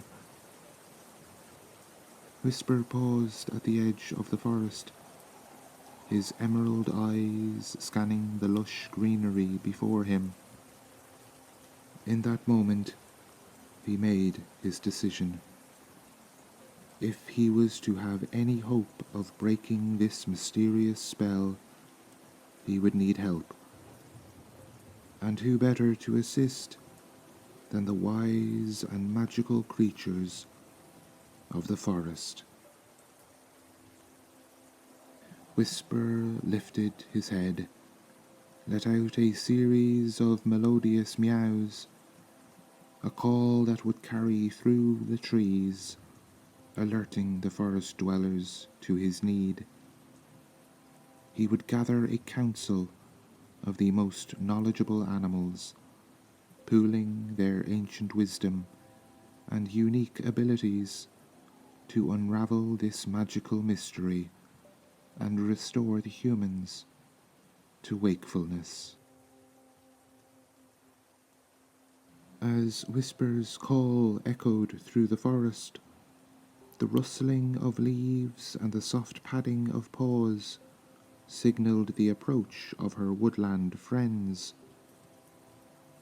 In a small clearing, bathed in dappled sunlight, the animals began to gather, curiosity and concern evident in their eyes. First to arrive was Eowyn, the wise old owl, her feathers a mottled tapestry of browns and greys. She alighted on a low-hanging branch, her large amber eyes blinking slowly as she surveyed the scene. "What troubles you, little Whisper?" she hooted softly, her voice carrying the weight of centuries. Next came Rowan, the red fox, his bushy tail swishing as he trotted into the clearing. His clever eyes sparkled with intelligence as he sat on his haunches, cocking his head to one side. "I heard your call, my feline friend. How may I be of service?" Bracken, the sturdy badger, lumbered in shortly after, his striped face set in a look of determination. "I was out in the midst of a rather splendid nap," he grumbled good-naturedly, "but I sensed this was important." Last to join was Fern, the gentle deer, her delicate hooves barely making a sound as she stepped into the clearing. She lowered her graceful neck, touching her nose to Whispers in greeting. "We are here, dear one. What has happened?" Whisper looked at his assembled friends, gratitude warming his heart. He explained the situation: Finn's unnatural slumber, the silent village, and his fears for the humans of the land. As he spoke, the animals listened intently, their expressions growing more concerned with each word. When he finished, Eowyn ruffled her feathers thoroughly. "This is indeed powerful magic," she mused. "My nights of watching over the forest may provide insights into this mystery." Rowan's tail swished excitedly. "I know every nook and cranny of these woods.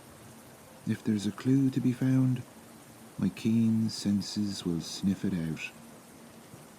Bracken nodded solemnly. "My strength and digging skills are at your disposal.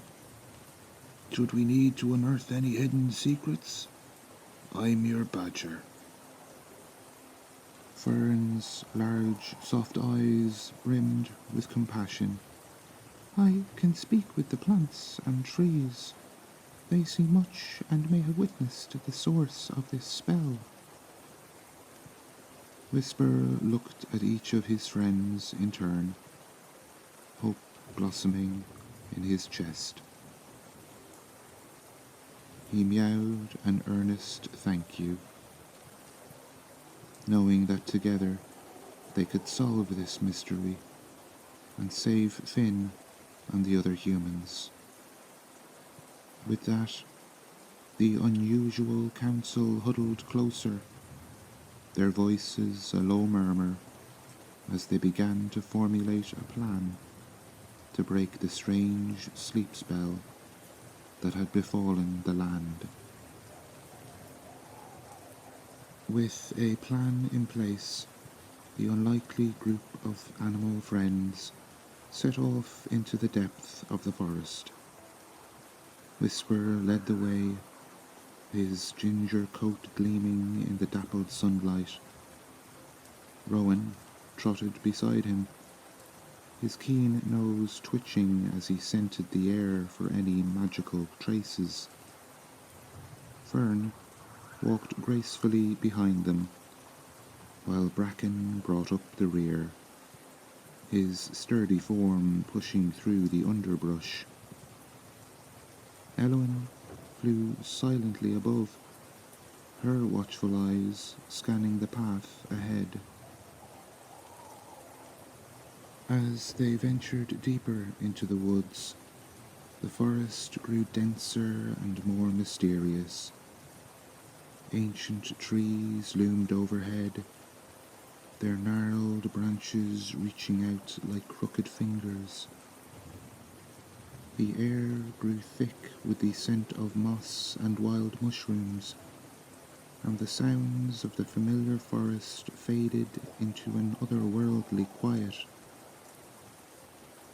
Their first challenge came at a swift-flowing stream, too wide for most of them to cross easily. Without hesitation, Bracken waded in, his strong body creating a stable bridge for Whisper and Rowan to climb across. Fern, with her long legs, gracefully leaped over, while Eowyn simply flew to the other side. Further on, they encountered a tangle of thorny vines blocking their path. Rowan's sharp teeth and Whisper's nimble claws made quick work of the obstacle, clearing a path for their less dexterous companions. As the day wore on, Fern's connection with the plant life proved invaluable. She communed with an ancient oak, learning of a hidden path that would lead them closer to the heart of the forest, where the magic felt strongest. When fatigue began to set in, Eowyn's wisdom came to the fore. She led them to a sheltered hollow, where they could rest safely, keeping watch as her nocturnal nature allowed her to stay alert through the night. Throughout their journey, Whisper's leadership shone through. He encouraged his friends when the path grew difficult, mediated minor disagreements, and kept them focused on their important mission. As they settled in for a brief rest, Whisper looked around at his companions with pride and affection. Despite the challenges they had faced, their teamwork had proven strong. He felt a growing confidence that together they would be able to unravel the mystery of the sleep spell and save Finn and the other humans. As dawn broke on the second day of their quest, Whisper and his companions pushed deeper into the heart of the ancient forest. The trees here were older, their trunks twisted and gnarled, draped in gossamer strands of mist. The very air seemed to shimmer with an otherworldly energy that made Whisper's whiskers tingle. Suddenly, Rowan's ears perked up. "Do you hear that?" he whispered, his bushy tail twitching with excitement.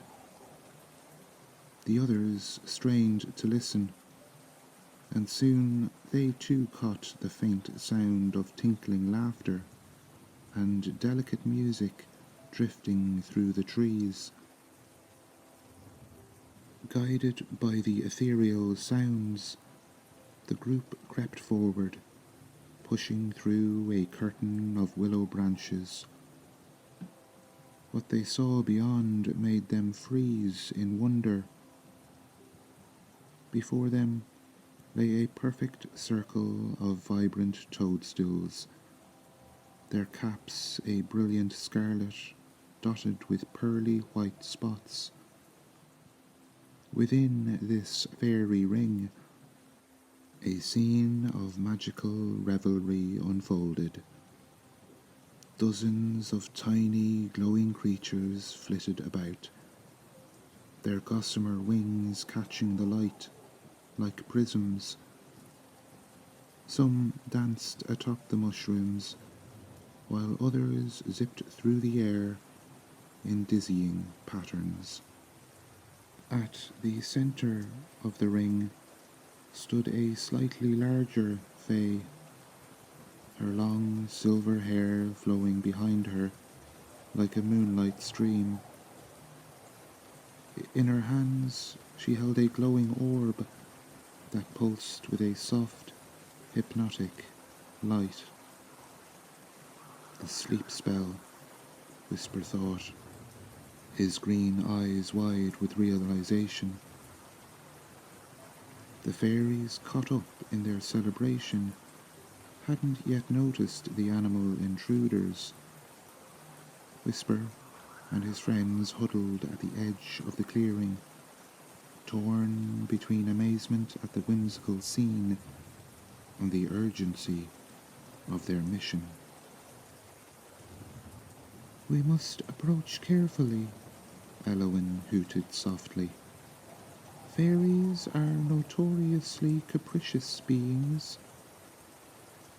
Just then, a particularly exuberant fairy spiraled too close to their hiding spot. It froze mid-air, its tiny face a mask of surprise as it locked eyes with Bracken. For a heartbeat, everything was still. Then chaos erupted. The fairy let out a high-pitched squeal of alarm, and suddenly the air was filled with a flurry of glowing wings and startled cries. The silver-haired fae clutched the orb to her chest, her eyes darting wildly as she searched for the source of the disturbance.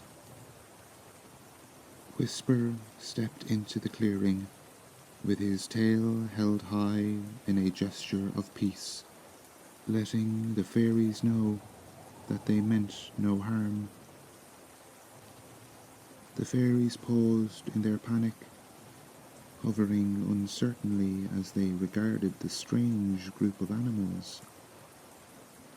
The silver-haired fae floated forward, her brow furrowed with a mixture of curiosity and suspicion.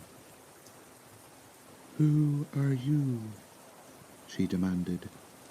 "How dare you intrude upon our celebration?"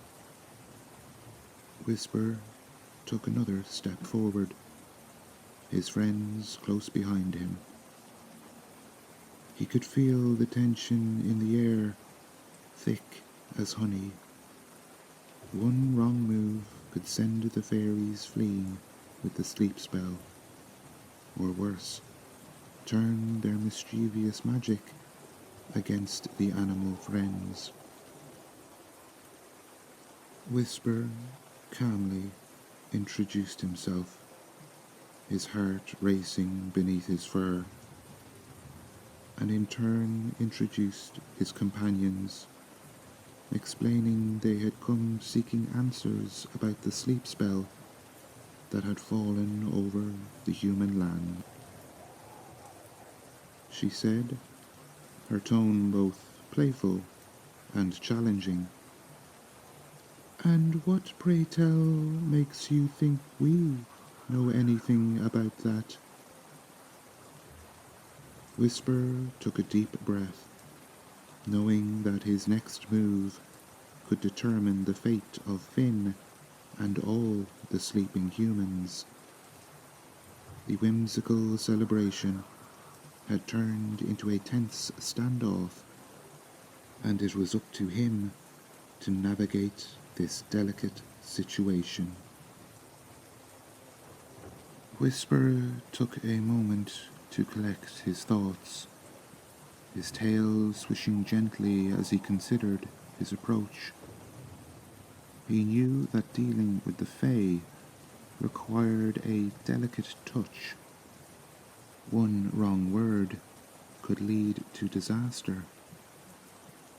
Whisper began by addressing them as noble Fae, complimenting their great power and mischief, and the celebration as a true wonder to behold. He bowed his head slightly, a gesture of respect that seemed to please the silver-haired leader. The Fey Queen preened a little, her wings shimmering. "Well, at least you have manners, unlike those noisy humans," she said, her tone softening slightly. Whisper seized on this opening, agreeing that the humans can be quite loud and disruptive at times, and inquiring if that was why the sleep spell was cast. The Fae's expression turned wistful. "Oh, you should have seen how peaceful everything became. No more chopping of trees, no more smoke from their fires, no more trampling of our mushroom circles," she sighed dreamily. "Just blessed quiet." Elwyn spoke up, her wise voice carrying a note of gentle reproach. "But surely, Your Majesty, you must know that such a spell cannot last forever without consequences." The Queen waved a dismissive hand. "Oh, pish-posh. We were just having a bit of fun. It's been so dreadfully boring lately." Fern, the gentle deer, stepped forward. "The forest has felt the absence of the humans too," she said softly. "The balance has been disrupted." The Fey Queen's brow furrowed. "Has it? We hadn't noticed." Whisper saw his opportunity, once again addressing the silver-haired Fey as a great queen, explaining they understood the fairies' desire for peace and quiet, but perhaps there was a way to achieve that without putting all the humans to sleep. The Queen looked intrigued. "Go on." Whisper suggested, his emerald eyes bright with inspiration, that they could work together, to teach the humans to be more respectful of the forest and its inhabitants, to live in harmony with nature rather than disrupting it. The Fairy Queen tapped her chin thoughtfully. That does sound more interesting than just letting them sleep forever. But how would we go about it? Rowan chimed in, his voice eager. We could show them the beauty of the forest at night, when it's peaceful. Bracken nodded. And I could teach them about proper foraging techniques that don't damage the ecosystem. The Queen's eyes sparkled with growing excitement. A challenge. Now that does sound like fun. Much more entertaining than this endless quiet. Whisper felt hope rising in his chest. The Queen smiled. Perhaps you'll have to prove that you can make this plan of yours work. Are you up for a challenge, little cat?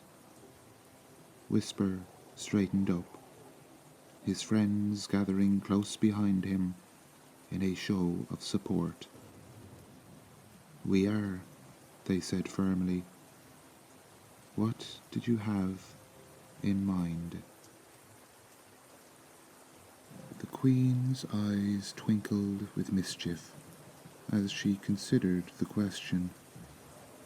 With a flick of her wrist, she conjured 3 shimmering images in the air before them. 3 tasks, dear animals, she announced, her voice lilting with amusement. Complete them all, and we shall lift the spell. Fail, and... She trailed off, leaving the consequences unspoken, but ominous. Whisper and his friends leaned in, studying the magical projections intently. First, the Queen declared, pointing to an image of a moonlit glade. You must gather dewdrops from the petals of night-blooming flowers, but not just any dewdrops, only those that have captured starlight within them. You'll need to fill this vial. She produced a tiny crystal bottle from thin air. Rowan's tail switched excitedly. A test of keen eyes and delicate paws. We can manage that. The second image showed a swirling, colourful aurora. Next, the Queen continued, you must capture the song of the northern lights. Bring their melody back in this enchanted seashell. She held up a pearlescent conch that seemed to hum with magic. Elowyn ruffled her feathers thoughtfully. A challenge of patience and listening. Intriguing. The final image depicted a shimmering, ethereal bridge arching over a misty chasm. Lastly, the Queen said with a sly smile, you must cross the rainbow bridge at dawn, gathering a single scale from each of its 7 colours. But be warned, the bridge only appears for a few moments as the sun crests the horizon. Fern's gentle eyes widened. A test of courage and swiftness. We shall need to work as one. Whisper looked at each of his friends, seeing determination reflected in their faces. He turned back to the Fey Queen, his tail held high. and meowed proudly, accepting the challenge. The Queen clapped her hands delightedly. Splendid! You have until the next full moon to complete 3 tasks. Remember, the fate of your sleeping humans hang in the balance. As the Fae began to fade back into the forest, their laughter tinkling like wind chimes, Whisper gathered his companions close. He meowed encouragingly. They could do this. Together, they would show the Fae the true magic of their forest home and save Finn and the others in the process.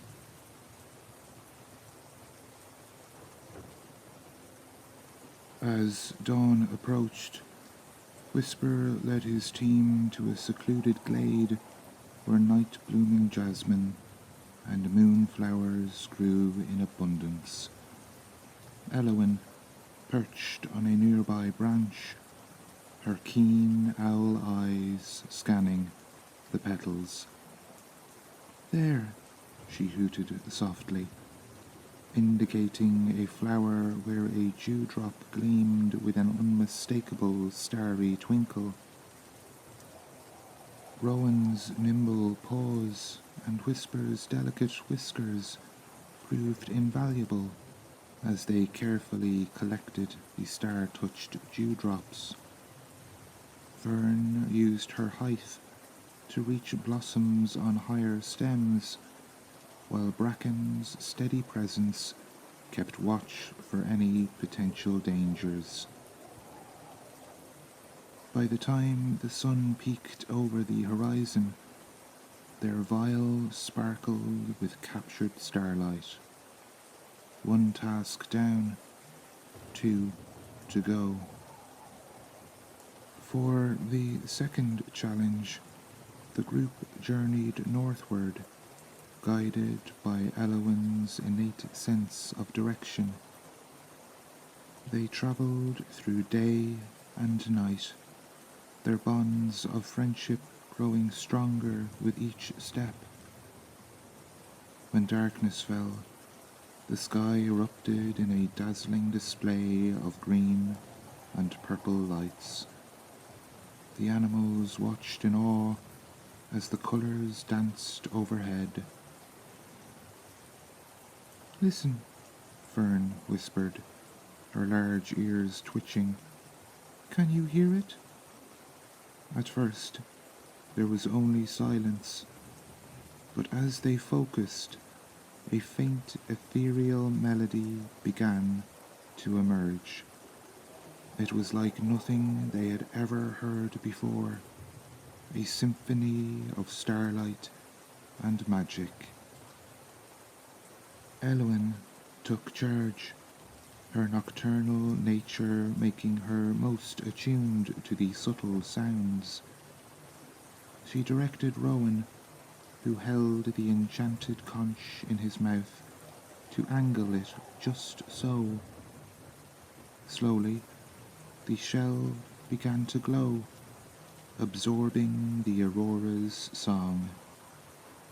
As dawn approached, Whispered gave an excited meow. They had done it.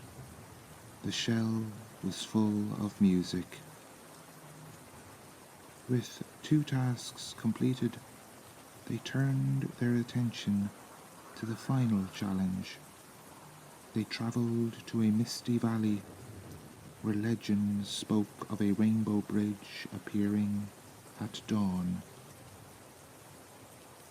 The night before their attempt, Whisper gathered everyone for a strategy session.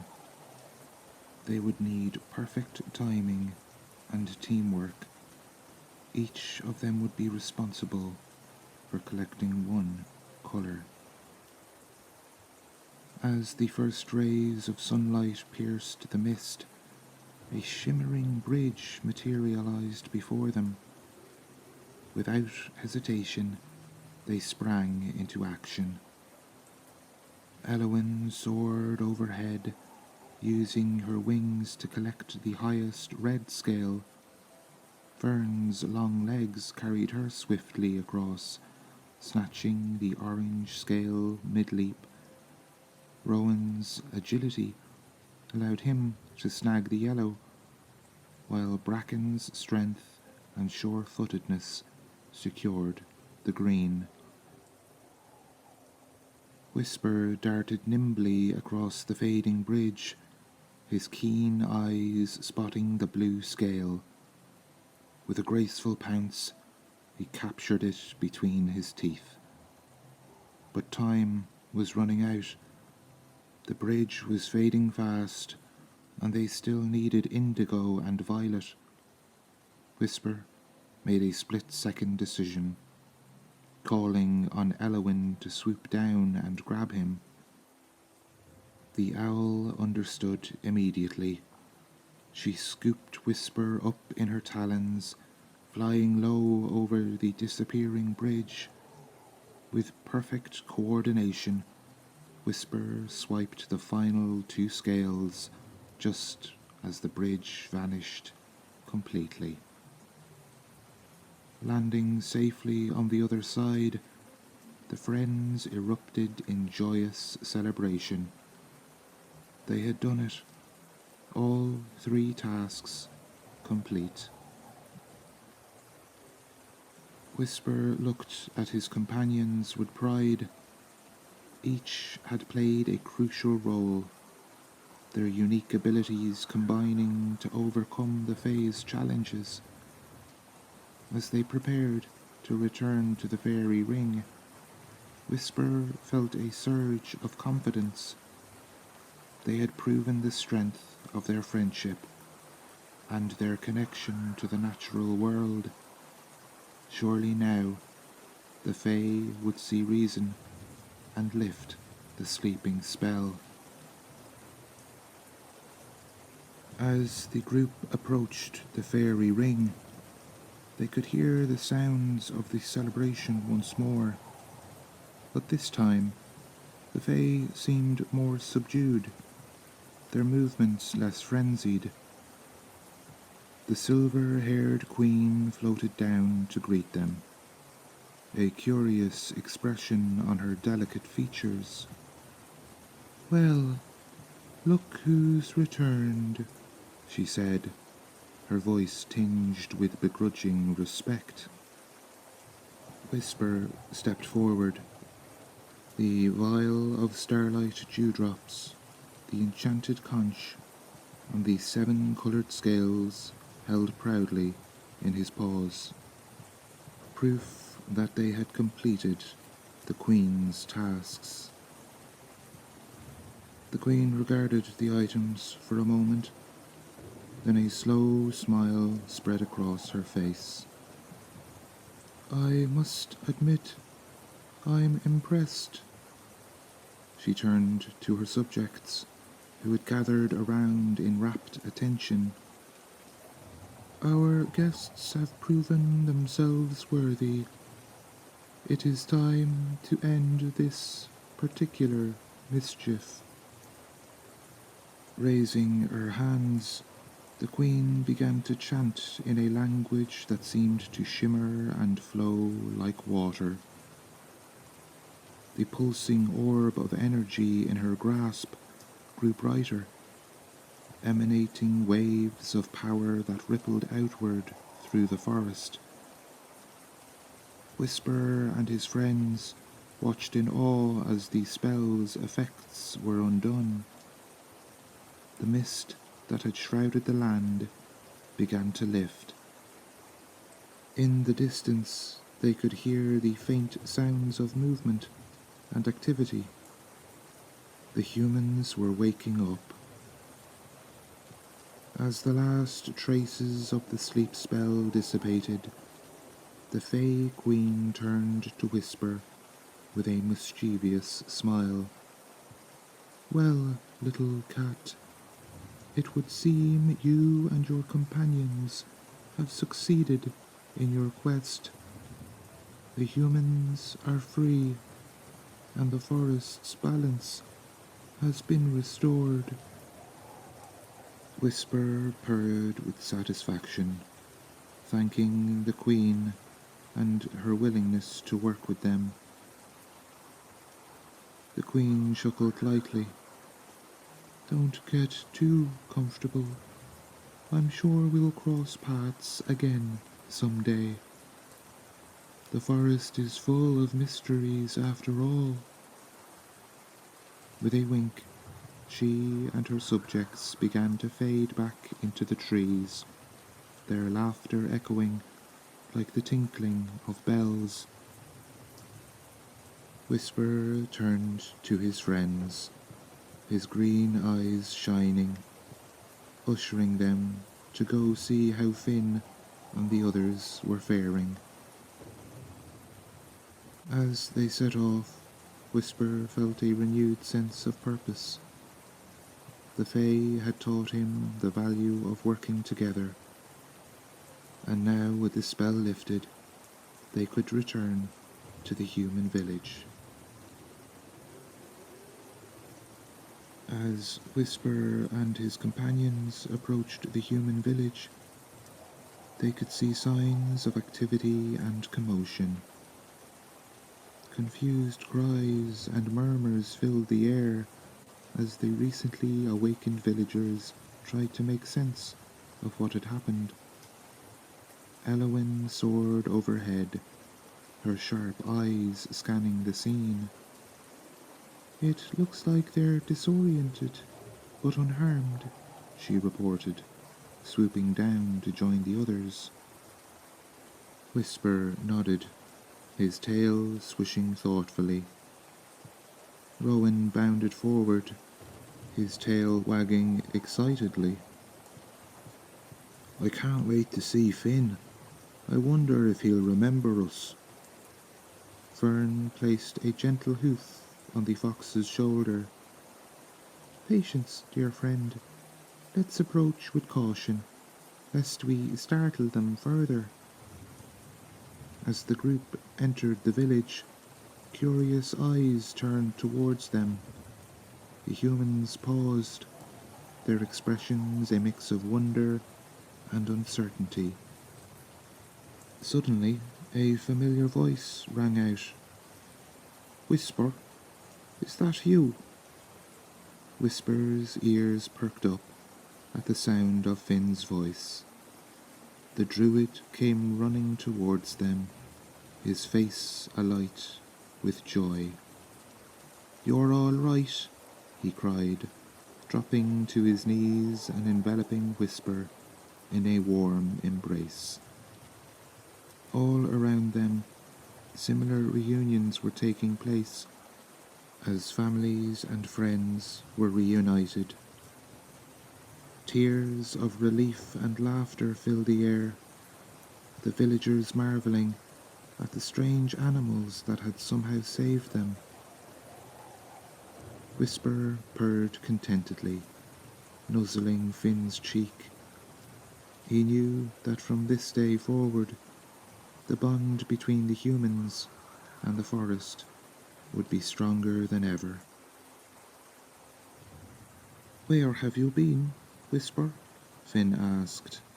I woke up and you were gone, and everyone else was asleep. I was so worried. The cat purred soothingly, nuzzling Finn's hand. How could he possibly explain the fantastical events of the past few days? The mischievous Fae, the enchanted tasks, the heroic efforts of his animal friends. It all seemed like a dream, even to Whisper.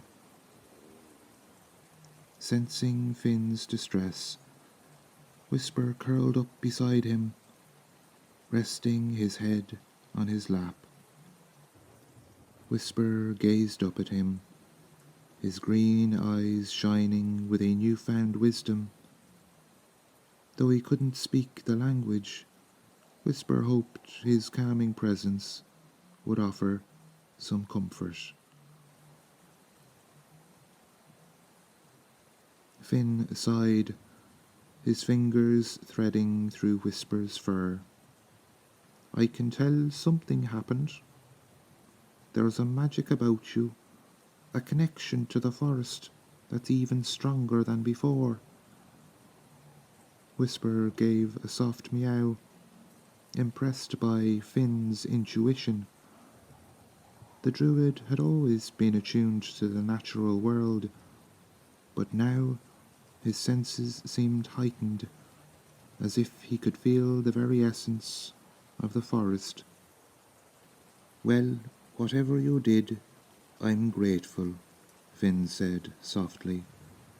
The forest and all of us owe you a debt of gratitude.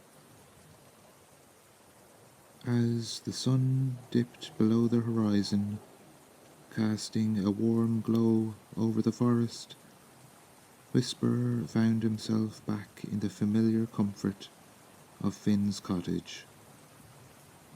The gentle crackling of the fireplace and the soft breath of the sleeping human lulled him into a state of tranquility. With a contented sigh, he settled into the soft blankets, knowing that whatever new adventure awaited, he would always face them with trusted companions by his side.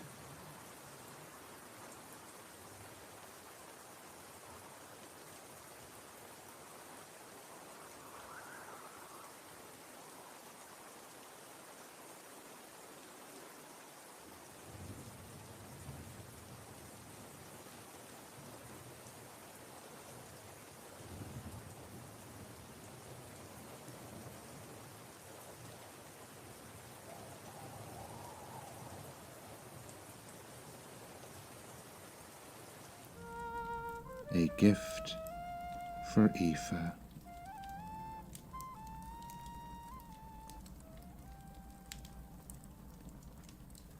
In the heart of Ireland there stood a quaint cottage on the edge of an ancient forest. This was the home of Finn the Druid, a man of wisdom and magic, and his faithful companion, a ginger cat named Whisper. The cottage itself seemed to have grown from the very earth, its stone walls adorned with climbing ivy, and its thatched roof crowned with fragrant wildflowers. Smoke curled lazily from the chimney, carrying the subtle scent of herbs and incense into the crisp air.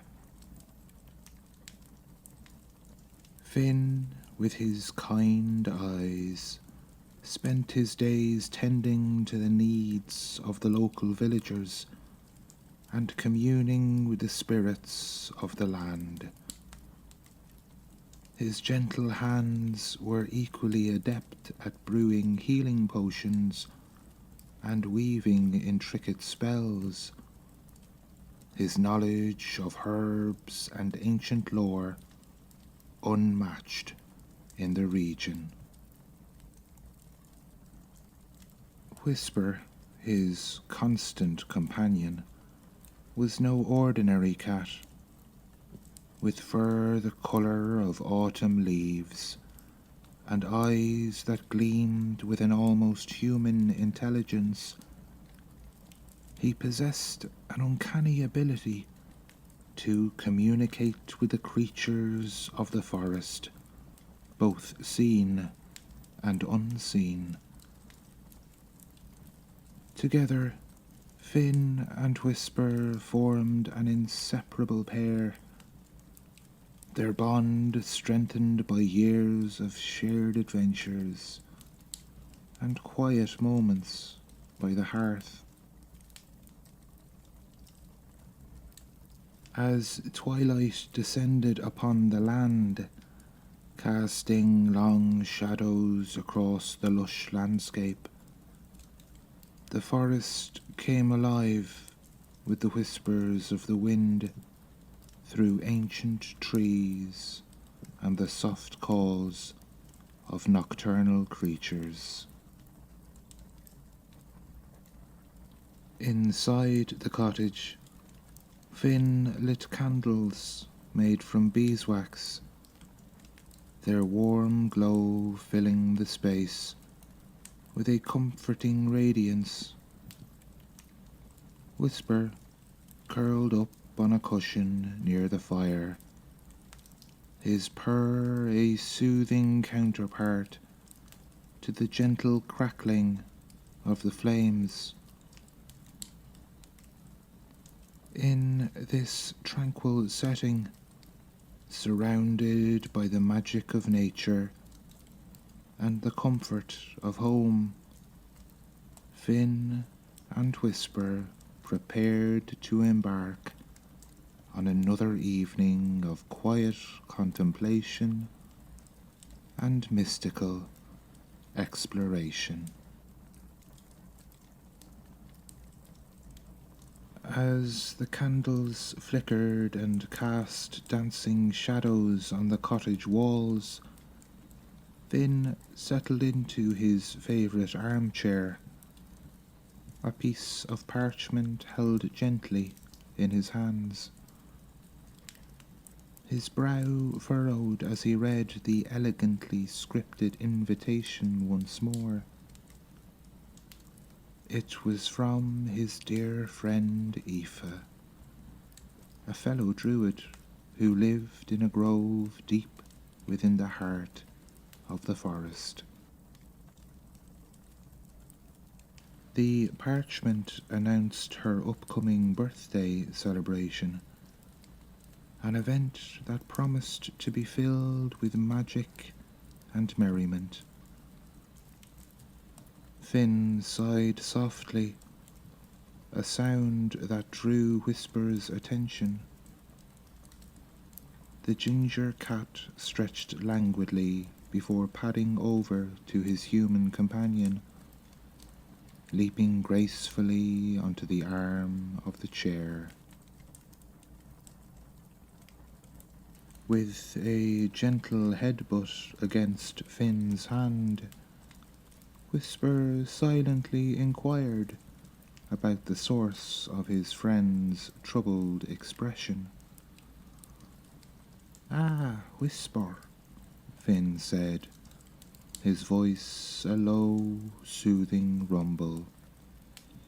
"Aoife's birthday approaches, and I find myself at a loss. What gift could I possibly offer that would be worthy of such a dear friend?" Whisper's emerald eyes blinked slowly, his tail swishing in thoughtful contemplation. Finn continued, absent-mindedly stroking Whisper's soft fur. "You see, Aoife has lived for many years, accumulating a wealth of knowledge and treasures. Her home is filled with rare books, magical artifacts, and precious gems from all corners of the world. What material possession could I possibly give that she doesn't already have?" The druid rose from his chair, pacing the length of the small cottage. Shelves lined the walls, crammed with jars of dried herbs, crystals, and ancient tomes. Each item held its own power and significance, but none seemed quite right for this occasion. "Perhaps a new blend of tea," Finn mused aloud, his fingers trailing over jars of fragrant leaves. No, no. Aoife's knowledge of herbs rivals even my own. A magical amulet? But her collection is already so extensive. Whisper followed Finn's movement with his eyes, occasionally offering a soft meow of encouragement or disagreement. The cat's ability to understand and respond to Finn's concerns was a comfort, even if it didn't immediately solve the dilemma. As the night deepened, Finn found himself no closer to a solution. He slumped back in his chair, feeling the weight of wanting to honor his friend with something special. Whisper hopped onto his lap, purring soothingly. "What do you think, old friend?" Finn asked, scratching behind Whisper's ears. "What gift could possibly convey the depth of our friendship and the magic we share?" Whisper's purr deepened, and he gazed up at Finn with eyes that seemed to hold the wisdom of the ages. Though no words were spoken, Finn felt a spark of inspiration beginning to form in the back of his mind. Perhaps with Whisper's help, he could find the perfect gift, after all.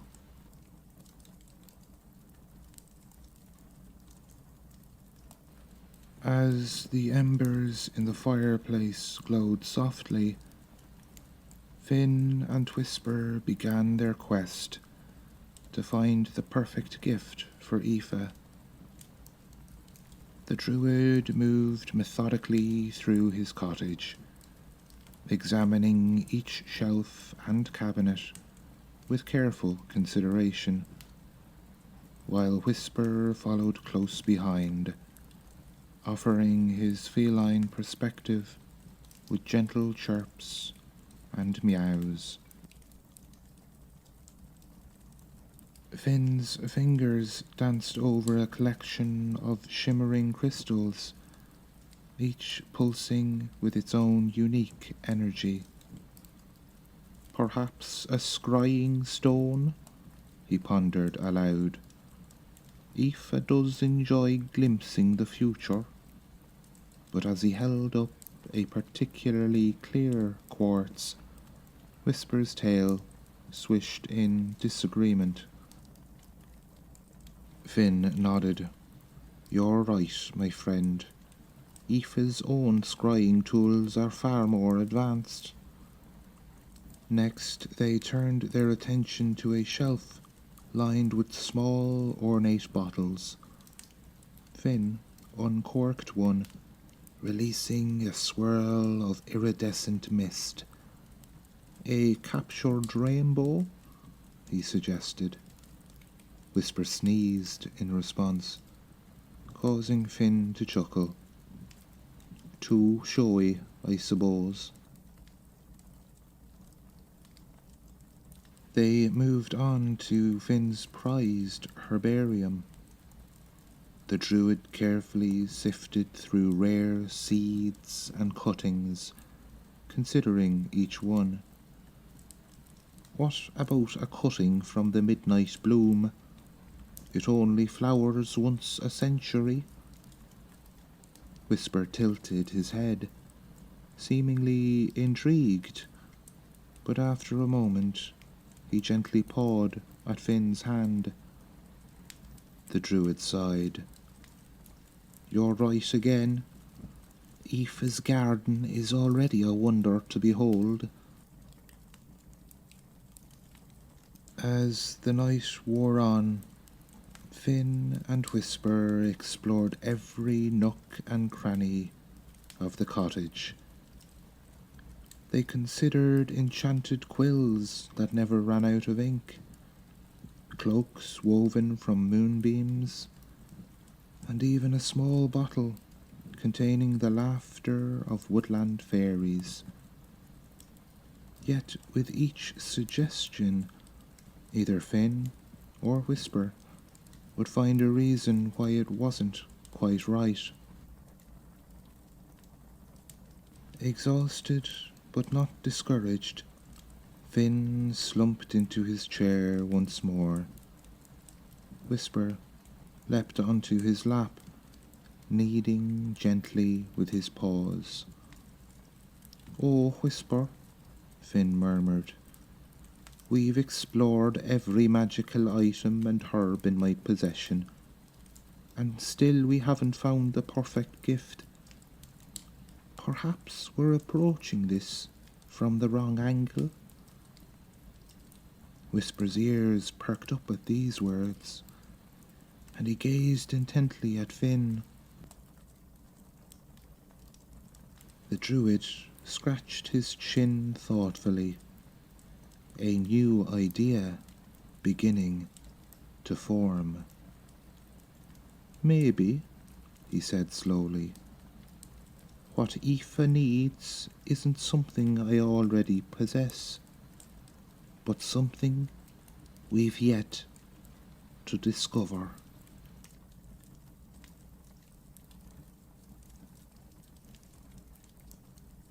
As the first light of dawn began to paint the sky in soft hues of pink and gold, Finn set out from their cottage into the ancient forest.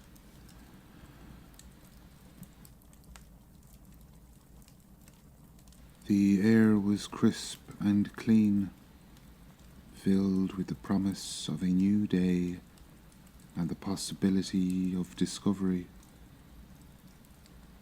Finn took a deep breath, feeling the cool morning air fill his lungs, as Whisper trotted alongside him, his ginger fur glowing in the early light. The forest path wound its way through towering oak and ash trees, their branches reaching up to form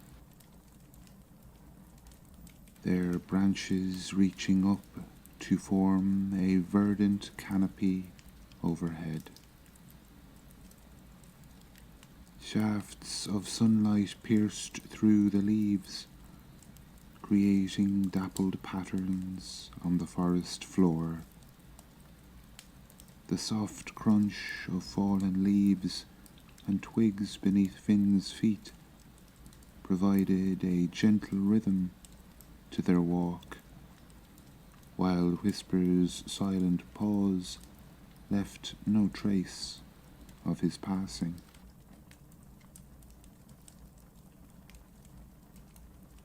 As they ventured deeper into the woods, the sound of the waking forest enveloped them. A gentle breeze whispered through the trees, causing leaves to rustle in a soothing symphony. Birds began their morning chorus, their melodious songs echoing through the air. In the distance, a babbling brook added its gentle voice to the natural orchestra. The scents of the forest were just as enchanting as its sounds. The earthy aroma of damp soil mingling with the fresh green scent of new growth. As they passed a cluster of wild roses, their sweet fragrance wafted on the breeze, causing Finn to pause and inhale deeply, savouring the delicate perfume. Whisper occasionally darted off the path to investigate an interesting scent or sound, but always returning to Finn's side, as if to ensure his human companion was still following the right path. The cat's presence was a comforting constant, his soft purrs and occasional meows a reminder that Finn was not alone in his quest for inspiration.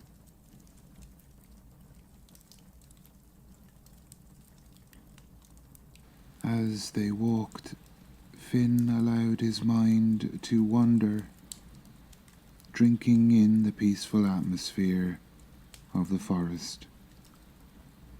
He observed the intricate patterns of bark on ancient trees, the delicate unfurling of fern fronds, and the golden light of butterflies flitting from flower to flower. Each sight, sound, and scent seemed to whisper secrets of the natural world. If only he could listen closely enough.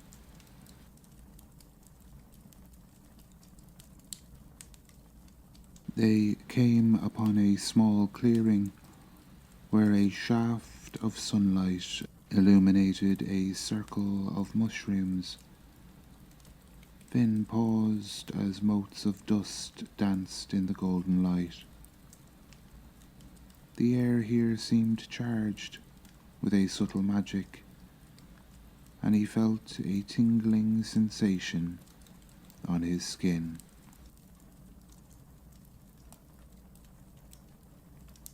Whisper sat at the edge of the ring, his tail wrapped neatly around his paws, gazing intently at something Finn couldn't see. As they stood in this magical spot, Finn felt a sense of calm and clarity wash over him. The worries about finding the perfect gift for Aoife seemed to melt away, replaced by a deep appreciation for the magic and beauty of the forest around them. He realized that the answer he sought might not be in any single object, but in the experience of the forest itself. With renewed purpose, Finn smiled down at Whisper. "Shall we continue, my friend? I think we're on the right path now." Whisper blinked slowly in agreement, and they set off once more, deeper into the heart of the ancient wood, their steps light and their spirits lifted by the magic of nature that surrounded them.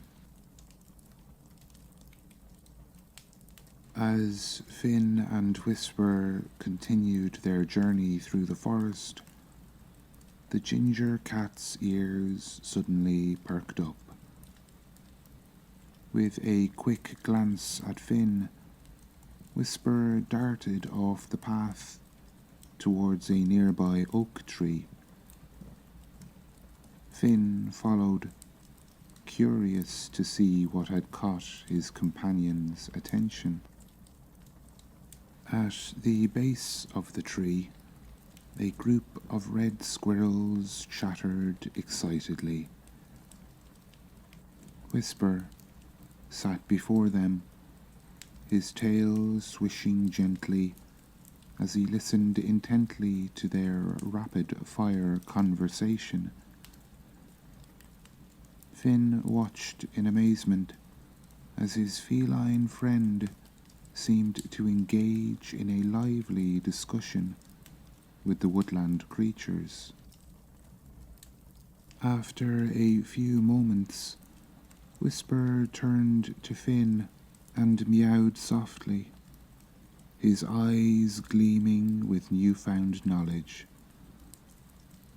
Though Finn couldn't understand the squirrel's language, he sensed that they had shared something important about the forest's hidden wonders.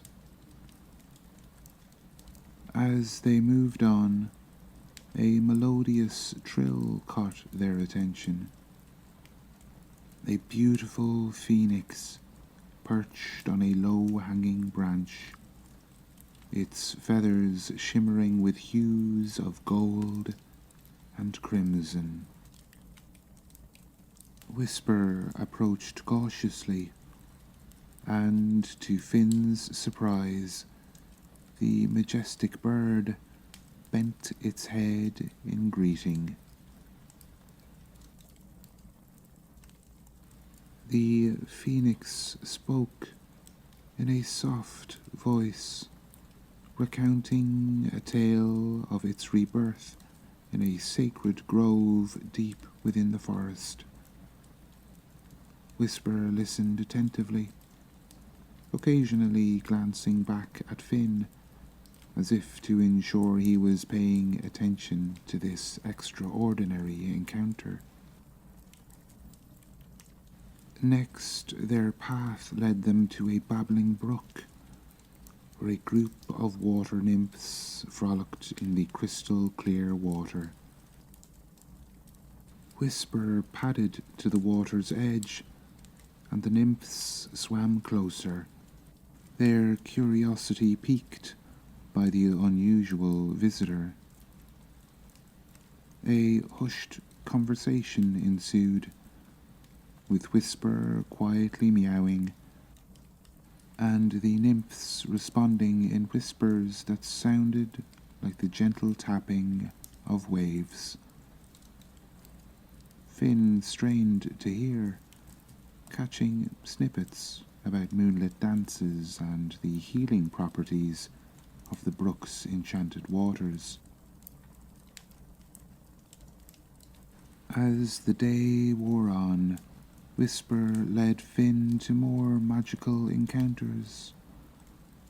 They met a wise old owl, a mischievous group of fairies, and even a young unicorn who shyly told of the first time it had used its healing powers.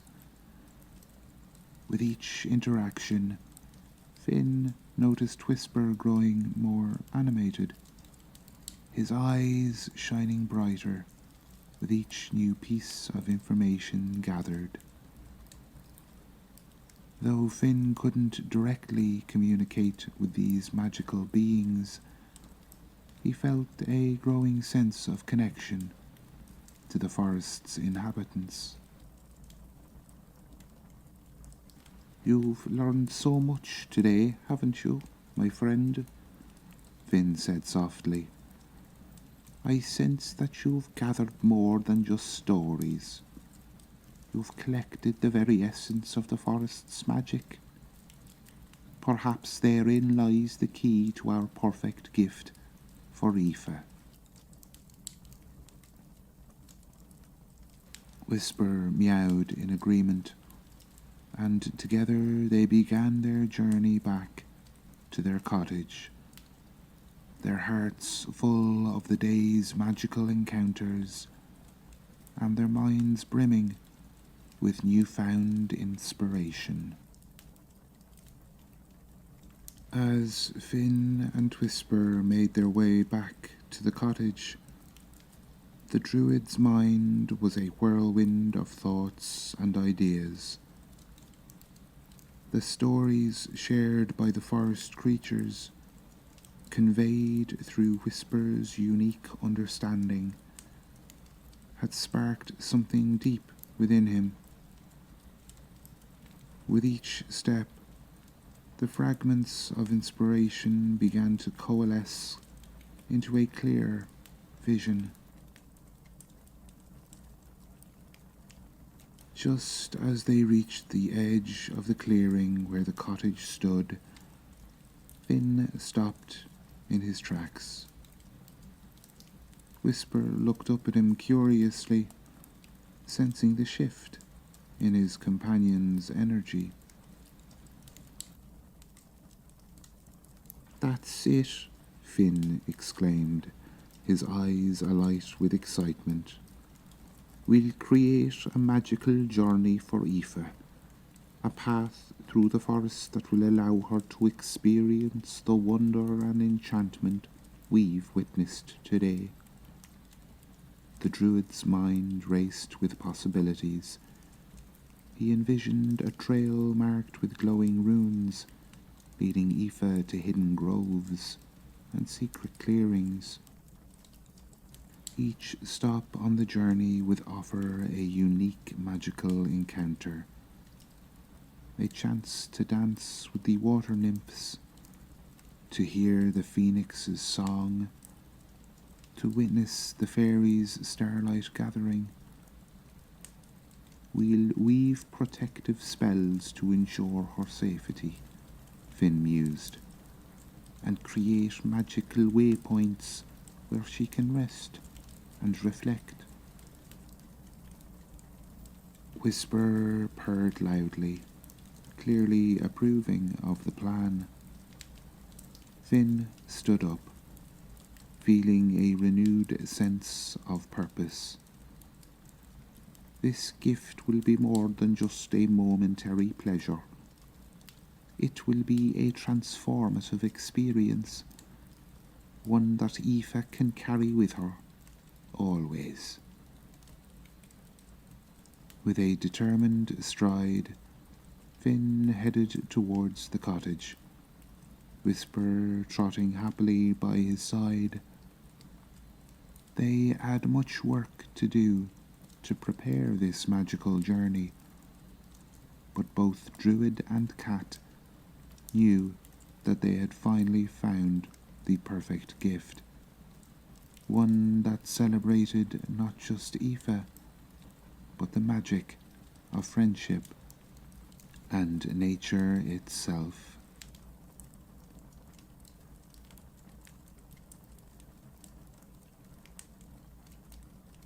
As the first light of dawn broke through the trees, Finn and Whisper set out once more into the forest, this time with a clear purpose. Their path took them deeper into the woods than before, to hidden glens and secret groves rarely touched by mortal feet. Finn carried a woven basket made of willow branches, while Whisper wore a small pouch around his neck, ready to collect smaller, more delicate items. The forest seemed to sense their intent. The usual rustling of leaves and chirping of birds muted to a respectful hush. Their first stop was a small, crystal-clear spring bubbling up from between moss-covered rocks. Finn carefully filled a vial with the water, its surface shimmering with an otherworldly light. "For clarity and purification," he murmured, as Whisper watched intently. Moving on, they came across a patch of luminescent mushrooms growing in the shadow of an ancient oak. With gentle hands, Finn harvested a few, their soft blue glow pulsing gently in the dim light. "To light the way," he explained to Whisper, who sniffed the fungi curiously. As they ventured forward, Whisper's keen senses led them to a hidden meadow, carpeted with rare silver-petaled flowers. Their fragrance was intoxicating, filling the air with a scent of moonlight and dreams. Finn carefully collected a handful of petals, placing them in Whisper's pouch. "For opening the mind to unseen realms," Finn said softly. Throughout the day, they gathered more magical elements: feathers from the phoenix's nest, still warm to the touch, dewdrops from spider webs, each containing a tiny rainbow, bark from a tree struck by lightning, crackling with residual energy, and soft moss that seemed to whisper ancient secrets when touched. As the sun began to set, casting long shadows through the trees, Finn and Whisper found themselves in a small clearing. Here they discovered their final and most precious ingredient: a single, perfect acorn that glowed with an inner golden light. "The heart of the forest," Finn breathed, cradling the acorn in his palm. Throughout their gathering, the forest remained serene and welcoming. The soft rustle of leaves in the breeze, the distant call of birds, and the occasional snap of a twig under Finn's feet created a peaceful backdrop to their important task. Even as they disturbed the natural order to collect their materials, they did so with such respect and care that the forest seemed to give its blessing. As they made their way back to the cottage, basket and pouch full of magical ingredients, both Finn and Whisper felt a deep sense of accomplishment. The tranquil atmosphere of the forest had infused their quest with a sense of purpose and rightness.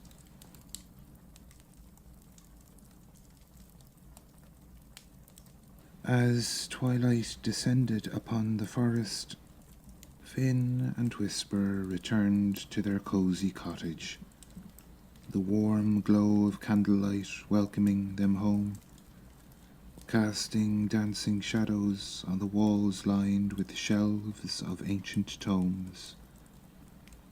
Finn carefully laid out their gathered treasure on a large oak table, each item seeming to pulse with its own inner light.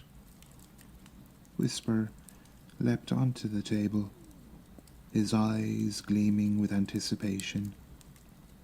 He circled the collected items, occasionally touching one with a gentle paw, as if conferring with the spirits of the forest creatures they had encountered.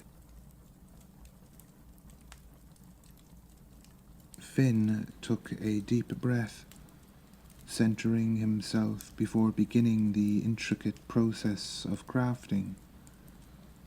He started by fashioning a circular frame from a flexible willow branch, bending it carefully and securing the ends with strands of his own hair, imbued with druidic magic.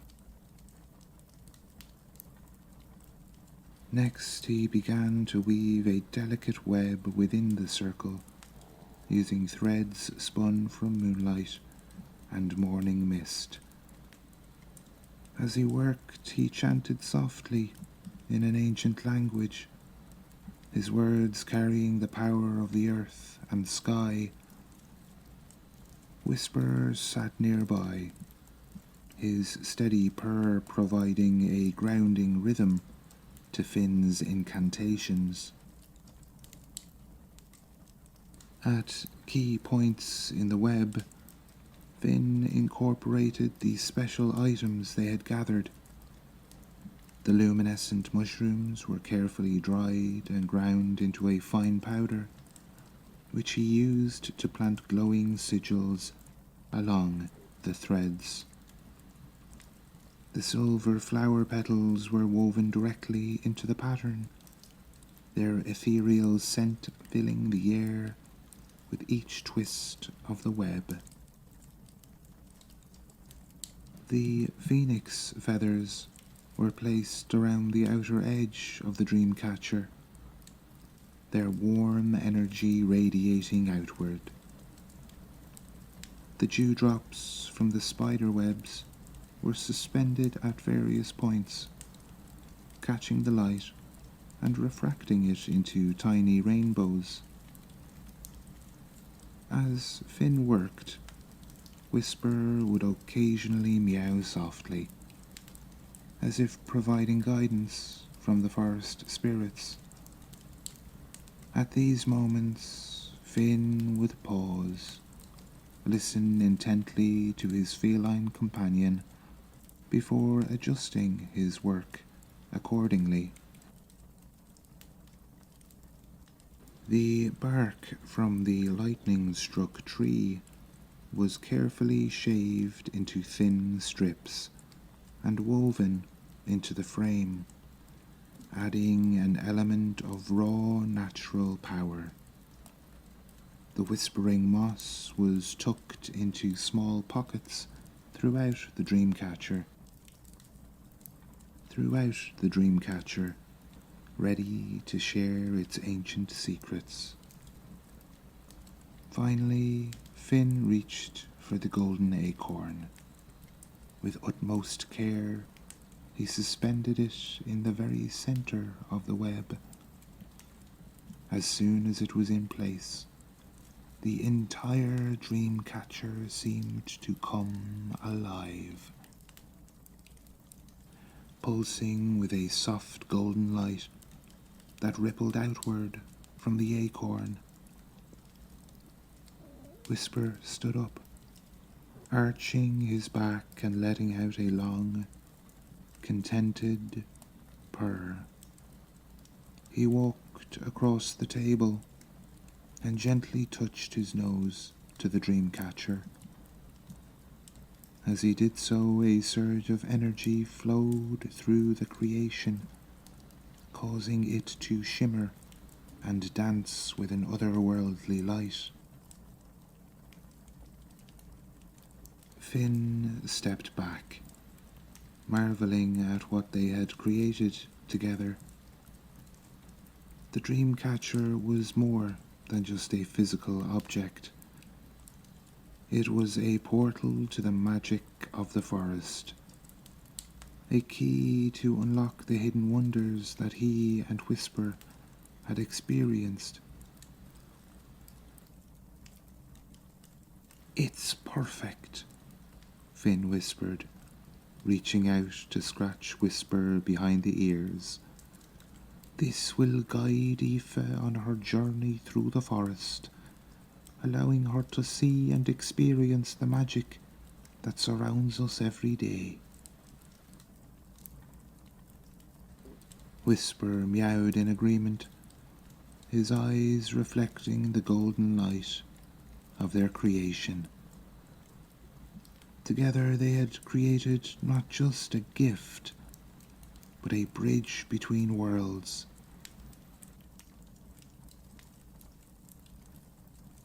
A true testament to the power of friendship, nature, and magic intertwined.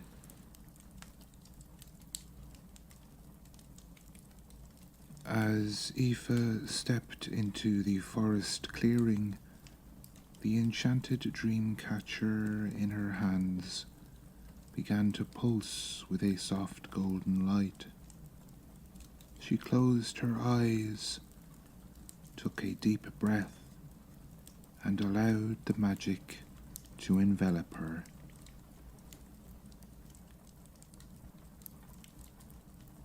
When she opened her eyes again, the world around her had transformed.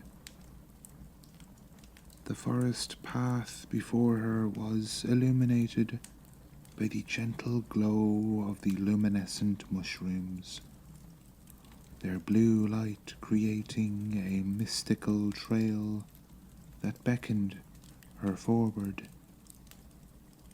As she walked, the silver flower petals woven into the dream catcher released their ethereal scent, filling the air with the essence of moonlight and dreams.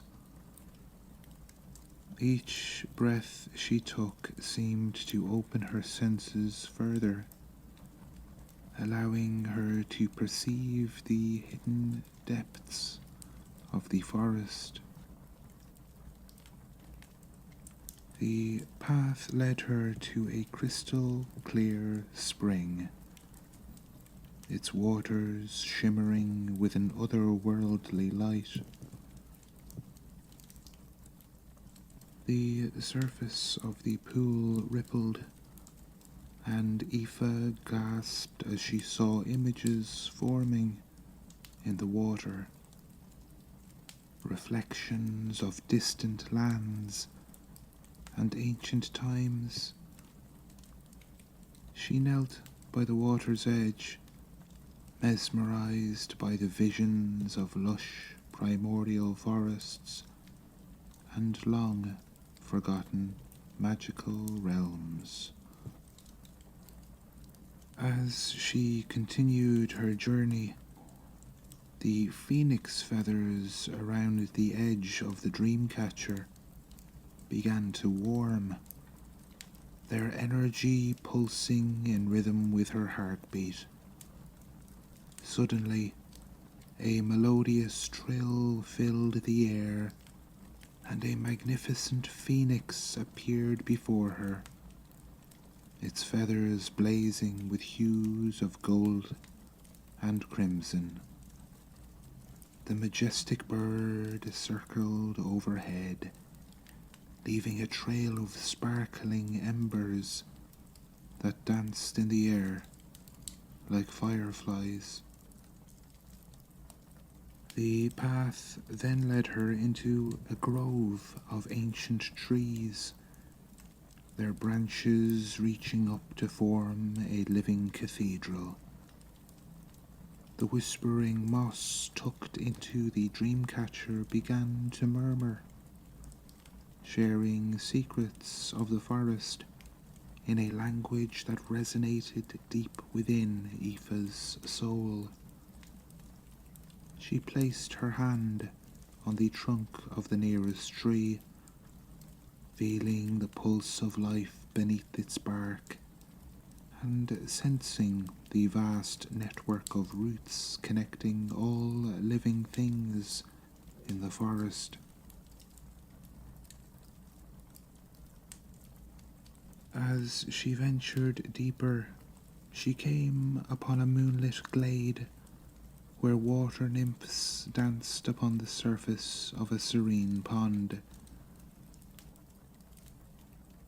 The dewdrops suspended in the dreamcatcher caught the moonlight, refracting it into a dazzling display of colours that swirled around Aoife. The nymphs invited her to join their dance, and as she stepped onto the water's surface, she found herself as light as air, twirling and laughing with joy. The journey continued through a series of magical encounters she witnessed a group of fairies holding a starlight gathering, their tiny forms glowing like living constellations. She met a wise old owl who shared with her the secrets of the night sky, and she even caught a glimpse of a shy unicorn. Throughout her adventure, Aoife felt a deep sense of peace and connection to the forest. The strips of lightning-struck bark, woven into the dreamcatcher's frame, thrummed with a gentle energy, guiding her and making her feel safe, even in the most awe-inspiring moments. As the journey neared its end, Aoife found herself in a small clearing, bathed in golden light. At the centre stood an ancient oak tree, its branches spanning the entire glade. The golden acorn at the heart of the dreamcatcher began to glow brightly, resonating with the tree before her. Aoife approached the oak, feeling drawn to its powerful presence.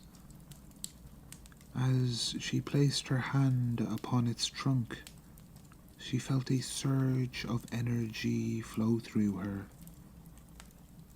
In that moment, she understood the interconnectedness of all things in the forest. The trees, the animals, the earth, and the sky.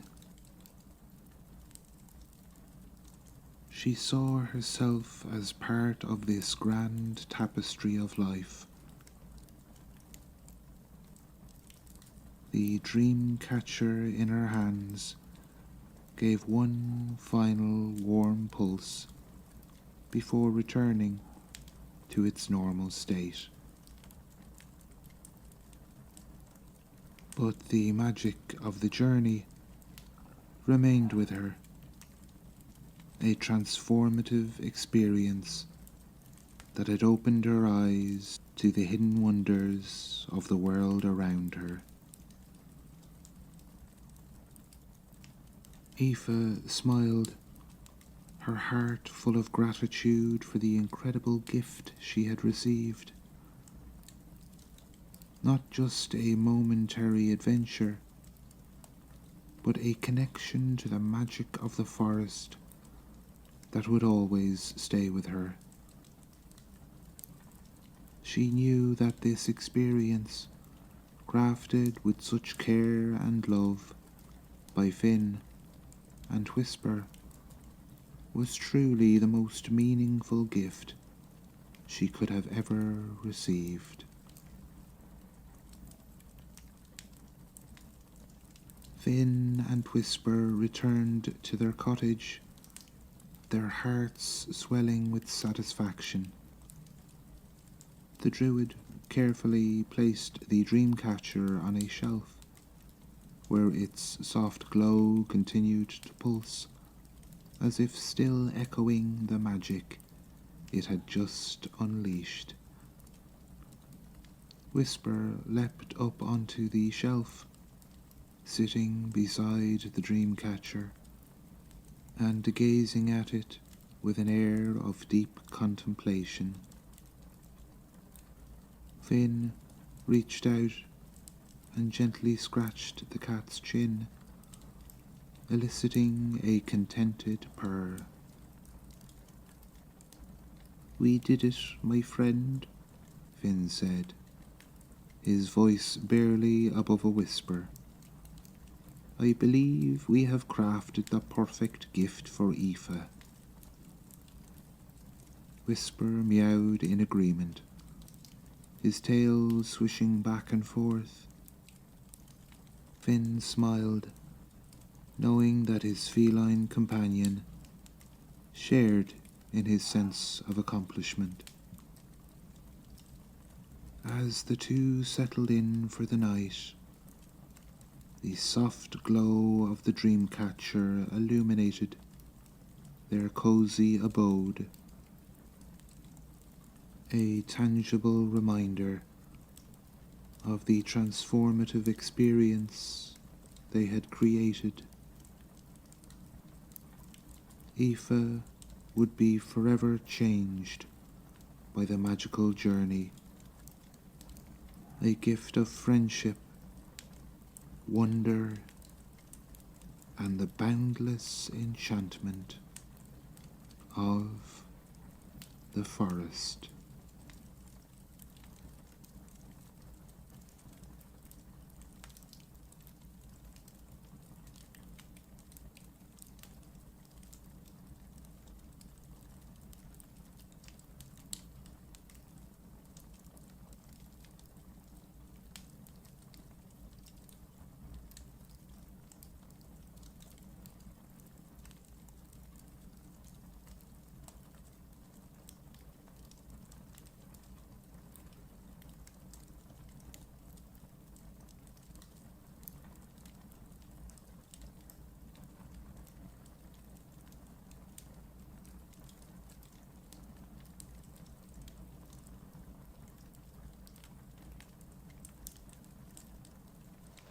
The Wandering Wolfhound.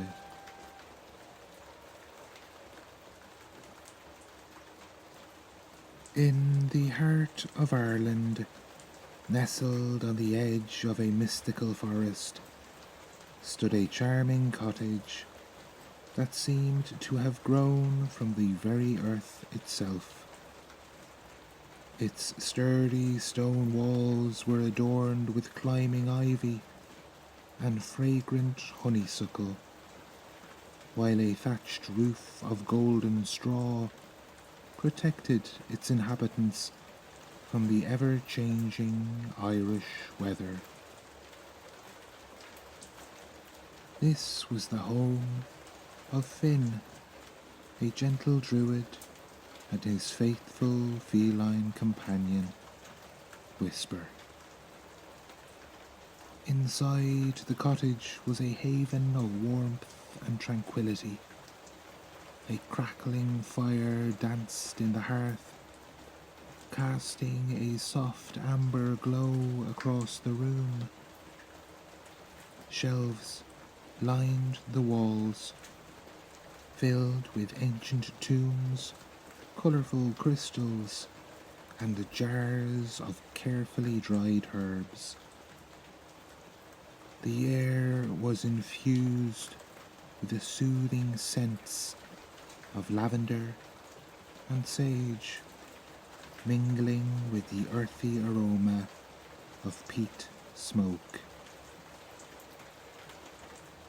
Finn, with his kind eyes and auburn hair that fell in waves to his shoulders, moved about the cottage with quiet grace. His fingers, calloused from years of working with plants and stones, brushed lovingly over the spines of his books as he searched for a particular volume on herbology.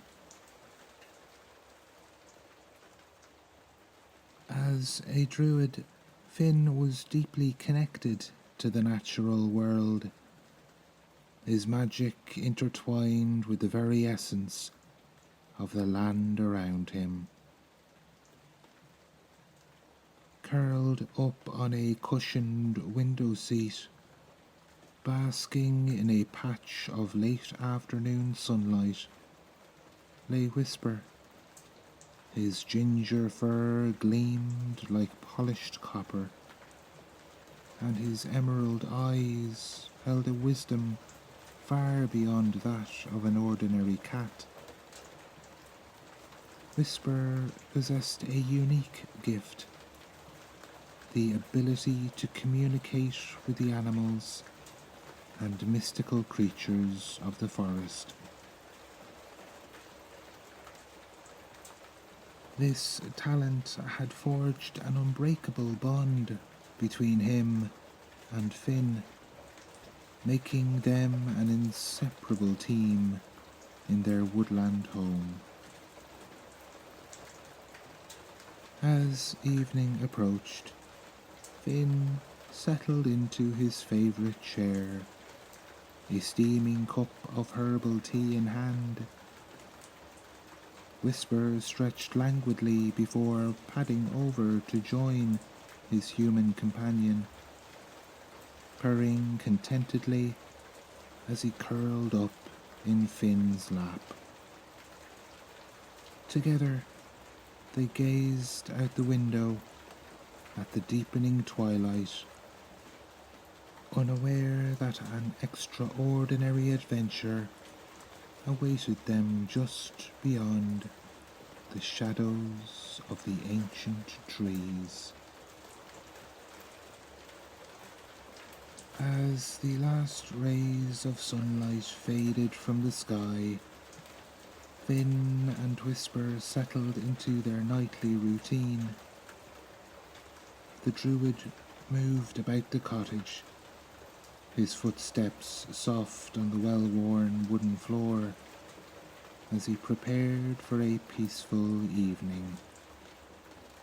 He added a few logs to the fire, ensuring its warmth would last through the night, and lit several beeswax candles that filled the air with a gentle, honey-sweet fragrance.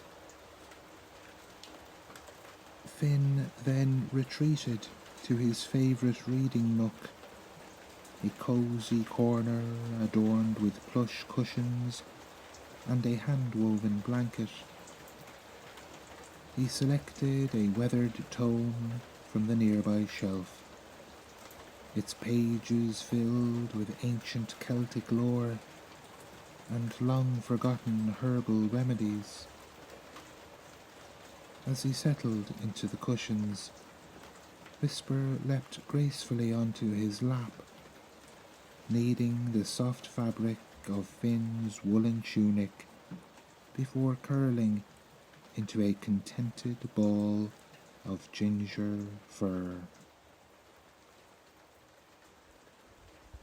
The gentle crackle of the fire and the rhythmic purring of Whisper created a soothing symphony that soon lulled Finn into a state of deep relaxation. His eyes grew heavy as he absently stroked Whisper's silky fur, the words on the page before him blurring as sleep began to claim him. Just as Finn was about to drift off, a sudden change in the atmosphere jolted him back to alertness. Whisper's ears perked up, his body tensing as he lifted his head to stare intently at the cottage door. Outside, the usual nighttime sounds of the forest had fallen eerily silent. Then, breaking through the unnatural quiet, came a series of strange noises from the edge of the woods. It began as a low, mournful whine, almost too faint to hear, but it quickly grew louder, interspersed with the snap of twigs and the rustle of the undergrowth, as if something large was moving through the forest with little regard for stealth. Whisper leapt from Finn's lap, padding swiftly to the door. The cat's tail swished back and forth, his green eyes glowing in the dim light as he focused on the sounds outside. Finn watched as Whisper's ears twitched, the feline clearly picking up on something beyond human perception. With a soft meow that seemed to carry a note of urgency, Whisper turned to Finn and fixed him with an intense gaze. The druid had long since learned to trust his companion's instincts, and he knew this look well. It was Whisper's way of alerting him to a presence outside, something or someone that required their immediate attention. Finn rose from his chair, his earlier drowsiness completely forgotten. He moved quietly to the door, placing a hand on the rough wooden surface as he listened intently. The noises outside grew louder, and now he could clearly hear heavy breathing and what sounded like confused, distressed whimpers. Whatever was out there, Finn realized it needed help. With a determined nod to Whisper, he reached for his cloak and prepared to venture into the night. Finn carefully opened the cottage door, allowing a cool breeze to carry the scents of the nighttime forest into their cozy home. Whisper darted out first, his ginger coat almost glowing in the pale moonlight that filtered through the canopy above. The druid followed close behind, pulling his cloak tighter around his shoulders as he stepped into the misty evening air. Together they made their way towards the source of the disturbance, their feet silent on the damp earth. Finn held a small globe of soft magical light in his palm, casting a gentle illumination on their path. The strange noises grew louder as they approached, and soon they could make out a large, shadowy figure moving erratically among the trees. As they drew closer, the moonlight revealed the form of a massive Irish wolfhound. The dog's grey coat was matted and tangled with burrs and twigs, suggesting it had been wandering the forest for some time. Its movements were unsteady, and it whined softly, turning in confused circles as if unable to find its way. Finn's heart went out to the creature. He took a step forward, speaking in low, soothing tones. "Easy there, gentle one. We are here to help." At the sound of his voice, the wolfhound's head snapped up, its eyes wide with a mix of fear and hope. It took a hesitant step towards them before stumbling, clearly exhausted and disoriented.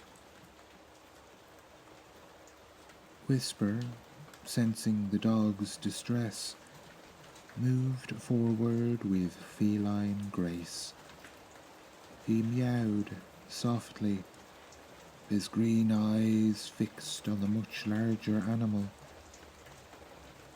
To Finn's amazement, the wolfhound seemed to calm at the sound, cocking its head as if listening intently to something only it could hear. For several moments, Finn watched in fascination as Whisper and the wolfhound engaged in what appeared to be a silent conversation. The cat's tail swished gently, his ears twitching as he communicated in his mysterious way. The dog's expressions shifted from confusion to understanding, then to a profound sadness that tugged at Finn's heartstrings. Finally, Whisper turned back to Finn, letting out a series of meows that the druid had learned to interpret over their years together. The message was clear. The wolfhound was lost, not just in location, but in mind as well. She, for Whisper had discerned the dog was female, had no memory of who she was or where she had come from.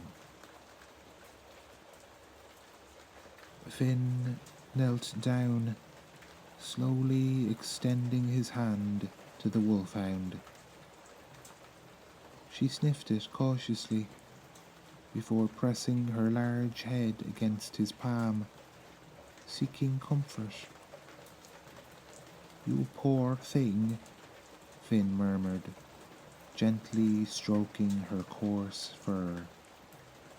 "Lost and alone, with no memory to guide you home." The wolfhound whined softly, as if confirming Finn's words. Her eyes, a warm brown flecked with gold, looked up at him with a plea for help that needed no translation. Finn stood, making a decision. "Well, we can't leave you out here, can we? Come on, girl. Let's get you somewhere warm and safe, and then we'll figure out how to help you remember." With gentle coaxing from both Finn and Whisper, they slowly led the wolfhound back toward the cottage. As they walked, Finn's mind was already racing, considering what magic or herbs might help restore the dog's lost memories. One thing was certain: their peaceful evening had transformed into the beginning of an unexpected adventure. Back in the warmth of the cottage, Finn busied himself making the exhausted wolfhound comfortable. He laid out soft blankets near the hearth and filled a large bowl with fresh water, which the dog lapped up gratefully. Once she had settled, Finn knelt beside her, his hands hovering just above her head as he closed his eyes in concentration. A soft green glow emanated from his palms as he called upon his druidic magic, attempting to peer into the wolfhound's mind and uncover her lost memories.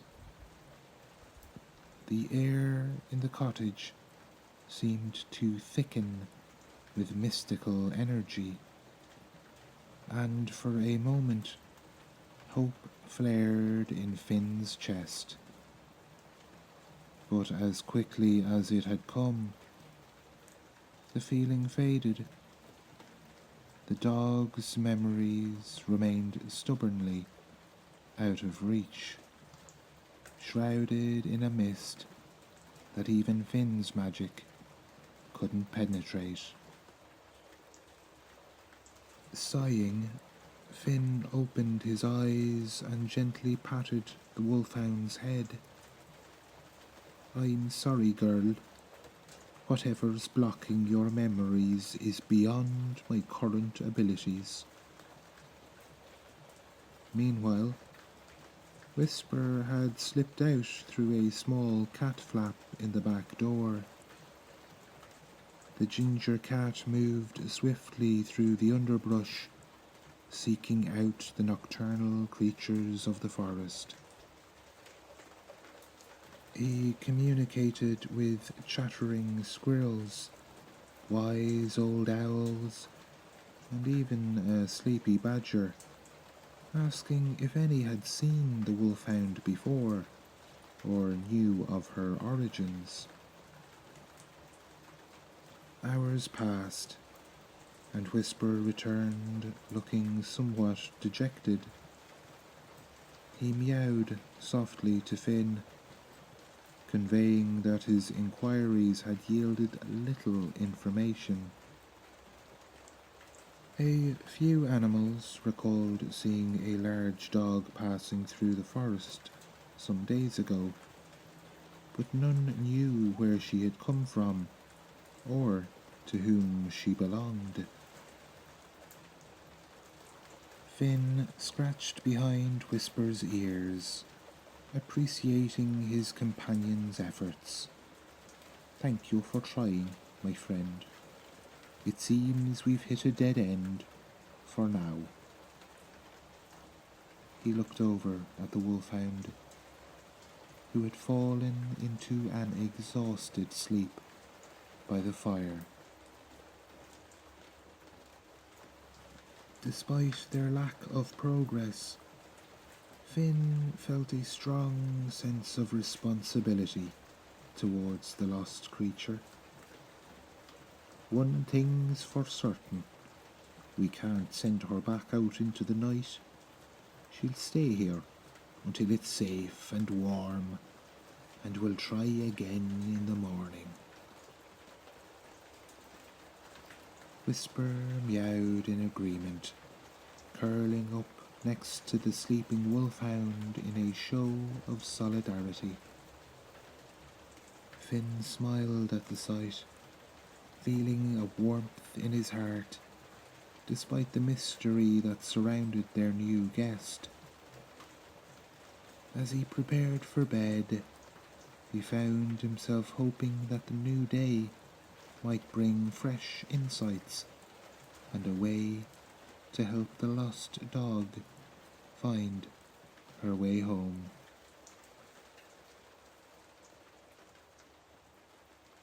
As the night deepened, the cottage settled into a gentle quiet. The wolfhound, exhausted from her ordeal, slept soundly on her makeshift bed by the hearth. Her massive form rose and fell with each deep breath, occasionally twitching as she dreamed of unknown adventures.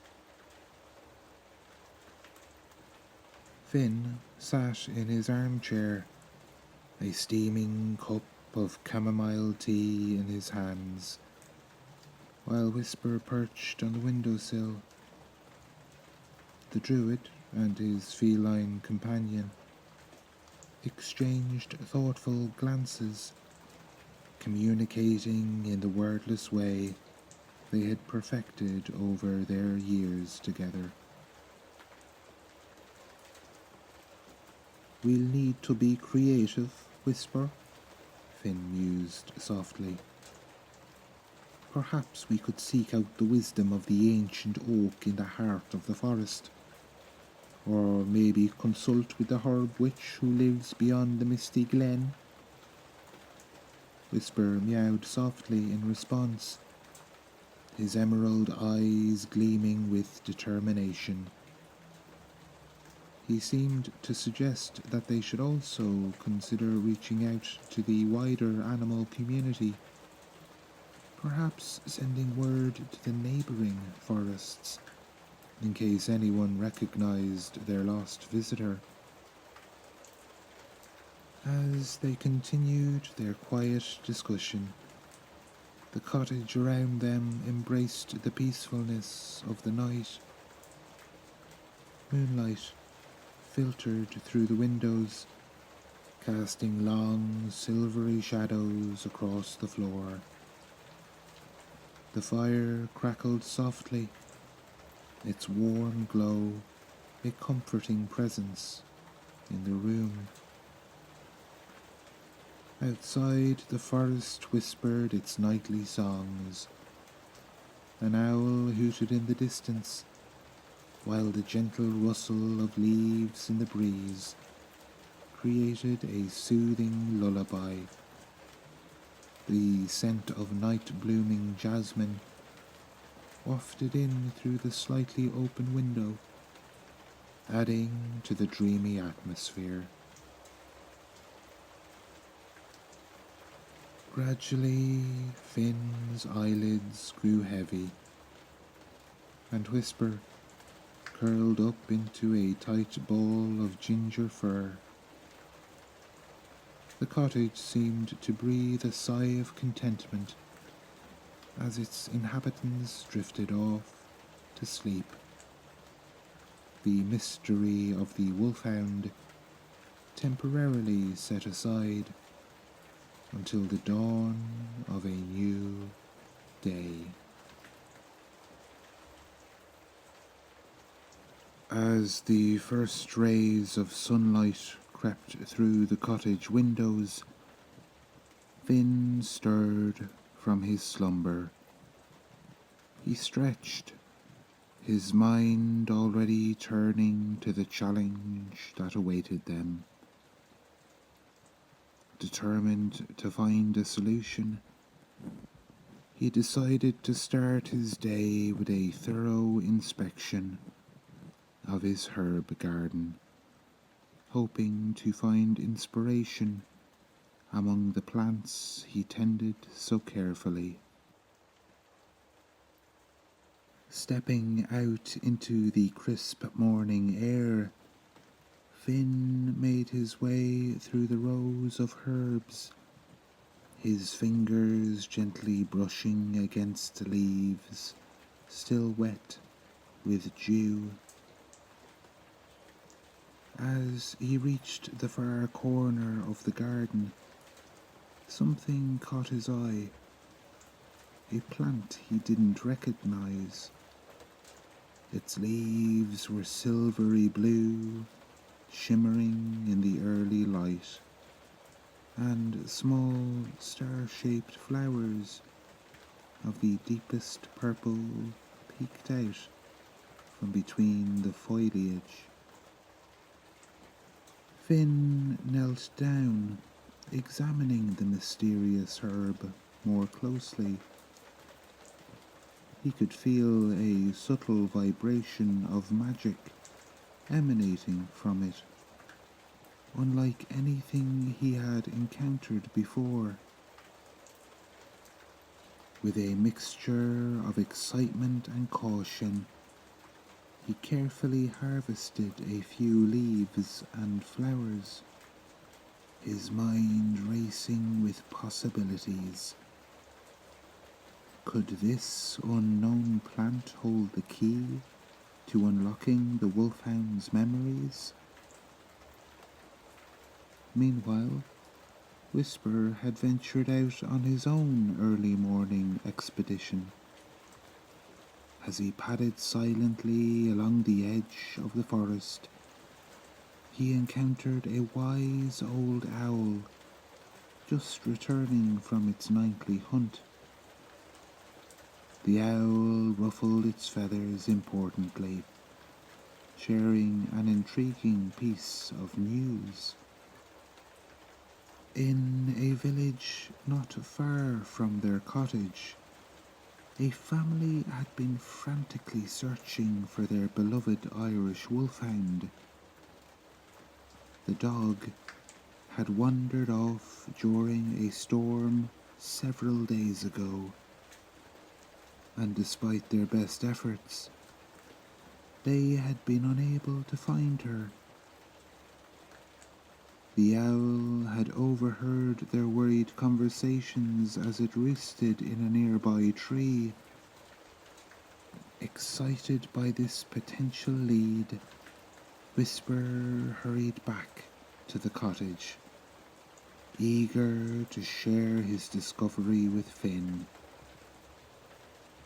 He found the druid in his workshop, carefully grinding the leaves of the mysterious herb into a fine powder.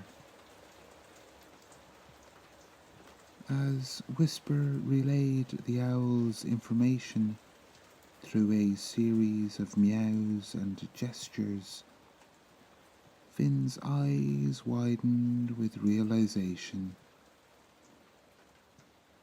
A lost wolfhound and a family searching, he mused, looking from the herb to his feline companion. Whisper, I think we might be onto something here.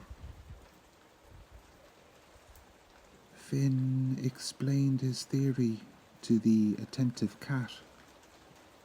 The unique herb he had discovered seemed to possess properties that could enhance memory and clarity of mind. If this plant could be used to help the wolfhound regain her memories, it might lead them directly to the worried family the owl had mentioned. It's as if the forest itself is trying to help us solve this mystery, Finn said, a smile playing on his lips. The herb appearing in our garden just when we need it, and you receiving this crucial information. It can't be mere coincidence. Whisper meowed in agreement, his tail swishing with excitement. The pieces of the puzzle were starting to fall into place, and both Druid and Cat felt a surge of hope for their canine guest. Right then, Finn said, rolling up his sleeves. Let us prepare this herb and see if we can't help our furry friend remember who she is and where she comes from. With any luck, we'll have her reunited with her family before the day is out. With renewed purpose, Finn and Whisper set about their tasks, eager to unravel the mystery and bring their adventure to a happy conclusion. As the morning mist began to lift, Finn, Whisper, and the wolfhound set off on their journey through the ancient forest. Finn had carefully mixed the mysterious herb into a small treat for the dog, hoping it would help clear the fog from her mind as they travelled. The forest path wound before them like a ribbon of earth, dappled with sunlight filtering through the dense canopy above. Towering oaks and majestic beeches stood sentinel on either side, their branches reaching out as if to embrace the travellers. The air was thick with the scent of damp earth, wild herbs, and the faint, sweet aroma of hidden flowers. As they ventured deeper into the woods, The mundane began to give way to the magical. Tiny, luminous sprites darted between the trees, leaving trails of glittering dust in their wake. A group of them paused, circling the wolfhound curiously, before whispering in tinkling voices that they had seen her running through a storm, fear in her eyes. Further along, they encountered a wise old badger, tending to a patch of glowing mushrooms. His gruff voice softened as he regarded the wolfhound, mentioning that he had heard distant howls of distress a few nights past, carried on the wind from the direction of the village. A babbling brook crossed their path, its crystal clear waters singing a melody of ancient secrets. As the wolfhound bent to drink, a water nymph emerged, her form fluid and shimmering. She stroked the dog's head gently, murmuring that she sensed a bond of love and loyalty within the canine's heart, waiting to be remembered. Whisper's keen senses were on high alert, his ears twitching at every sound, his eyes darting to catch every movement. He communicated each new piece of information to Finn, who began to see a clearer picture forming of their companion's journey.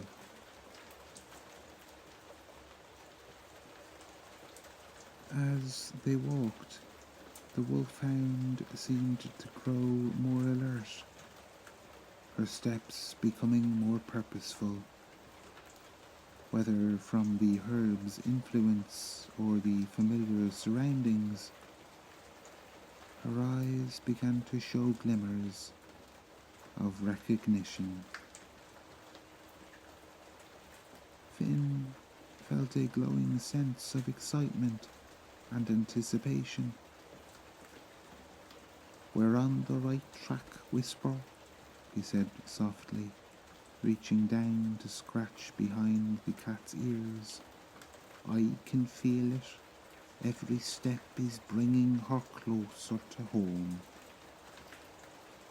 With renewed determination, the unlikely trio pressed on through the enchanted forest, each encounter and revelation bringing them closer to solving the mystery of the lost wolfhound and reuniting her with her family.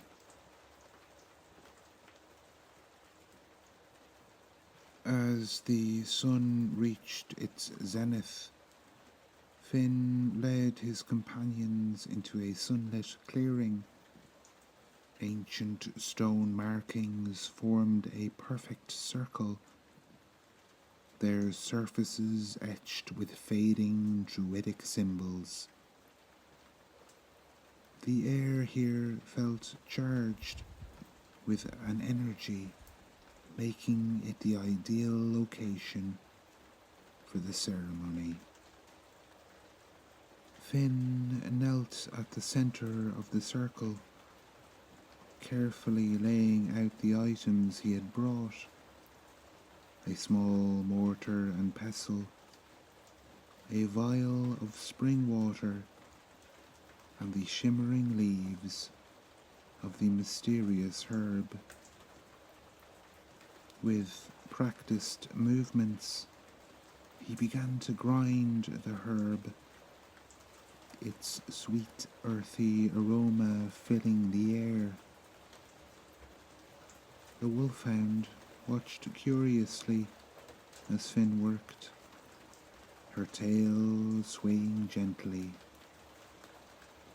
Whisper sat beside her, his emerald eyes fixed intently on the dog, ready to interpret her reactions.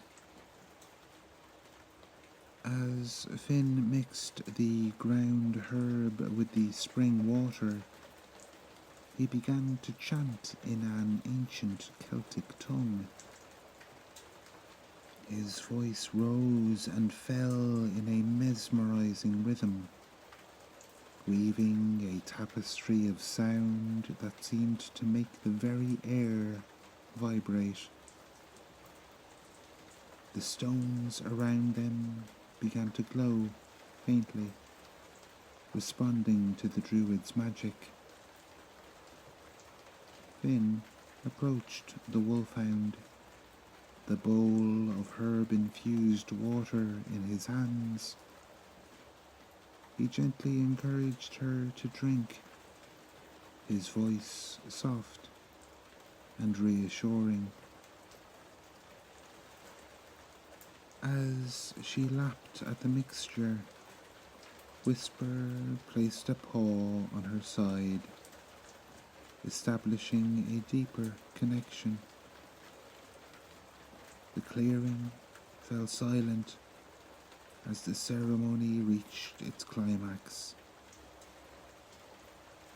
Finn placed his hands on the wolfhound's head, channeling his druidic energy into her. Whisper meowed softly, his eyes closed in concentration as he attempted to guide the dog through her returning memories. For a breathless moment, nothing seemed to happen. Then suddenly the wolfhound's eyes widened. She let out a soft whine, her tail beginning to wag with increasing enthusiasm. Whisper meowed excitedly to Finn, confirming what they had both hoped. The wolfhound's memories were returning, bringing with them the promise of a joyful reunion. As the magic of the ceremony settled, a transformation came over the wolfhound. Her eyes, once clouded with confusion, now sparkled with recognition and joy. She let out a soft, low bark, as if testing her own voice after a long silence. Whisper, still maintaining his connection with the dog, meowed excitedly to Finn. She remembers, the cat seemed to say, his tail swishing back and forth with enthusiasm. Finn knelt beside the wolfhound, gently stroking her head. "Can you tell us your name?" he asked softly, his voice filled with hope. The dog barked again, this time with more confidence. Whisper listened intently, then looked up at Finn. Through their unique bond, the druid understood his feline companion's message. "Feline," Finn said, smiling broadly. "Your name is Feline. It's wonderful to properly meet you, Feline." At the sound of her name, Felin's tail began to wag furiously. She nuzzled Finn's hand, then turned to Whisper, giving him an affectionate lick. The joy of rediscovering her identity was palpable, filling the clearing with an almost tangible warmth. As the moments passed, more memories seemed to flood back to Fhuelen. She whined softly, images of her family clearly playing in her mind. Whisper, still connected to her thoughts, relayed the information to Finn. She remembers her family, Finn said, his voice thick with emotion. A kind man with a beard, and a woman with long dark hair, and 2 children, a boy and a girl.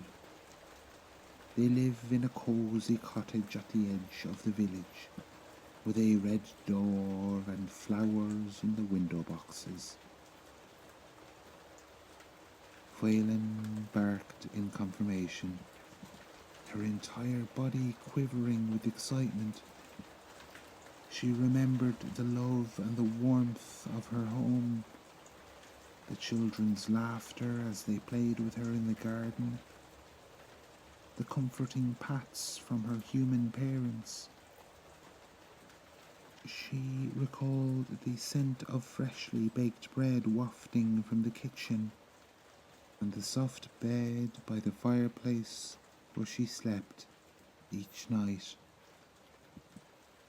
The memory of the storm that had separated her from her family also returned, but it no longer held fear. Instead, Fhuelen felt an overwhelming desire to return home, to reunite with those she loved. Finn felt tears prick his eyes as he witnessed Fhuelen's emotional journey. The pure joy and love radiating from the wolfhound was deeply moving. He looked at Whisper, seeing his own emotions reflected in the cat's expressive eyes. "Well, my friends," Finn said, his voice filled with determination and happiness, "it seems we have a family reunion to arrange. Shall we help Fhuelen find her way home?" Fhuelen barked enthusiastically, and Whisper meowed in agreement. Together, the unlikely trio set off towards the village, their hearts light with the anticipation of the joyful reunion to come.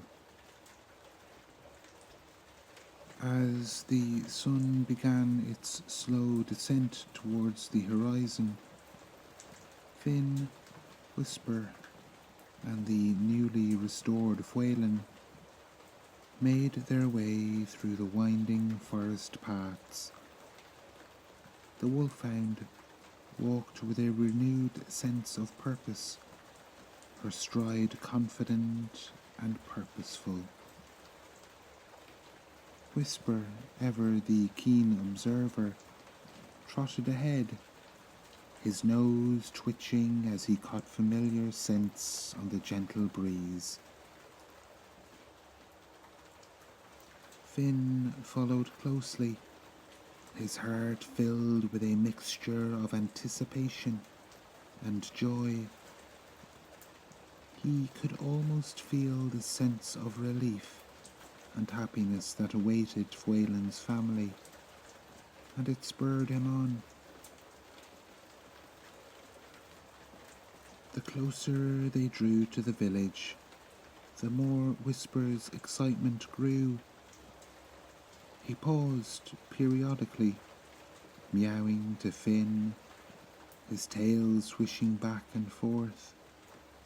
The druid, understanding the cat's unspoken language, would nod and reassure Fhuelen with a gentle touch. As the quaint cottages and thatched roofs of the village came into view, Waylon suddenly let out a powerful, joyful bark.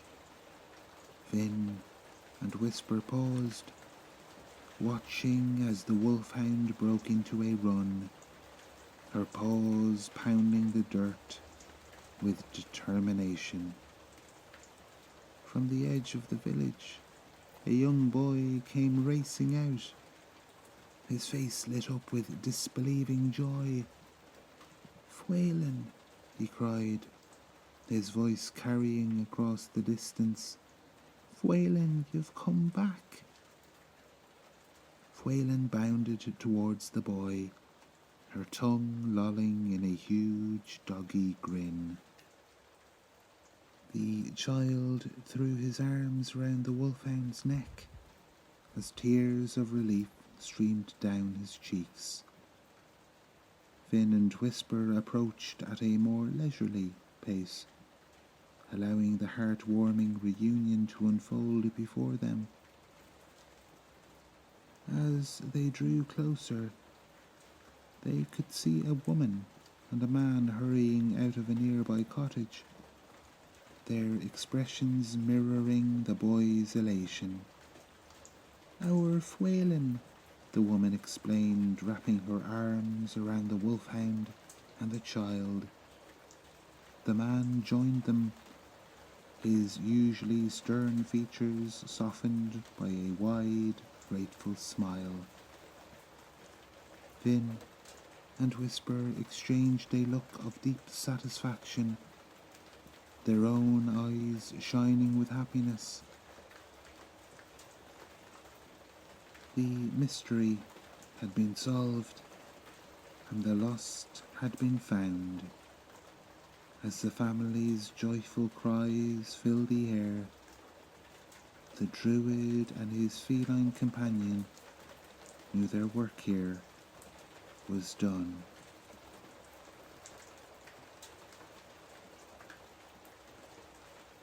As the grateful family surrounded Fwaelin in a heartwarming embrace, Finn and Whisper bid them farewell and turned to make their way back home.